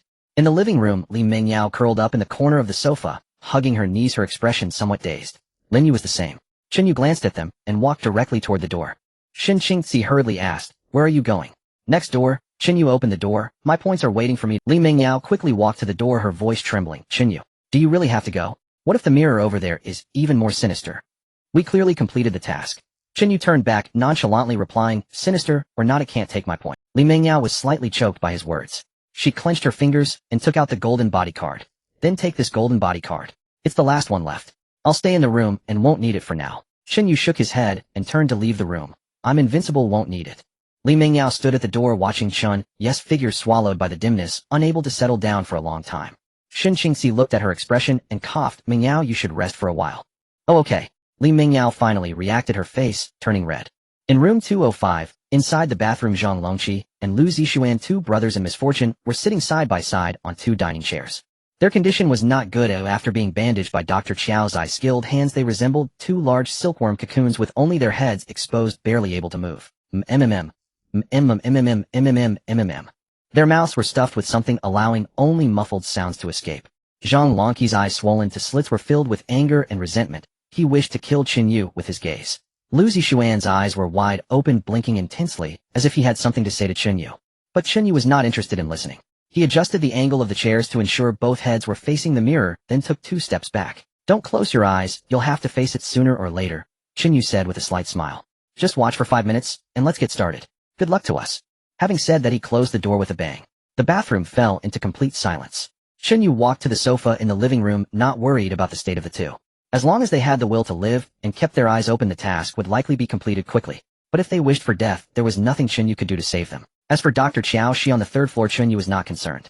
After all, the danger of this task depended entirely on individual intelligence and courage. Dr. Qiao Shi should be fine. A surgeon who can be frightened by disembowelment is truly a rarity. 5 minutes passed in the blink of an eye. Yet Chen Yu did not rush to open the door. It was not until over 10 minutes later that he slowly got up and opened the bathroom door. Zhang Longqi and Lu Zixuan's eyes were bulging bloodshot, their pupils somewhat dilated, their faces smeared with tears and snot showing signs of breakdown. Their souls appeared to have been half lost. It was understandable, they were more desperate than regular participants having to just watch. Chen Yu dragged a chair and repositioned them in the living room. Then without looking back, he left the room. He had more important things to do, specifically to exorcise Xin Xuejia. It must be said the big star indeed had her extraordinary qualities. The dual stimulation of psychology and physiology had Chen Yu on the edge several times. First, he went upstairs to check on Dr. Qiao Shi. Though she appeared a bit flustered, fortunately nothing unexpected had occurred. In room 204 in the bedroom, Chen Yu sat on the edge of the bed facing Xin Qingzi. Just like before, the white t-shirt meant to assist with the exorcism was now hanging on the coat rack by the door. Her breathing was somewhat rapid. The tight-fitting wide-leg jeans clung closely to her legs. The exorcism had already surpassed the necessary limits. Both of them understood each other well. But Chen Yu's expression was pained, slightly breathless, which was hard to conceal. Xin Qingzi dared not look at him.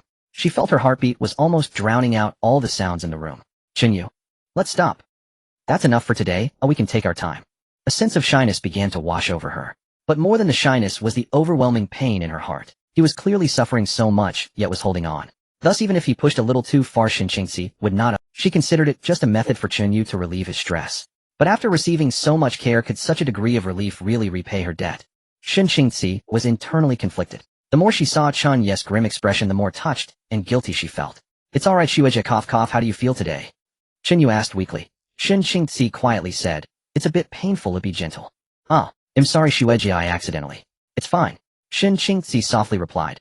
I understand you've worked hard, Chen Yu Xuedi. Let's stop here for today. Chen Yu's voice sounded a bit weary. He wanted to withdraw his hand. Rest well, wait. Xin Qingzi gently tugged at the back of his hand that was about to pull away. Chen Yu halted his motion. In the darkness, the corner of his mouth lifted slightly. But no one would ever discover it. There's still some time until dawn. She paused, seemingly weighing her words. That if the exorcism just now drained you too much, or if you feel burdened by something else. Her voice became softer, and the already shy atmosphere grew even more ambiguous. This life of mine was saved by you in the first place. So, if you're really under a lot of pressure and need to relieve it. Xuejia, I'm under a lot of pressure. Chen Yu interrupted directly. Xin Qingzi's body visibly stiffened. She opened her mouth, her heart racing. Chen Yu did not speak further, but suddenly leaned closer, their cheeks just an inch apart. Then, he'll help you. Right, Xuejia, can you play the heroine Ling Shuang? There was not much time left until the dawn of the 4th day. Chen Yu and the heroine Ling Shuang spent a wonderful night together. It is worth mentioning that Chen Yu actually had a gossip. Because the heroine Ling Shuang was somewhat famous in the entertainment circle, Chen Yu learned a lot of secrets. For instance, a certain well-known actress actually rose to fame through questionable means. For example, there was an exciting feud backstage during a certain software night. Speaking of which, if it weren't for my uncle's protection, I would never dare to enter the entertainment industry. Xin Qingzi seemed to reminisce, almost sighing. Thinking back on those true and false rumors, it's quite magical. Chen Yu played with a strand of her loose hair. I just hope that after the apocalypse I can also distinguish between truth and falsehood. What truth and falsehood? Xin Qingzi was taken aback. There are always things that are true and things that are false, just like the bunch of girls in our car. If you can't tell the truth of their feelings, you wouldn't even know how you died. This statement basically summarized his tragic past life. Xin Qingzi gently shook her head. With your current strength, you don't need to bother distinguishing truth from falsehood, do you? She paused, her eyes shimmering. To put it another way, even if someone has ulterior motives, they probably can't hide them in front. Xin Qingzi's tone carried some emotion. When it comes to feelings, sometimes they are indeed unpredictable. Have you noticed that even Lin Yu, such a shy and quiet girl, has developed feelings for you? Has she? Chen Yu could naturally see it, but Lin Yu's demeanor did not seem like simple affection. Xin Qingzi nodded. After you left this afternoon, she stood quietly behind the door watching the direction you walked away for a long time. Later, perhaps unable to put her mind at ease, she pushed open the door and went out for a while, saying she needed some fresh air, but her expression resembled more of a worry for you. She went out this afternoon. Chen Yu's expression shifted instantly. When Oi, Shin Qingzi flinched, then recalled, around 4 or 5 in the afternoon. She said the room felt stifling, so she just stepped out to the corridor by the door for some fresh air, and returned shortly after. Chen Yu's mind erupted with relentless flashbacks: Su Si and Zhang Xuelei's corpses, bloodied cavities still embedded with jagged shards resembling glass. And Zhou Xiaowei's body bore identical wounds, crimson perforations, and crystalline fragments. Senior sister. Chen Yu suddenly turned. What was Lin Yu's talent again? Shin Qingzi grew tense. Rank talent. Crystal armor. It generates a protective crystalline membrane. Decent defense though brittle. She's timid and wields it nervously. Didn't you see it on the car ride? Crystal brittle. Damn it. How could I have missed it? Chen Yu's pupils contracted sharply. Icy dread slithered up his spine. Even now he refused to believe it. Chen Yu. Shin Qingzi noticed his ashen pallor and whispered cautiously. He did not answer. He threw off the blanket, dressed in haste, and bolted across the bedroom, yanking the door open. Outside, the corner of the sofa where Lin Yu habitually sat stood utterly empty. Only a blanket lay crumpled on the floor. Shin Qingzi hurried after him, scanning the living room with a frown. Where are Lin Yu and Meng Yao? Lin Yu. Having lived 2 lifetimes, Chen Yu had never before witnessed such masterful flawlessness. She always cowered like a startled fawn, shrinking to the very back of any crowd. Her voice trembled, barely audible, a whisper lost to the wind. She hugged her knees tight, buried her face, reddened eyes brimming, gaze darting away. All of it false.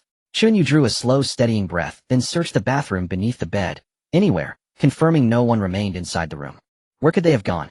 Shin Qingzi still struggled to grasp the gravity. Chen Yu shook his head, then abruptly remembered a place. 3rd floor. Bang! In an instant he wrenched the door open and vanished into the night, racing upward, toward Dr. Xiaoxi. Yes, Lin Yu's killings were purposeful. 2nd floor, room 205. Zhang Longqi and Lu Zixuan sat bound to chairs, gasping futilely. Dawn, the 4th days, loomed ever closer. Darkness and silence pressed down, threatening to shatter their sanity. Once the points were secured, they dared not imagine what would follow. Chen Yu would show them no mercy. Creak. The door eased open. Their stiff necks twisted slowly toward the threshold. Seeing Lin Yu, a light flickered across their swollen, bruised faces. MMPH. MMPH. MMPH. MMPH. MMPH. Lin Yu slipped sideways into the room and quietly closed the door behind her. Her steps were feather-light, tiptoes first, heels lowering with delicate precision, almost playful.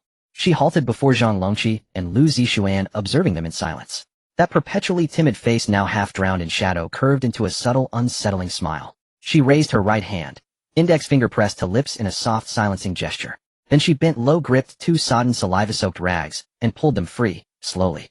Cough. Cough, cough. Help, Lin Yu. Save us. Untie these ropes. Lu Zixuan ignored the nausea rising in his throat, hoarsely begging for rescue. Zhang Longqi wheezed, breath ragged. Please, Lin Yu. We're on the same side. Trust me, just. His voice died mid-sentence. Lin Yu's cold fingers glided across his cheek, light, deliberate. They traced the split at his lip, brushed over dried blood crusts. Her gaze followed her fingertips. She tilted her head slightly, as if studying a rare artifact. Zhang Longqi swallowed hard. Lin Yu. Lu Zixuan's scalp prickled. Lin Yu. What's wrong with you? His eyes darted toward the clock in the corner of the living room. Dawn approached, time dwindling fast. His voice sharpened with urgency. Snap out of it. Lin Yu, don't lose yourself. Just help me. A fingernail pierced his left eye socket. Lu Zixuan convulsed violently. Warm fluid streamed down Lin Yu's fingers. Zhang Longqi recoiled in sheer terror. Lin Yu, don't do this. Oh, did you know? Lin Yu withdrew her finger slowly. Red and white smeared across its tip. She casually wiped it against Zhang Longqi's shoulder, continuing softly. Back in the dining hall, the way Chen Yu held that knife, it was exquisite. The curve of his fingers around the hilt, the taut line of his forearm as he tensed. So hard, so bright. As she spoke, her thighs clenched instinctively. So many people, so much noise. Oh, all those filthy thoughts swirling around him, and all silenced. She mimicked gripping a blade, eyes glazed distant. You saw it, didn't you? Suddenly she circled behind Zhang Longqi and leaned close, her breath warm against his ear. His entire body locked rigid. Tears gushed uncontrollably. I saw it. I really saw it. Big sis you. Lin Yu chuckled, a low guttural ho, and tapped her fingertip lightly against his Adam's apple. His throat tightened, bobbing frantically. Oh, how could you slander Chen Yu Longqi? Why won't you answer? Don't be afraid. Her voice was honey sweet, her fingertips sliding downward, tracing his throat with languid grace. Did you know? She leaned even closer, lips brushing his earlobe. The human body is like a finely tuned instrument. Oh, press different places, and each sings a different note. Different notes indeed. Her right index nail hovered gently over Zhang Longqi's shoulder. He obeyed, without hesitation. Steel body, activate. A dark, unyielding metallic layer erupted from beneath his skin, spreading in an instant, encasing him entirely. But, PSSSH. Erf. Zhang Longqi's eyes rolled upward, his spine arched rigid. Then inch by agonizing inch he lowered his head. A pale blue crystalline spike had fully impaled his shoulder. His steel body shattered like parchment. How? Oh, that's not the sound I meant. No. PSSSH. Ahawk. When this blooms with beautiful flowers, I'll pluck it and give it to Chen Yu as a gift. Oh, he'll understand. I'm helping him truly. No. PSSSH. Ahawk. The screams ceased entirely. Yet Lin Yu remained crouched, face lifted, ears pricked, listening intently. A deep, rapturous flush bloomed across her cheeks. Her gaze drifted, dazed, dreamy, to Lu Zixuan's single remaining eye. She murmured tenderly, "Oh, wasn't that lovely?" On the third floor, room 312. The door was not locked and opened with a gentle push. Chen Yu hurriedly rushed in only to see Qiao. She sitting by the bed, her hands resting on her knees. Her expression was tense and anxious. Hearing the sound of the door opening, she looked up abruptly. "Chen Yu? Shin Qingzi." Qiao. She stood up, revealing a hint of a smile. "What brings you here?" Dawn should be approaching. She thought the two had come to welcome her to the vehicle. But soon seeing the expression on Chen Yu's face, she realized it was not the case. Seeing Qiao she standing there unharmed, Chen Yu breathed a sigh of relief. Ooh, at least this designated teammate was still alive. "We are looking for someone." Shin Qingzi took over the conversation, explaining, "Lin Yu and Meng Yao are missing. We don't know where they are. Dr. Qiao, have you seen them?" Qiao. She paused for a moment, then shook her head quickly. "No, I haven't seen them or heard anything unusual from outside. I've been in the room the whole time." "Was there no activity on the third floor? Where could they possibly go?" Shin Qingzi stroked her chin, contemplating all the places Lin Yu might have gone. "Qiao," she spoke seriously, "I'll help you look for them. More people means more strength." Shin Qingzi nodded and didn't hesitate. All right. After all, she thought they would all be part of the same vehicle in the future, so it was good to get familiar early. But just warning, there are deceased passengers in the vehicle. Without waiting for any reaction, the second warning continued. Warning, there are deceased passengers in the vehicle. Shin Qingzi's pupils contracted sharply as she looked at Chen Yu. Chen Yu frowned. "Two are dead, no need to guess. She's waiting for us on the second floor." Shin Qingzi was a bit confused. "Chen Yu, what do you mean?" Chen Yu waved his hand, speaking while heading out. "Senior, you've been with her for so long, didn't you notice anything unusual?" Shin Qingzi bit her lip and immediately followed. "I, indeed, didn't notice." Qiao. She hurriedly followed, silent, pondering something. The three hurried their footsteps through the dim corridor of the third floor, rushing down the stairs towards room 205 on the second floor. Bang! When the door opened, Lin Yu stood in the center of the room with pools of blood beneath her feet. The blood-soaked two shapeless corpses riddled with holes both large and small, deep and shallow, as if pierced repeatedly by some sharp object. Suspended beside her were several pale blue crystals thick as a wrist, resembling clusters of enormous icicles sprouting from the void. 想象一下，未来的生活其实触手可及。 Her tears smeared her face as she looked towards the door, her pupils filled with the terror of impending death. Lin Yu turned her head and saw Chen Yu. Then she smiled. Her eyes, crescent-shaped, the corners of her mouth lifted high, revealing a set of neat teeth. Her cheeks flushed with excitement. "Chen Yu," her voice remained soft and delicate. "You're here. Look, do you like this thing?" Shin Qingzi felt her breath halt suddenly. Her blood turned cold. She had seen death, had seen zombies, and had witnessed Chen Yu's swift and decisive slaughters, but the scene before her still terrified her. This was a chill that came from the heart. "Lin Yu, how could you?" Shin Qingzi's voice trembled. "Why do this?" Lin Yu looked at Shin Qingzi, the sweet smile fading from her face. "Senior, don't you understand? They would dirty Chen Yu, and I wouldn't want to see that." Her logic was completely self-consistent. Shin Qingzi couldn't comprehend, pointing at the barely alive Lin Yu. "She's in the same vehicle as us. If you don't let her go, our points will decrease." Lin Yu shook her head. "Who cares about points? Only my Chen Yu cares, right?" Chen Yu silently looked at Lin Yu and, narrowing his eyes, "Lin Yu." As he spoke, he took a Chen Yu. Lin Yu's voice rang out. With her words, the two menacing crystals suddenly tightened, poised to pierce Li Mengjiu's body. Li Mengyao's already bluish face twisted in pain, her body convulsing violently. Lin Yu stood beside her, her clear eyes focused solely on Chen Yu. "Look, if you take another step forward." She tilted her head, seemingly seriously contemplating the image. Her head might just pop, like a ripe watermelon squished open. Shin Qingzi suddenly grabbed Chen Yu. Don't provoke her." Dr. Qiao's face was pale, covering her mouth, gripping the doorknob tightly. The scene was utterly horrifying. "Your talent isn't some grade crystal armor, is it?" Chen Yu stood still, asking seriously.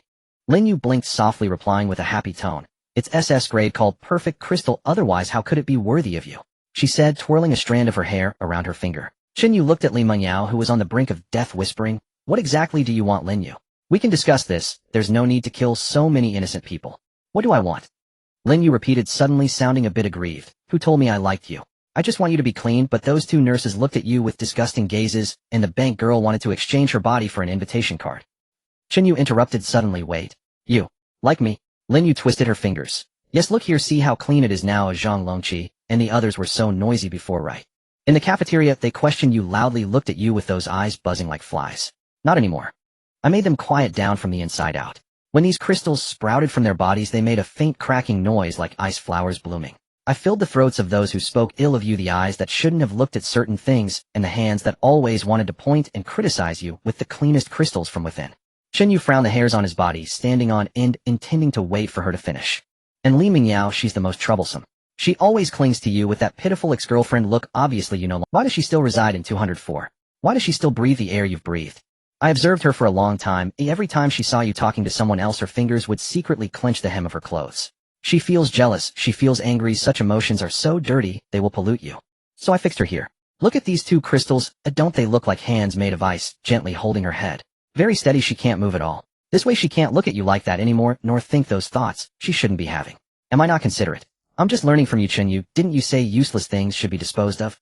But why don't you praise me? When you went to find Senior Shun to exorcise evil, I was watching from behind the door. Your hands were so focused and hot, I wondered if you would treat me like that too. So I worked harder to clean up all this garbage. I don't like you having physical contact with others, Chen Yu. Others' hands, others' skin, others' warmth. Will leave marks on you. I can see those marks. Every time I can see them clearly. So don't think you can hide this from me. Ooh, I want to uproot them. I've been watching you all along, even until now. Every glance, every frown, I remember clearly, more so than my own matters. Because you are the most important one, and don't you like this gift? I can adjust it. Look, I can make the crystals grow into her vocal cords, blooming with quiet crystal flowers inside. Tell me, what should I do? To make you just like now, only look at me, listening to me seriously. I can adjust it. After a prolonged chant, the room fell into a brief silence. Only the faint sound of Li Mingyou's convulsions could be heard. Chen Yu furrowed his brows deeply. This was his first time experiencing such a confession. Perhaps it would be more appropriate to call it a death confession. Shen Qing's shock was gradually replaced by a chilling sensation, leaving her feeling utterly horrified. If it weren't for being with Chen, you would Lin Yu have killed her in the name of filth. Lin Yu put Li Mingyao down first. Is there anything to negotiate, can we? Chen Yu tried to protect his points, but Lin Yu merely tilted her head and asked, do you care about her that much? Shen Yu's thoughts were racing at high speed. Yet he couldn't find a reasonable answer in that moment. Regardless of his feelings, it seemed Li Mingyao was on a path to death. What is the solution to this problem? At this moment, Li Mingyao, held tightly in the air by the crystals, stared blankly. It was the figure of Chen Yu. Does he care about me? She recalled the increasing number of girls around him and his indifference towards his ex-girlfriend's identity. She thought of too much, her consciousness becoming increasingly blurred. She is someone in my car. Chen Yu took a deep breath, his voice dropping heavily, his gaze sharp as a knife. If she dies, you will die too. Lin Yu's body trembled violently. Her clear, large eyes widened suddenly, her cheeks flushed with a deep crimson spreading to her ears and neck. She tightly closed her legs, her entire being presenting a strange state of both rigidity and softness, trembling all over, her heartbeat thundering. She loved how Chen Yu spoke to her with that look and tone. She finally felt truly seen by him. This realization left her exhilarated to the point of dizziness. Ding, ding, ding. The familiar countdown began. Time until the fourth day's dawn. 10, 9, 8. The two crystals holding Li Mingyao suddenly released her. Cough, cough, cough. Li Mingyou's limp body fell down. Shen Qingzi, who had been tense, moved almost simultaneously. Her face was pale as she summoned half of her strength. Shadows on the wall's floor and corpses suddenly twisted and stretched, barely catching Li Mingyao before she hit the ground. Ding. Shen Qingzi could feel the difficulty of her talent's operation, far less fluid than before. Damn mirror. Li Mingyao was taken away from Lin Yu's side. She was already unconscious, but still breathing, indicating she was not dead. Huff, huff. Lin Yu seemed completely unconcerned about Li Mingyou's release. Ding. Her gaze remained fixated on Shen Yu's face, her cheeks still flushed, her chest gently rising and falling. Bang. The moment he confirmed Li Mingyou's safety, a steel knife appeared in Shen Yu's hand. It almost flew out. The speed and power were pushed to the extreme. Ding. He stomped his foot, the alloy steel knife slicing through the air, creating a cold gleam. It left Lin Yu no time to react. Bang. The moment he confirmed Li Mingyou's safety, a steel knife appeared in Shen Yu's hand. It almost flew out. The speed and power were pushed to the extreme. However, whoosh. At the moment the knife was drawn, countless crystal threads suddenly condensed in front of Lin. Clang. Boom. The alloy steel knife shattered inch by inch under the pressure. Ding. Metal shards. One shard even grazed Chen Yu's cheek, leaving a thin line of blood. Chen Yu's pupils constricted, causing an unavoidable moment of delay. But in the next second, Lin Yu faced Chen Yu, her face blooming with a radiant smile. Ding. She lightly tapped her toes in the pool of blood on the ground. Her whole being leaped backward. Whoosh. The window on the second floor shattered with a crash. The cold wind, filled with snowflakes, surged in. Ding. At almost the same time, Chen Yu extended his arm, wanting to grab her, but their fingertips brushed in the air, just a hair's breadth apart. Lin Yu's figure had already landed, and in the swirling snow, she held a black card in her hand. Ding! In the next second, her figure was completely swallowed by the surging snow. Red Luan has identified Lin Yu. Red Luan number 7 connection nature twisted love connection depth LV. Current effective multiplier 10,000 times. Chun Ye's hand froze in midair, but the 4th day of tip time limited survival mission in the snowstorm villa has ended. Global information synchronization channel has been restored. Total number of survivors in this round 548. Current vehicle survivors 4. Main mission completed. Mission evaluation perfect. Cleared all ghost slaves in advanced. Team reward settlement in progress. Team reward wood X 1000 units, iron blocks X 500 units, parts X 300 units, fabric X 300 units, electronic components X 100 units, low-level energy core X 10 has been stored in the car owner's personal backpack. Chen Xiao was about to exclaim, "This damn car owner is really too slow in handling things." Personal reward settlement in progress. Car owner Chun Yu site personal points 866 points, ranking 1 based on points, and ranking received special reward, ghost mirror fragment, approximately 12 of a complete lens X1 immediately afterward. He felt an intense sensation of withdrawal starting from his feet, as everything in front of him, room 205, it broken windows, the dim corridor, quickly elongated and spun. The blinding white light engulfed everything. Chen Yu suddenly opened his eyes. He was sitting on a familiar bus seat, the smell of hot pot seasoning in his nostrils, the sound of the engine running in his ears. He was in his designated seat. "See, what the hell is going on?" Wang Mingming was the first to exclaim, covering her mouth with her hand. In the driver's seat, Zhang Wanyue immediately turned around to scan the cabin. "Is everyone here?" Just now a flash of white light passed by, and we were moved from our parking spots. Mengyao, Yang Kursin, and Deng Yusin simultaneously discovered. Li Mengyao slumped in her seat. Her face was utterly pale, her condition particularly poor.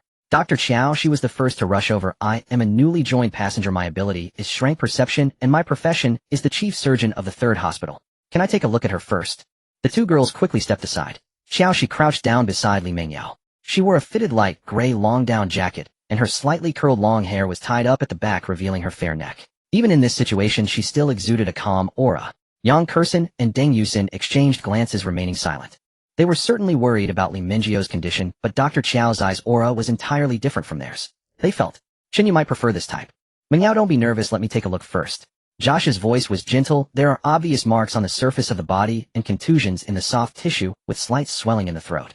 As she spoke, she took out a medical kit from her personal backpack and retrieved a disinfectant cotton pad. "The most troublesome part is that she has suffered quite a severe impact and is showing mild dissociative symptoms. In fact, it wasn't just Li Mengyao who was affected. Xin Xingxi was the same. Her mental state, which was originally good, was not so now." She sat to the side, her expression grim. In her mind, she couldn't stop recalling Lin Yu's smile. Chen Yu, on the other hand, immediately turned to look out at the snowy scene beyond the window after sitting down. A huge villa estate stood there. Their small bus was parked in the middle of an extending road. Nearby, it was deserted with no other cars in sight. This parking space is No. 7, which is the 7th gate. Lin Yu is not in the same line. Chen Yu immediately realized the current situation. He couldn't find Lin Yu. He felt somewhat helpless. The Zhang Longxi and Lu Zixuan he had worked so hard to protect were all dead. Lin Yu had also left the team. This also resulted in his points being reduced by 3 once. With a 2x multiplier, otherwise the rewards would have been even greater. Taking advantage of the girls surrounding Li, Chen Yu first glanced at his personal rewards, ghost mirror fragments, about half of a complete mirror description, an irregularly edged piece of glass, with a dim mist-like substance slowly swirling inside, derived from a ghost mirror possessed by a fierce ghost within the villa. Effect when activated within the illuminated area. The maximum coverage range is about 3m x 3m, and all individuals' talent energy will fall into a state of stagnation for 30 seconds. Note cooldown time 72 hours. This is a type of item weapon. Moreover, it is directly applicable to PvP against human targets. Other than passive talents related to physical strength, skills and energy will all be affected and fall into a state of stagnation. In this state, one can only engage in a pure physical fight for 30 seconds. Which fits Chen Yu perfectly. Even if Dr. Strange were to fall for this, he would surely be knocked out by a single punch from Chen Yu. "Senior, how many points do you have and what rewards did you get?" Chen Yu asked quietly. In fact, Xin Xingxi had already reached the Hongwan stage with a high-level physiological connection of LV 10. However, the return of his Hongwan talent, especially regarding task returns, would often be delayed. Xin Xingxi came back to her senses, rubbed her temples, and said, "My points are 39, and I received. For ghost mirror scraps. Let me see what they can do." As she spoke, she took out 4 shiny scraps the size of earwax from her personal backpack. Chen Yu felt a bit incredulous. Xin Xingxi only had 39 points. Meanwhile, he had a full 866 points, and had just felt that was a bit low. Speaking of which, compared to the senior, it was just that he had killed a few more people, smashed a bit more stuff, and dealt with a few more ghosts. So, looking at it this way, it seemed reasonable. He truly hadn't counted how much he had done in the villa. He estimated that many of those tasks had inadvertently earned him quite a few points. Here, take a look. Just after Shen Qingzi finished speaking, she realized she had said here, and her expression suddenly changed. Chen Yu. It was evident that Lin Yu had left a significant shadow on her. Chen Yu took the shiny scraps, and the ghost mirror scrap description. Small shards of glass covered in a layer of murky sheen are remnants of the ghost mirror fragments that have shattered, still retaining some of the ghost mirror's chilling characteristics. Effect can be thrown into a designated area, and upon shattering will create an interference field with a radius of about 1.5 meters lasting for 1 minute, within which any talent energy is weakened by approximately 50. Note: no cooldown effects do not stack, but duration can. Chen Yu. It was simply a comprehensive weakened version of the ghost mirror fragment. No wonder it was worth only 39 points. In reality, it was just that Chen Yu had been eating very well. On the road of Doomsday survival, being able to hold items already puts him ahead of 70 of people. Here he was being picky and choosy, which felt somewhat extravagant. Thinking back to his past life, which item wasn't carefully calculated, spent where it mattered. Moreover, the ghost mirror scraps weren't completely useless. They had their own advantages. They had no cooldown and could stack duration. As long as he had enough scraps, he could always take advantage of a 50 weakening, especially since Chen Yu had no energy-related talents. Moreover, it was even more enjoyable to think about the talent return that would come later. Li Mingyao, Shen Qingzi would both explode with power. Chen Yu could already imagine the fighting scenes to come. Regardless of fire, ice, or poison gas, he could start by throwing out a few scraps, and then unleash his full strength. At worst, he still had the ghost mirror fragments to withstand for 30 seconds, making him simply a god of war on Earth. Of course, the precondition was that Chen Yu had to loosen his backpack a bit to avoid being forced to combine the ghost mirror fragments. Not bad. Chen Yu's lips curled up slightly. He was very satisfied with the gains of this trip. Shen Qingzi looked at his profile, hesitated for a moment, and still curiously asked about Lin Yu. Are you not afraid? Chen Yu turned his head. Afraid of what? Shen Qingzi bit her lip. She is SS rated. Her abilities are strange, and her obsession with you has become abnormal. It's something that normal people can't comprehend. We are in the same school. As long as she is alive, she will eventually come looking for you. Chen Yu fell silent for a few seconds. She will eventually come looking for me. Indeed, that is quite terrifying. It's not that he was afraid of being done in by this Yandra, but rather more concerned that this group of girls might meet with misfortune. You have to know Lin Yu's crystal armor. Know her crystal abilities have a strength rating of SSS. He didn't even know what kind of awakening item it was. In any case, its strength could easily shatter steel blades, and its force was terrifying. As for combat power, aside from himself, none of these girls could withstand it. Even the strongest fighter among the girls, Shen Qingzi, would not stand a chance, as she would be dead after just a few exchanges. I never would have thought. Shen Qingzi shook her head. At this moment, the long-awaited return finally arrived. Hongwan identified Li Mingyao. Hongwan number 5 connection, nature asymmetrical attachment connection, depth LV 15, current effective multiplier 150x. Hongwan gain ghost mirror scraps x5, talent return ghost mirror scraps x750. Hongwan identified Shen Qingzi. Hongwan number 6 connection, nature physiological connection, depth LV 10, current effective multiplier 100x. Hongwan gain ghost mirror scraps x4, talent return ghost mirror scraps x400. Just as Chen Yu was waiting for the scraps to enter his personal backpack, another voice rang out. Hongwan identified Lin Yu. Hongwan number 7 connection, nature twisted love connection, depth LV current effective multiplier 10,000x. Hongwan gain ghost mirror scraps x8, talent return ghost mirror scraps x80,000. The hints of talent are not limited to one. Li Mingyao and Shen Qingzi were expected, but Lin Yu following them. It is simply astonishing, a tenfold return. Although Chen Yu knew that Lin Yu had become the number 7 Hongwan, he never expected to receive a return. After all, according to the initial test, returns have distance limits and task restrictions. But now, could it be that when Lin Yu received the task reward, it was in the villa, so it was already determined that the return would happen, but the notification only came out now? Chen Yu could only make guesses, but felt he was close to the truth. The most important thing is 80400 pieces of ghost mirror scraps. No matter how many bags he has, cannot fit. Chen Yu's initial fantasy of combat with ghost mirror scraps shattered. Warning: insufficient backpack capacity. 80400 pieces of ghost mirror scraps cannot be stored. Exchanging for equivalent resources. Item upgrade: ghost mirror scraps, ghost mirror fragments. Item upgrade: ghost mirror fragments, ghost mirrors. Item upgrade: ghost mirrors. Talent lock pieces. Item upgrade: talent lock pieces. Please select the needed talent. Return 1. Silent ring. Mental energy consumption increases, suppressing all units, including oneself, within a radius of 3 meters, reducing talent strength by approximately 22. Branding spike pierces into the target's body, requires breaking defense, leaving a suppression mark on the target for the next 72 hours. Every time the target uses their talent, there will be a 50 chance of direct failure. 3. Demon suppression gloves. Surrounding the gloves, it isolates all talent energy flow and effects, including the wearer. Chen Yu's pupils constricted. What happened? Why could he suddenly choose his reward? His brain raced. Lin Yue, unlike Shen Qingzi and Li Mingyao, had such a high level that it resulted in a vast number of rewards. Could it be because the Hongluan level or the return scale exceeded a certain threshold? That the selection rights were unlocked. At this point, this was the only possibility. If that is the case, then the student council's water has its uses. Surely he could exchange it for iced red tea, beer, wine, even some unknown liquid. Let's not think about that for now. His gaze quickly scanned the 3 options. 1. Silent rings suitable for area suppression, but with a strength of only 20. Facing Lin Yue, an SS-level explosive awakener, this suppression is like a drop in the bucket, and the mental energy consumption increases. This negative effect is out of place among the 3. 2. Branding spike, a long-lasting 72-hour effect, seems durable, but it requires a successful hit, and the 50 probability is somewhat gambling, unstable. 3. Demon suppression gloves. The description is the simplest, but Chen Yu felt it was the most suitable for him. His current basic attributes were already sufficient to crush the vast majority, and with this it was equivalent to having an additional layer of absolute defense. I choose the demon suppression gloves. He didn't hesitate for too long. Chen Yu mumbled to himself, walking to the back of the carriage, retrieving the gloves from his personal backpack. It was a matte black glove that looked extremely thin. He rubbed it between his fingers. The texture was cool and flexible, like a second skin. He tried putting it on his right hand. The glove fitted snugly, its edges merging with the skin of his wrist, almost undetectable. His fingers moved without any stiffness, and even his sense of touch was overly clear. Chen Yu lowered his head, looking at the palm of his right hand. There was a deep, dark vortex there, vaguely absorbing the surrounding light. SS-level demon suppression gloves. Description from the Blizzard Mountain Manor. A certain trapped researcher crafted this aberrant creation through extensive human experimentation to combat the erosion and usurpation of talent abilities by the ghosts in the mirrors. Effect: the gloves isolate all talent energy flow and effects, including the wearer. Human experimentation. So the villa just now was about human experimentation. There won't be any decryption events, right?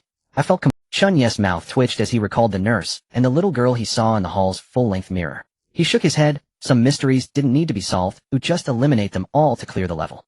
But what surprised Chen Yu the most was previously awarded items like the golden body card and ghost mirror fragments only had names. This time the item had a rating in front of it. In his past life he had seen rated items before, but the highest was only... That was a compass of Zhang Zixuan. He didn't know where she got it, but it could guide and avoid harm. At that time the whole bus listened to Zhang Zixuan because of this compass. Going off topic. If looking at the effect, these gloves are energy insulating, including the wearer. Fortunately, Chen Yu's 2 talents didn't involve energy flow at all. No, the absorption of the Grandmaster's container. Chen Yu quickly tried it, and found that he indeed could not absorb it. It felt as if he encountered a layer of obstruction. Doesn't it mean that in the future, after he kills someone, if he wants to absorb the energy, he first has to take off the gloves? Chen Yu swung a few more times, discovering the demon suppression range was surprisingly free. As long as he wanted, he could insulate the entire area in front of him like an invisible magnetic field. Senior, try attacking me with your shadow. Practical experience brings knowledge. Chen Yu directly called Shen Qingzi to try it out. Shen Qingzi was momentarily stunned, her gaze landing on the pure black glove on his right hand. What is this? You go first, attack me. Seeing Chen Yu being mysterious, she simply nodded lightly. Alright then, be careful. Her eyes slightly focused, and the shadow beneath her feet suddenly twisted and stretched. A pitch-black shadow quickly darted towards Chen Yu's calf. Now, although Shen Qingzi had only regained 60 of her level skill power, she was still formidable. However, Chen Yu did not dodge at all, slowly raising his right hand. Shen Qingzi frowned. She was even prepared to stop the shadow's attack at any moment to avoid hurting Chen Yu. But her shadow suddenly froze half a foot away from Chen Yu's body. Then it vanished without a trace. Shen Qingzi tried to exert more power. The shadow twisted, trying to bypass that invisible boundary, but it could never break through. It crumbled at a touch. Shen Qingzi lowered her hand, her voice filled with astonishment. My shadow can't even get close. Chen Yu, what did you get from the task? She suddenly thought of how many people Chen Yu had killed and softly asked, how many points do you have? Chen Yu shrugged, over 800. Shen Qingzi's expression changed. My god, no wonder it's so much stronger than my ghost mirror scraps. Chen Yu said nothing further. In fact, how could it be just much stronger? This was an item synthesized from over 8,000 scraps. If it were garbage, then Chen Yu would truly be at a loss. Fortunately, the ability of these gloves is extremely overpowered. Estimated time to next stop, 3 days, detecting the vehicle density in the surrounding area. Filtering criteria, comparison area, Haiching vehicle scale, complex, average survivor, level B, diversity of talents, high disaster survival rate, standard. Focusing on passenger age distribution, 2,125 years. Matching completed. Next stop, Binhai City, living area. 3 parallel highways will successively connect to this stop for rest and resource collection. Haicheng Film Academy current passengers, 4,130. 2. Haicheng Vocational Technical College current passengers, 3,190. Haicheng University of Science and Technology current passengers, 7,919. Please all passengers prepare and cherish the resources and tranquility of the living area. Chen Yu was taken aback, lost in thought. He remembered clearly. In his previous life, the living area stop only appeared after the 5th mission. Soon someone discovered. After the number of deaths reached a certain threshold, a relatively safe living area stop would be triggered. This time it actually came much earlier. Could it be that this time the number of eliminations is much faster than the last? Chen Yu pondered. If this were true, it would mean the entire survival pace had accelerated. Danger would also approach earlier. However, Chen Yu felt this was good news, because he would finally get to see those old acquaintances from his past life. Debate Club, Zhang Zixuan. Chen Yu had endured for so long, just waiting for the arrival of the living area stop. And Lin Yu. She would also appear in the Binhai City living area, which absolutely cannot be overlooked. After all, with her level of abnormality, she must also think this is good news. Perhaps she would secretly take action. Thinking of this, Chen Yu's eyes gradually turned cold. Chen Yu. Dr. Qiao, she approached. Meng Yao has woken up, but her condition is still not very good. Chen Yu turned his head. In the middle of the carriage, several girls were surrounding Li Meng Yao. Wang Mingming was next to her seat, holding a cup of hot water, whispering something. That hint.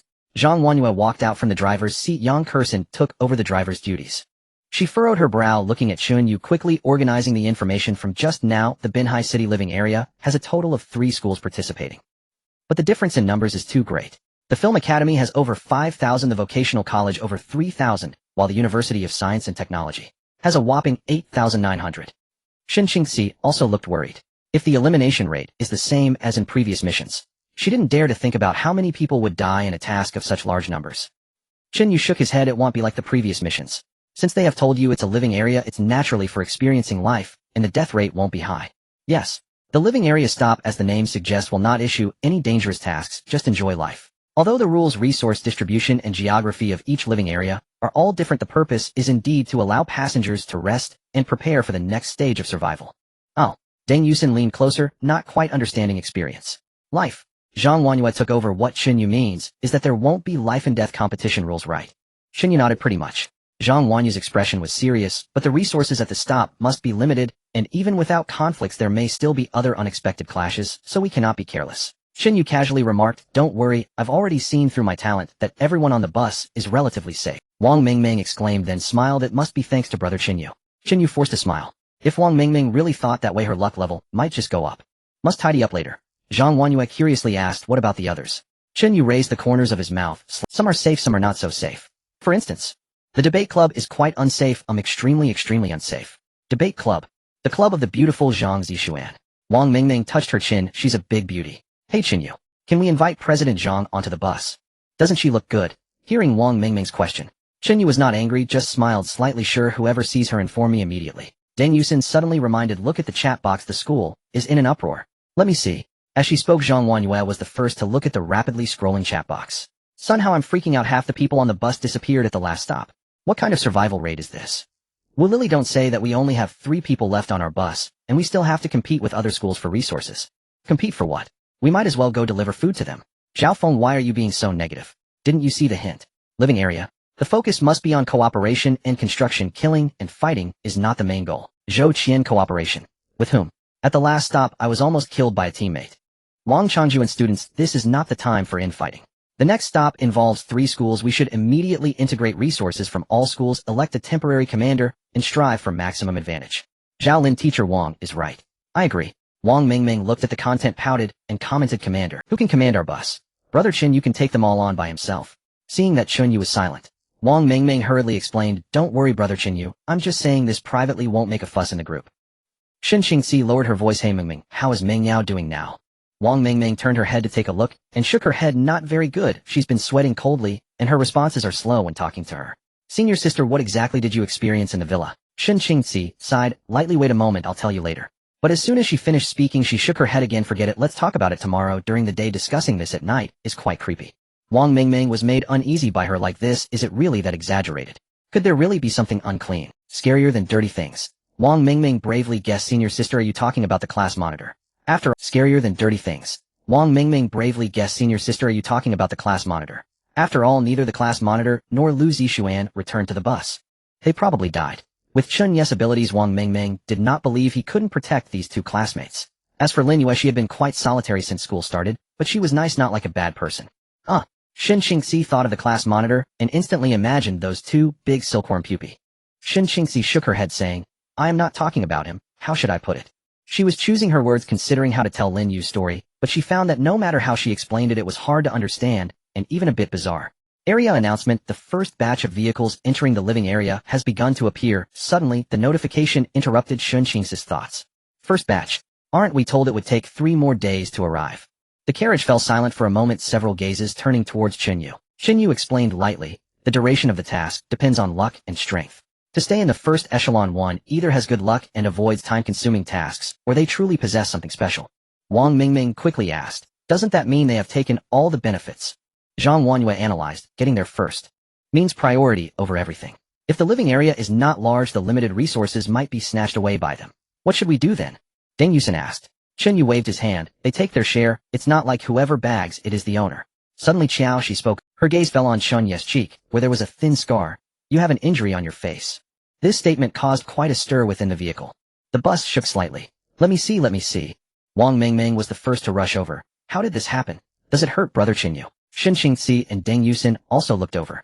Yang Kursen, who was driving, glanced at the rearview mirror. Chen Yu was surrounded by them. For a moment, several hands reached out to touch his face. In reality, a wound of this degree with his current physique would be almost healed shortly. It made it seem as if he had sustained a serious injury. Especially Wang Mingming, who was almost pressing herself against him. Ahem. Chen Yu waved his hand. I'm fine. Qiao Shi quietly reminded. In this period, wounds can become infected, which is troublesome. Chen Yu, I have disinfectants here, and let me help you clean it up a bit. Chen Yu initially wanted to refuse. After all, the deep wound had turned into a shallow scratch. But as the words were on his lips, he suddenly paused. His gaze lingered on Xiao Zai's face for a moment before he changed his mind. All right then. He stood up.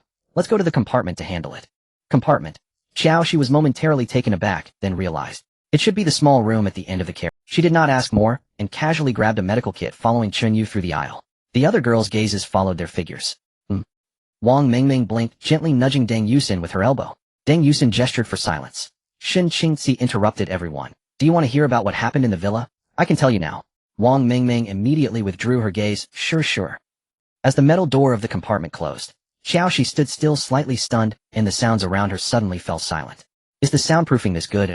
This compartment was more private than she had imagined. The space was small, with a bed taking up almost half, leaving just enough room for 2 people to stand side by side. Sit on the bed. Chen Yu had already reached the bedside and sat down, patting the position beside him. Qiao Shi bit her lip, walked over, and chose to sit sideways at the bed's edge near the foot, opening the medical kit on her. Let me see the wound. She raised her eyes to Chen Yu, her tone gentle. Chen Yu turned his face, revealing the scar. Qiao Shi took out a disinfectant pad and tweezers from the medical kit. Her movements were very delicate as she adjusted the angle. It might be a bit cold. She softly reminded, carefully beginning to wipe. Her attention was completely focused on the wound. But Chen Yu's attention was entirely on her. The light poured down from above, enveloping her. The beige high-neck knit wrapped around her neck, extending down to below her collarbone. As she slightly leaned forward, the curve formed by the knit was not ostentatiously full, but rather the subtlety of a mature woman, completely incomparable to that of a schoolgirl. The long cardigan she wore slipped off her shoulder, loosely hanging in the crook of her arm, exposing a section of her fair forearm. You're wound. She gently wiped while unable to help but say, it's healing so quickly from the moment you were injured until now. It's been at most half an hour, right? It's truly a miracle. Chen Yu merely responded with a hum. Qiao Shi continued to focus on treating the wound. Not long after. All right, the wound is clean now. She retracted her hand and took out a small tube of healing ointment from the bag. Apply a bit of this, it should be unnoticeable by tomorrow. She squeezed a bit of ointment onto her fingertip and leaned in closer. Thank you, Chen Yu. She suddenly spoke, the warm breath brushing past Chen Yu's ear. Chen Yu turned his face. The distance between them shrank to where their breaths were audible. What are you thanking me for? Thank you for letting me get on the vehicle, I will cherish this opportunity to be a responsible onboard doctor. Qiao Zai's face flushed, but as she lowered her head to squeeze the ointment, Chen Yu suddenly raised his hand, gripping her wrist. Qiao Shi did not pull her hand back. What is it, Chen Yu? Just apply it first, the wound will heal faster. She applied the ointment gently on his wound, However, with Chen Yu holding her wrist, the posture appeared excessively intimate. Chen Yu looked at her face, which was close enough to touch, and suddenly spoke. Dr. Qiao. You just said thank you for letting you get on the vehicle. What if I say, he lowered his voice, that I kept you not just because you are a doctor?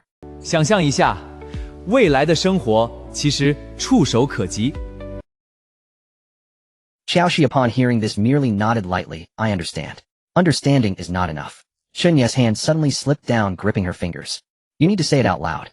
Xiaoxi lowered her eyes, remaining silent for a few seconds. I obey you. She finally spoke, her voice trembling. Not enough. Chen Yu stared at her. Say it completely. Xiaoxi took a deep breath.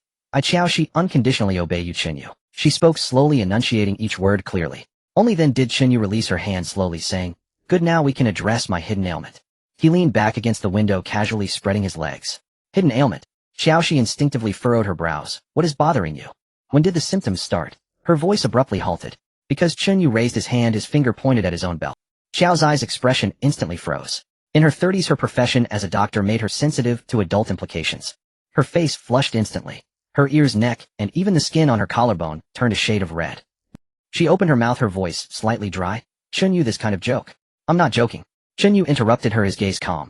You said unconditionally obey, now I need treatment. In the entire vehicle, only Xiaoxi had not turned red. This was a significant variable. Chen Yu would not leave behind a random bomb. Even if Chen Yu could see that Xiaoxi genuinely appreciated him, gratitude was not something one could eat. Everyone knows the story of the farmer and the snake. Moreover, with the experience from his past life, Chen Yu would not easily trust a person's surface. Now his inability to monitor her loyalty in real time was her greatest flaw. Even if being overly hasty was better than being betrayed. Upon hearing Chen Yu's words, Xiao's eyes breathing had already lost its rhythm, her chest slightly rising and falling with each breath. I will say it once more, Dr. Xiao. Chen Yu tilted his face upward to meet her gaze. The girl in my vehicle must obey me unconditionally. Do you not understand what unconditional truly means? Xiaoxi's lips trembled. She had never before encountered such a situation. Being pressured by a boy far younger, she had of course contemplated the possibility. Yet she had not expected it to arrive so swiftly, so abruptly, before she was ready. She drew several deep breaths. At least, turn off the lights. Her voice was barely audible. Chen Yu did not, just like this. 3 words shattered her last fragile hope. Xiaoxi closed her eyes, then opened them again, and sank down onto her haunches.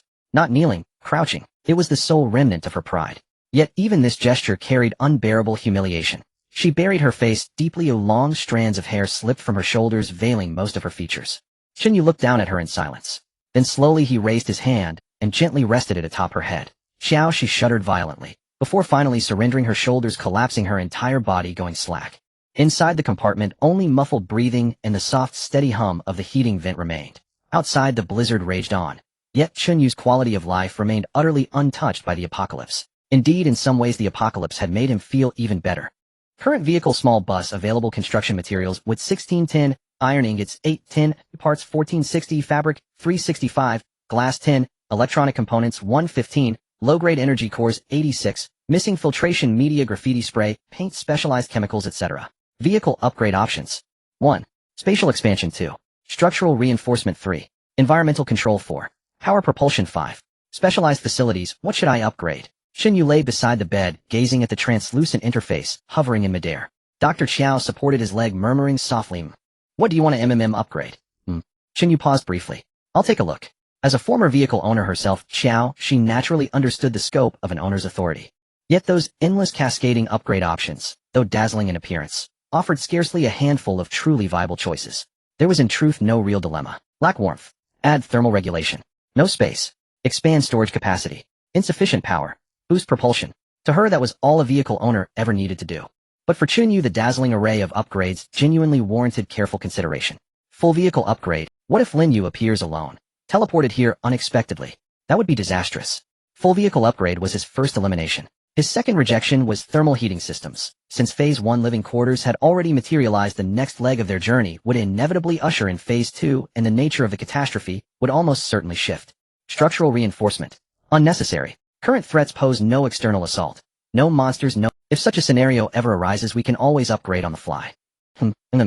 想象一下，未来的生活其实触手可及。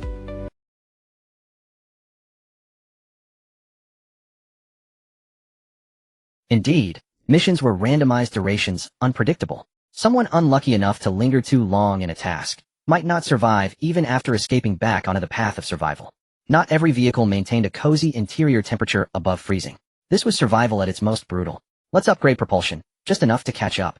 High-efficiency power core, I requirement low-grade energy core 30 OI parts, 400, iron ingots 150, electronic components 10 effect replaces original engine core module, increases maximum horsepower, and torque by 40, optimizes fuel efficiency, reducing energy consumption by 15 at equivalent speeds. Modestly enhances top speed and acceleration responsiveness duration 200 seconds. Status materials sufficient integrated drivetrain axle reinforcement. I requirement parts 500 EU iron ingots 180 low grade. Energy core 18 effect strengthens drive shaft differential and axle assembly. Improves power transmission efficiency by 25 E adds tire traction correction. Slightly enhances high-speed cruising stability duration, 180 seconds. Status materials sufficient. Though numerous propulsion upgrades existed, most merely targeted raw horsepower, a functionally irrelevant priority in apocalyptic survival.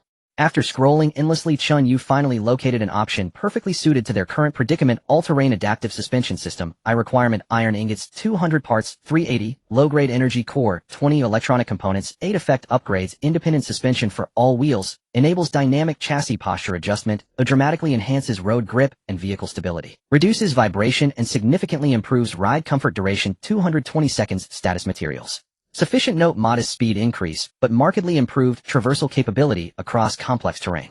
Yes, the terrain ahead remained unknown. Suspension was the highest yield investment. Once decided, Chen Yu waved his hand. The command executed. Deep within the chassis, metal components clicked into place with resonant precision. Soon after, Chen Yu glanced at the doorframe of his compartment. The creaking groan that had accompanied every vehicle sway vanished entirely. The entire microspace felt more stable. Even the water's surface in the cup on the table quivered far less. The sensation was akin to stepping from a vintage green-painted train into a high-speed rail carriage. Though admittedly current stability still fell short of true bullet train refinement, it was already remarkably refined. Dr. Chiao, though, focused on treatment since the change, but could not pinpoint exactly what had shifted. Strange, she murmured. Keep going, Dr. Chiao, Chen Yu remarked casually, while noting with mild dissatisfaction that the bed beneath him felt cramped and inconvenient. Truthfully, he longed for a massive recreational vehicle. Should such an option appear in future upgrades, he would seize it without hesitation. Expansion options. Again, a dizzying array: unfolded roof-mounted expansion pod, vertical utilization requirement, with 600 iron ingots, 350 parts, 400 electronic components, 25. Low-grade energy core 12 effect adds a fixed 1 meter tall expansion pod atop the roof, accessible via interior ladder. Provides 4 of additional upper-level space within the compartment. Suitable for storage or temporary restoration. 300 seconds. Status materials sufficient, 1 meter tall. 想象一下，未来的生活其实触手可及。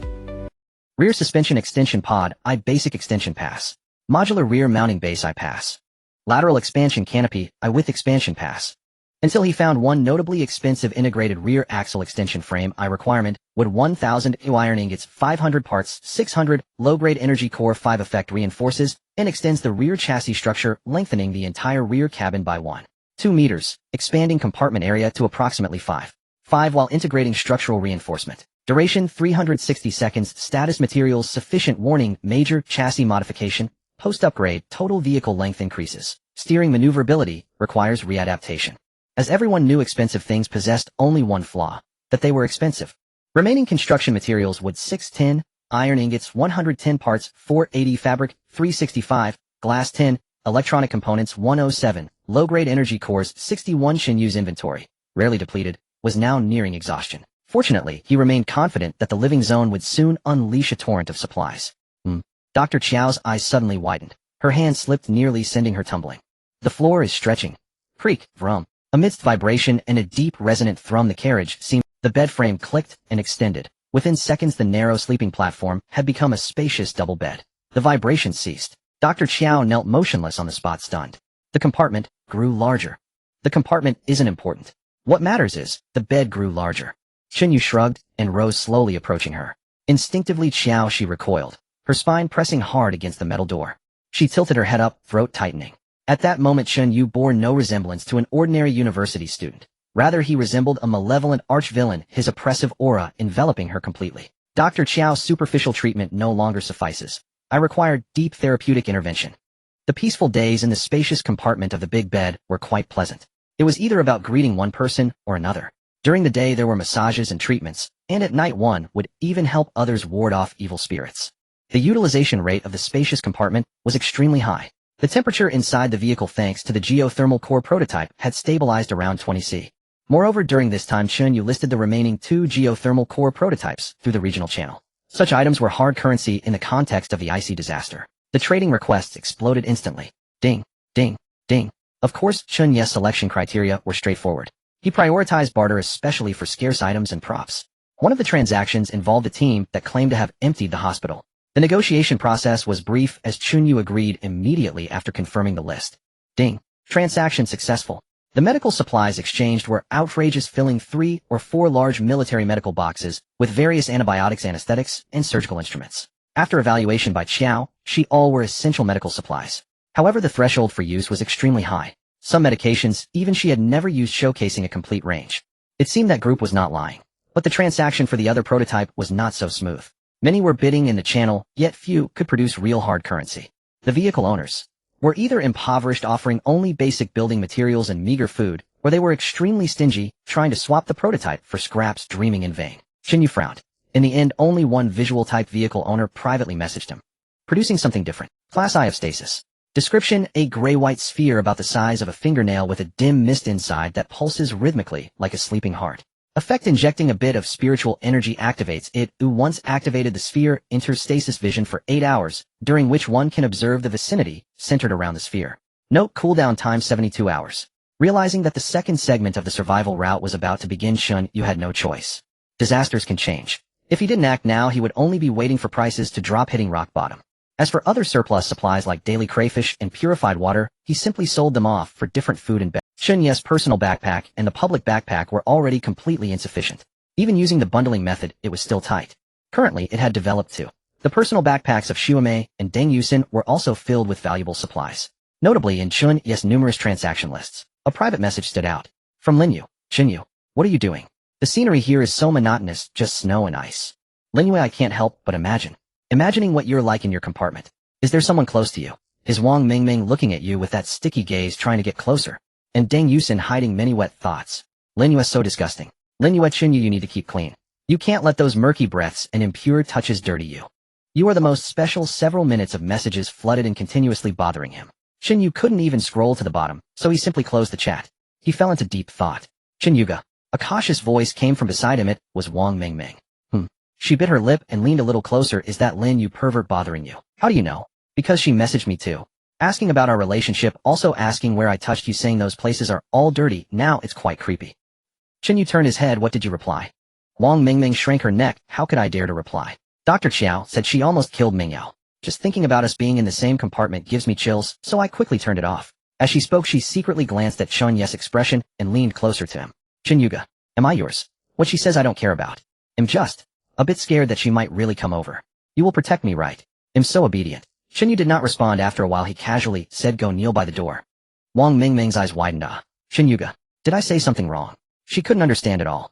Clearly she was so obedient and trying so hard to please him. Why did it result in punishment? Chen Yu didn't look at her. His gaze fell into the air, seemingly checking some panel. Wang Mingming felt both anxious and wronged, wanting to act cute and plead for mercy. But Chen Yu's straightforward demeanor choked those words in her throat.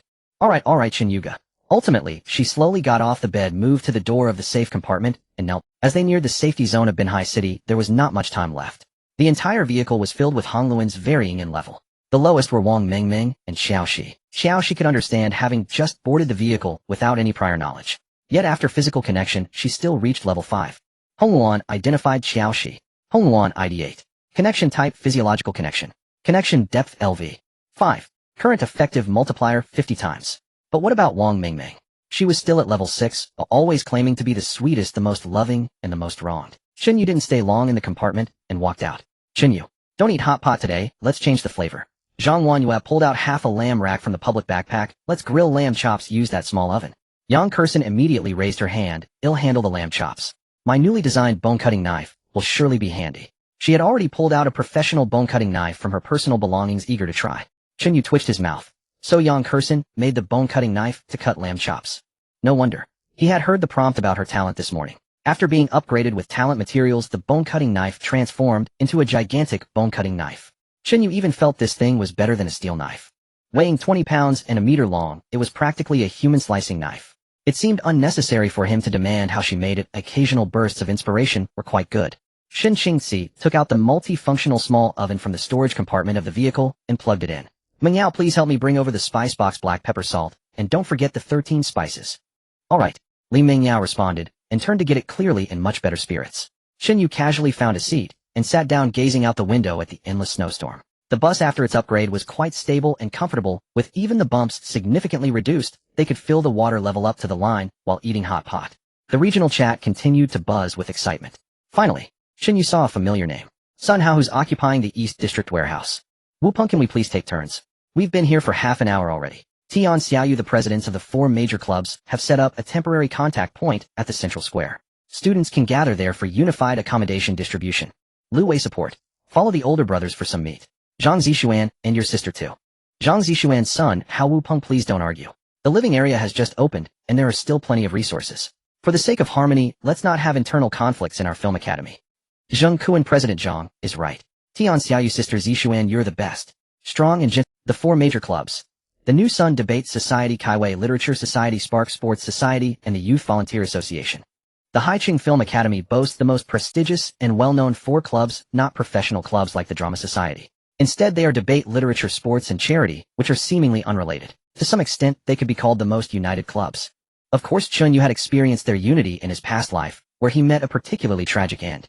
Chen Yu. Deng Yusin approached and whispered, Senior Shun is calling you to cut the lamb chops. Chen Yu closed the regional chat, nodded, and said, okay. Time passed swiftly amidst the monotonous snowstorm. Their bus was getting closer to the living area. Most noteworthy was that as they approached the living area, they noticed more and more melted snow and less accumulation. The temperature is clearly rising. Dr. Xiao looked at the thermometer inside the vehicle and confirmed again, the temperature inside the vehicle has reached 26 degrees and is continuing to rise. No, it's rising very sharply. Dr. Xiao looked at the thermometer inside the vehicle and confirmed again, the temperature inside the vehicle has... So that means we're getting closer to the living area? Deng Yusin leaned on the window looking outside. We're still 30 kilometers away, so get ready. Zhang Wanyue returned to the driver's seat and reminded. Xiao sure stared at the thermometer. Wait, the temperature is rising by nearly 1 degree every kilometer. 30 kilometers. At this rate, excluding heating, the temperature in our target living area could exceed 30 degrees. Phew. Cuckoo. The vehicle's heating system shut off, even attempting to draw in outside air for adjustment.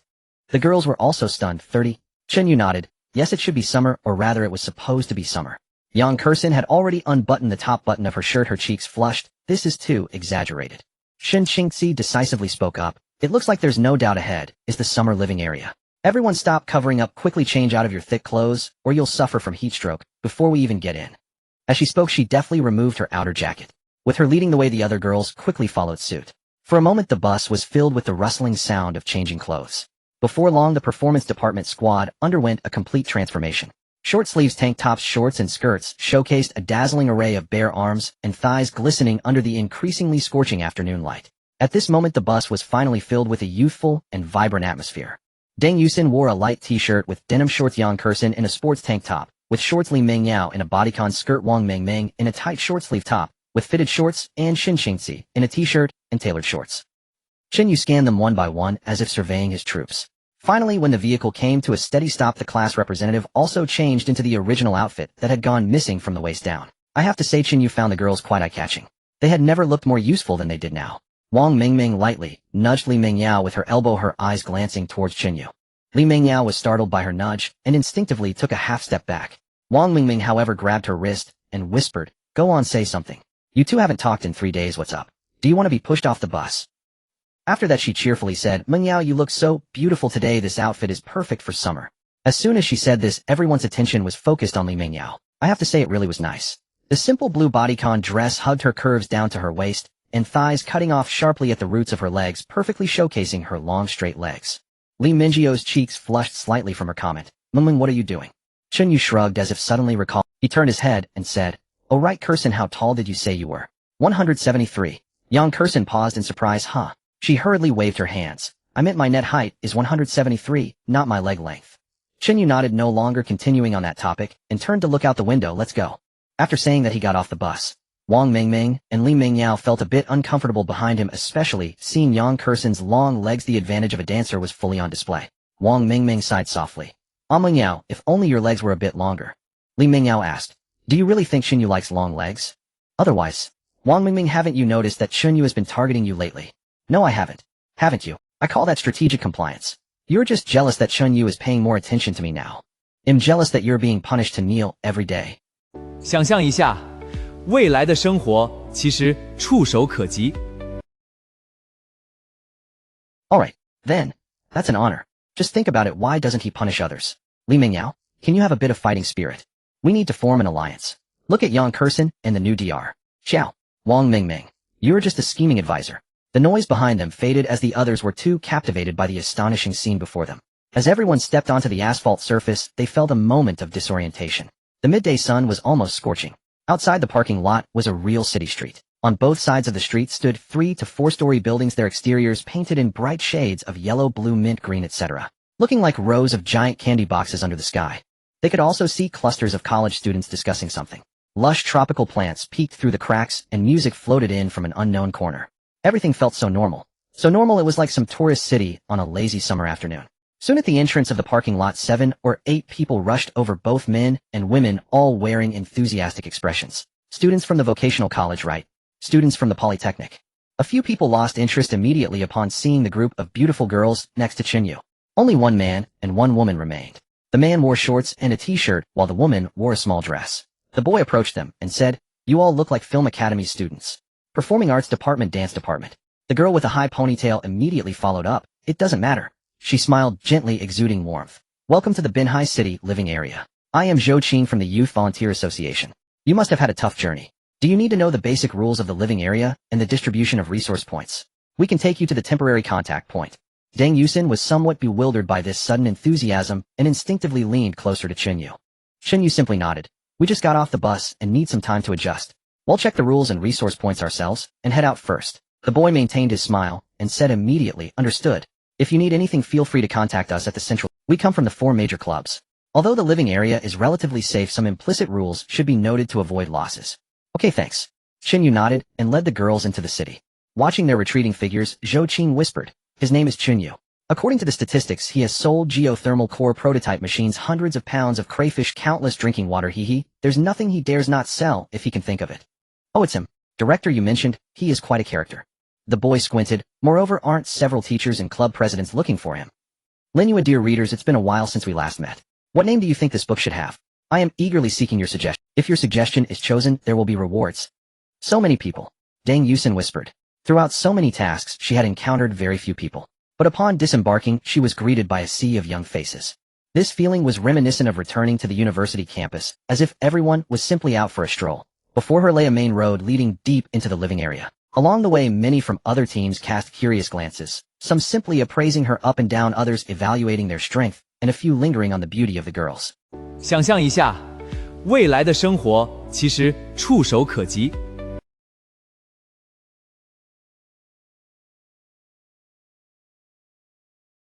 In other words, while others appeared pale and had cracked lips, this group of girls had rosy complexions, exuding positivity and energy. What's going on? Is this a convoy of beautiful girls? Look at the one in the center with long legs, walking as if she's in an advertisement. How come the girls in their team look like they haven't been frozen? They probably have good talent, or maybe the task is simple. They are so damn lucky. The teams by the roadside, noticing Chen Yu and his group standing out, began to discuss among themselves. "What are you looking at?" Wang Mingming felt a bit uncomfortable under their scrutiny, straightened her chest, but nonetheless inched closer to Chen Yu. "Alright, Mingming, let them watch. Just don't stir up trouble for now." Yang Kursen adapted well, striding confidently with long legs, even glancing back at several boys who were staring at her until they sheepishly looked away. Zhang Wanyuan nodded. "Judging by their appearance, those who arrived after us probably have been freezing for at least half an hour, which explains their poor condition." "How pitiful," Li Mingyao sighed. Comparing like this, the girls felt even more that following Chen Yu was the right choice. Otherwise, it was hard to imagine whether they would be better off than these people. Until they followed the crowd to an intersection and saw the large sign standing in the middle of the road. A huge metallic sign. Almost everyone coming from this road spontaneously gathered there. "Brother Chen Yu," Wang Mingming exclaimed, pointing above her head. "Look, there are words." This sudden shout startled the other teams nearby, who quickly took a few steps back. "Chen Yu, I'm not blind." After saying this, everyone turned to look at the information on the sign. Binhai City, living area, basic rules, and area overview. The left column contains text rules 1. Minimum stay duration 15 days, maximum stay duration 30 days 2. Core prohibitions. The Eye of Peace hangs high, forbidding any form of combat and plunder. Violators will be warned, serious offenders expelled, and murderers will face obliteration by the Eye of Peace. 3. Principles for acquiring resources, freedom to explore risks borne by oneself. The right column contains a map. Note the center point is the current intersection.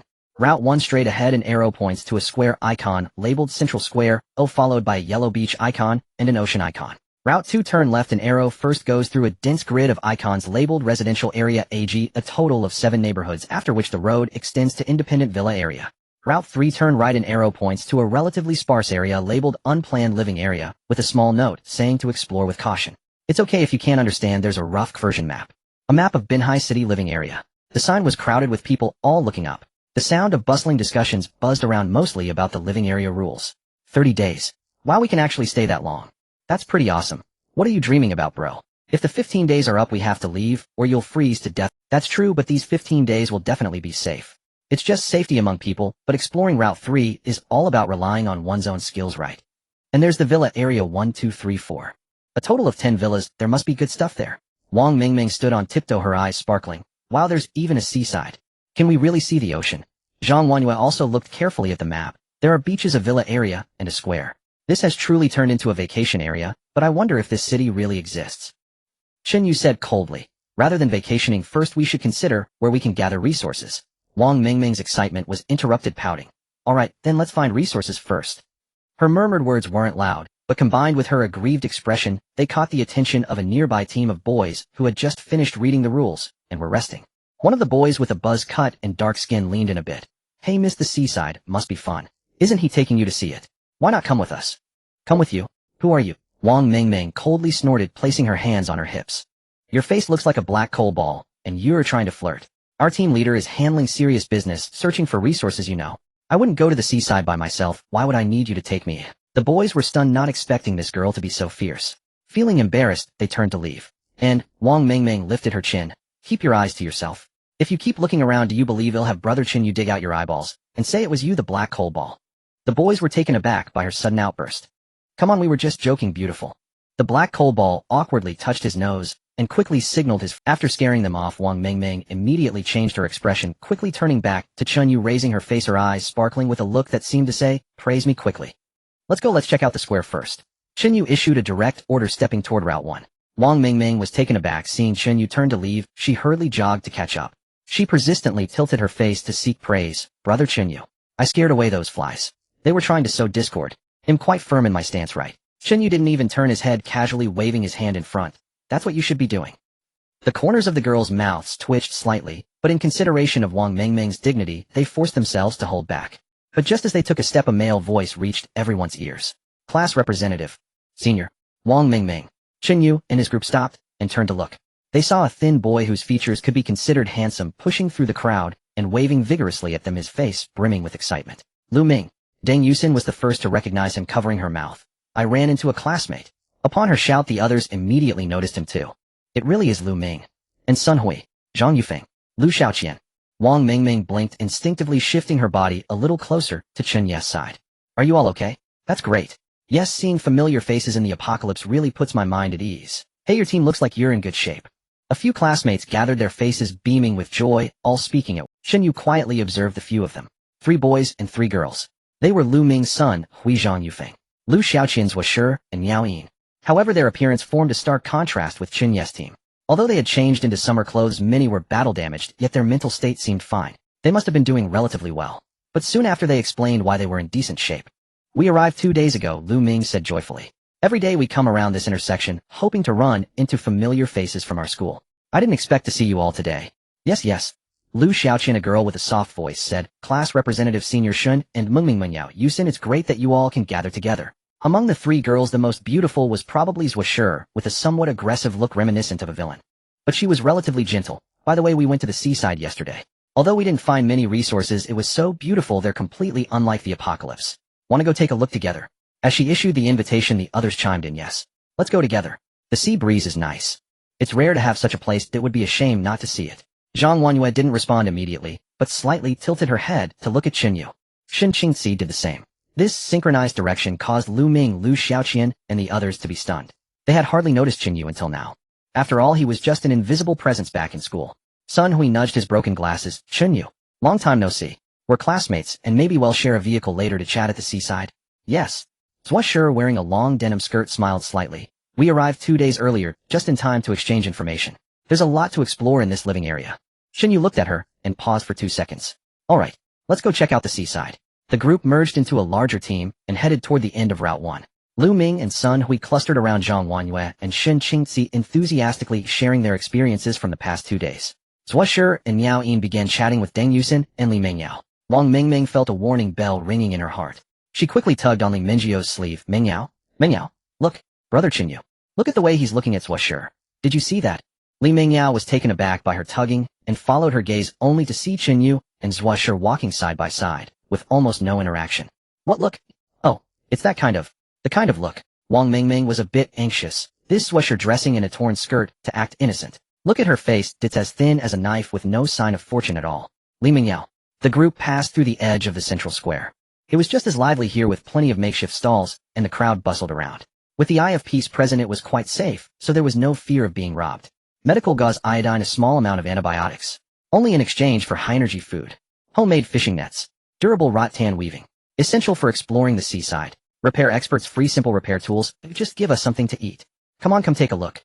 The last of the compressed biscuits. Everyone finally dared to bring out their precious resources for display. The central square was also a sacred ground for offline vending. Until the smell of the sea grew stronger in the air. When the azure sea came into view, everyone exclaimed, "Wow!"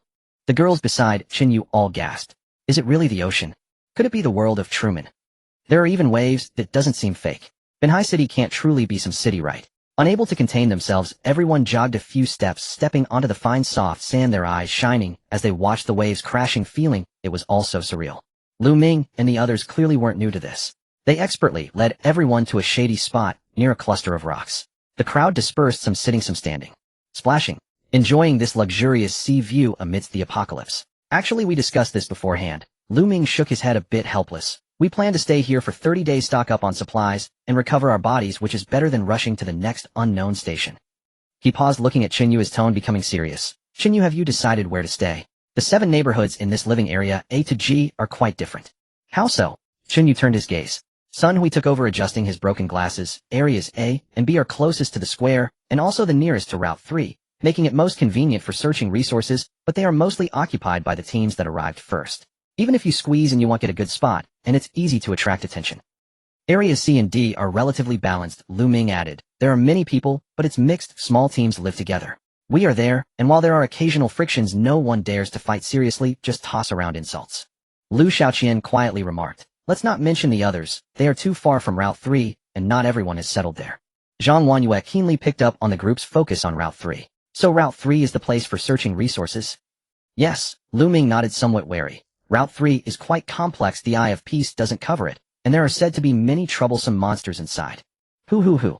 The sea breeze blew, bringing a chill. Zhang Yufeng suddenly added. Actually, it's not just Route 3 where you can search for resources, you can also find things within the neighborhoods. As long as you can pick locks, anything is possible. Furthermore, the tides will wash up various resources, not just seafood. By the way, I heard there's a well in the villa area that can pull up good stuff, but these are just rumors. We haven't been to the villa. Pick locks. Zhang Wanyue instinctively looked at Chen Yu. She hadn't expected lockpicking skills to be so important here. She truly needed to find an opportunity to train with him. Deng Yusin murmured. It's one thing if the waves bring resources, but a well in the villa area. What kind of match is that? Li Mingyao also shook her head. We're not pulling water from the well, but good stuff. It's too abstract. It's just a rumor. Zhang Yufeng shrugged. Lu Xiaoqian suddenly asked. Hey, we haven't asked about your talents yet. What's everyone's strength? Lu Ming echoed. If you're strong, maybe you can squeeze into Area D, and we can support each other. Shen Qingzi, as the guide, spoke slowly. Our strength is quite good. Both Chen Yu and I have certain combat capabilities about the same level. About level, it seems. Chen Yu nodded. Yeah, roughly. Huh. Lu Xiaoqian exclaimed. That's impressive. You could go to Area A. No, Zhua Shi shook her head. There are too many people in Area A, all large groups like buses, double-decker buses, school buses, and shuttle buses, often dozens of people. Even if you too have S-level combat power, you probably can't contend with so many people. They could easily toss you out of Area.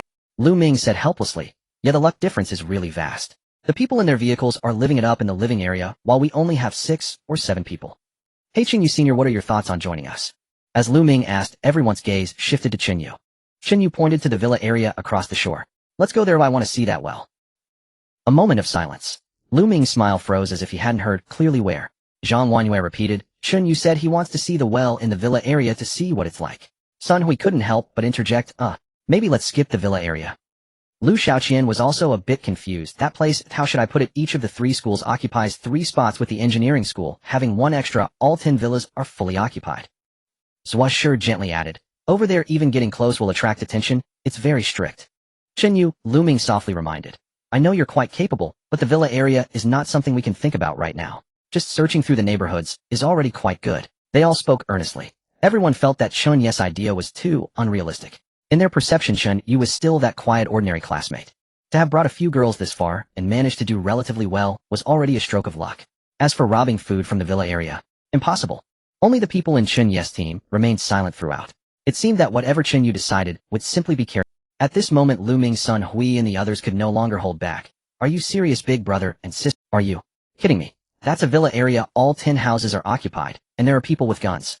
Son Hui was also anxious, his hand pushing his glasses trembling. Senior, you need to say something, that place is not a joke, we shouldn't go there. Zhuo remained silent, her gaze sweeping back and forth across Zhang Wanyue and Xin Qing's faces, trying to see through these two individuals.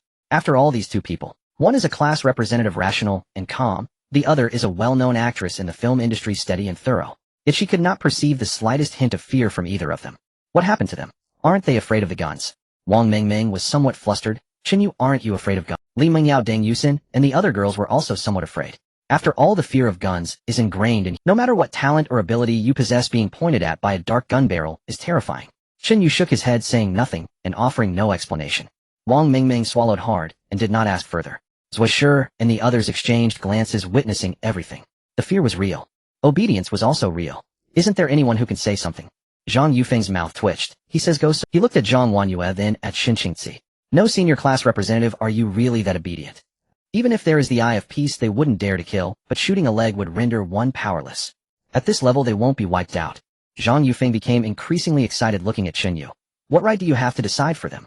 Have you asked if they are willing? If something goes wrong, who will take responsibility? Lu Shaoqian tugged at Zhang Yufeng's sleeve, but he shrugged her off. The others remained silent, but did not intervene. Splash. Splash. The sound of waves crashing came one after another, and Chen Yu slowly got up. Still did not speak. Zhang Wanyue was the first to step forward. We are willing. Xin Qingzi also said calmly. Yufeng, we can take responsibility for ourselves. Zhang Yufeng was taken aback. He was speaking up for them, but ended up being rendered speechless by their response. Thank you for the information. Chen Yu nodded at the few people. We should go check the well. Lu Ming and the others were completely at a loss for words, only able to remain silent. Zhuo suddenly spoke. Why don't we finish eating before heading out? We have some food to share. You can all take a break, it won't hurt to wait a bit. Zhang Yufeng, Zhuo did not respond to him, only Zhang Yufeng had yet to turn around. We've blocked them and persuaded them, what more do we need to do? After all, we are in the same class. Zhuo waved her hand.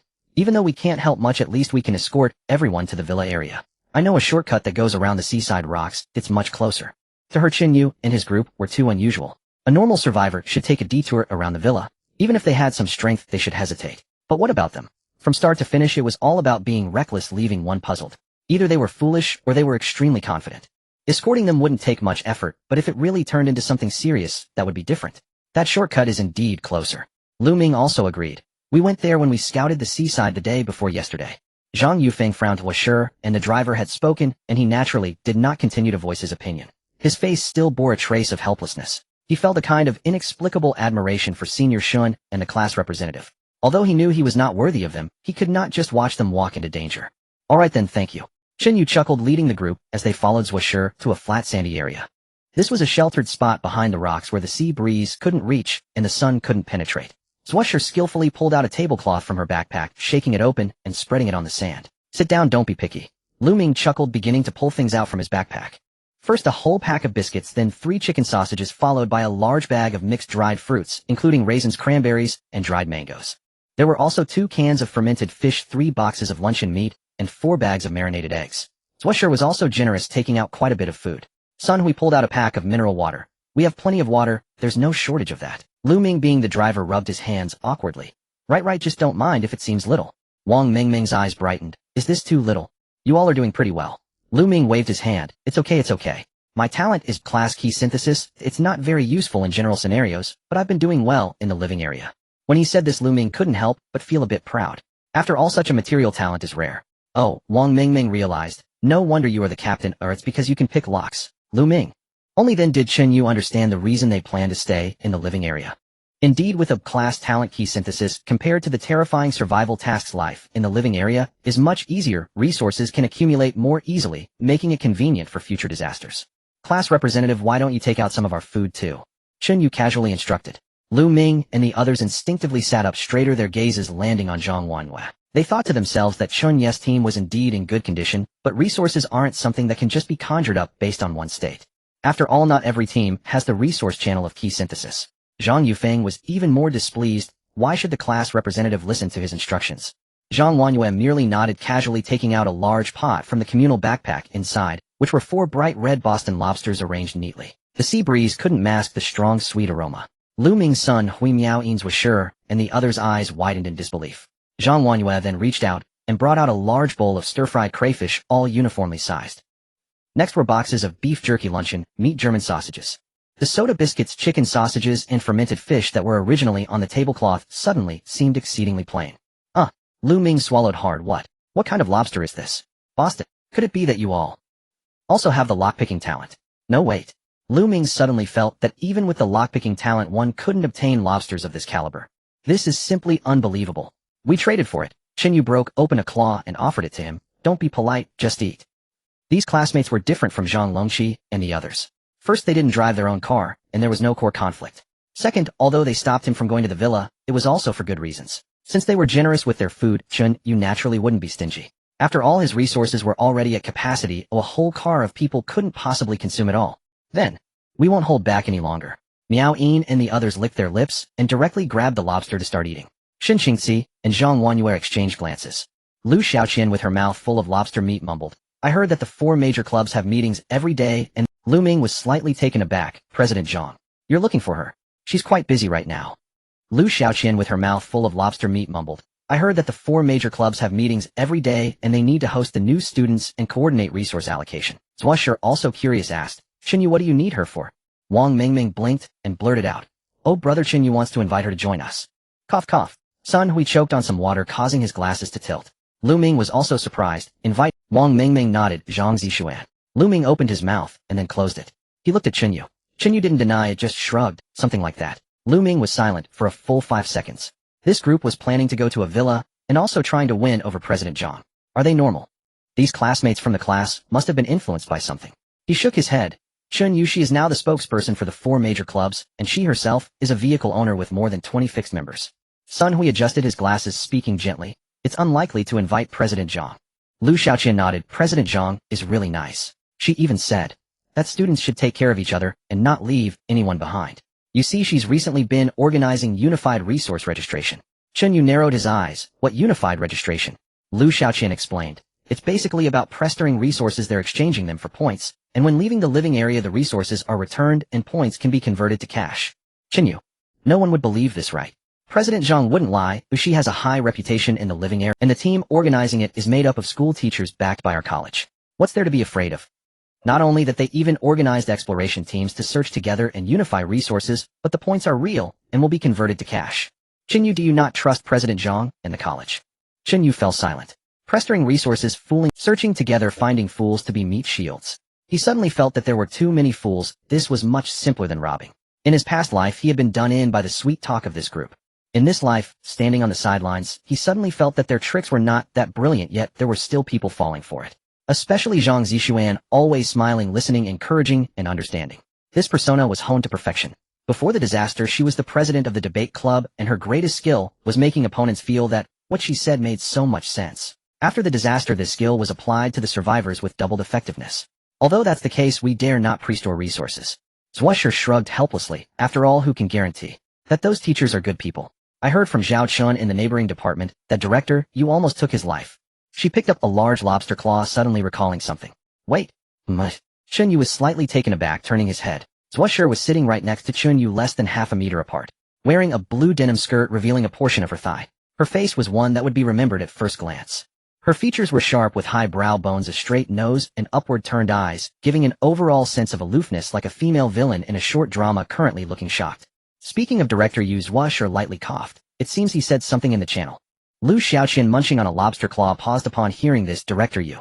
What did he say? She blinked, her pupils gradually dilating. Chen Yu? No way. Lu Xiaoqian shrank back half a meter, almost bumping into Miao Yin. Director Yu. Before he died. That crazy talk. Devil. Draining others. Killing without blinking. At that time, they had only thought it was the ramblings of a person in despair. But now, combined with Chen Yu and the others' confidence and peculiarity, It might not be nonsense after all. Hoo. The sea breeze suddenly became very cold. Everyone felt a chill run down their spines. Zwasher hurriedly waved her hands. It's fine, I was just mentioning it casually. Chen Yu's expression was calm. You mean Director Yu? He wanted to kill me, but failed, so I killed him. The crowd exchanged glances, and no one mentioned Director Yu again. Wang Mingming slammed the beef jerky on the ground. What are you thinking? She glared at Lu Xiaoqian, and then scanned the group. Brother Chen Yu isn't a bad person. That Yu guy brought it upon himself, who can he blame? How can we not strike back when others want to kill us? Deng Yusin quickly nodded exactly. Chen Yu is very kind, he's definitely not a devil. Lu Ming coughed lightly. We misunderstood him after all. Director Yes matter was posted in the area chat. Alright, it's all a misunderstanding, let's continue eating, everyone don't hold back. Zhang Wanyue pushed the luncheon meat towards the center and smiled slightly. Okay. Lu Xiaoqian was tugged by Miao Yin and slowly sat back down. As the conversation opened up, everyone began to chat enthusiastically. This seaside picnic lasted a full hour. Everyone was still unsatisfied, and Chen Yu simply chatted with Swisher about the villa area. He learned the general situation: Villa 1234, Haicheng University of Technology. Villa 567, Haicheng Film Academy. Villa 89 and 10, Haicheng Vocational College. Basic information was mostly known. The remaining information with Lu Ming and the others' abilities was also unattainable. Chen Yu stood up, brushing off the sand from his pants. Let's go. Lu Ming also stood up. Chen Yu, I will definitely remember this meal you provided. No matter if you succeed or not, if you need anything in this living area, just call out. Swisher nodded. Let's go. Zhang Yufeng was the last to stand up. I still think you guys are crazy, be careful. Chen Yu chuckled. We're not. He was going to kill. Zhang Zishuan, the debate club, no matter how many people you organize, none shall escape. The wonderful feeling before revenge made Chen Yu's fingers tremble. Let's go, we'll take you there. Swisher had already turned around, walking briskly in the opposite direction of the reef. The hem of her denim skirt was lifted by the sea breeze. She turned her face to the side. Stay close, this small path almost made me fall the first time I walked it. This way. Swisher pointed ahead. Wang Mingming immediately leaned closer to Li Mingjio's ear. Look at her, she's acting again. Li Mingyao ignored her. Wang Mingming, undeterred, whispered from behind. What a terrible path, she chose it so hard to walk on. At the front, Swisher suddenly turned around. Mingming, don't you want to walk this path? Wang Mingming was taken aback. Huh? If you don't want to, you can take the main road. Swisher said very seriously. Go through the main entrance of the square, turn left, and pass the contact point then. Wait. Wang Mingming frowned. How come you know this place so well? Swisher merely smiled slightly and stroked her chin. Maybe I'm just more observant than most. Wang Mingming fell silent. Clearly she was also very observant, as her vision often helped the team. Now someone was trying to outshine her. Before long, the sand and sea reefs underfoot gradually turned into gravel, then into cracked concrete. This was a narrow alley wedged between two abandoned shops. Deng Yusin carefully skirted a patch of shattered glass. It's so hot we were just sitting in the car during a snowstorm. Yang Kursen tugged at the neckline of her tank top, revealing a sunburned collarbone. Yeah, I've never missed a down jacket this much in my life. But wait, didn't you complain yesterday that down jackets made you look fat? Zhang Wanyue suddenly interjected. That's different. Yang Kursen immediately retorted. I'd rather look fat than die of heat. Wait a minute. Shen Qingzi chuckled. Who said that better to freeze to death than to dress like a bear? Did I say that? You did just last night. It must have been the low temperature that caused it. That temporary cognitive impairment. Swisher, who was walking in front, suddenly chuckled. Yang Kursen was taken aback. What's wrong? Nothing, just think you all have quite a lot of energy. In the apocalypse, such vitality was a rare treasure. Yang Kursen wasn't in their class, yet she integrated so well. They must have been enjoying themselves in the car. Even to complain about down jackets was enviable. Lu Ming, Zhang Yufeng, Miao Yin, and others shared the same feeling upon witnessing this. It was like everyone attends classes in school, but once outside, the differences in social class become glaringly evident without mercy. Hey Chen Yu, is it always like this in your car? Swisher suddenly asked with a smile. Chen Yu nodded. Pretty much. Swisher nodded and didn't ask further. Wang Mingming squinted from behind and whispered to Li Mingyao. Look, she's trying to get close again. Li Mingyao helplessly replied. Wang Mingming, can you shut up for a bit? Aren't I just worried about you? What are you worried about? Li Mingyao ignored her. At this moment, everyone had already circled to the side of the square, and the efficiency of the shortcut was indeed remarkable. Chen Yu squinted and said lightly, normal people wouldn't take this path. What do you mean? Deng Yusin and the others were momentarily confused. Chen Yu continued, Swisher, your talent is in scouting, right? Swisher paused, her steps met Chen Yu's gaze. Yes, something like that. My talent is being able to see things. Wang Mingming frowned. See things? What an abstract. Who doesn't see things? Only a blind person wouldn't see. Swisher didn't immediately explain, but scanned the area, noticing a crooked bicycle at the foot of a wall. It was quite old. The basket was dented and the seat had a tear exposing the sponge inside. Swisher crouched down and touched the front of the bicycle. Everyone looked at each other, not quite understanding what she was doing. Wang Mingming couldn't help but want to speak, but was gently pressed by a hand on her arm. Shoo. Lu Xiaoqian whispered. Mengming, when Zhuoshi touches something, she's using her talent, so don't disturb her yet. Miaoyi nodded in agreement, standing by with a look of familiarity. Wang Mingming blinked and swallowed her words. Thus everyone quieted down. The alley was left with only the sound of the wind and distant noise. Zhuoshi squatted, their eyes downcast and motionless. 5 seconds. 10 seconds. Until 30 seconds passed. Zhuoshi opened her eyes and withdrew her hand. What a coincidence, there's also a shortcut here. Wait, you can tell there's a shortcut just by touching the bike. Wang Mingming stepped forward, staring at the bicycle. Is this bike possessed, or what? Zhuoshi nodded. That's my talent. Huh.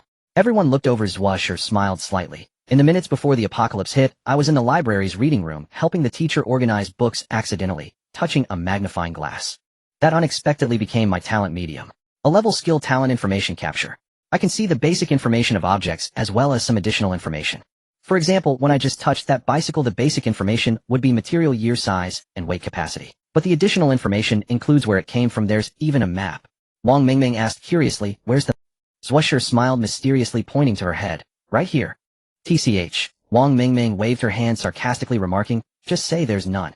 Despite her words, she didn't stop her steps and closely followed Zhuoshi. After walking a few steps, everyone noticed something was off. Zhuoshi specifically chose to squeeze through the gaps between two buildings as well as various small alleys and alleys. This path is too hidden, isn't it? Deng Yusin couldn't help but exclaim, wait. I remember this place. We just took a huge detour coming here. Lu Ming shrugged. Of course, she can even find out which room in a building has the most supplies. Zhuoshi waved her hand. That's only occasionally when luck is on my side. After all, the additional information is unstable, and I can only activate my talent once an hour. Most of the time the additional information is meaningless. About 20 minutes later, when everyone emerged from a narrow alley, the view suddenly opened up. The sunlight streamed down, causing people to squint their eyes. The cacophony of sounds hit like a flood, instantly drowning everyone. This is the central square, Li Mingyao exclaimed. That was too fast. Wang Mingming also widened her mouth. It had taken her half an hour to walk from the central square to the beach. At that time she had complained about how tiring it was to walk in this dilapidated area. Now a shortcut has reduced the distance by 2/3. The position where everyone stood was the side of the square blocked by a few ornamental trees. It was completely unlike the main road, which was crowded with people. Zhang Wanyue walked up to Chen Yu and stretched lazily. Her white t-shirt lifted slightly, revealing the hot pants. Those long legs were boldly exposed to the sunlight. She merely tilted her head slightly, looked at Chen Yu, and softly asked, what do you think of this talent? Chen Yu turned his face, remaining silent, but the corner of his mouth curved slightly. Zhang Wanyue understood.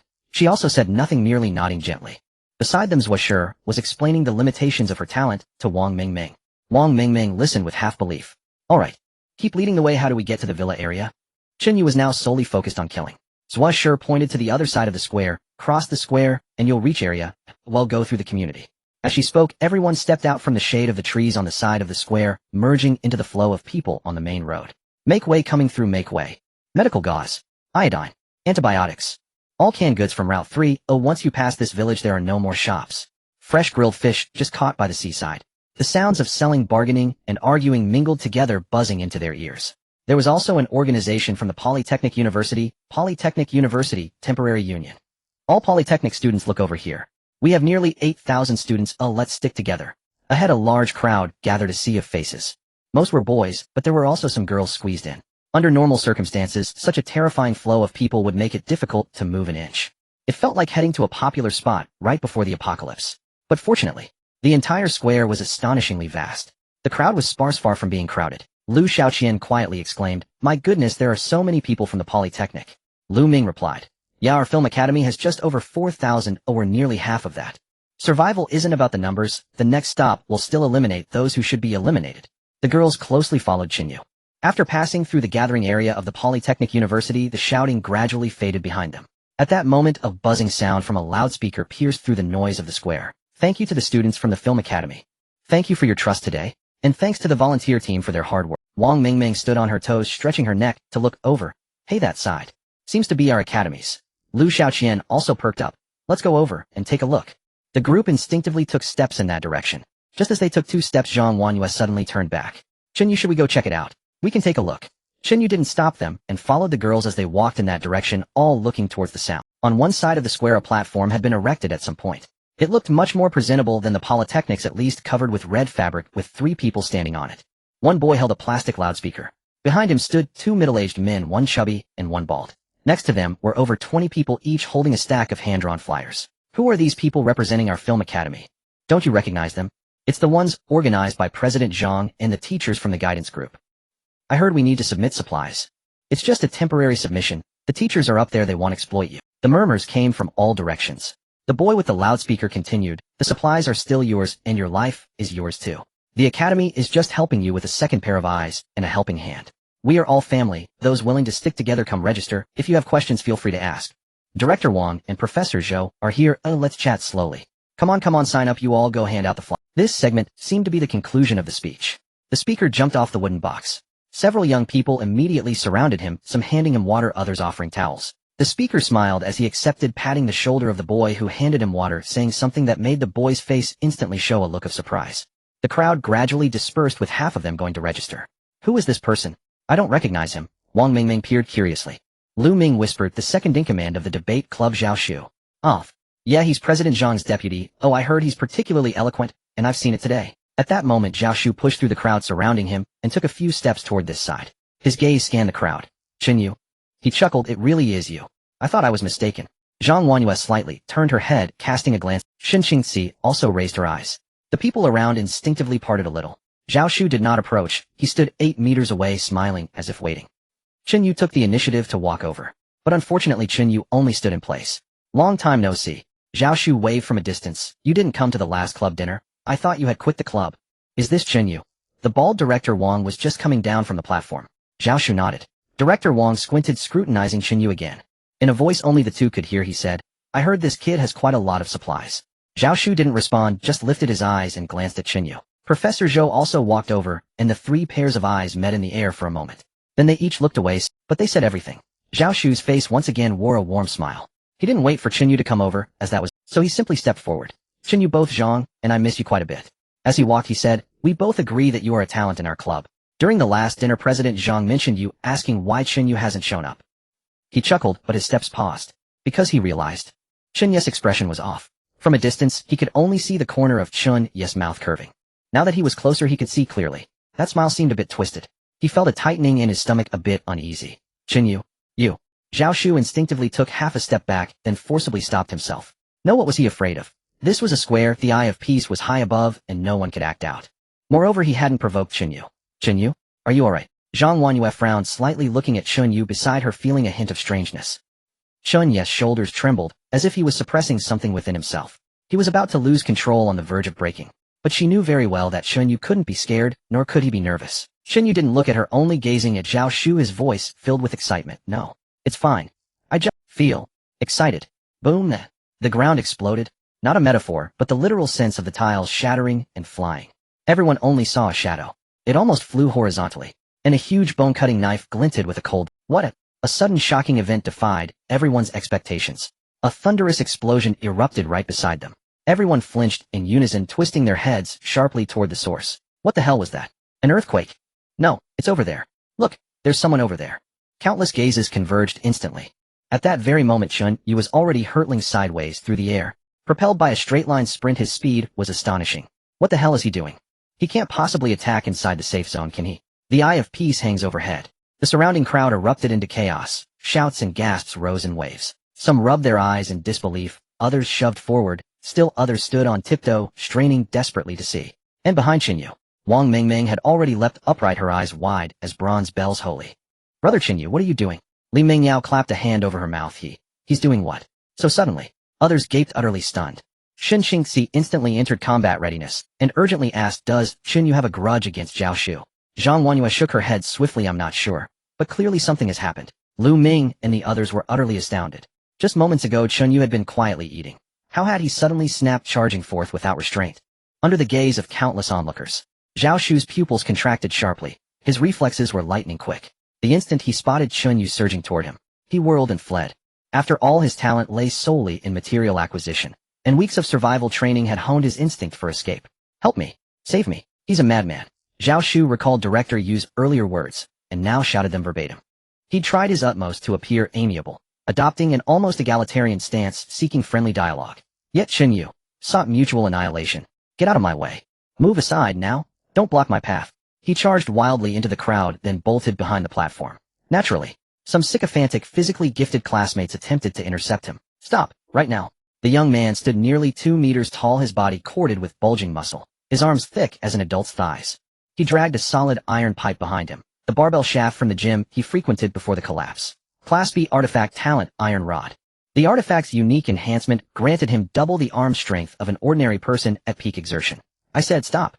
He swung the iron rod down toward Chen Yu's chest. Though not fatal, the blow would certainly cripple him. At worst, he'd face punishment from the Eye of Peace, but Chen Yu didn't even glance his way. His figure surged forward relentlessly, the massive cleaver flashing like a silver streak. Splash. Crimson erupted. The arm gripping the steel rod flew clean off, severed cleanly at the elbow. The severed limb tumbled midair, blood spraying across the ground. "Ay!" The young man screamed, clutching his spurting stump as he staggered backward. When Chen Yu reappeared, he was already several meters ahead. Those behind him froze. What sorcery is this? Is he invisible? But only for a second.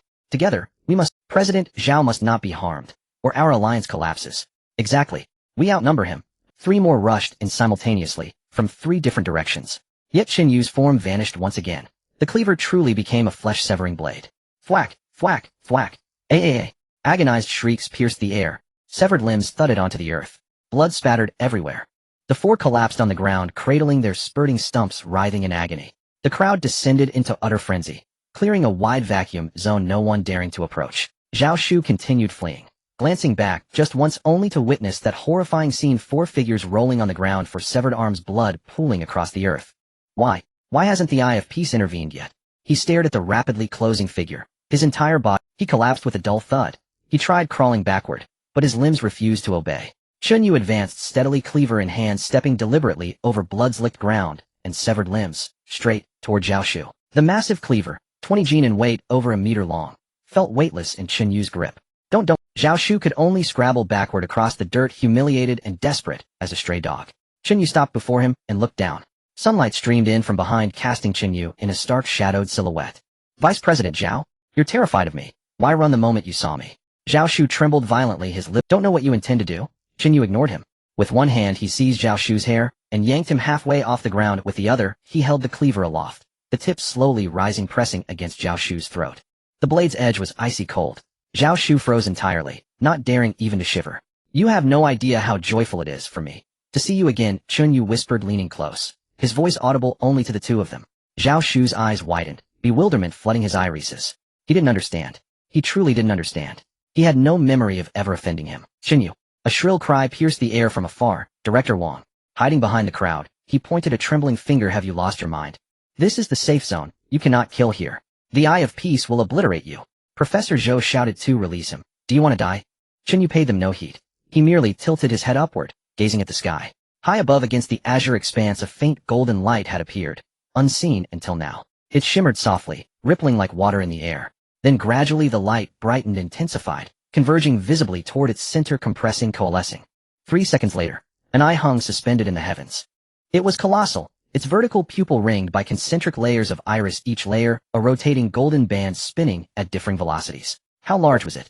No one could say precisely, so distant was it from the living zone's surface, yet every soul below perceived it with unnerving clarity.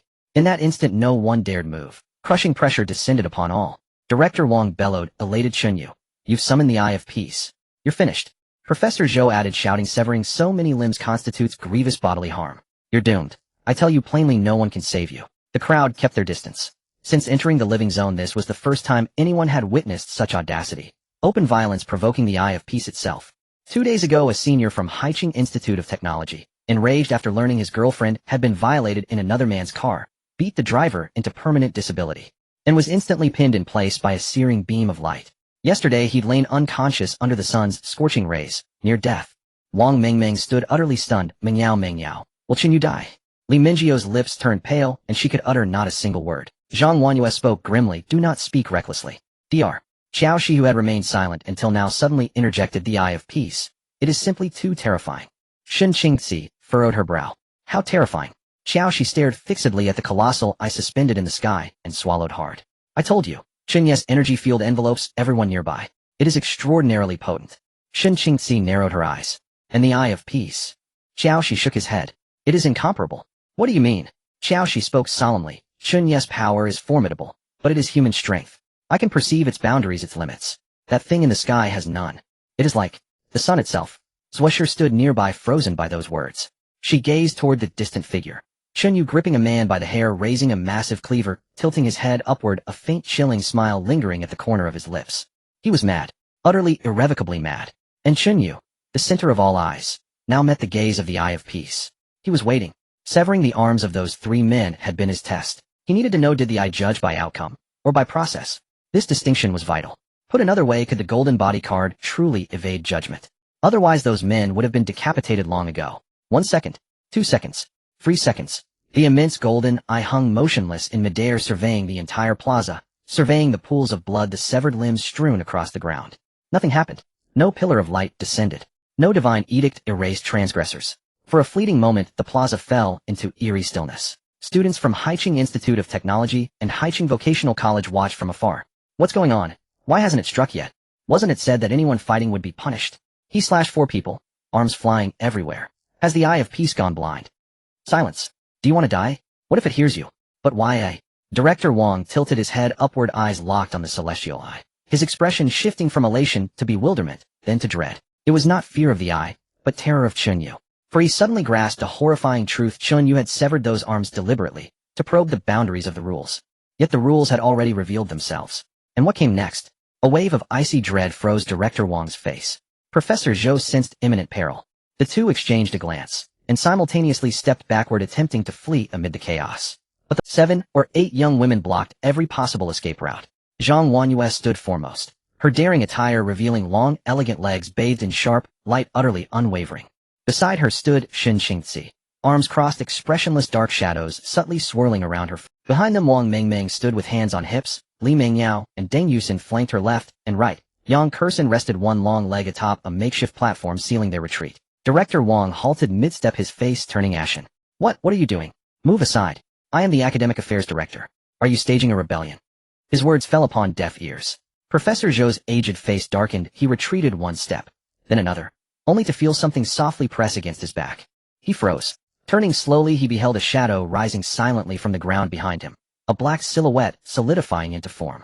Shen Qingzi spoke politely. Professor Zhou, you may not leave until the battle over there concludes. Qingzi, don't jest, whispered Professor Zhou.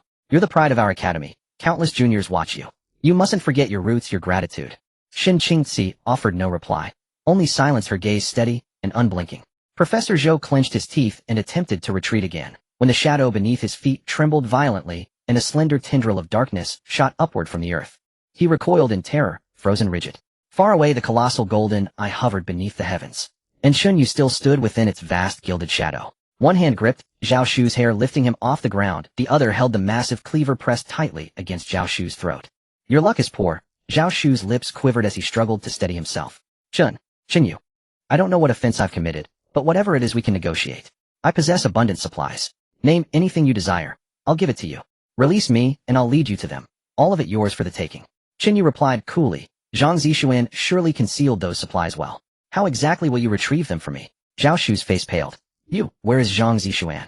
Chen Yu continued, voice calm and unyielding. Zhao Shu's pupils contracted sharply. She's in the Villa District. Villa No. 6. The 4 major societies convened there this afternoon. I'm unsure whether the meeting has ended. Chen Yu listened, then advanced the blade half an inch deeper. A thin crimson line appeared on Zhao Shu's throat. He gasped in sharp pain. Chen Yu, I'm serious. Killing me gains you nothing. But if you spare me... Zhao Shu. Chen Yu cut him off, voice glacial. Zhao Shu blinked, startled. Then came Chen Yu's quiet, chilling whisper. Do you recall the rank talent aboard your vehicle? What? Zhao Shu frowned, bewildered. A rank, and then... Chen Yu continued, his combat prowess was negligible. He relied solely on his talent to scavenge supplies for you. You sent him first into perilous zones, assigned him every grueling, filthy task. Yet in the end you ostracized him. You deceived him into undertaking a near-suicidal mission, and used his life as a blood sacrifice. You never anticipated he'd survive that mission. Not a trace of remorse stirred within you. Only schemes to wrest the mission's reward from his hands. No, there was no such person aboard our vehicle. Never. Chen Yu, you've mistaken us entirely. It wasn't our vehicle. Clearly you don't remember. Zhao Shu opened his mouth to protest, but his mind blanked, his thoughts collapsing. There was no such incident. None whatsoever. He had never endured any mission, no blood sacrifice. Indeed, forgetting is precisely as it should be. Chen Yu interrupted, his thoughts, voice dropping to a near whisper. Because that person was me. Chen Yu vanished. Then instantly, shink. A deep gash split Zhao Shu's throat. Blood welled forth, streaming down his neck. In the next instant, Chen Yu's cold impassive face reappeared, close beside Zhao Shu's ear. Rest easy, he murmured. They'll join you soon. In the next instant, Chen Yu's cold impassive face reappeared, close beside Zhao Shu's ear. Rest easy, he murmured. They'll join you soon. Thud. Zhao Shu collapsed, dead. Zhao Shu's body fell to the ground. It made a muffled sound. Blood gushed from the cut in his throat, spreading on the gray cement floor, growing larger and darker. He killed someone. He really killed someone. President Zhao is dead. What the hell? This is the safe zone. Why isn't the Eye of Peace reacting? He killed someone. He really killed someone. President Zhao is dead. What the hell? This is the safe zone. Why isn't the Eye of Peace? But nothing happened like a broken machine. In an instant, everyone fell into a panic. After all, everyone thought that the living area was absolutely safe no matter how reckless one was. As long as you don't go to Route 3, no one can do anything to you. But now this rule was broken. The living area could still experience murders even. Right in front of the Eye of Peace, he slashed his throat. Chen Yu flicked the blood droplets off his massive bone knife and turned to leave. The crowd automatically parted to create a wide path, keeping a considerable distance. Zhang Wanyue and Xingxi and others said nothing, just moved aside to reveal two teachers behind them. Chen Yu, classmate Chen Yu. Director Wang immediately knelt down without a word. Well done. Director knew you were no ordinary person. That Zhao Shu was a brat I've disliked for a long time. Professor Zhou also reacted quickly, nodding eagerly. Yes, classmate Chen Yu, you are doing a public service. That Zhao Shu usually likes to bully classmates. As teachers we couldn't say much. Today you took action, it truly is. Truly. He hesitated, unable to find the right words. Truly a hero among youths. Director Wang chimed in, nodding vigorously. Classmate Chen Yu, we both support you. Chen Yu walked up to them and calmly asked, how many people are in your organization? Director Wang's eyes lit up as he quickly replied, are you talking about the 4 major clubs? The core members total more than 70. He could hardly wait to divulge all he knew. By the way, we are in charge of resource registration. It's enough for 100 people to eat for a month. All stored in Villa No. 6. Professor Zhou quickly added, yes, the resources are particularly abundant. In fact, we originally planned to recruit you, we just didn't expect to meet this way. The two spoke with some regret. Chen Yu chuckled lightly, really? Didn't you just want to fleece resources from me? Director Wang and Professor Zhou both froze. Thud. Both heads fell to the ground simultaneously. Blood sprayed from their necks and poured down. Bang! Bang! The two bodies fell one after the other, crashing to the ground. The sudden strike was too abrupt. The two old men didn't even have time to use their talents. The surroundings fell into silence. Until Chun Ye's figure reappeared with a golden bodyguard. Wang Mingming was the first to approach, whispering, Brother Chen Yu. Are you okay? Chen Yu glanced at her, about to say something. Suddenly he spotted the panel of Hong Luan. Hong Luan has recognized Wang Mingming. Hong Luan ID 2. Connection type domestication connection physiological connection. Connection depth LV. 10. Current effective multiplier 100 times. She leveled up too. She was originally only at LV 6 and had maintained it for a long time. I didn't expect her to suddenly level up. Chen Yu shook his head. I'm fine. Li Mingyao stood beside him, her face still a bit pale, lips pressed together, saying nothing. Yang Kursin stared at the bone knife, suddenly speaking up that. Struggling to lift it, she examined it closely, secretly amazed. It was far superior to the bone knife she made herself. She pulled out a cloth from her backpack and bent down to start wiping it. 想象一下，未来的生活其实触手可及。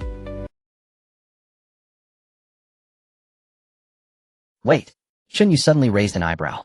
Did Yang Kursin's Hong Luan level up too? No, it seems like Chen Yu immediately checked the panel. Deng Yusin's subconscious safety, trust, physiological connection LV. 18. Wang Mingming domestication connection physiological connection LV. 10. Yang Kursin value contract physiological connection LV. 15. Zhang Wanyue trust consensus LV. 15. Li Mingyao asymmetric attachment LV. 15. Shin Qingzi physiological connection LV. 12. Lin Yu twisted love LV. Xiaoxi physiological connection LV. 8. Indeed, after the recent events, everyone's levels have increased except for Lin Yu. Though the increases were slight, it was indeed a unified movement. Could it be that my recent act of killing made them more loyal? Chen Yu could hardly think of any other reason, and could only— if that's the case, then there is a new channel for raising connection levels. This. Lu Ming and the others stood still motionless. The few corpses lay at their feet, blood still seeping out black and red. Sun Hui swallowed hard. This is too brutal. Miaoyin muttered softly. Why does it feel similar to what director you said? Shoo. Lu Xiaoqi. Miaoyin shrank her neck in fright, and didn't dare to say anything more. Zhua Shi, who was bolder, pursed her lips, and took a couple of steps forward. Chen Yu, are we still going to the villa area? Chen Yu nodded, of course. This time Lu Xiaoqian took the initiative, then we'll escort you. Chen Yu glanced at her, and shook his head. No need, isn't it just passing through the community? Zhua Shi nodded. Right, passing through the community is just the outskirts of the villa area. It'll take, at most, 40 minutes. Just then Zhang Yufeng suddenly walked out from the back step, by step approaching Chen Yu. His face was pale, then he bent down. He bowed deeply. 90 degrees. Chen Yu. Earlier by the seaside what I said was my foolishness. I'm sorry. He kept his waist bent, not daring to straighten up. Lu Ming and Sun Hui were stunned, staring at him in disbelief. Chen Yu spoke indifferently. Get up. Zhang Yufeng straightened his back, stepped back to Lu Ming's side, bowed his head, and said nothing more. Chen Yu suddenly thought of something, and looked at Zhuo Shi. Immediately a black card appeared. Except for Wang Mengming, who showed surprise. The others had long anticipated this. This is an invitation card. I know. I'll give you 3 days, but if you're willing, bring it to find me. 3 days? Your team values you quite a bit, so the decision is yours. It doesn't matter if you disagree. Oh, just bring the card back to me. All right. Zhuo Shi looked down at the card in her hand, saying nothing more. Just as Chen Yu turned around. Chen Yu. Lu Ming suddenly shouted. Chen Yu stopped in his tracks, and turned to look at him. Lu Ming took a couple of steps forward. Zhuo Shi doesn't need to consider for 3 days. She will come with you now. Chen Yu raised an eyebrow. Miaoyi nodded vigorously. Yes. No need to think. We can take her away right now. Zhang Yufeng also came over. Chen Yu's Zhuo Shi is the strongest in our team, scouting, finding supplies, and keeping us out of danger. It's all thanks to her. Zhuo Shi hadn't expected this. Lu Ming took a deep breath. She has done enough for us. Now that she has the chance to go to a better place as the driver, I have agreed for her. Zhuo Shi was completely stunned, looking at everyone, opening her mouth to say something. Yet in the end she couldn't utter a. Lu Shaoqian suddenly ran over, hugging her tightly, and murmuring, Zhuo Shi, don't forget us when you prosper in the future. I'm so envious of you. Zhuo Shi raised her hand, and gently patted her back. Twice. Got it. So did you agree? Chen Yu asked lightly. Zhuo Shi nodded. Since they all said it's fine, why should I be difficult? Tip: a new passenger has been added to your vehicle. In the next moment familiar voices echoed in the minds of Chun, Yuzhong, Wan Yue, and the others. Tisk, is it just about being able to see things? I can choose. Both of us have 5. 1 vision. Wang Mengming huffed, but her voice carried only between her and Li Mingyao. Mingyao, do you remember at the glacier outpost, I was the only one who could see the small iron gate. You all almost walked past it if I hadn't spotted it right away. Li Mingyao glanced at her helplessly. You've started again. Wang Mengming pouted him, just showcasing my value. Now we have another girl in the car. Do you know the pressure on your ex-girlfriend has increased? Li Mingyao replied. I feel no pressure. Wang Mengming, you do. Li Mingyao, I don't. Wang Mengming, it's written all over your face. Li Mingyao fell silent. Wang Mengming withdrew her gaze with satisfaction, and looked at Zhuo Shi, smiling sweetly. Zhuo Shi, welcome. From now on we are family. Zhang Wanyue also smiled slightly. Welcome. Shen Qingzi spoke in a gentle tone. If you have any questions in the future, you can ask your senior sister. Yang Kersen and Deng Yusin also came over to greet Zhuo Shi cheerfully. Dr. Qiao, she stood behind the crowd, smiling slightly, not involving herself. She always felt her age was out of place with these college students. She seemed to be holding back. It wasn't aloofness, it was just uncertainty about how to fit in. Lu Ming and the others stood by watching the scene. Some were happy for her, some reluctant, and some felt complicated. Chen Yu turned and said, let's go by. Lu Ming paused for a moment, then responded, okay. Sun Hui waved his hand. Take care. Take care. Zhuo Shi nodded. Soon Chen Yu and his group walked further. Watching their figures, Lu Shaoqian had a complex expression. I am really envious of Zhuo Shi. She's really holding onto a big thigh now. Miaoyin shrugged. Yeah, now we have to rely on ourselves. Lu Shaoqian did not respond. She lowered her head to look at herself.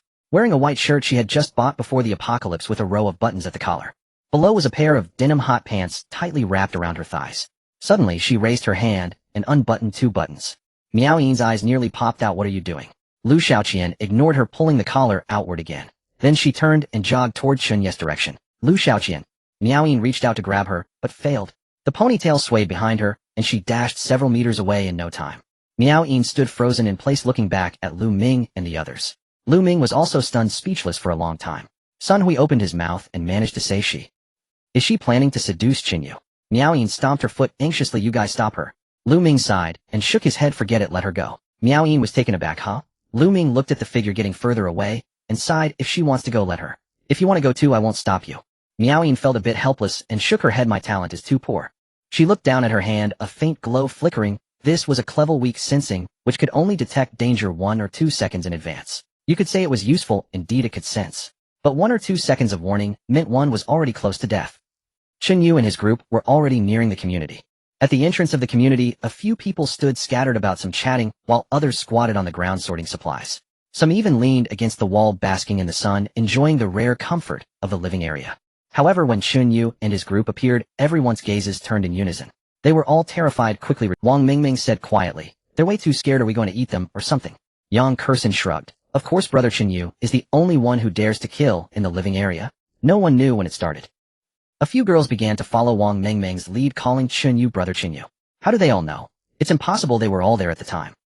Li Mingyao suddenly asked. Zhang Huanyue quietly reminded. Just look at the regional chat and you'll understand everything. Everyone discreetly opened the chat. Zhou Lei was at the scene. One knife for each. Their heads flew directly off. Qian Duodua image, Qian Duodua image, Qian Duodua image, Zheng Kai damn that knife. This knife is so cool. Song Yang that guy is Chen Yu, he was the one director Lin called out before he died. Shen Jing cool. If you were at the scene you'd be scared to death. Blood was spraying high. Wu Buitao how many did he kill? Why do some say 4 and others say 8? Zhang Wei what about the Eye of Peace? Didn't it intervene? Tang Xingjie it didn't intervene. The eye just hovered in the sky watching. Shen Jing then what's the point of this safe zone? Chen Yu with this everyone knows, how can we still pull Zhang Shi? Wang Mingming suddenly asked curiously. Chen Yu stroked his chin. I had no intention of pulling her in. Huh, what I plan to do is to kill her. No, not just her, every single one in the debate club has to die. For a moment, all the girls they all felt a chill. They even recalled that before entering the safe zone Chen Yu had said the debate club is very unsafe, yes extremely unsafe. Everyone thought it was a prophecy, they didn't expect it to be such a dangerous method. Moreover everyone thought that Chen Yu's search for Zhang Zixuan was because he was interested in her. But now it seems. It's far from that simple. The residential area, a community. In fact it is not much different from the old residential areas before the apocalypse. Several rows of 6-story buildings are neatly arranged. The outer walls of the buildings are painted a light yellow weathered by sun and rain with some areas already peeling off. The anti-theft windows on the first floor are rusted and several windows have been smashed. Chen Yu and his group walk along the streets of the community. Suddenly there is a rustling sound of footsteps behind them. Swisher instinctively turned around and was stunned. Lu Xiaoqian. Lu Xiaoqian was running towards them panting heavily, her ponytail swaying behind her. The collar of her white shirt was open with several buttons undone, exposing the black lace edging beneath the thin fabric clinging to her skin. Below she wore a pair of blue denim shorts that tightly wrapped around her thighs. In fact Lu Xiaoqian had a somewhat delicate charm, which many men liked. Many boys in the community turned their heads, all drawn to her. After all she was a beauty from the performance department of the film academy, and most people would take notice. Especially at this moment her clothes were a bit disheveled. Swisher glanced around, and found that Miao Yin, Lu Ming's son Hui, and Zhang Yufeng were all absent. Only Lu Xiaoqian was there. Huff, huff. Lu Xiaoqian leaned on her knees catching her breath, then straightened up, and looked at Chen Yu. Her face was flushed from running, her chest still slightly, heaving, the open collar rising, and falling, the black lace edges becoming faintly visible. She stepped forward, getting very close to Chen Yu. Chen Yu. She spoke a bit breathless with a hint of charm. She raised her hand and playfully tugged at her open collar. My talent is grade clothing dyeing. Ooh, I can change the color of clothes, repair damages, I can cook, clean, and do any odd jobs. She paused for a moment, leaned in a little closer, and looked up at Chen Yu. If you accept me I can do anything for you. Wang Mingming's mouth formed an O. She leaned towards Li Mingyu's ear and whispered, wow, Lu Xiaoqian has gone crazy. Li Mingyao was also a bit stunned, not expecting such directness. Shin Qingzi stood calmly beside them, seemingly unfazed. Zhuosher's expression was the most complex. This was her former teammate in the same group, someone they had endured the cold and survived tasks together. Yet at this moment, she was making such a humble request to join the group. Lu Xiaoqian did not look at them. She only gazed at Chen Yu, her eyes filled with nervousness, anticipation, and a hint of fear. Chen Yu sighed lightly. It was hard for a man to resist such a scene. But he had seen too much of this. During the last mission 3 girls had approached him in the same manner. But in the end they all perished. Chen Yu instinctively looked around, not spotting any frightening figures. Lu Xiaoqian, I don't have enough space in my vehicle. This was a rather tactful rejection. Lu Xiaoqian took several seconds to process, her fingers tightening the fabric of her shirt. She felt a bit sad covering the black lace edges. Okay. She looked back at Chen Yu, and then at the group of girls behind him, her eyes filled with envy. Zhuosher felt a twinge of pity watching her like this. She stepped forward a step. Xiaoqian. Lu Xiaoqian looked up at her, her eyes slightly red, but she held back the tears. It's okay, she smiled faintly. I am just trying it out, it's not embarrassing. As she spoke she turned to escape. But Chen Yu suddenly spoke up, don't go out alone recently. Lu Xiaoqian was confused, not understanding what he meant. Clearly he had just rejected her from getting in the car, so why was he now so concerned about her? Chen Yu explained calmly. It's nothing, just a reminder that the residential area is not absolutely safe. After saying that, he continued walking with the girls through the community toward the villa area, leaving Lu Xiaoqian alone, feeling a bit sour. 想象一下，未来的生活其实触手可及。 She always felt that her ability to change the color of clothes was quite decent. It was just rated low in level, which was a problem with the path of survival, not hers. Watching Chen Yu and the others disappear from sight, Lu Xiaoqian turned back with a hint of disappointment. After taking 2 steps, she caught a glimpse of something moving in the corner of the wall. She suddenly stopped, turning her head. Behind the corner of the wall, half a face was peeking out. Lu Xiaoqian's heart skipped a beat, with fright nearly crying out. But the next second the face slowly emerged from behind the wall. It was a girl. She was wearing a light-colored dress, her hair, somewhat messily draped over her shoulders, looking cautious. Lu Xiaoqian was taken aback for a moment, then recognized the face. Lin Yu, she exclaimed. Lin Yu gently nodded and stepped out from behind the wall. Xiaoqian. Her voice was soft and delicate with a hint of timidity. What are you doing here? Seeing that it was Lin Yu from her class, Lu Xiaoqian felt much of her earlier fright dissipate. Xiaoqian. Her voice was soft and delicate with a hint of timidity. What are you doing here? Seeing that it was Lin Yu from her class, Lu Xiao. Who did you share a vehicle with? Lin Yu lowered her eyes, her eyelashes fluttering slightly, only answering the first part. I was looking for something. Looking for something. What? A gift to give him. To give him. Who is he? On the other side, Chen Yu led the girls through the D district buildings heading towards the villa area. The street was wider than before, and they often saw a few survivors chatting by the roadside. The level of comfort was not inferior to that of Area A. Xiao was walking towards the back of the group, her gaze habitually scanning the surrounding crowd. Suddenly she paused her steps. Then she caught up, soon jogging back. Chen Yu. She softly called, leaning close. Chen Yu turned his head to look at her. When we passed by just now, I heard them talking about the villa area. So I followed them. They must have attended the meeting and mentioned Zhang Zixuan and the debate club. She lowered her voice. There are 6 of them. Their energy levels are far below yours, significantly so. Chen Yu squinted his eyes slightly, turning his head to look at a small team of 6 chatting enthusiastically as they walked. 4 men and 2 women.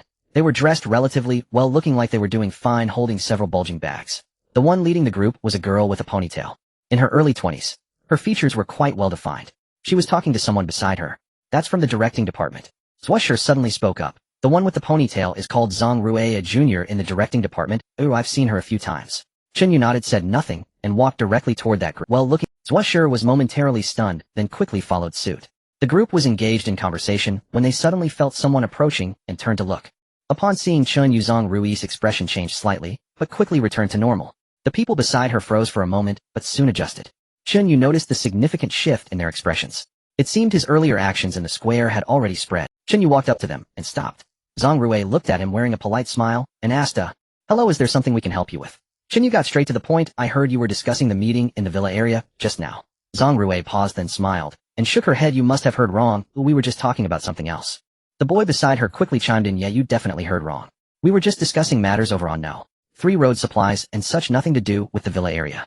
Another boy nodded beside him, lifting the bag he was holding. Look, we just came back from outside. We're exhausted. Who has the leisure to talk about meetings? Chen Yu looked at them, merely smiling faintly without speaking. This expression made the few of them feel somewhat uneasy. Zhang Rue coughed lightly. Is there something we can assist you with? If not, where is Zhang Zixuan? Chen Yu spoke indifferently. Zhang Rue was taken aback. President Zhang. She blinked, a bit confused. How would we know her whereabouts? She doesn't. You don't know? Exactly. If we knew, we would definitely tell you. It's not a secret. Why would we hide it? Zhang Rue and her companions appeared completely wronged. Xiaoxi beside Chen Yu was quite anxious. They are lying. Zhang Rue squinted her eyes, seemingly finding a target. So it was you who accused us? The boy beside her also reacted, stepping forward. Who are you? Do we even know you? What did you hear us talking about? Isn't this nonsense? Xiaoxi looked at them, her voice still steady. I heard you discussing the meeting in the villa area, talking about Zhang Zixuan and the debate club, discussing the meetings of the 4 major clubs. She had been very close, just now purposely listening to some details. Yet now these people were adamant in their denial. Especially Xiaoxi, who had just joined the team, was quite afraid of being distrusted by her teammates. She looked at Chen Yu and spoke earnestly. What I said is true. You have to believe me. Zhang Rue sneered, a bit helpless. Some people are just like that. Oh, when they mishear, they insist others are lying, needing to pin something on someone to feel satisfied. Xiaoxi frowned. The girls seemed to want to help her, but Chen Yu waved his hand. In the next moment, a massive bone cutter appeared out of thin air. With a blade of over a meter long, one could vaguely see dried dark red stains. Chen Yu gripped the hilt and raised the knife above his head. The sunlight reflected off the blade, creating an intimidating sight. Zhang Rui's smile froze.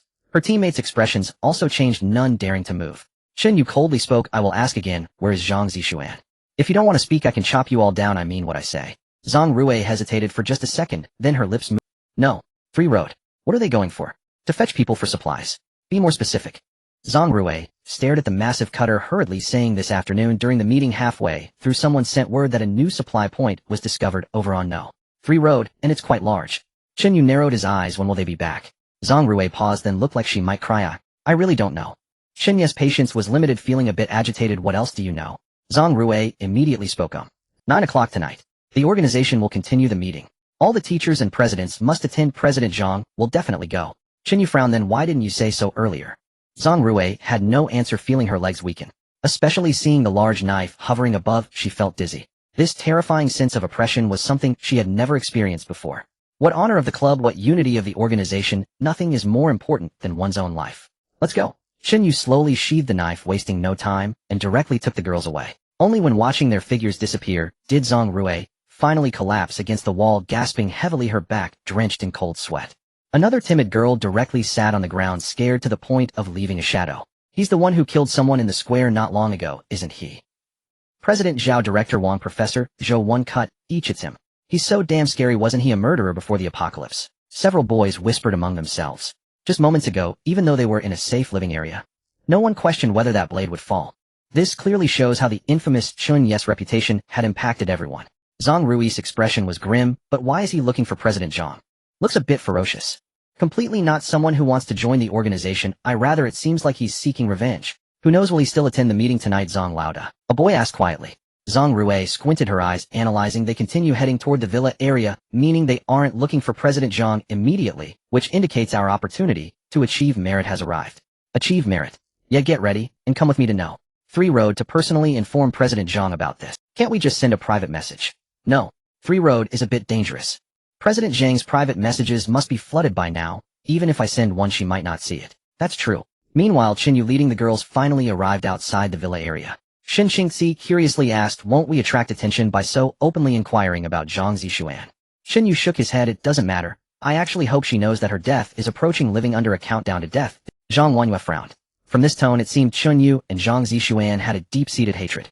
The girls tactfully did not press further. Chen Yu spoke for himself. I know what you are worried about. You fear that she might be on guard, gathering experts from the organization as personal bodyguards. Is there a possibility? What I want is to uproot everything. What I want is to eliminate all of them. I wish all the readers who follow this book a smooth new year with good health for their families. Immediately have wealth. Immediately have a good physique. Immediately have a desired partner. Immediately have everything they want. Hearing Chen Yu's words, the girls fell into deep thought. Wang Mingming held back for a moment, but couldn't help asking, Chen Yu, what exactly did Zhang Zixuan do to offend you? Is it worth getting this angry? Chen Yu glanced at her. Wang Mingming shrank back slightly. I was just asking Cat. She recalled that not long ago she had spoken well of President Zhang. Now that she thought about it, it almost caused a disaster. Li Mingyao helplessly tugged at her. Stop talking nonsense. Wang Mingming said pitifully, I was just curious. Yang Kursin asked curiously, so are we going to Route 3, or are we continuing to the villa area? As soon as the words came out, everyone looked at Chen Yu. Zhang Wanyu sorted out the situation. According to Zhang Rui, Zhang Zixuan is on Route 3. Are we not going? Chen Yu shook his head, not in a hurry. He looked at the distant buildings. Let's find a place to settle down first. Zhang Wanyu pondered, are you planning to wait for them to come back slowly? Chen Yu nodded yes. Going to Route 3 now doesn't guarantee we'll find Zhang Zixuan, but at 9 o'clock in the evening there will be a meeting, and she will definitely be there. Wang Mingming leaned over. Chen Yu, which building are we staying in? I see several over there that are quite beautiful, and the 3rd floor even has a terrace. It's perfect. Li Mingyao shot her a glance. You should ask Chen Yu if he agrees to let you stay on the 3rd floor. Wang Mingming immediately turned to Chen Yu with hopeful eyes. Chen Yu, can I stay on the 3rd floor? Chen Yu said lightly no. Wang Mingming, undeterred, continued to murmur. Then I can stay on the 2nd floor, as long as you don't make me stay in the hall. Li Mingyao looked at her helplessly. Just calm down for a bit. Wang Mingming huffed, muttering under her breath. Li Mingyao, being friends with you, the ex-girlfriend of the car owner, not only brings no benefits, but makes me a target everywhere. Li Mingyao was taken aback. You think you're being targeted because of me? Wang Mingming nodded. Of course. You're Chen Yu's ex-girlfriend, and he definitely still has feelings about it, so he looks at me unfavorably. If I weren't your friend, he would treat me much better. Li Mingyao. The group chatted as they walked. Sunlight filtered through the palm trees, casting spots of light. After walking a while, the view suddenly opened up. A straight tree-lined path appeared before them, leading directly to the villa area. Wow! Yang Kursin exclaimed, we've arrived. Shin Qingzi also sighed. It feels so much like a vacation. 10 white 3-story villas were scattered around, each with its own yard enclosed by white wooden fences with flowers and plants growing in the yards, along with sun umbrellas and wicker chairs. In the distance, the sea could be seen, a vast expanse of blue. Zwasher pointed. The 4 on the left are for the Institute of Technology with no one at the very front. The 3 on the right belong to our academy, and the innermost 3 are for the vocational college. Chen Yu nodded and walked toward the first villa on the left. At the entrance stood 3 or 4 people. A boy with a buzz cut leaned against the doorframe, talking to 2 others who were squatting beside him. In front of them lay a pile of assorted items, seemingly just brought in from outside, being sorted. Put this bag of canned food on the left, and the compressed biscuits on the right. Don't mix them up. Got it. I'm not stupid. Who mixed the mineral water and disinfectant last time? It was dark at that. Aren't they different? The group chatted animatedly, laughter occasionally ringing out. Chen Yu led the girls, overstepping on the gravel path, creating a soft crunching sound. The buzzcut boy was the first to notice them. He raised his head, slightly furrowing his brow. This large group of people didn't look like they were just visiting. He straightened up and put down the water bottle he was holding. "Hello, what can I do for you?" Chen Yu stopped in front of him. "Who is in charge of this villa?" The buzzcut boy was taken aback, looking Chen Yu up and down. "Who are you looking for? Who is in charge?" The buzzcut boy frowned. The two people squatting beside him stood up and walked behind him. "Zhou Rue." The buzzcut boy's tone became a bit firmer than before. "Just tell me your business." Chen Yu nodded. "We want this villa." Zhou Rue was taken aback. The people behind him also looked stunned. The air fell silent for 2 seconds. Zhou Rue blinked, thinking he heard wrong. "What did you say?" Chen Yu looked at him without repeating. A boy in a hoodie who was squatting stood up, sounding a bit confrontational. "Who the hell are you?" Zhou Rue raised his hand to block him, taking a deep breath to calm his tone. "I know you. From the film academy, Chen Yu, the one who killed someone in the square not long ago." The boy in the hoodie was taken aback, quickly checking the chat box. After a careful comparison, his expression changed, and he silently stepped back 2 paces before running into the villa area. Zhou Rue explained seriously, "This is the stronghold of the Institute of Technology. Numbers 1 to 4 belong to us. Your film academy's villas are over there." Chen Yu shook his head. "I haven't made a mistake." Zhou Rui's frown deepened. "Chen Yu, the girls behind you add up to less than 10, while we have nearly 100 people. Are you saying that with just so few of you, you want to replace us and occupy an entire villa?" Chen Yu nodded. "Correct." Zhou Rui's lips twitched. "I know you're strong, but there has to be some reason, right? We've been living here just fine. Why should we move just because you show up?" The atmosphere suddenly froze. At that moment, footsteps were heard from inside the villa. A few seconds later, a crowd of people surged out. There were both men and women. 10, 20, 30, and more were still pouring out. A massive crowd. "Who's looking for trouble? Where are they? Let me see. Why are they all girls? They're quite pretty. They must be from the film academy, right? Hey, isn't that the guy who killed someone in the chat box just now?" "It really is. It seems the Eye of Peace didn't manage to control him. What's going on?" The one walking in front was a boy in sportswear about 180 centimeters tall. He parted the crowd and walked over to Zhou Rue, his gaze landing on Chen Yu. "Zhou Go, what's happening?" Zhou Rue whispered a few words. This boy stepped forward. "You must be Chen Yu, right? I've heard a lot about you." His tone was very polite. "My name is Wang Mingyu and I'm considered the person in charge of Villa No. 1. I have an A-level talent and strength, and my family is in the real estate business, so I have decent connections." Chen Yu looked at him, but said nothing. Wang Mingyuan continued. "I can actually understand your intention to take the villa. In the apocalypse, who wouldn't want to live better? But Chen Yu, you must follow the rules." At those words, a few voices answered from the crowd. "Exactly. The residential area is its own little society. You can't casually trample its rules. Are you trying to declare war on the Dianying? Xing? We at Ligong are the largest group. Is it excessive for us to occupy 4 villas?" Wang Mingyuan raised a hand to quiet them, and the crowd fell silent. "The unwritten rule among the 3 schools is non-aggression. You seize ours today, tomorrow our people seize the Dianying Zuyuans, and the day after the Jie Xunin will join in. Wouldn't the villa district descend into chaos?"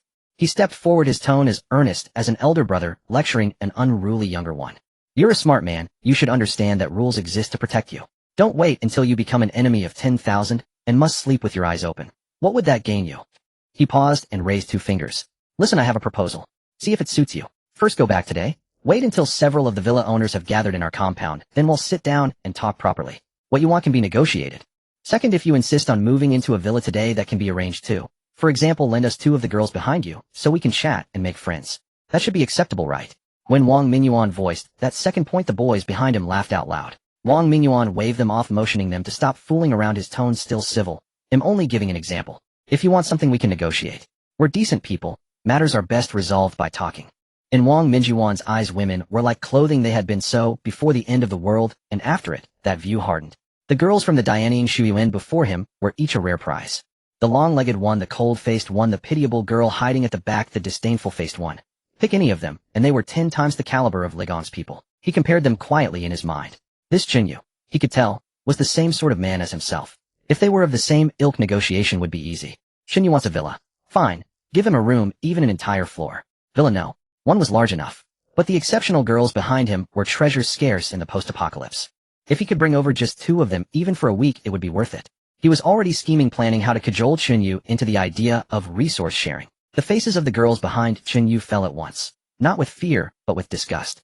Wang Mingyuan spoke politely, smiled with decorum, yet the contempt that radiated from his bones was the most repulsive thing of all.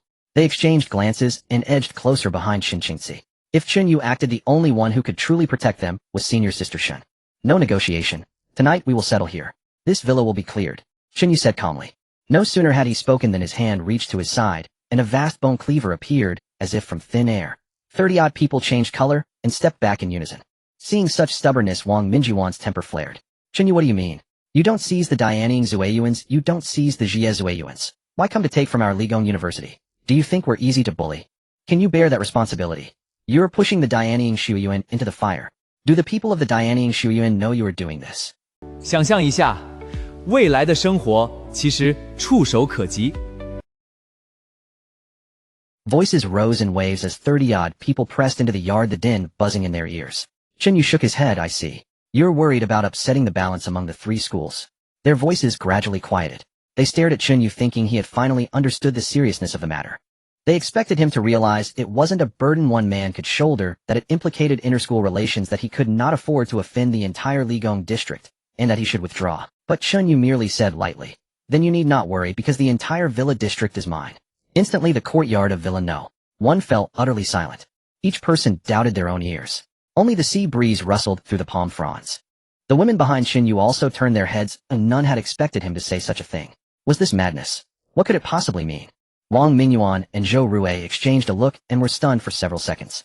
Ahem, Wang Mingyuan's voice wavered. You? What did you say? Chen Yu nodded, utterly serious. No? 1 no. 2 no. 3 no. 4. He looked to the right. No. 5 no. 6 no. 7. He then looked toward the far end. No. 8 no. 9 no. 10. He lowered his gaze. They're all mine, so you need not worry about any three-school conflict. The shocking declaration struck again. Normally such claims would be dismissed as a joke, but when this man spoke, conviction trembled in every word. This man is definitely mad. Who does he think he is, claiming 10 villas for himself? Dream on. Would the Dianying Shuyuan accept that? Would the Jie Shuyuan agree? Ligong certainly won't. Does he know how many people live in our villa district? Well, throw him out, and see if he remains cocky. Laughter broke out, then faded as the laugher realized no one else was laughing. The laughter stopped dead because Chen Yu had already stepped forward, the tip of his cleaver dragging along the ground. Next 10 minutes from now, every stranger inside these villas will be killed. Not one will be spared. Wang Mingyuan frowned. Chen Yu were speaking politely. Do you truly think we fear you? I know you are using a Jinshin card. You're not the only one with such a card. His voice cut off with a sputter. His vision went blank. The Chen Yu who had stood 3 meters away a moment before was gone. He looked down to see a massive bone cleaver driven through his body from front to back, the blade lodged in his heart. He tried to lift his head to see the face, but his neck would not obey. Chen Yu withdrew the cleaver and pressed it gently against Wang Mingyuan's chest. You have one too, don't you? But you cannot use it. Bang! Wang Mingyuan's corpse was shoved over and crashed. The 30-odd people crowded in the yard fell silent. Not a single person spoke. Only the blood seeped out from beneath. Everything unfolded too quickly. Most people were still echoing Wang Mingyuan's words, golden body card. Not only Chen Yu had one, but now Wang Mingyuan lay motionless, already a corpse. Wang Mingming clapped a hand over her mouth, eyes wide as saucers, and finally blurted, "Good heavens, Chen Yu is impossibly handsome. Where on earth did he get so many golden body cards?" The other girls likewise stared, stunned by Chen Yu's decisiveness. And among the crowd, the science and engineering boys led by Zhou Rui could no longer sit still. He shouted, "Brothers, he killed him. Who's next? You, or you?" Turning, he jabbed his finger at the people behind him one by one. A commotion rose in the crowd, right? He said so. He wouldn't spare anyone. There are over 90 of us in this villa. Can we really let one man bully us like this? He may be strong, but can he slaughter us all in one breath? When he was cutting people down, couldn't the others attack from behind? Exactly. There must be a limit to golden body cards. They cannot be infinite. The shouts multiplied, swelling louder and louder. Zhou Rui clenched his fists and sneered, "Let's swarm him together. A single kick from each of us will trample him to death. As long as he isn't killed, the Heping Ji Yin won't intervene." Chen Yu, be careful. Shun Xingzi spoke with gravity. The shadow beneath her feet shivered and crept outward, extending several meters around her. "He'll protect them. You needn't be distracted." Chen Yu nodded. He did not look back. He simply took a single step forward. Only one step. Yet the 30 or so people in the yard all stepped back in unison. Though he advanced but an inch against them, it felt like a mountain pressing forward. That pressure did not come from a blade, but from the bodies on the ground. Zhou Rui glanced back. People avoided his gaze. Some bowed their heads, some stared at the sky, others shrank back. Damn! Zhou Rui ground his teeth. This could not stand. If this continued, morale would collapse. He bit down, raised his foot, and drove it hard into the trembling backside of a boy in front of him. Go? What are you waiting for? The boy, stunned, lurched forward and stumbled out 2 or 3 meters.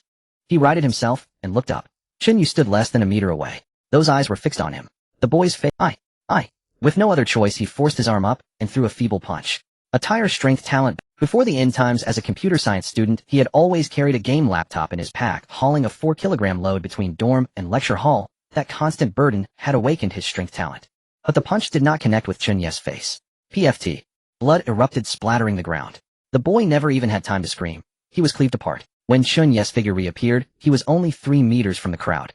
Zhou Rui froze for a moment, then yelled at the top of his lungs, "He killed him. He's killed again." Brothers rush him together. He won't have time to pull out his blade. 3, 5, 7. 7 men surged forward. But, PFT, PFT, PFT. Blades flashed, blood exploded under the sunlight in one spray after another. The first man had his chest pierced, blood gushed everywhere. The second lost an arm, screamed and fell. The third's head vanished from his shoulders. The fourth fell before he could raise his cleaver. 4 were dead. All of this took less than 3 seconds.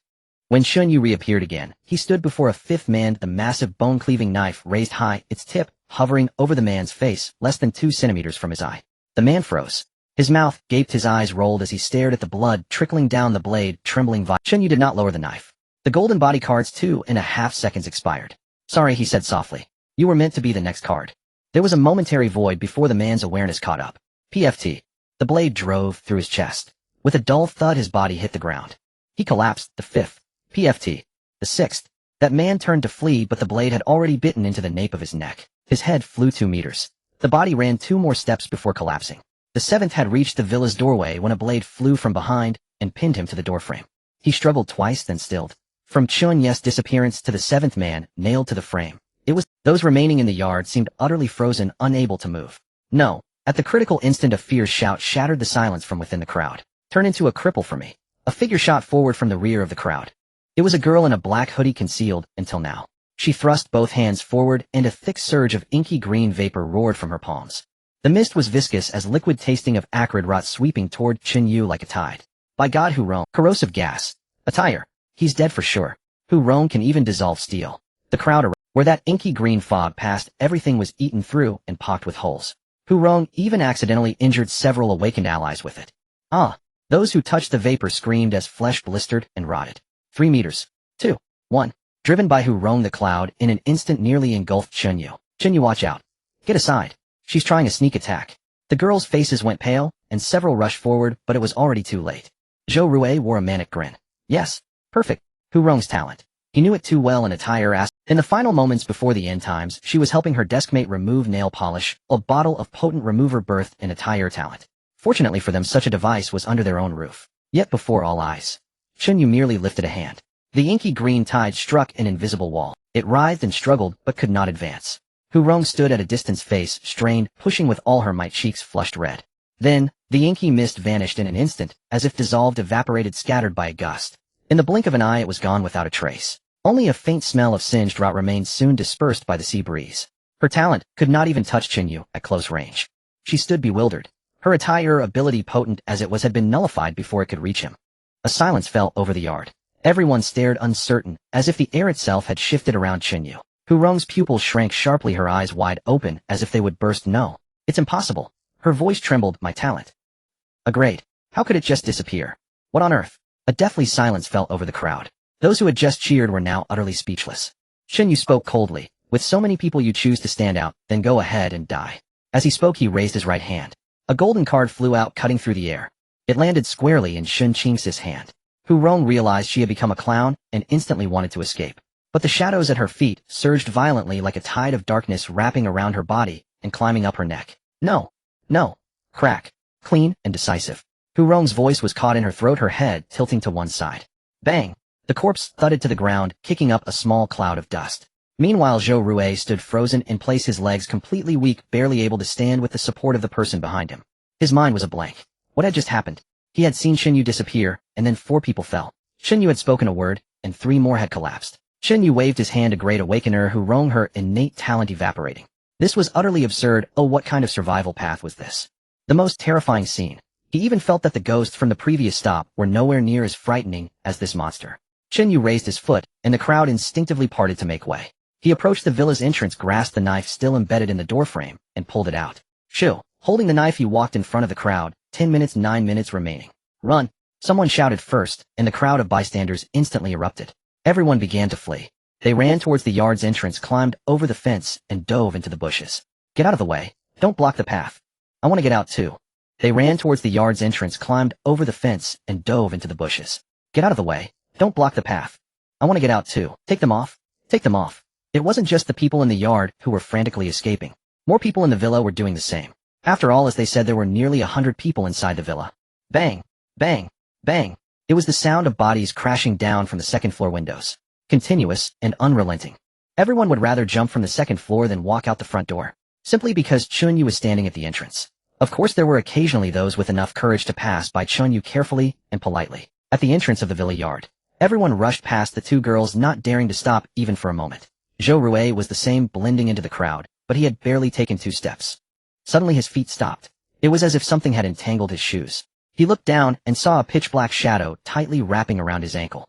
Immediately afterward, his ankle was yanked fiercely. He stumbled forward, crashing to the ground, his face hitting the gravel. Damn! He struggled to get up, trying to break free from the shadow, but it only tightened its grip. He looked in the direction of the shadow. Several girls stood in front of him. The one at the forefront he recognized was Shun Qingzi from the film academy next door. What do you mean? Chen Yu already said if we leave within 10 minutes, it won't count as a breach. I'm leaving right now, and that doesn't count as a breach. Why are you stopping me? Chen Yu held the massive bone-cutting knife, taking slow steps toward him. Zhou Rui's legs completely gave way. He forgot to resist, watching as Chen Yu approached closer, his voice trembling. I didn't do anything, I didn't do anything, Chen Yu. You. Chen Yu stopped in front of him, speaking indifferently. Give the knife to Zhou Shi. Zhou Rui completely did not understand the meaning. Zhou Shi was equally puzzled. But among the standing girls, one understood. Yang Kursen. She hurriedly took out an iron knife from her backpack. It was crafted according to Chun Yu's specifications, about 1 meter long with a heavy blade. But Chun Yu had somehow acquired a stash of high-quality knives. This knife was naturally discarded. She quickly walked up to Zhou Shi and handed the knife over. Zhou Shi took the knife, feeling its weight. She guessed what she was about to face, but she had indeed never killed anyone. Throughout the apocalypse, she had relied on her talent to scout for supplies and guide people away from danger. Come here. Chen Yu pulled Zhou Shi in front of Zhou Rui. Kill him. No way. Zhou Rui knelt on the ground, his voice trembling. Don't kill me. I have value. I have value. As he spoke, he instantly emptied his backpack. All the items were laid out on the ground. Chen Yu glanced casually at them. They were just a bunch of worthless supplies. Zhou Rui was banging his head on the ground. I bow to you, I can be your dog, you'll do whatever you want. Zhou Shi listened, watching the tears rolling down from the corners of Zhou Rui's eyes. She suddenly asked, you said you'll do whatever I want. Zhou Rui nodded vigorously. Zhou Shi nodded, then you can... Puffed. Zhou Rui's eyes widened, blood gushing from the wound flowing down the blade. Zhou Shi stared into his eyes. Watching the light in those eyes dim steadily, until they went completely dark, she released the knife handle. Bang! Zhou Rui's corpse lurched forward and fell to the ground. Zhou Shi stood at the spot, looking down at the corpse, her face betraying no emotion. Chen Yu nodded, not bad. After saying that, he turned and walked deeper into the villa. Zhou Shi stood still holding the knife.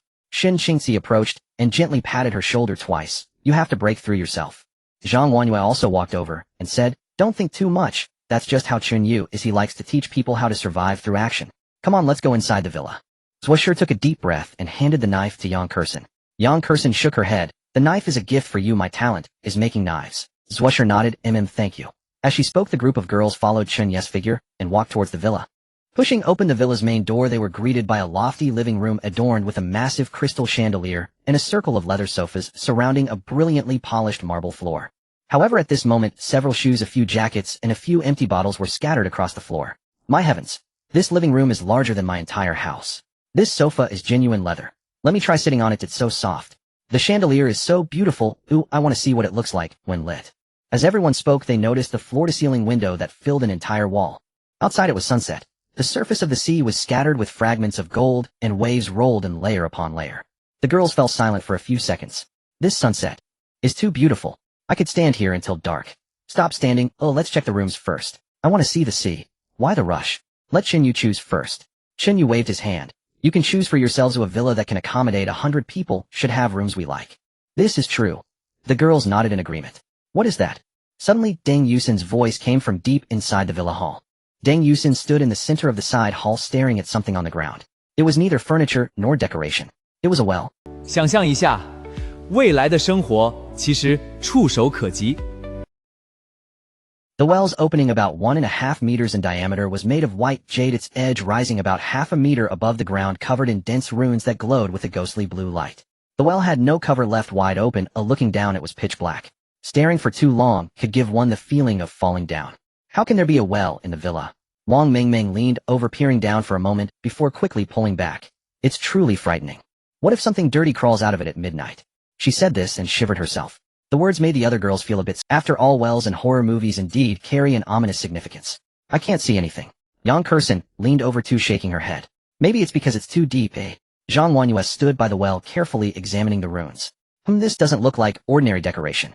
Chen Yu walked over, and the girls automatically made way for him. He looked down at the well, and reached out, placing his hand on the edge. In the next moment, a message appeared. Name: abundant well. Type: special building of living area. Description: a deep well connected to an unknown space, which daily yields various resources. Currently, it can be salvaged once a day, and the results are random. Remaining salvage attempts 01 resets daily at midnight. Note: do not attempt to jump into the well. Consequences are at your own risk. Chen Yu retracted his hand, squinting. This is what Lu Ming referred to. A well that can salvage resources. Zhuoshi also touched the well's edge, and after reading the information she sighed. We always thought it was just a rumor. I didn't expect such a thing to actually exist. It's too magical. It's just a pity that today's attempts are used up. Chen Yu felt a bit regretful as he couldn't immediately experience the joy of the abundant well. But it didn't matter. 10 villas, 10 wells, all would belong to him. There was no rush. This was just the first day in the living area. First, there was the murder in the square, then the seizure of the #1 villa at the University of Science and Technology. At this very moment, he had already become the main antagonist in the regional chat, an absolute figure of prominence. Half of the chat was about him. But such discussions were still not enough for him to claim 10 wells, as his achievements were still insufficiently impressive. Lu Ming had mentioned that the team in the villa area had guns. Just because those in the #1 villa at the University of Science and Technology didn't have any didn't mean it was just a rumor. Guns would give carbon-based life forms absolute confidence. It was easy to imagine how difficult it would be to easily take over 10 villas. Zhuoshi, activate your talent. What additional information do you see? Zhuoshi nodded seriously. This well will yield a rare beverage next time it is salvaged. Wang Mingming's eyes lit up. A beverage? What kind of beverage? Is it cola? Zhuoshi shook her head. The information only says beverage. I don't know the specifics. So you can see what will be salvaged next time. Yang Kursen stroked her chin. Zhuoshi first nodded, then shook her head. Not necessarily. This is just one of many additional pieces of information. I can't guarantee what will be visible next time. A beverage. Chen Yu looked at the deep well, shaking his head. Even with his rich experience, he couldn't guess what. Alright, you all choose your own rooms first. It's almost dark. Tidy up and rest early. Chen Yu's words fell. The girls all nodded. Finally, I can sleep on a soft bed. My back has been aching from sleeping in the car these past few days. I want the one with the terrace. Then he'll choose the one on the second floor near the stairs. I want to sleep on the top floor. Ooh, I love the wide view. They stretched, lazily yawning, and headed for the stairs. Zhang Wanyue stopped halfway, tilting her head. What about you? Chen Yu shook his head. He'll go up and choose later. Zhang Wanyue didn't ask more, and turned to follow the other girls upstairs. Xiao, she seriously said. Chen Yu, my room is at the stairway on the second floor. My perception can almost cover half of the hall. If there's any movement, I will contact Shen Qingzi. Shen Qingzi smiled slightly. Thanks, Dr. Xiao. Xiao, she waved her hand. We're all teammates, there's no need for thanks. It's what I should do. Chen Yu nodded. I'll leave the villa's safety to you, senior. Tonight, I will continue to dispel the evil. By the way, it should be completely resolved in these next few days. Yes, even while in the car, Chen Yu dispelled the evil every day, but only a little each time. Now the evil was almost completely eradicated. Chen Yu felt a bit regretful. Shen Qingzi's face blushed. Okay, then come back early. After saying this, she and Xiao, she walked up to the second floor side by side. The footsteps of the girls gradually faded away. One could faintly hear Yang Kursen shouting, this bed is too soft, do I want to die sleeping here, and Wang Mingming exclaiming something. In the hall, only Chen Yu was left alone. He turned around, walked out of the side hall, crossed the living room, and pushed open the villa's main door. The sunset had already sunk below the horizon, leaving only a line of dark red at the edge of the sky. In the yard, the few corpses still lay in place. He walked to the center of the yard, removed his gloves, and activated the Grandmaster's vessel. 3 seconds. 5 seconds. 10 seconds. When he opened his eyes again, another free attribute point appeared. This time he wanted to add it to spirit, but hesitated for a while.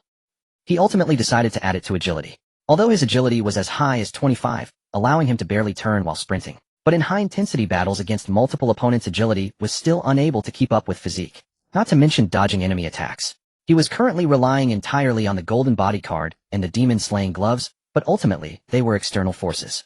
It would be better to raise agility to 30 points first. Agility was still unable to keep up with physique. Not to mention basic attributes. Physique 100. Agility 26, 16.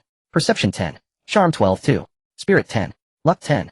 Nai was about to fall, and Chen Yu casually glanced at the chat box. Shen Jing, I just went to the trading point over at the University of Science and Technology, wanting to exchange resources. They heard I was from the Film Academy, and immediately said, no exchange is telling us to scram. Xiaolei, is that true?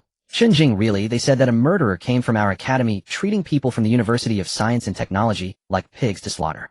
Now the people over there are furious, saying they want trade with us in the future. Sun Feifei sigh, it's that performer Chen Yu, who sees their villa. Song Yang, this is great, now we are implicated. Huatao, why should we care about the people he killed? Gao Min, are you trying to reason with the people from the University of Science and They get angry just seeing someone from the Film Academy. Ma Dong, I don't even dare to admit him from the Film Academy. Ooh, I avoid the University of Science and Technology area whenever I go out. Wang Feng, what the hell? How did our Film Academy produce someone like this? Lu Yang, a demon. Chen Jing, Zhao lay enough already. Oh, be careful, he sees the chat record and comes after you. Song Yang, he shouldn't be looking at the chat box, right? Huatao, who knows? Song Yang, I'm going to sleep, good night. As night deepens, Villa No. 6 is ablaze with light. For guards stand at the gate, keeping watch for the night. Leaning against the door frame, they smoke their precious cigarettes, occasionally glancing back at the villa, where shadows move through the large windows on the first floor. I never thought a single cigarette could be so precious. Indeed, if it weren't for the several presidents and teachers, we wouldn't have access to such resources. The 4 guards chat idly, expressing their contentment with each puff of smoke. Meanwhile, many people are gathered inside for a meeting. These individuals are the core members of the 4 major organizations, along with several teachers from the school's administration. The sofas are filled, the chairs are occupied, and even the stairs are crowded with people as laughter, conversations, and clinking glasses blend together, buzzing with the liveliness of a festive occasion. Alright, it's time to discuss serious matters. The president of the sports club, Zheng Yuan, with a neatly shaved crew cut, accentuates his muscular frame in a black sports tank top. After he speaks, the buzzing noise quiets down a bit. Wang Zhelin, the president of the literature club, slowly begins. Today we received over 1,000 new students. How many participated in the activities? And how many are interested? The girl in charge of registration quickly opens her notebook. 230 people have paid the management fee, which is almost half of their resources, enough for us to last 2 months. Only 230. Zheng Yuan furrows his brow. 1,000 people came today, is this all? The girl shrinks back a bit. They are just too poor, only having a few packs of biscuits on them, paying would be pointless. Many are very cautious, saying they need to think about it before approaching us. Thinking it over. Su Lingji chuckles. Let's give those who are interested a final deadline. If they don't pay now, they won't need to later. Scare them a bit. He is the president of the Youth Volunteer Association, and when he smiles, his eyes narrow into slits, exuding a cunning charm. Nearby, several core members of the association chuckle in agreement. Lingji Gu is always so thoughtful. For those who are poor, let's not waste time, to send them to the scouting team. There is a shortage of people on Route 3. If they die, it's on them, and the resources will be ours. Tomorrow send me 20 over. Zheng Yuan, as the president of the Xingho Sports Club, is in charge of the scouting team. Su Lingji shakes his head. We can't send all the poor at once, we need to conserve them for future use. A few can die today, and we can replenish tomorrow, which will last us a while. Director Lee, sitting on the nearby sofa with his legs crossed, comments. Indeed, if we kill them all at once, we will lose the trust of the masses. There is still plenty of time, no need to rush.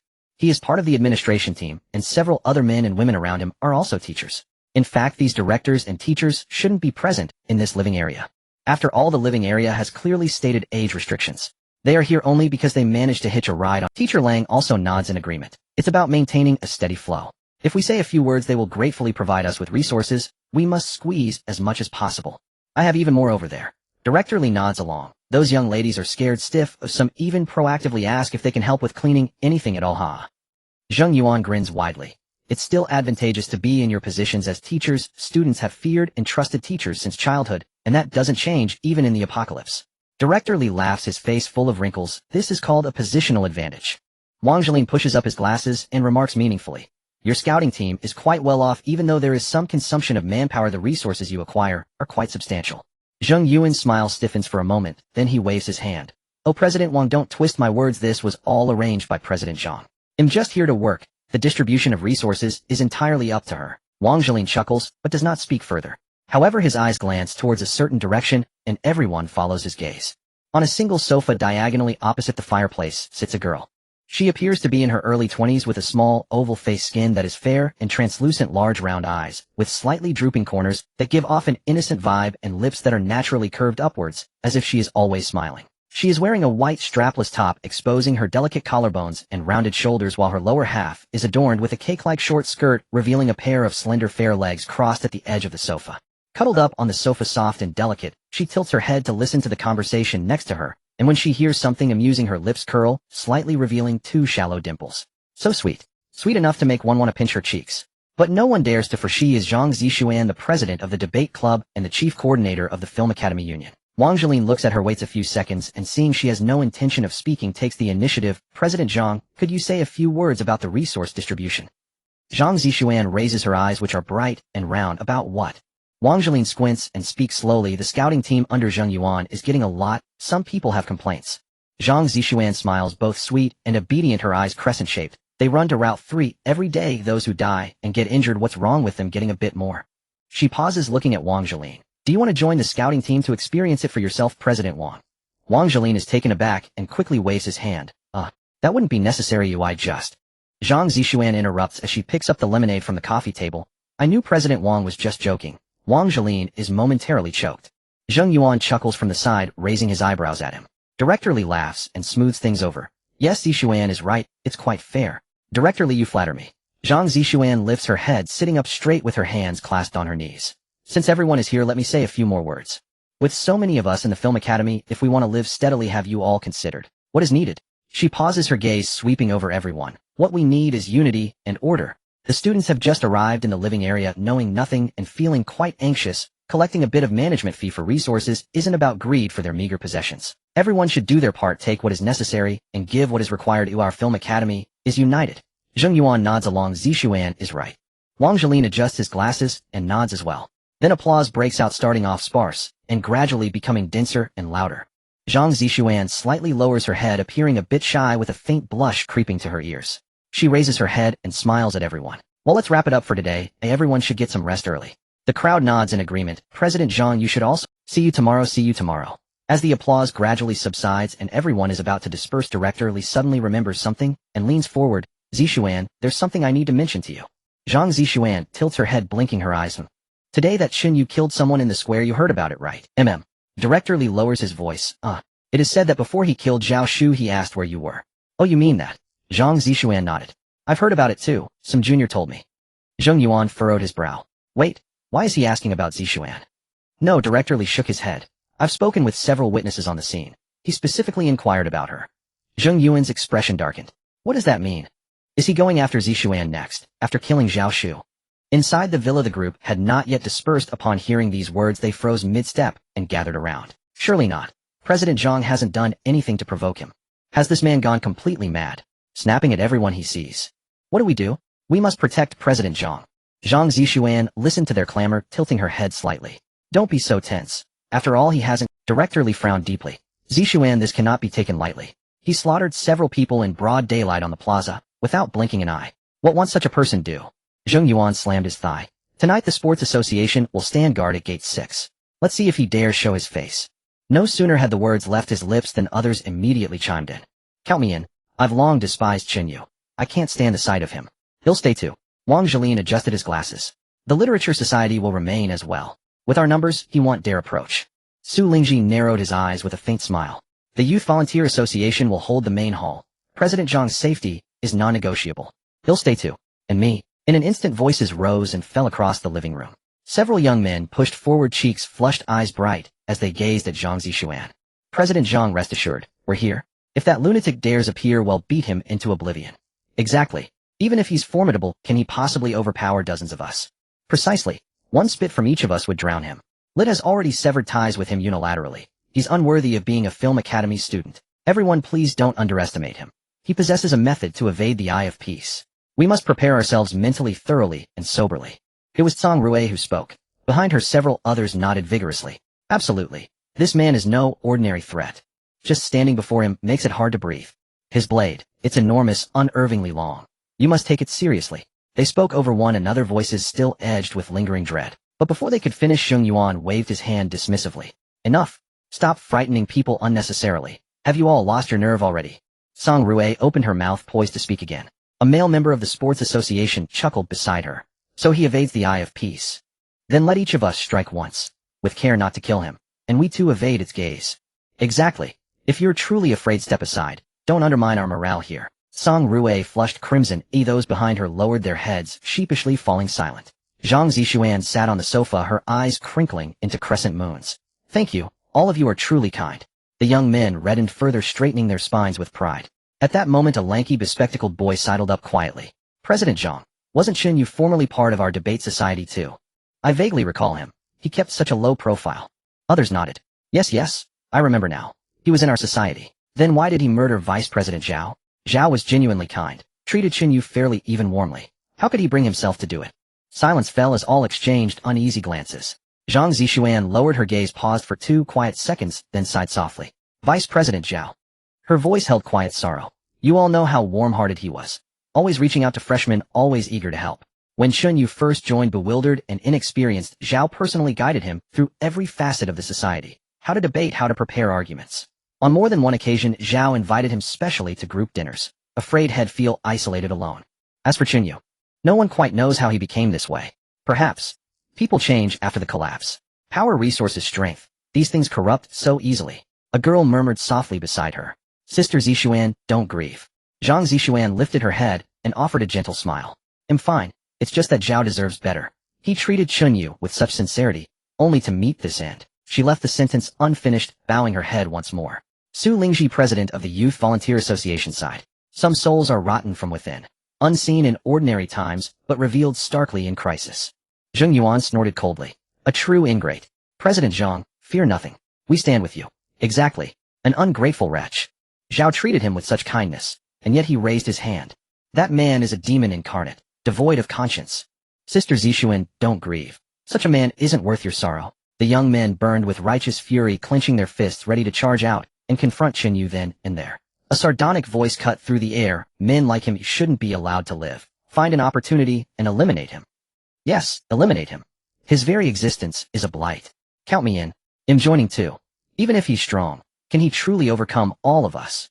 Emotions surged, cries swelling louder and louder.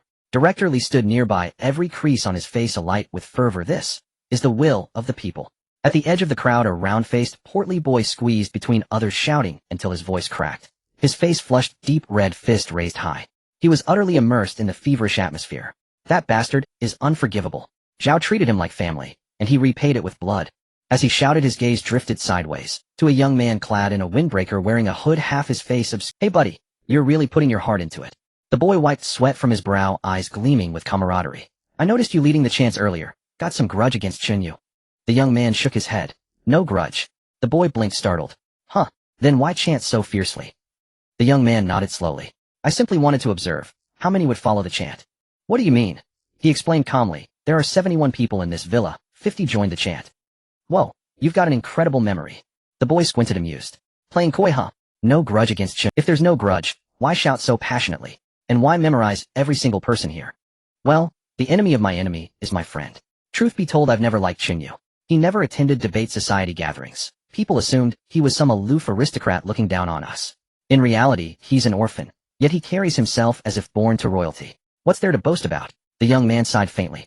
To fabricate such elaborate narratives over mere absence from social events. Li Yogin, you still twist others' intentions and spread them far and wide.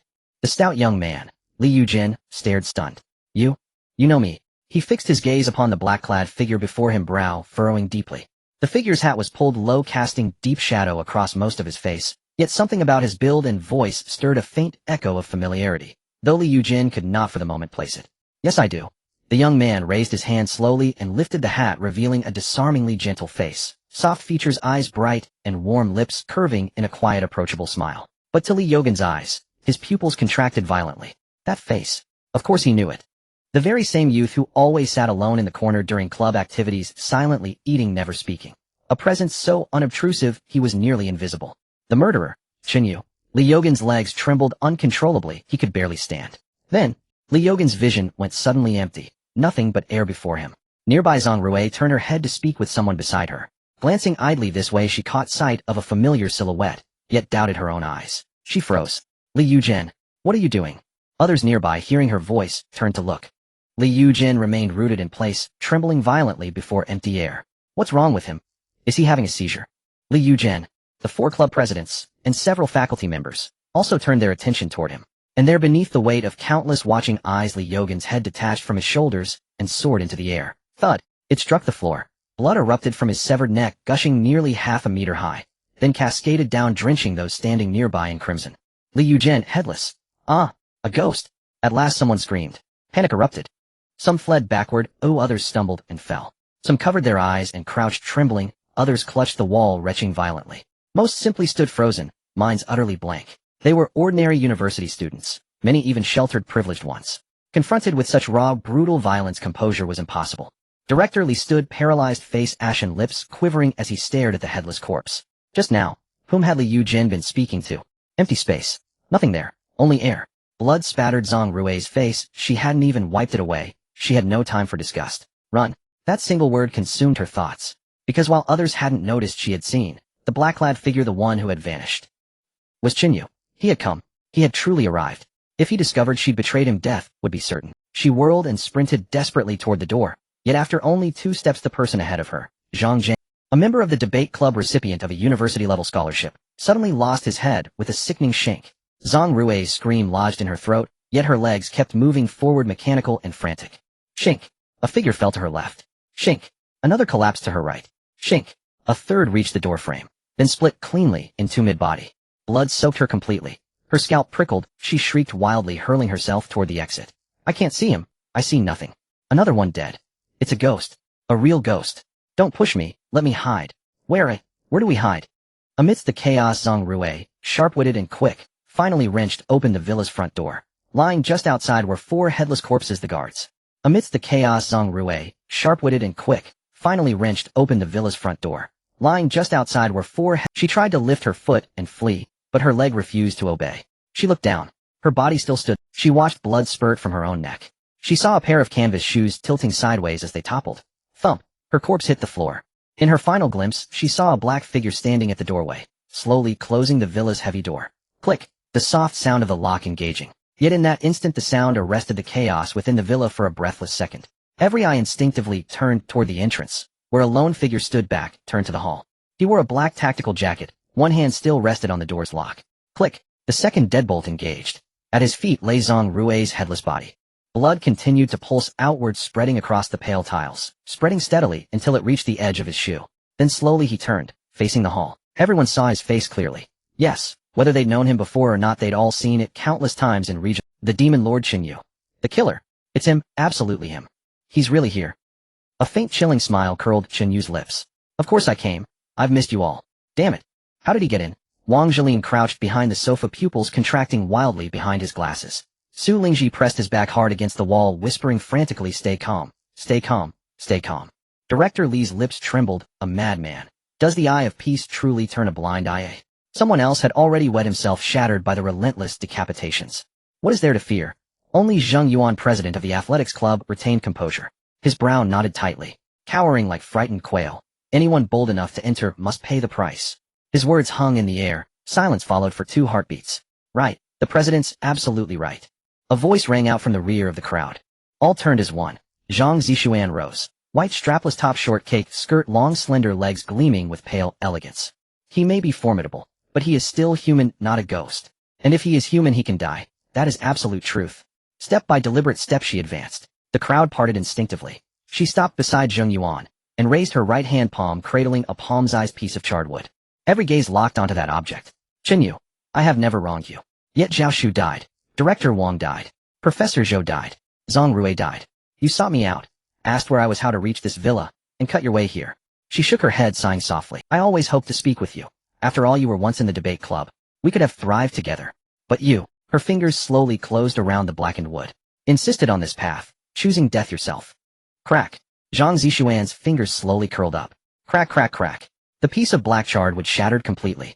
The black fragments did not fall. They hovered in midair, rotating slowly one by one. This thing is called... In the deepest part of Route 320 people died in exchange for this. It's specially reserved for you. From now on, whether it's the golden body card or the eye of peace, everything. Invalid. As the words fell, the black fragments collapsed inward. Like a small black hole, black mist surged out from the center of the collapse. In an instant, the entire hall was engulfed by darkness. Just for a second. Then the black mist dispersed. Zhang Zishuan still stood there, her palm empty, the object completely vanished. Damn. Wang Zhilin was the first to peek out from behind the sofa. I can't believe something like this was hidden. Su Lingji leaned against the wall, his voice no longer airy. So that's how it is. So that's how it is. No wonder President Zhang remained so calm. She must have had a plan all along. Director Li and others also showed joy. Impressive, impressive. I knew Zishuan would have a way. Great. President Zhang is truly insightful. President Zhang is amazing. Thank goodness we have President Zhang here to deal with this demon. President Zhang is awesome. Kill him. Let him be arrogant. Everyone also breathed a sigh of relief, their tone becoming arrogant again. Chen Yu left a deep impression on everyone, especially with his ability to kill invisibly, making it impossible to defend against. But now his trump card was restricted. He could no longer be invisible, everyone had means to counter him. Finally, the demon could also face a downfall. At this moment the advantage in numbers would multiply exponentially. Zhang Zishuan looked at Chen Yu, her gaze calm. Did you think you came here to kill me? From the moment you stepped through that door, Chen Yu, you were already dead. She took a step back and turned around. She looked at Wang Jilin, looked at Su Lingji, looked at Director Li, looked at those core members. Her expression was serious. Everyone, you all witnessed what happened tonight. Chen Yu, a student from our film academy, has killed too many innocent people. Why? Because he thinks we are easy to bully. Because he thinks our film academy is a loose bunch. But he is wrong. We have 4 major clubs, we have various teachers, and we have so many students willing to stand up. If we unite, no one can bully us. She paused, her voice slowing down. Today he killed our people. Tomorrow we will use his life to honor them. The day after tomorrow we will hang him at the villa entrance for everyone from the Polytechnic University to see. This is the consequence of bullying our film academy. She looked back at Chen Yu, her eyes filled with a hint of pity. Chen Yu, don't worry, your teammates are all in villa no. After you die I will keep those supplies safe for you. Chen Yu just smiled. You are still you, Zhang Zishuan. Zhang Zishuan was taken aback, frowning. This statement sounded as if they were very close. But in reality they had no deep connection. Right in front of everyone, Chen Yu raised his right hand, the huge bone-slicing knife, pointed at Zhang Zishuan. Don't worry, I will kill you in the end. Zhang Zishuan felt a bit uneasy, narrowing her eyes. That's called arrogance. Why are you still talking nonsense with him? Zheng Yuan scoffed. Since the golden body card is useless, he has only one way out. He is indeed the president of the sports club, but if after the apocalypse he doesn't have a strong talent, this title alone cannot support the exploration team. And his talent? A level skill talent arena, overlord. The awakening medium is his boxing gloves from 3 years of interschool competitions.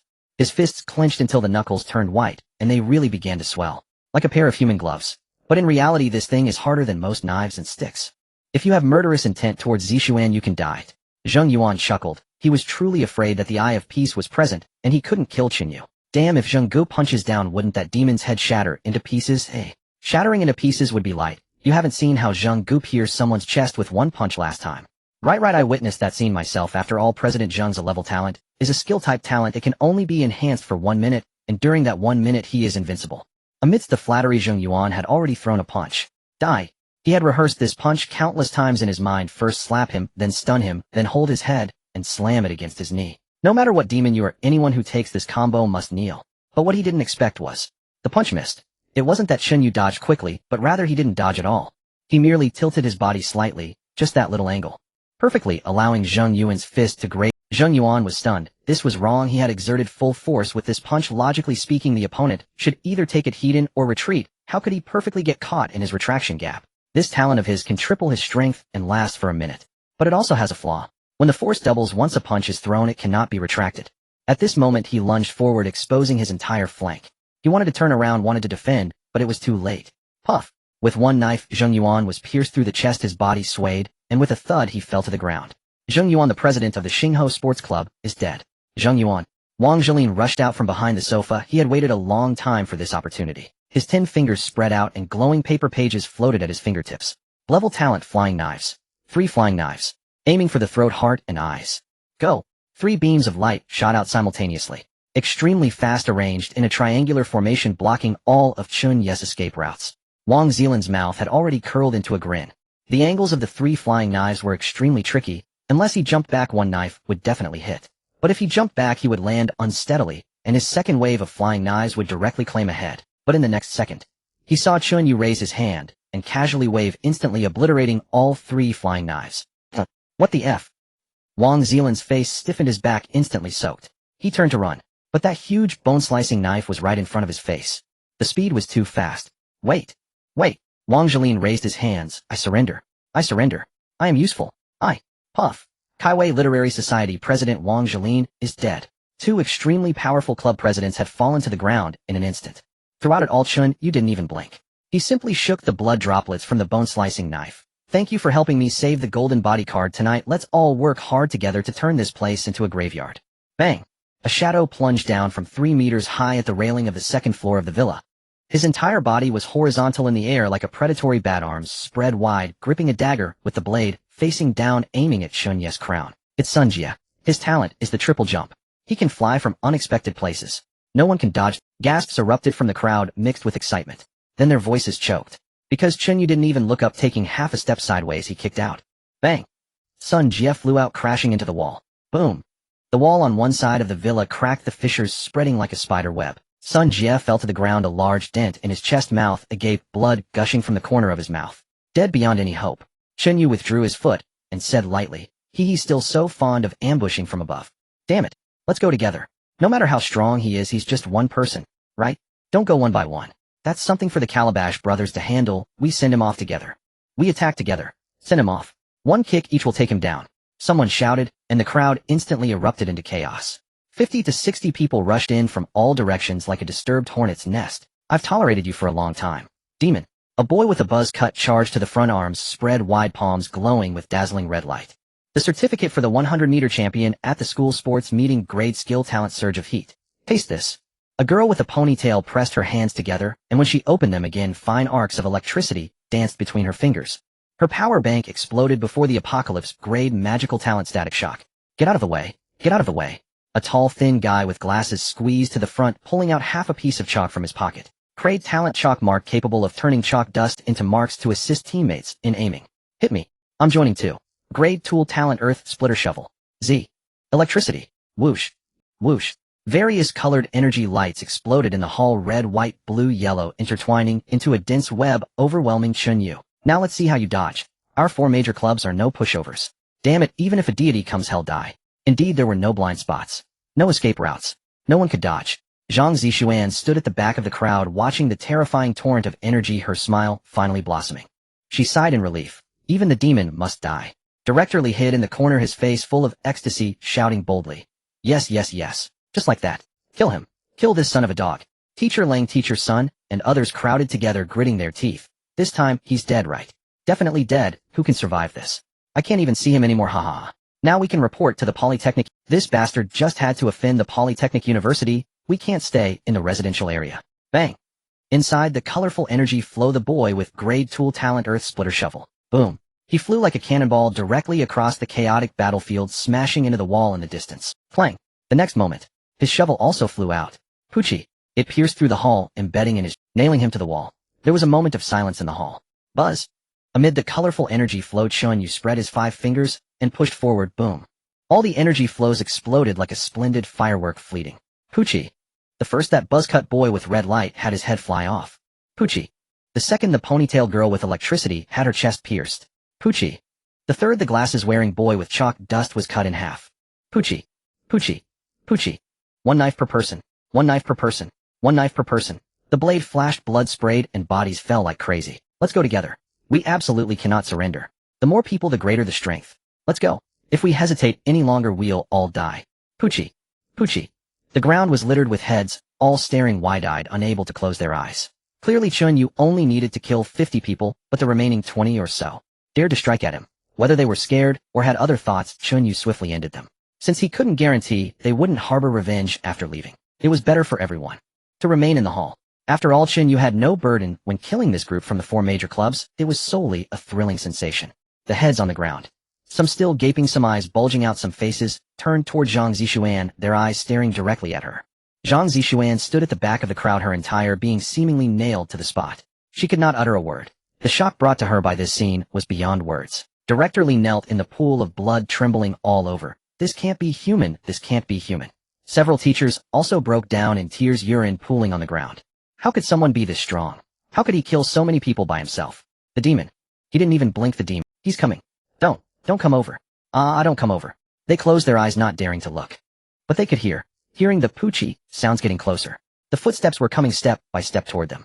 1 step, 2 steps, 3 steps. Each step was stepping in the pool of blood. The Martin boots made a plop sound.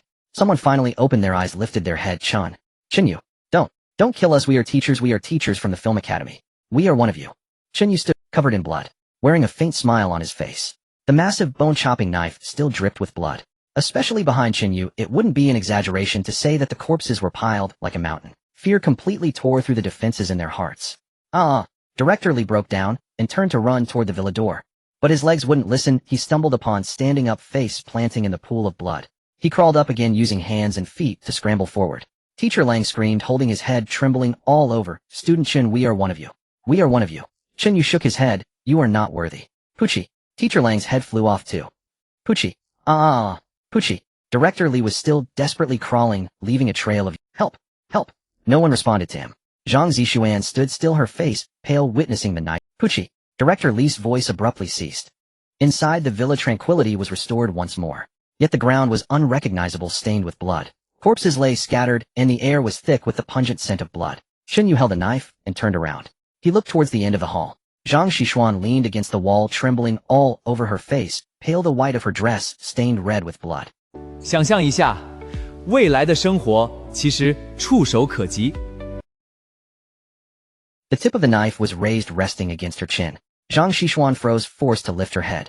Her small oval face was specked with droplets of blood, making her complexion appear even paler. Her eyes were large and round, slightly drooping at the corners, naturally shaped to evoke sympathy. Her long, thick eyelashes trembled, glistening with tears. I haven't offended you in any way, I really haven't.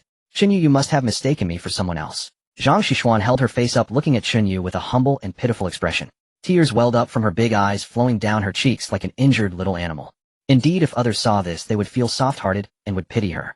Was it truly excessive? But Chen Yu looked. All he felt was familiarity. All he felt was disgust. All he felt was the urge to stab her to death. Chen Yu took a deep breath, suppressing the murderous intent. Killing her directly was too simple. So simple that it would be a disservice to his two lives. Zhang Zixuan noticed the knife tip of Chen Yu pulling back slightly. Chen Yu, I'm sorry. Her voice was soft, tinged with a sob. I'm really sorry. Although she had no idea what she had done wrong. But she apologized. No matter what I did, it must have been wrong. Tears fell from her big eyes one by one, splattering onto the blood-soaked ground. I know you are very powerful now. I know you can easily crush me. I'm just a little girl. I can't do anything. Her voice grew softer and more pitiful. She extended her hand, gently grasping Chen Yu's wrist that held the knife. You are so strong, so powerful. It wouldn't be worth it to stoop to my level. Please spare me. You'll do anything. You are so handsome, so skilled. I'm sure many girls like you. I like you too. I can give you anything. Where is Gu Shiqing? Isn't he in the car? Chen Yu suddenly asked an unrelated question, but in reality, he had been calculating the number of corpses. One was missing, which belonged to Gu Shiqing. This guy was the official advisor behind the debate club, brainwashing everyone. He was also one of the few people Chen Yu wanted to kill the most. Zhang Zixuan's expression stiffened. Teacher Gu. He's not in our car. Chen Yu frowned. In his past life, he and Gu Shiqing should have been in the car. But this time there had been slight changes in personnel. Seeing Chen Yu's expression, Zhang Zixuan seemed to guess something. She hurriedly explained. Chen Yu, everyone from the 4 major clubs is dead. You hate them, right? You must have discovered their conspiracy. They are not here to serve the students at all. All along they were thinking only of their own enjoyment, treating students as cannon fodder. Actually, I also hate the 4 major clubs. They force me. Trust me, Chen Yu. I will belong to you from now on. Let me go. Her tears flowed even more fiercely. But Chen Yu suddenly laughed, unable to hold back his laughter. Trust me, Chen Yu. I will belong to you from now on. Let me go. Her tears flowed even more fiercely. But Chen Yu suddenly laughed, unable to. Chen Yu, thank you. I knew you couldn't bear to kill me. Whatever you want me to do, I will. Slap. A slap flashed by and Zhang Zixuan flew 3 meters across the ground, crashing into a corpse, rolling twice, before finally stopping against the leg of the coffee table. Cough, cough, cough. She lay on the ground, her mouth full of blood.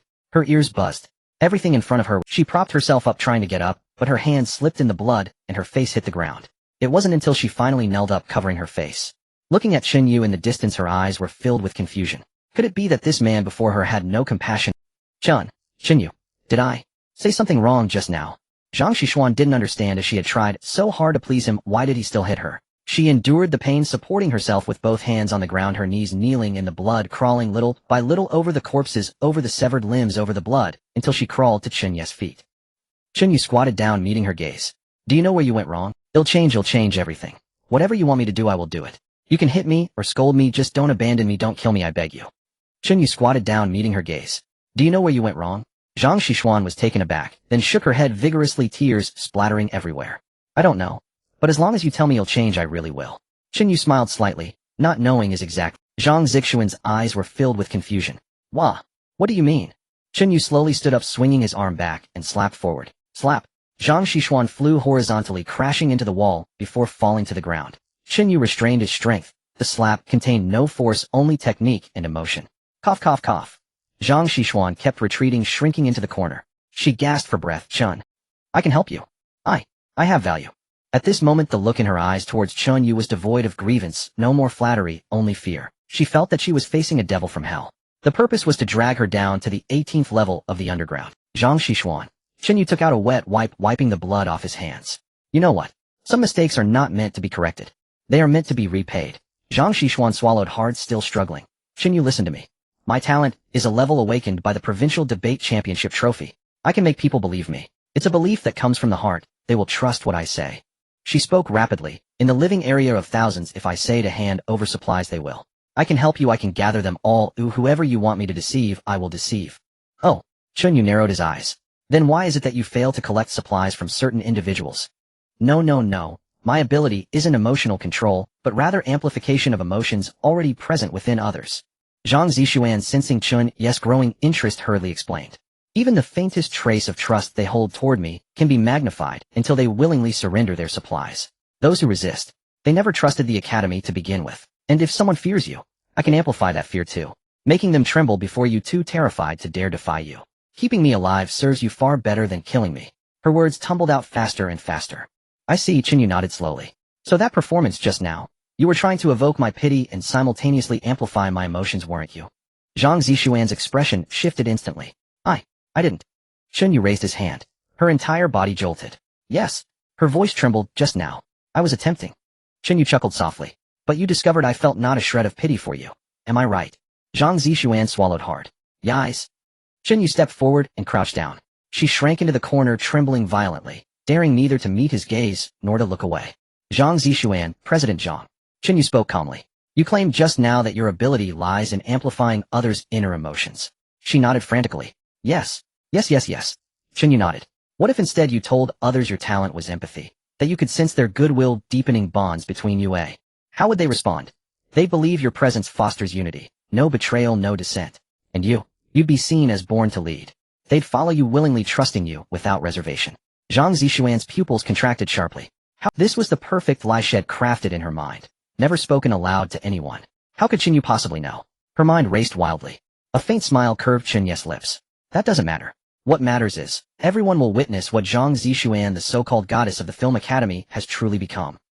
Zhang Zixuan didn't understand. Then came a metallic clatter.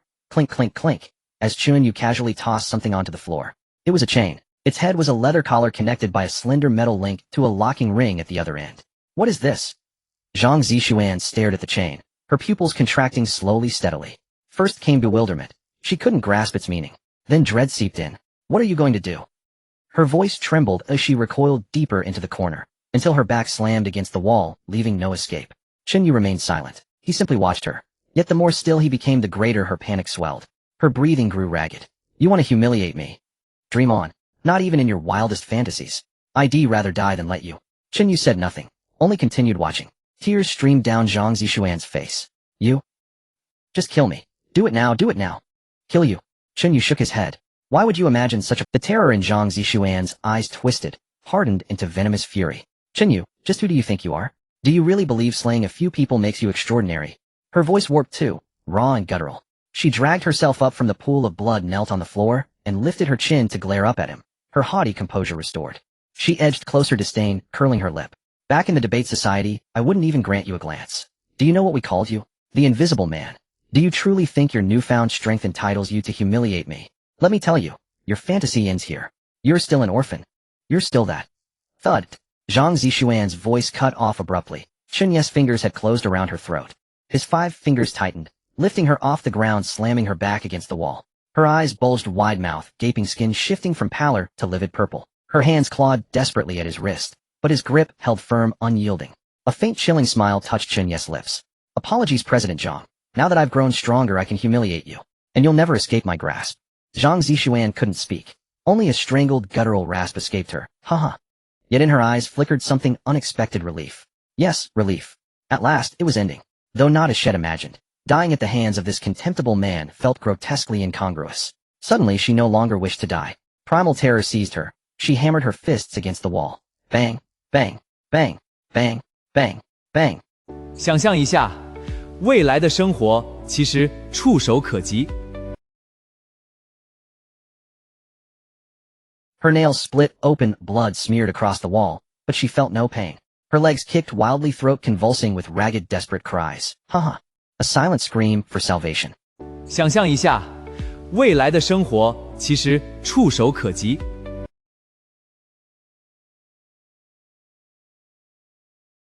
Chen Yu smiled faintly and released her. Zhang Zixuan crumpled to the floor, collapsing into the crimson pool. She lay there choking, gasping great lungfuls of air, blood frothing from her lips. Zhang Zixuan lay trembling in the blood-soaked puddle. Her white bandeau top clung tightly saturated crimson, revealing a waist impossibly slender, porcelain-pale skin dusted with droplets of scarlet.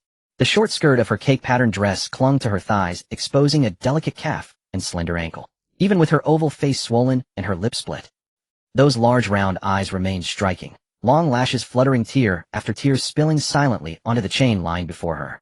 President Zhang, if you refuse, I could carve you into 18 pieces and hang them in the central plaza. I'm certain the world would sing my praises. Anyone who refuses, they'll simply kill them. His flat matter-of-fact tone pierced Zhang Zixuan's ears like shards of ice. She was truly afraid, utterly irrevocably afraid. Afraid of death. Afraid of him. Bracing her palms against the floor, she began crawling forward, inch by agonizing inch. She crawled until she reached the chain.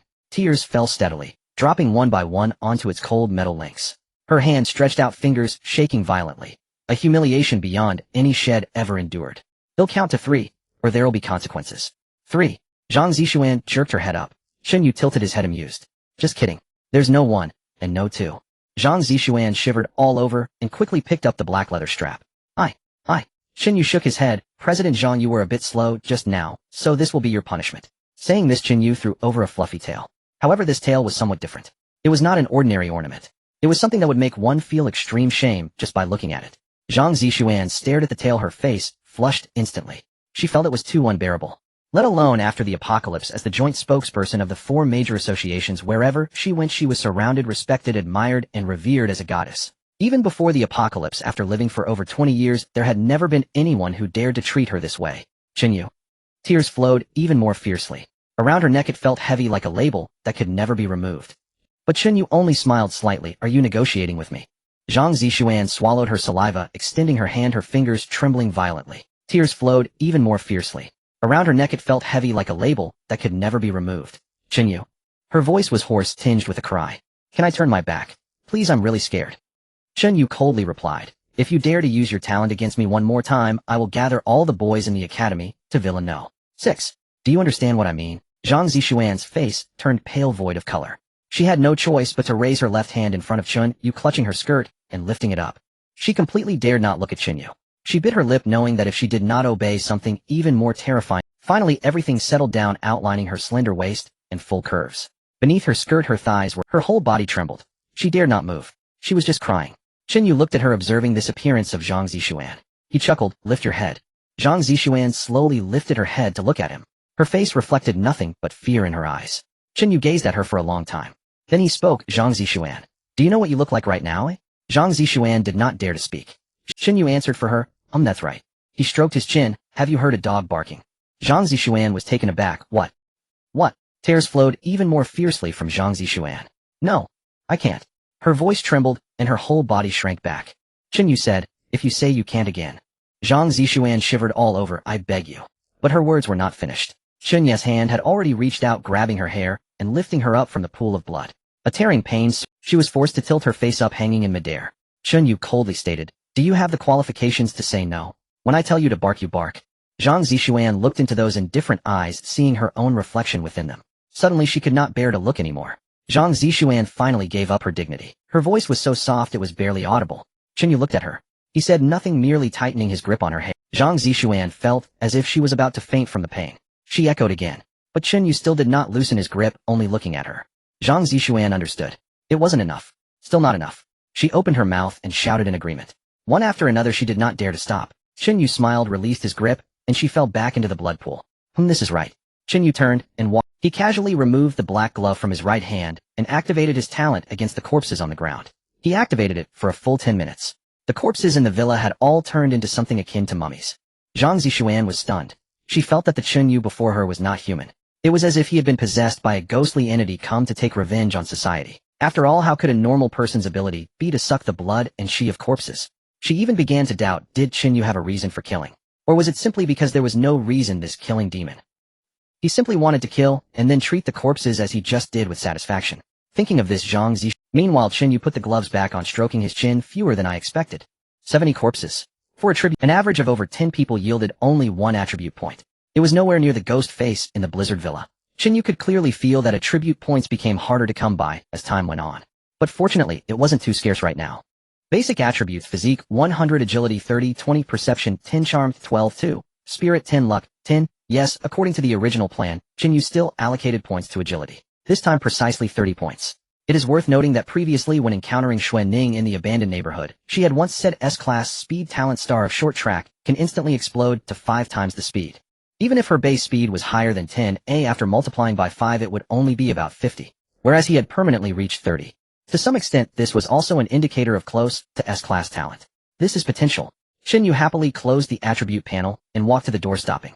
Without looking back, he said, "President Zhang, while you crawl, don't forget, as I just said, let everyone see our film academy." Zhang Zixuan certainly understood Chen Yu's meaning, but she shook her head fiercely. "Absolutely not. Chen Yu, you can't do this. They'll do whatever you ask, they'll listen to you." Her words rushed out quickly, filled with fear. "I will serve only you, okay? Only for you will do whatever you say, but please don't make me go outside, I beg you." Chen Yu ignored her, simply placing his hand on the doorknob. Zhang Zixuan cried out, "There are people outside. Everyone can see." She crawled on the ground, desperately grabbing Chen Yu's pant leg. "Please. Chen Yu, I beg you." Chen Yu shook his head. "It seems President Zhang has a poor memory. It was you who said to hang my corpse at the villa entrance for the people from the Polytechnic University to see. Why is it when it comes to oneself one fears to such an extent?" Saying this, he pushed the villa door open. The night wind rushed in, carrying the unique salty smell of the seaside, dispersing the pungent smell of blood that filled the room. Outside was a deep night. Only a few street lamps were lit, casting a dim yellow light on the gravel path. The entire living area was quiet. No onlookers. No crowds pointing fingers. Nothing at all. Just the night, and those few drowsy streets. Alas, what a pity there really is no one here. "President Zhang, it seems you are quite lucky." Zhang Zixuan breathed a sigh of relief, but before her, Chen Yu had already stepped out of the villa. He didn't look back, just gave a gentle tug on the chain. Up. Zhang Zixuan stumbled forward. She braced herself against the ground, inching over the threshold. Outside the door, onto the gravel path. The stones jabbed painfully at her knees. But she dared not stop. She followed closely behind, Chen Yu moving forward bit by bit along the gravel path. Chen Yu walked slowly. Step by step, his Martin boots crunched on the gravel path, producing a squeaky sound. She followed behind, crying uncontrollably. She didn't know whether to feel grateful or despairing. Chen Yu frowned, wondering why there wasn't even a shadow around Villa. When he looked at the regional chat later, and scrolled up for quite a while, he finally understood the reason behind it. Li Changhai image, Li Changhai image, Li Changhai image. The images showed the horrific scene in the hall of Villa 6. Corpses lay in disarray throughout the space, blood pooled into a dark red sea, drowning the floor tiles, the sofa legs, and the base of the coffee table. Some bodies lay face down in the blood, their faces obscured. Others lay on their backs, eyes wide open, unable to close in death. Some were severed in half, the upper and lower bodies separated by several meters. The walls were splattered with blood flowing in streams, and several clear bloody handprints were visible. It was a complete slaughterhouse. The information in the regional chat fell into a brief silence. Then came the shock of everyone. Yang Ming. Lu Yang, what the hell? Zhao Lei, what is this? Sun Hao, what the hell did I just see? Yang Ming, those corpses. Are those corpses? Wang Xiefeng, Villa 6. Look at the door number, I think I just saw President Zheng's head, and also President Wang. Zhao Lei damn. 想象一下，未来的生活其实触手可及。Zhao Lei, what about our supplies? What will happen to the supplies we submitted? Guatao, don't worry about the supplies. Look at the third image, bottom right. Is that a person? Zhao Lei, a person. Let me see. Wang Xiefeng, it's Chen Yu. It's the Chen Yu. I absolutely won't mistake this. Gao Ning Sigma, Zhouziu Sigma Boeing. The chat box exploded again and again, followed by a series. Chen Yu also lost interest in continuing to scroll. Yet he saw a familiar name among many others. Lin Yu, so beautiful Chen Yu. It turned out she was also in the living area. Not sure if she was with her own team or with someone else's. If she really is with someone else's team, then he could only mourn for that team for 3 seconds. Chen Yu shook his head, his gaze returning to the surroundings of Villa 6. The night was thick and impenetrable. Chen Yu tugged on the chain, walking along the gravel path. The silence around him was terrifying. After walking for a long time, finally, as he approached Villa 3, laughter came from ahead. I've told you so many times that Ken is mine. Just because you saw it first, it belongs to you. Of course. I pointed it out, and you still want to snatch it. Alright, next time you see it first, just take it. I want snatch it from you, okay? That's more like it. Hey, are we going to Road 3 tomorrow? Yes, tomorrow, brother Sun said we should continue exploring deeper. The voices grew closer. Zhang Zixuan was being pulled by Chen Yu. Now in her current state, she dared not lift her head. The 3 boys had already turned from the fork in the road, walking towards Villa 3. Zhang Zixuan's heart was racing. Clank, clank. The metallic chains occasionally clanked together. Zhang Zixuan could only keep praying that no one would notice them, that no one would pay attention to this side. Hey, one boy suddenly stopped. The other 2 stopped as well. What's wrong? Over there. Is there someone? Where? Over there under the street lamp. There's a person and something is crawling. Damn, the one on the ground is a girl. What the hell, she's really daring, and there's a tail too. Even during the apocalypse, she's so reckless. This circle is really chaotic. The three boys stood 10 meters away, not daring to approach, nor willing to leave. They just watched from a distance. Suddenly one boy frowned. That girl's clothes look a bit familiar. Clothes? Familiar? You hang or you joke? Hey, look at that girl, short skirt strapless. Doesn't she look familiar? Not familiar. Where in our polytechnic do we have someone with such a good figure? Wait. Several men exchanged glances, then focused on her. Zhang Zishuan shivered at the sound of Chen Yu. Looked down at her. Lift your head. Zhang Zishuan remained still. Chen Yu said nothing, just gently tugged on the chain in his hand. The collar around her neck suddenly tightened, and Zhang Zishuan was pulled forward, nearly crashing her face to the ground. She dared not lower her head any longer, and could only slowly raise her face. The dim yellow light from the street lamp shone on her face. The three boys were stunned. Someone rubbed their eyes. Damn, that is Zhang Zishuan. The Zhang Zishuan from the film academy. Their voices trembled, unable to believe what they were seeing. The girl who spoke on the square, surrounded by a crowd. The joint spokesperson of the four major associations from the film academy, Zhang Zishuan. How did she end up like this? Damn, am I dreaming? This is nonsense. Does the goddess have her own quirks? The boy exclaimed, but who is that boy? I can't see clearly, but that outfit seems familiar. Could it be a mistake? It can't be possible. President Zhang. One boy instinctively shouted. The voice was not loud, but in the dead silence of the night, it was exceptionally clear. Zhang Zishuan's tears flowed even more fiercely. Chen Yu squinted. President Zhang, you're quite famous, huh? In the previous chapter I deleted over 1,000 words, some parts are disjointed, so everyone just managed to read it. Zhu Pai really tried hard, was already running a fever, and had to edit and edit.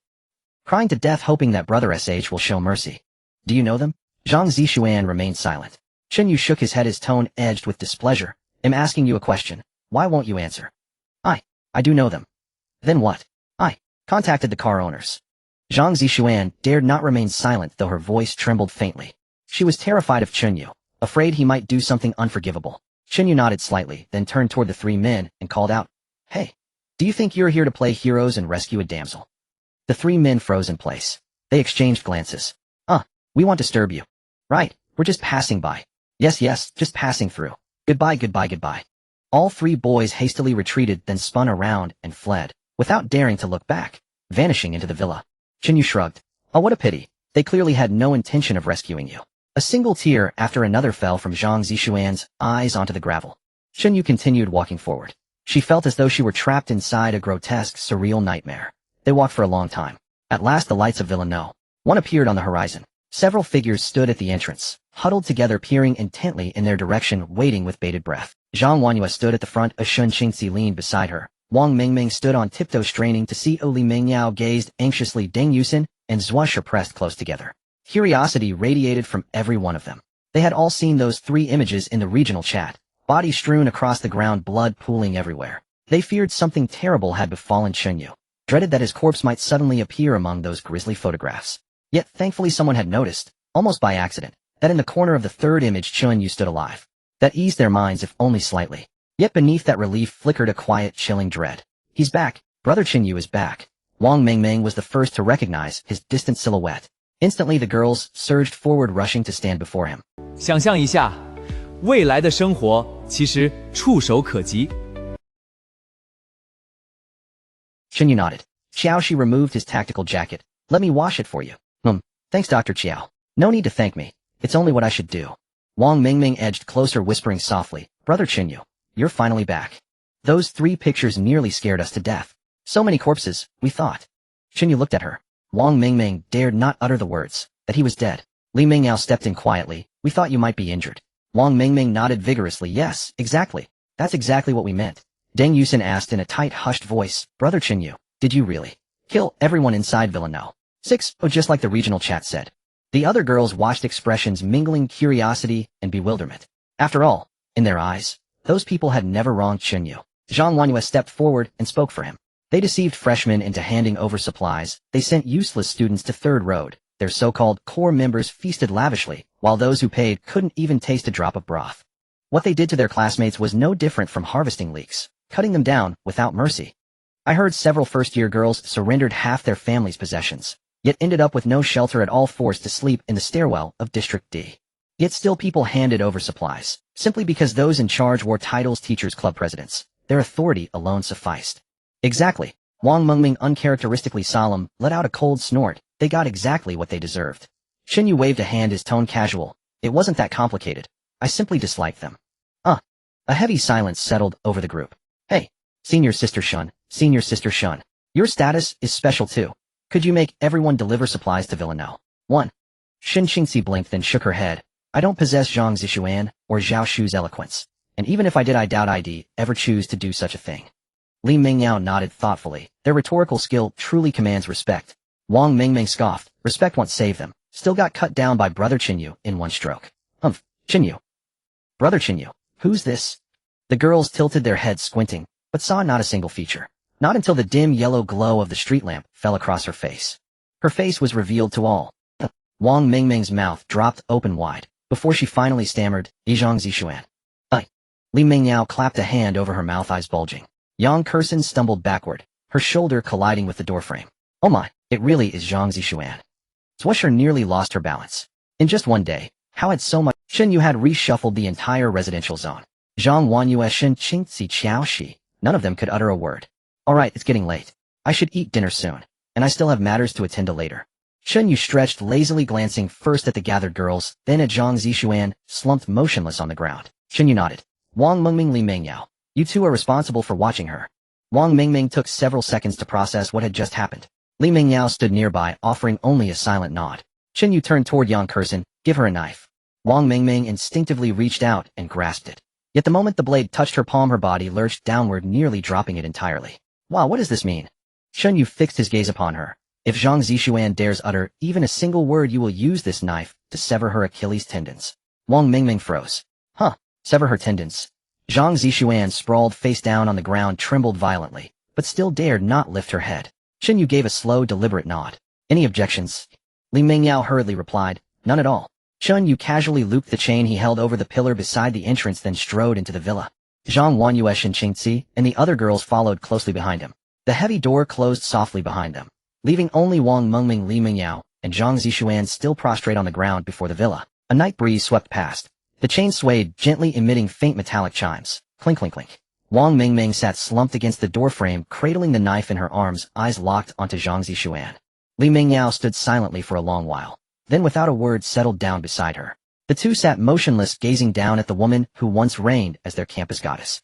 Wang Mingming whispered suddenly, Mingyao, if she really speaks, do I cut or not?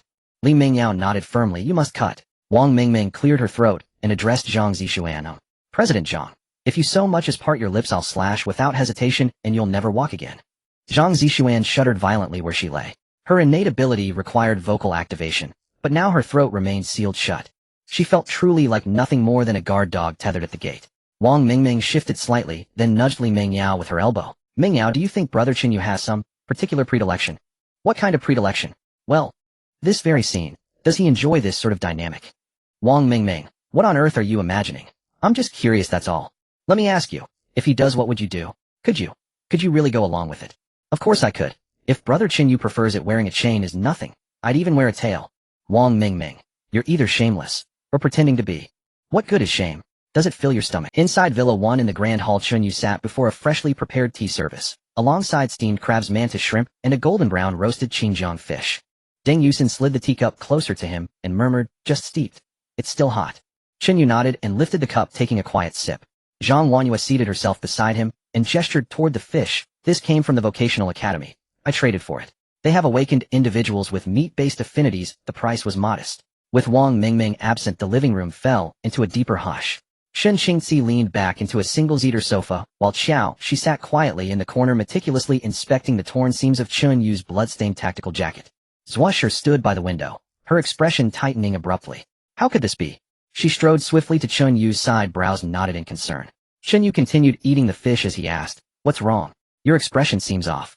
Zhuosher drew a deep breath. Lu Shaoqian is missing. Chen Yu paused mid-chew, then resumed, swallowing calmly. Oh, missing? Zhang Wanyue frowned. How can a grown person simply vanish? Zhuosher shook her head. Lu Ming messaged me privately just now, asking whether Lu Shaoqian was with us. She'd expressed interest in joining our vehicle convoy earlier today, and hasn't returned since. Why didn't they ask sooner? Shen Qingxi frowned. Zhuosher sighed helplessly. They were afraid. A pause hung in the air. Only now, having received no official update about passenger changes, did they panic and reach out to me. Deng Yusin spoke up, but she's definitely not here with us. Yang Kursen shook her head. We haven't seen her since she... Zhua Shi's expression darkened further. I told Lu Ming outright. Chen Yu never approved her entry. Now they're frantic, but Xiaoqian isn't replying to any messages. Zhang Wanhua paused thoughtfully, then offered gently, don't worry too much. The residential zone remains highly secure. Perhaps her pride was wounded and she's simply holed up somewhere. A street corner maybe. Deng Yusin added softly. The Eye of Peace ensures safety. Nothing serious can happen. Even as she spoke, she knew the words rang hollow. After all, the man seated before them had just slaughtered an entire villa full of people. Yang Kursen coughed lightly. Right. The Eye of Peace does hold sway over ordinary civilians. She spoke calmly. Passenger deaths aboard vehicles trigger automatic notifications. Since none have been received, Lu Xiaoqian must still be alive. She's simply choosing not to reply. At those words, the tension eased slightly among them. Zhua Shi clenched her fists, voice tight. But she's a young woman. Where could she possibly be alone in the dead of night? She never ignores my messages. Not ever. She and Lu Xiaoqian shared a deep bond, making her anxiety all the more acute. Chen Yu raised his teacup again and drank. Deep within, a foreboding unease stirred. Setting aside the possibility that she simply refuses to reply, objectively speaking, very few forces could physically prevent her from sending a message. After all, images of Chen Yu's killings had already spread widely. Only paralyzing terror could render Lu Xiaoqian utterly incapable of sending even a single character. His eyes narrowed. From now on, no one leaves the villa alone. While I remain here, you stay here. When I leave, you follow, without exception. Agreed. Deng Yusin was the first to respond, her voice bright with relief. To be near Chen Yu meant safety. Zhang Wanhua, Yang Kursen, and the others nodded in unison. They all understood. He was doing this to shield them. Warmth bloomed in their hearts, a merciless killer beyond the walls, yet a fiercely protective guardian within. Was there any man more compelling than this? In that instant, the aura of every young woman in the hall intensified, each ascending a level. Deng Yusin's subconscious trust bond, physiological synchrony LV. 19. Yang Kursen value-based covenant, physiological synchrony LV. 16. Zhang Wanhua mutual trust accord LV. 16. Shen Qingzi, physiological synchrony LV. 13. Qiao Shi, physiological synchrony LV. 9. Shen Qingzi suddenly asked, then, are Meng Meng and the others still outside Villa 1? Are they truly safe? Perfectly safe, Chen Yu waved dismissively. I'll sleep in the hall. Anyone who approaches Villa 1 will meet my blade. Yet those words, intended to evoke absolute security, failed to trigger another ascension. Chen Yu felt a flicker of regret. He realized such deliberate reassurances held little weight. Mere performance, not substance. Dr. Qiao, did you notice anything unusual during today's events? Qiao Shi hesitated for a moment before replying, do you mean Lin Yu, the one you asked me to observe earlier? Chen Yu nodded. Qiao Shi fell silent for several seconds, then slowly shook her head. It's likely. The second possibility. Chen Yu narrowed his eyes. The second. Qiao Shi's expression grew serious. Back at the villa, I'd already pondered this question. Why was I utterly unable to detect that Lin Yu's aptitude was SS rank? She paused as if gathering her thoughts. I mentioned two hypotheses to you then. The first is that her aptitude's energy form is evolutionary. Perhaps it evolved during the previous mission, triggered by killing or some other catalyst altering its energetic signature. Shen Qingzi frowned. Evolution. Qiao Shi nodded. It's possible, but judging now, the probability is, after all, we've traversed much of the residential zone. Any SS rank presence would have been unmistakable, either precisely locatable or at least perceptible within a broad radius. An SS rank aptitude's aura should extend at least as far as Chen Yu's does. She deliberately left the thought on Chen Yu's numerous anomalies were best left unspoken. For now, neither he nor Qiao Shi wished to expose them. The second possibility is that Lin Yu's aptitude from its very inception falls outside the scope of my perception. Chen Yu watched her intently. Qiao Shi spoke more slowly. My senses are calibrated to detect skill-based magical physical speed or mental aptitudes. Even dormant ones emit faint energy fluctuations. But Lin Yu? She shook her head. Her aptitude feels more conceptual. I can't quite name it. In any case, it conceals itself flawlessly unless she chooses to reveal it. Not a single trace of energy escapes. She raised her gaze to meet Chen Yu's. Shen Qingzi frowned. Are you suggesting Lin Yu's aptitude is fundamentally unlike any of ours? Qiao Shi affirmed with a soft hum. At least that's how it registers in my perception. A silence settled over the group. Zhang Wanhua broke it, her voice low and grave. Chen Yu, do you suspect Lu Xiaoqian's disappearance is linked to Lin Yu? The atmosphere in the living room shifted instantly. Zhua Shi froze, her eyes sweeping across their faces. Lin Yu? What about her? No one answered. Zhua Shi furrowed her brow, confusion coloring her tone. Is Lin Yu even in this residential zone? Which vehicle was she assigned to? Still no reply. Sensing the tension, Zhua Shi wisely refrained from pressing further. A few seconds of quiet passed. Chen Yu lifted his teacup, took a sip, and said calmly, I'm finished eating. Let's go to Villa No. 6. Zhang Wanhua looked up. Now, Chen Yu nodded. He rose, walked to the door, and pushed it open. The night poured in, carrying the sharp, briny scent of the sea. Outside, Wang Mengmeng and Li Mingyao remained seated, while Zhang Zixuan lay motionless on the gravel ground. Chen Yu stepped into the night. The women hurried after him. As Shen Qingxi passed the threshold, she casually tugged Wang Mengmeng's arm. Wang Mengmeng, clutching her blade in a daze, startled. Senior, what is it? Shen Qingxi explained simply, follow Chen Yu. Li Mingyao sprang to her feet. What about Zhang Zixuan? Chen Yu strode ahead, never glancing back, only raising a hand in a dismissive wave. You'll let her?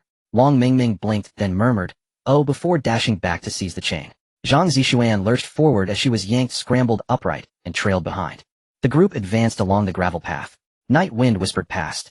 The chain clattered rhythmically. Villa No. 6 soon loomed into view. Chen Yu bypassed the main entrance.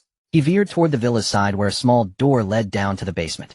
A detail the director Wang had disclosed earlier at the plaza. Supplies were stored underground. The women followed, yet cast wary glances toward the front door. They all knew more or less what lay inside. Precisely because of that knowledge, they gave the main entrance an even wider berth. Yet the side door bore a massive padlock, its shackle as thick as a man's finger. Clank. Wang Mengmeng leaned close, inspected the lock, then tugged, unyielding. Her eyes lit up as she glanced at Zhang Zixuan sprawled on the ground. At last her moment had arrived. Hey! She crouched before Zhang Zixuan and tapped her shoulder with the flat of her blade. Zhang Zixuan flinched violently, lifting her head. Wang Mengmeng pointed imperiously at the lock and cleared her throat. Where's the key? Zhang Zixuan's voice was dull. This lock requires 2 keys. One belongs to Director Li. Wang Mengmeng frowned. Where is Director Li? Zhang Zixuan remained silent. Wang Mengmeng blinked. Then realization struck. Director Li was dead. His photo had been the one posted in the regional chat channel. Wang Mengmeng scratched her head and turned back. Brother Chen Yu, maybe we should. Boom. A deafening explosion. The iron lock and the metal plate embedded in the doorframe shattered outward midair. The door groaned inward on its hinges. Chen Yu lowered his foot. Let's go inside and take a look. As they descended into the basement, every one of them froze.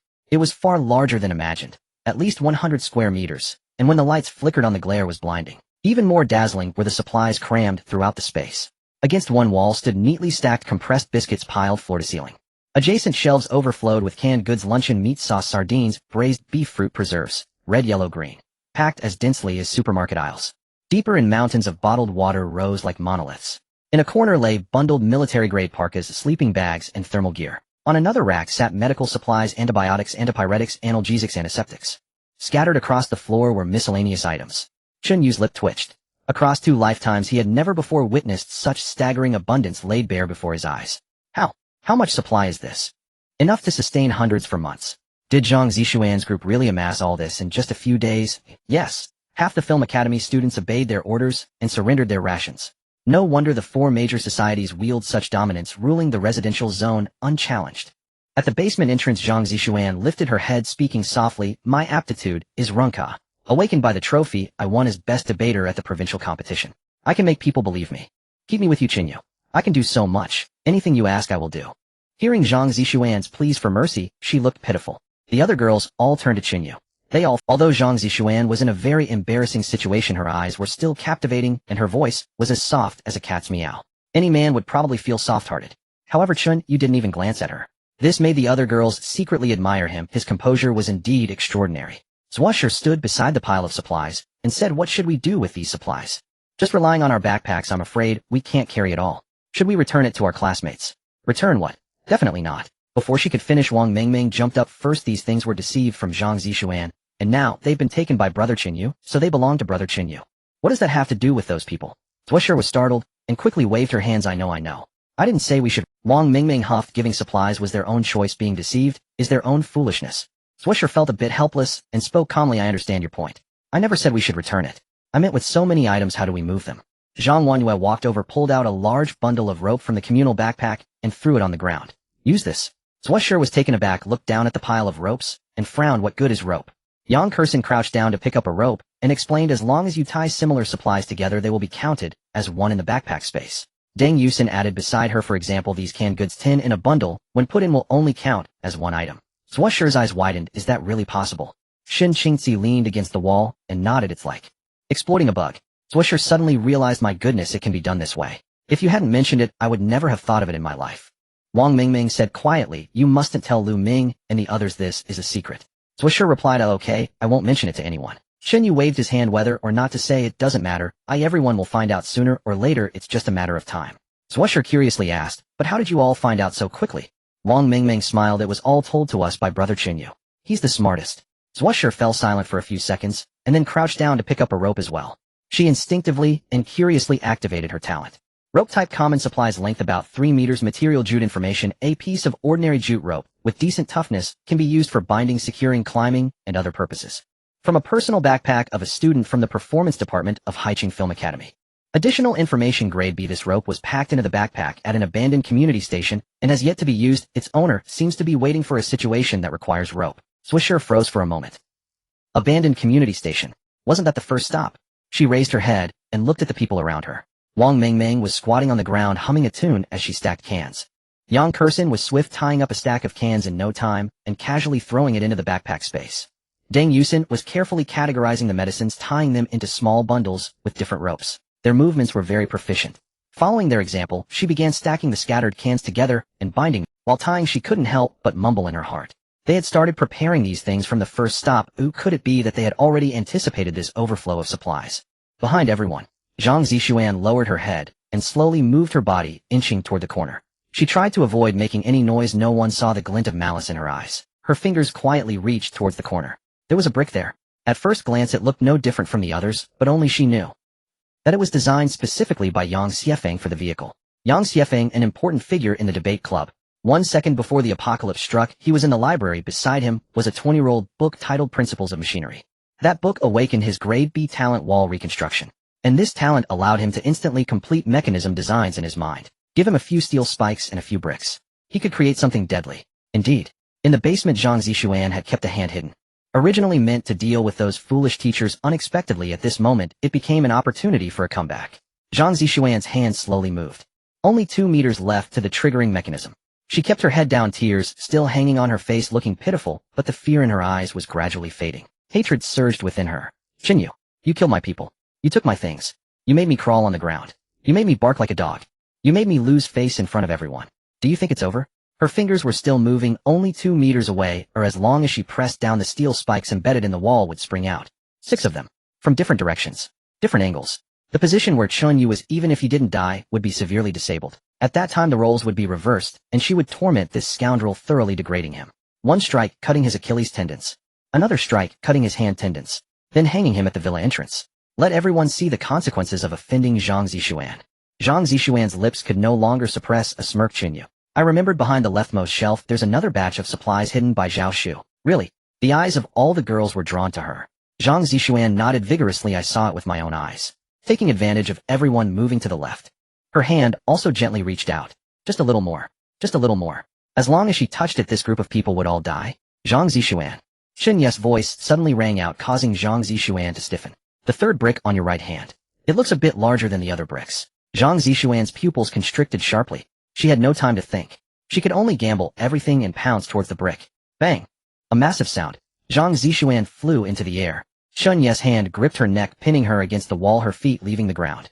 At a speed approaching its limit, it was displayed vividly in the basement. Zhang Zixuan's eyes widened. The hand around her neck was like a vice, choking her, so she couldn't breathe. Chen Yu's face was right in front of her. President Zhang, a dog can't change its habit of eating shit. Do you love to scheme so much? If that brick had been pressed, we all would have died, right? Zhang Zixuan's eyes widened even more. She couldn't comprehend. Why did he know about that brick? How did he notice that this brick was larger than the other bricks as soon as he entered the basement? What level of focus was this? A high-level perception talent. But how could a high-level perception talent have such formidable combat power? The other girls were even more shocked by this scene. They had just felt pity for Zhang Zixuan, but now seeing this they felt a chill run down their spines. It turned out that just now all of them had stood on the brink of death. Bang! Chen Yu snorted coldly, tossing Zhang Zixuan several meters away, leaving her sprawled on the ground, coughing incessantly. Alright, continue collecting supplies, and let's get back to the villa to sleep early. Chen Yu stretched his muscles. He showed no signs of fear. After all, he was too familiar with everyone in the debate club, including Yang Xiefeng's grade B talent, how to design it, how to trigger it. He was all too familiar with. The following day, dawn broke over the horizon, gilding the entire residential zone in radiant gold and crimson light. Another cloudless day had begun. People began appearing on the streets, survivors emerging in small clusters from various residential compounds. Some headed toward the central plaza, others carried bags toward 3rd Road, while a few set up makeshift stalls right beneath their apartment buildings.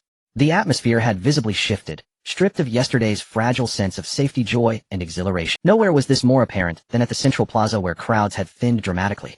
Occasional hushed conversations would trail off mid-sentence, followed by wary glances cast in all directions.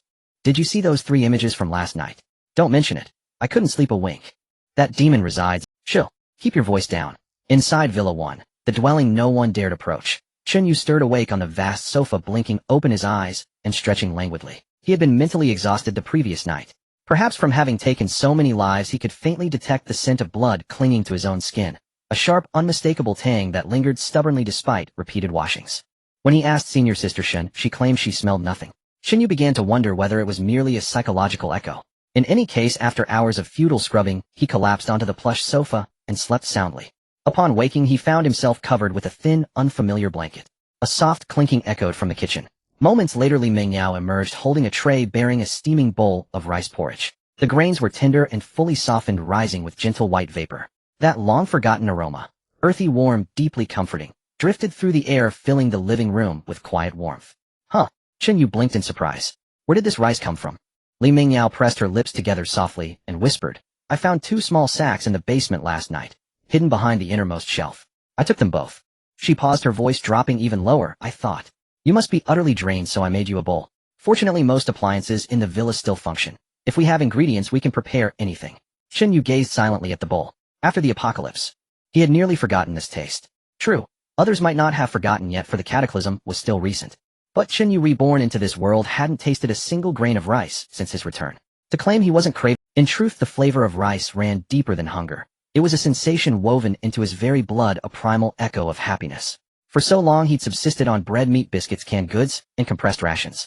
Now confronted with a genuine bowl of rice porridge, he felt strangely unmoored. Li Mingyao rarely saw such an expression on Chen Yu's face. Though she sensed his quiet delight, she couldn't fathom its source. Surely not just 2 modest sacks of rice. In her understanding, even post-apocalypse, Chen Yu had always eaten well. His joy couldn't possibly stem from mere rice. Yet in fact, it was precisely that. Rice meant cultivation. Someone somewhere was still growing it. And if someone could grow it, Chen Yu could amplify it tenfold. Of course, the cultivator had to be female, one capable of becoming a Hongwan. Rice sovereignty in the apocalypse. What did that signify? It wasn't merely about sustenance. It was currency, leverage, a hard asset coveted by legions, and a rare, ever more valuable talent as time marched forward. It must be a woman. Chen Yu breathed deeply, murmuring a silent prayer. Please, don't let it be a man. Then he lifted the bowl and finished it in swift, quiet gulps. Setting the empty bowl aside, he rose and strode toward the door. Li Mingyao hesitated only a moment before hurrying after him. Sunlight already blazed fiercely at the villa's threshold. Wang Mingming sat cross-legged on the steps, still clutching her blade and dozing lightly. At Chen Yu's emergence, she sprang upright. Brother Chen Yu, good morning. Chen Yu nodded curtly, his gaze shifting to a nearby pillar, where Zhang Zixuan knelt, her neck bound by a chain curled tightly inward.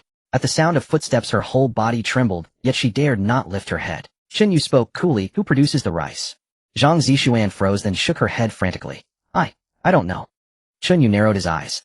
You keep ledgers, records of everyone who submitted supplies. Zhang Zixuan remained silent. Chen Yu approached, crouching beside her. Zhang Zixuan, you are now nothing but a dog. The penalty for lying is. The ledger is fake. Her voice quavered. Those name registers, they're all deceptions. We never intended repayment. They were kept as idle amusement, then discarded without a second thought. A faint twitch tugged at Chen Yu's lip.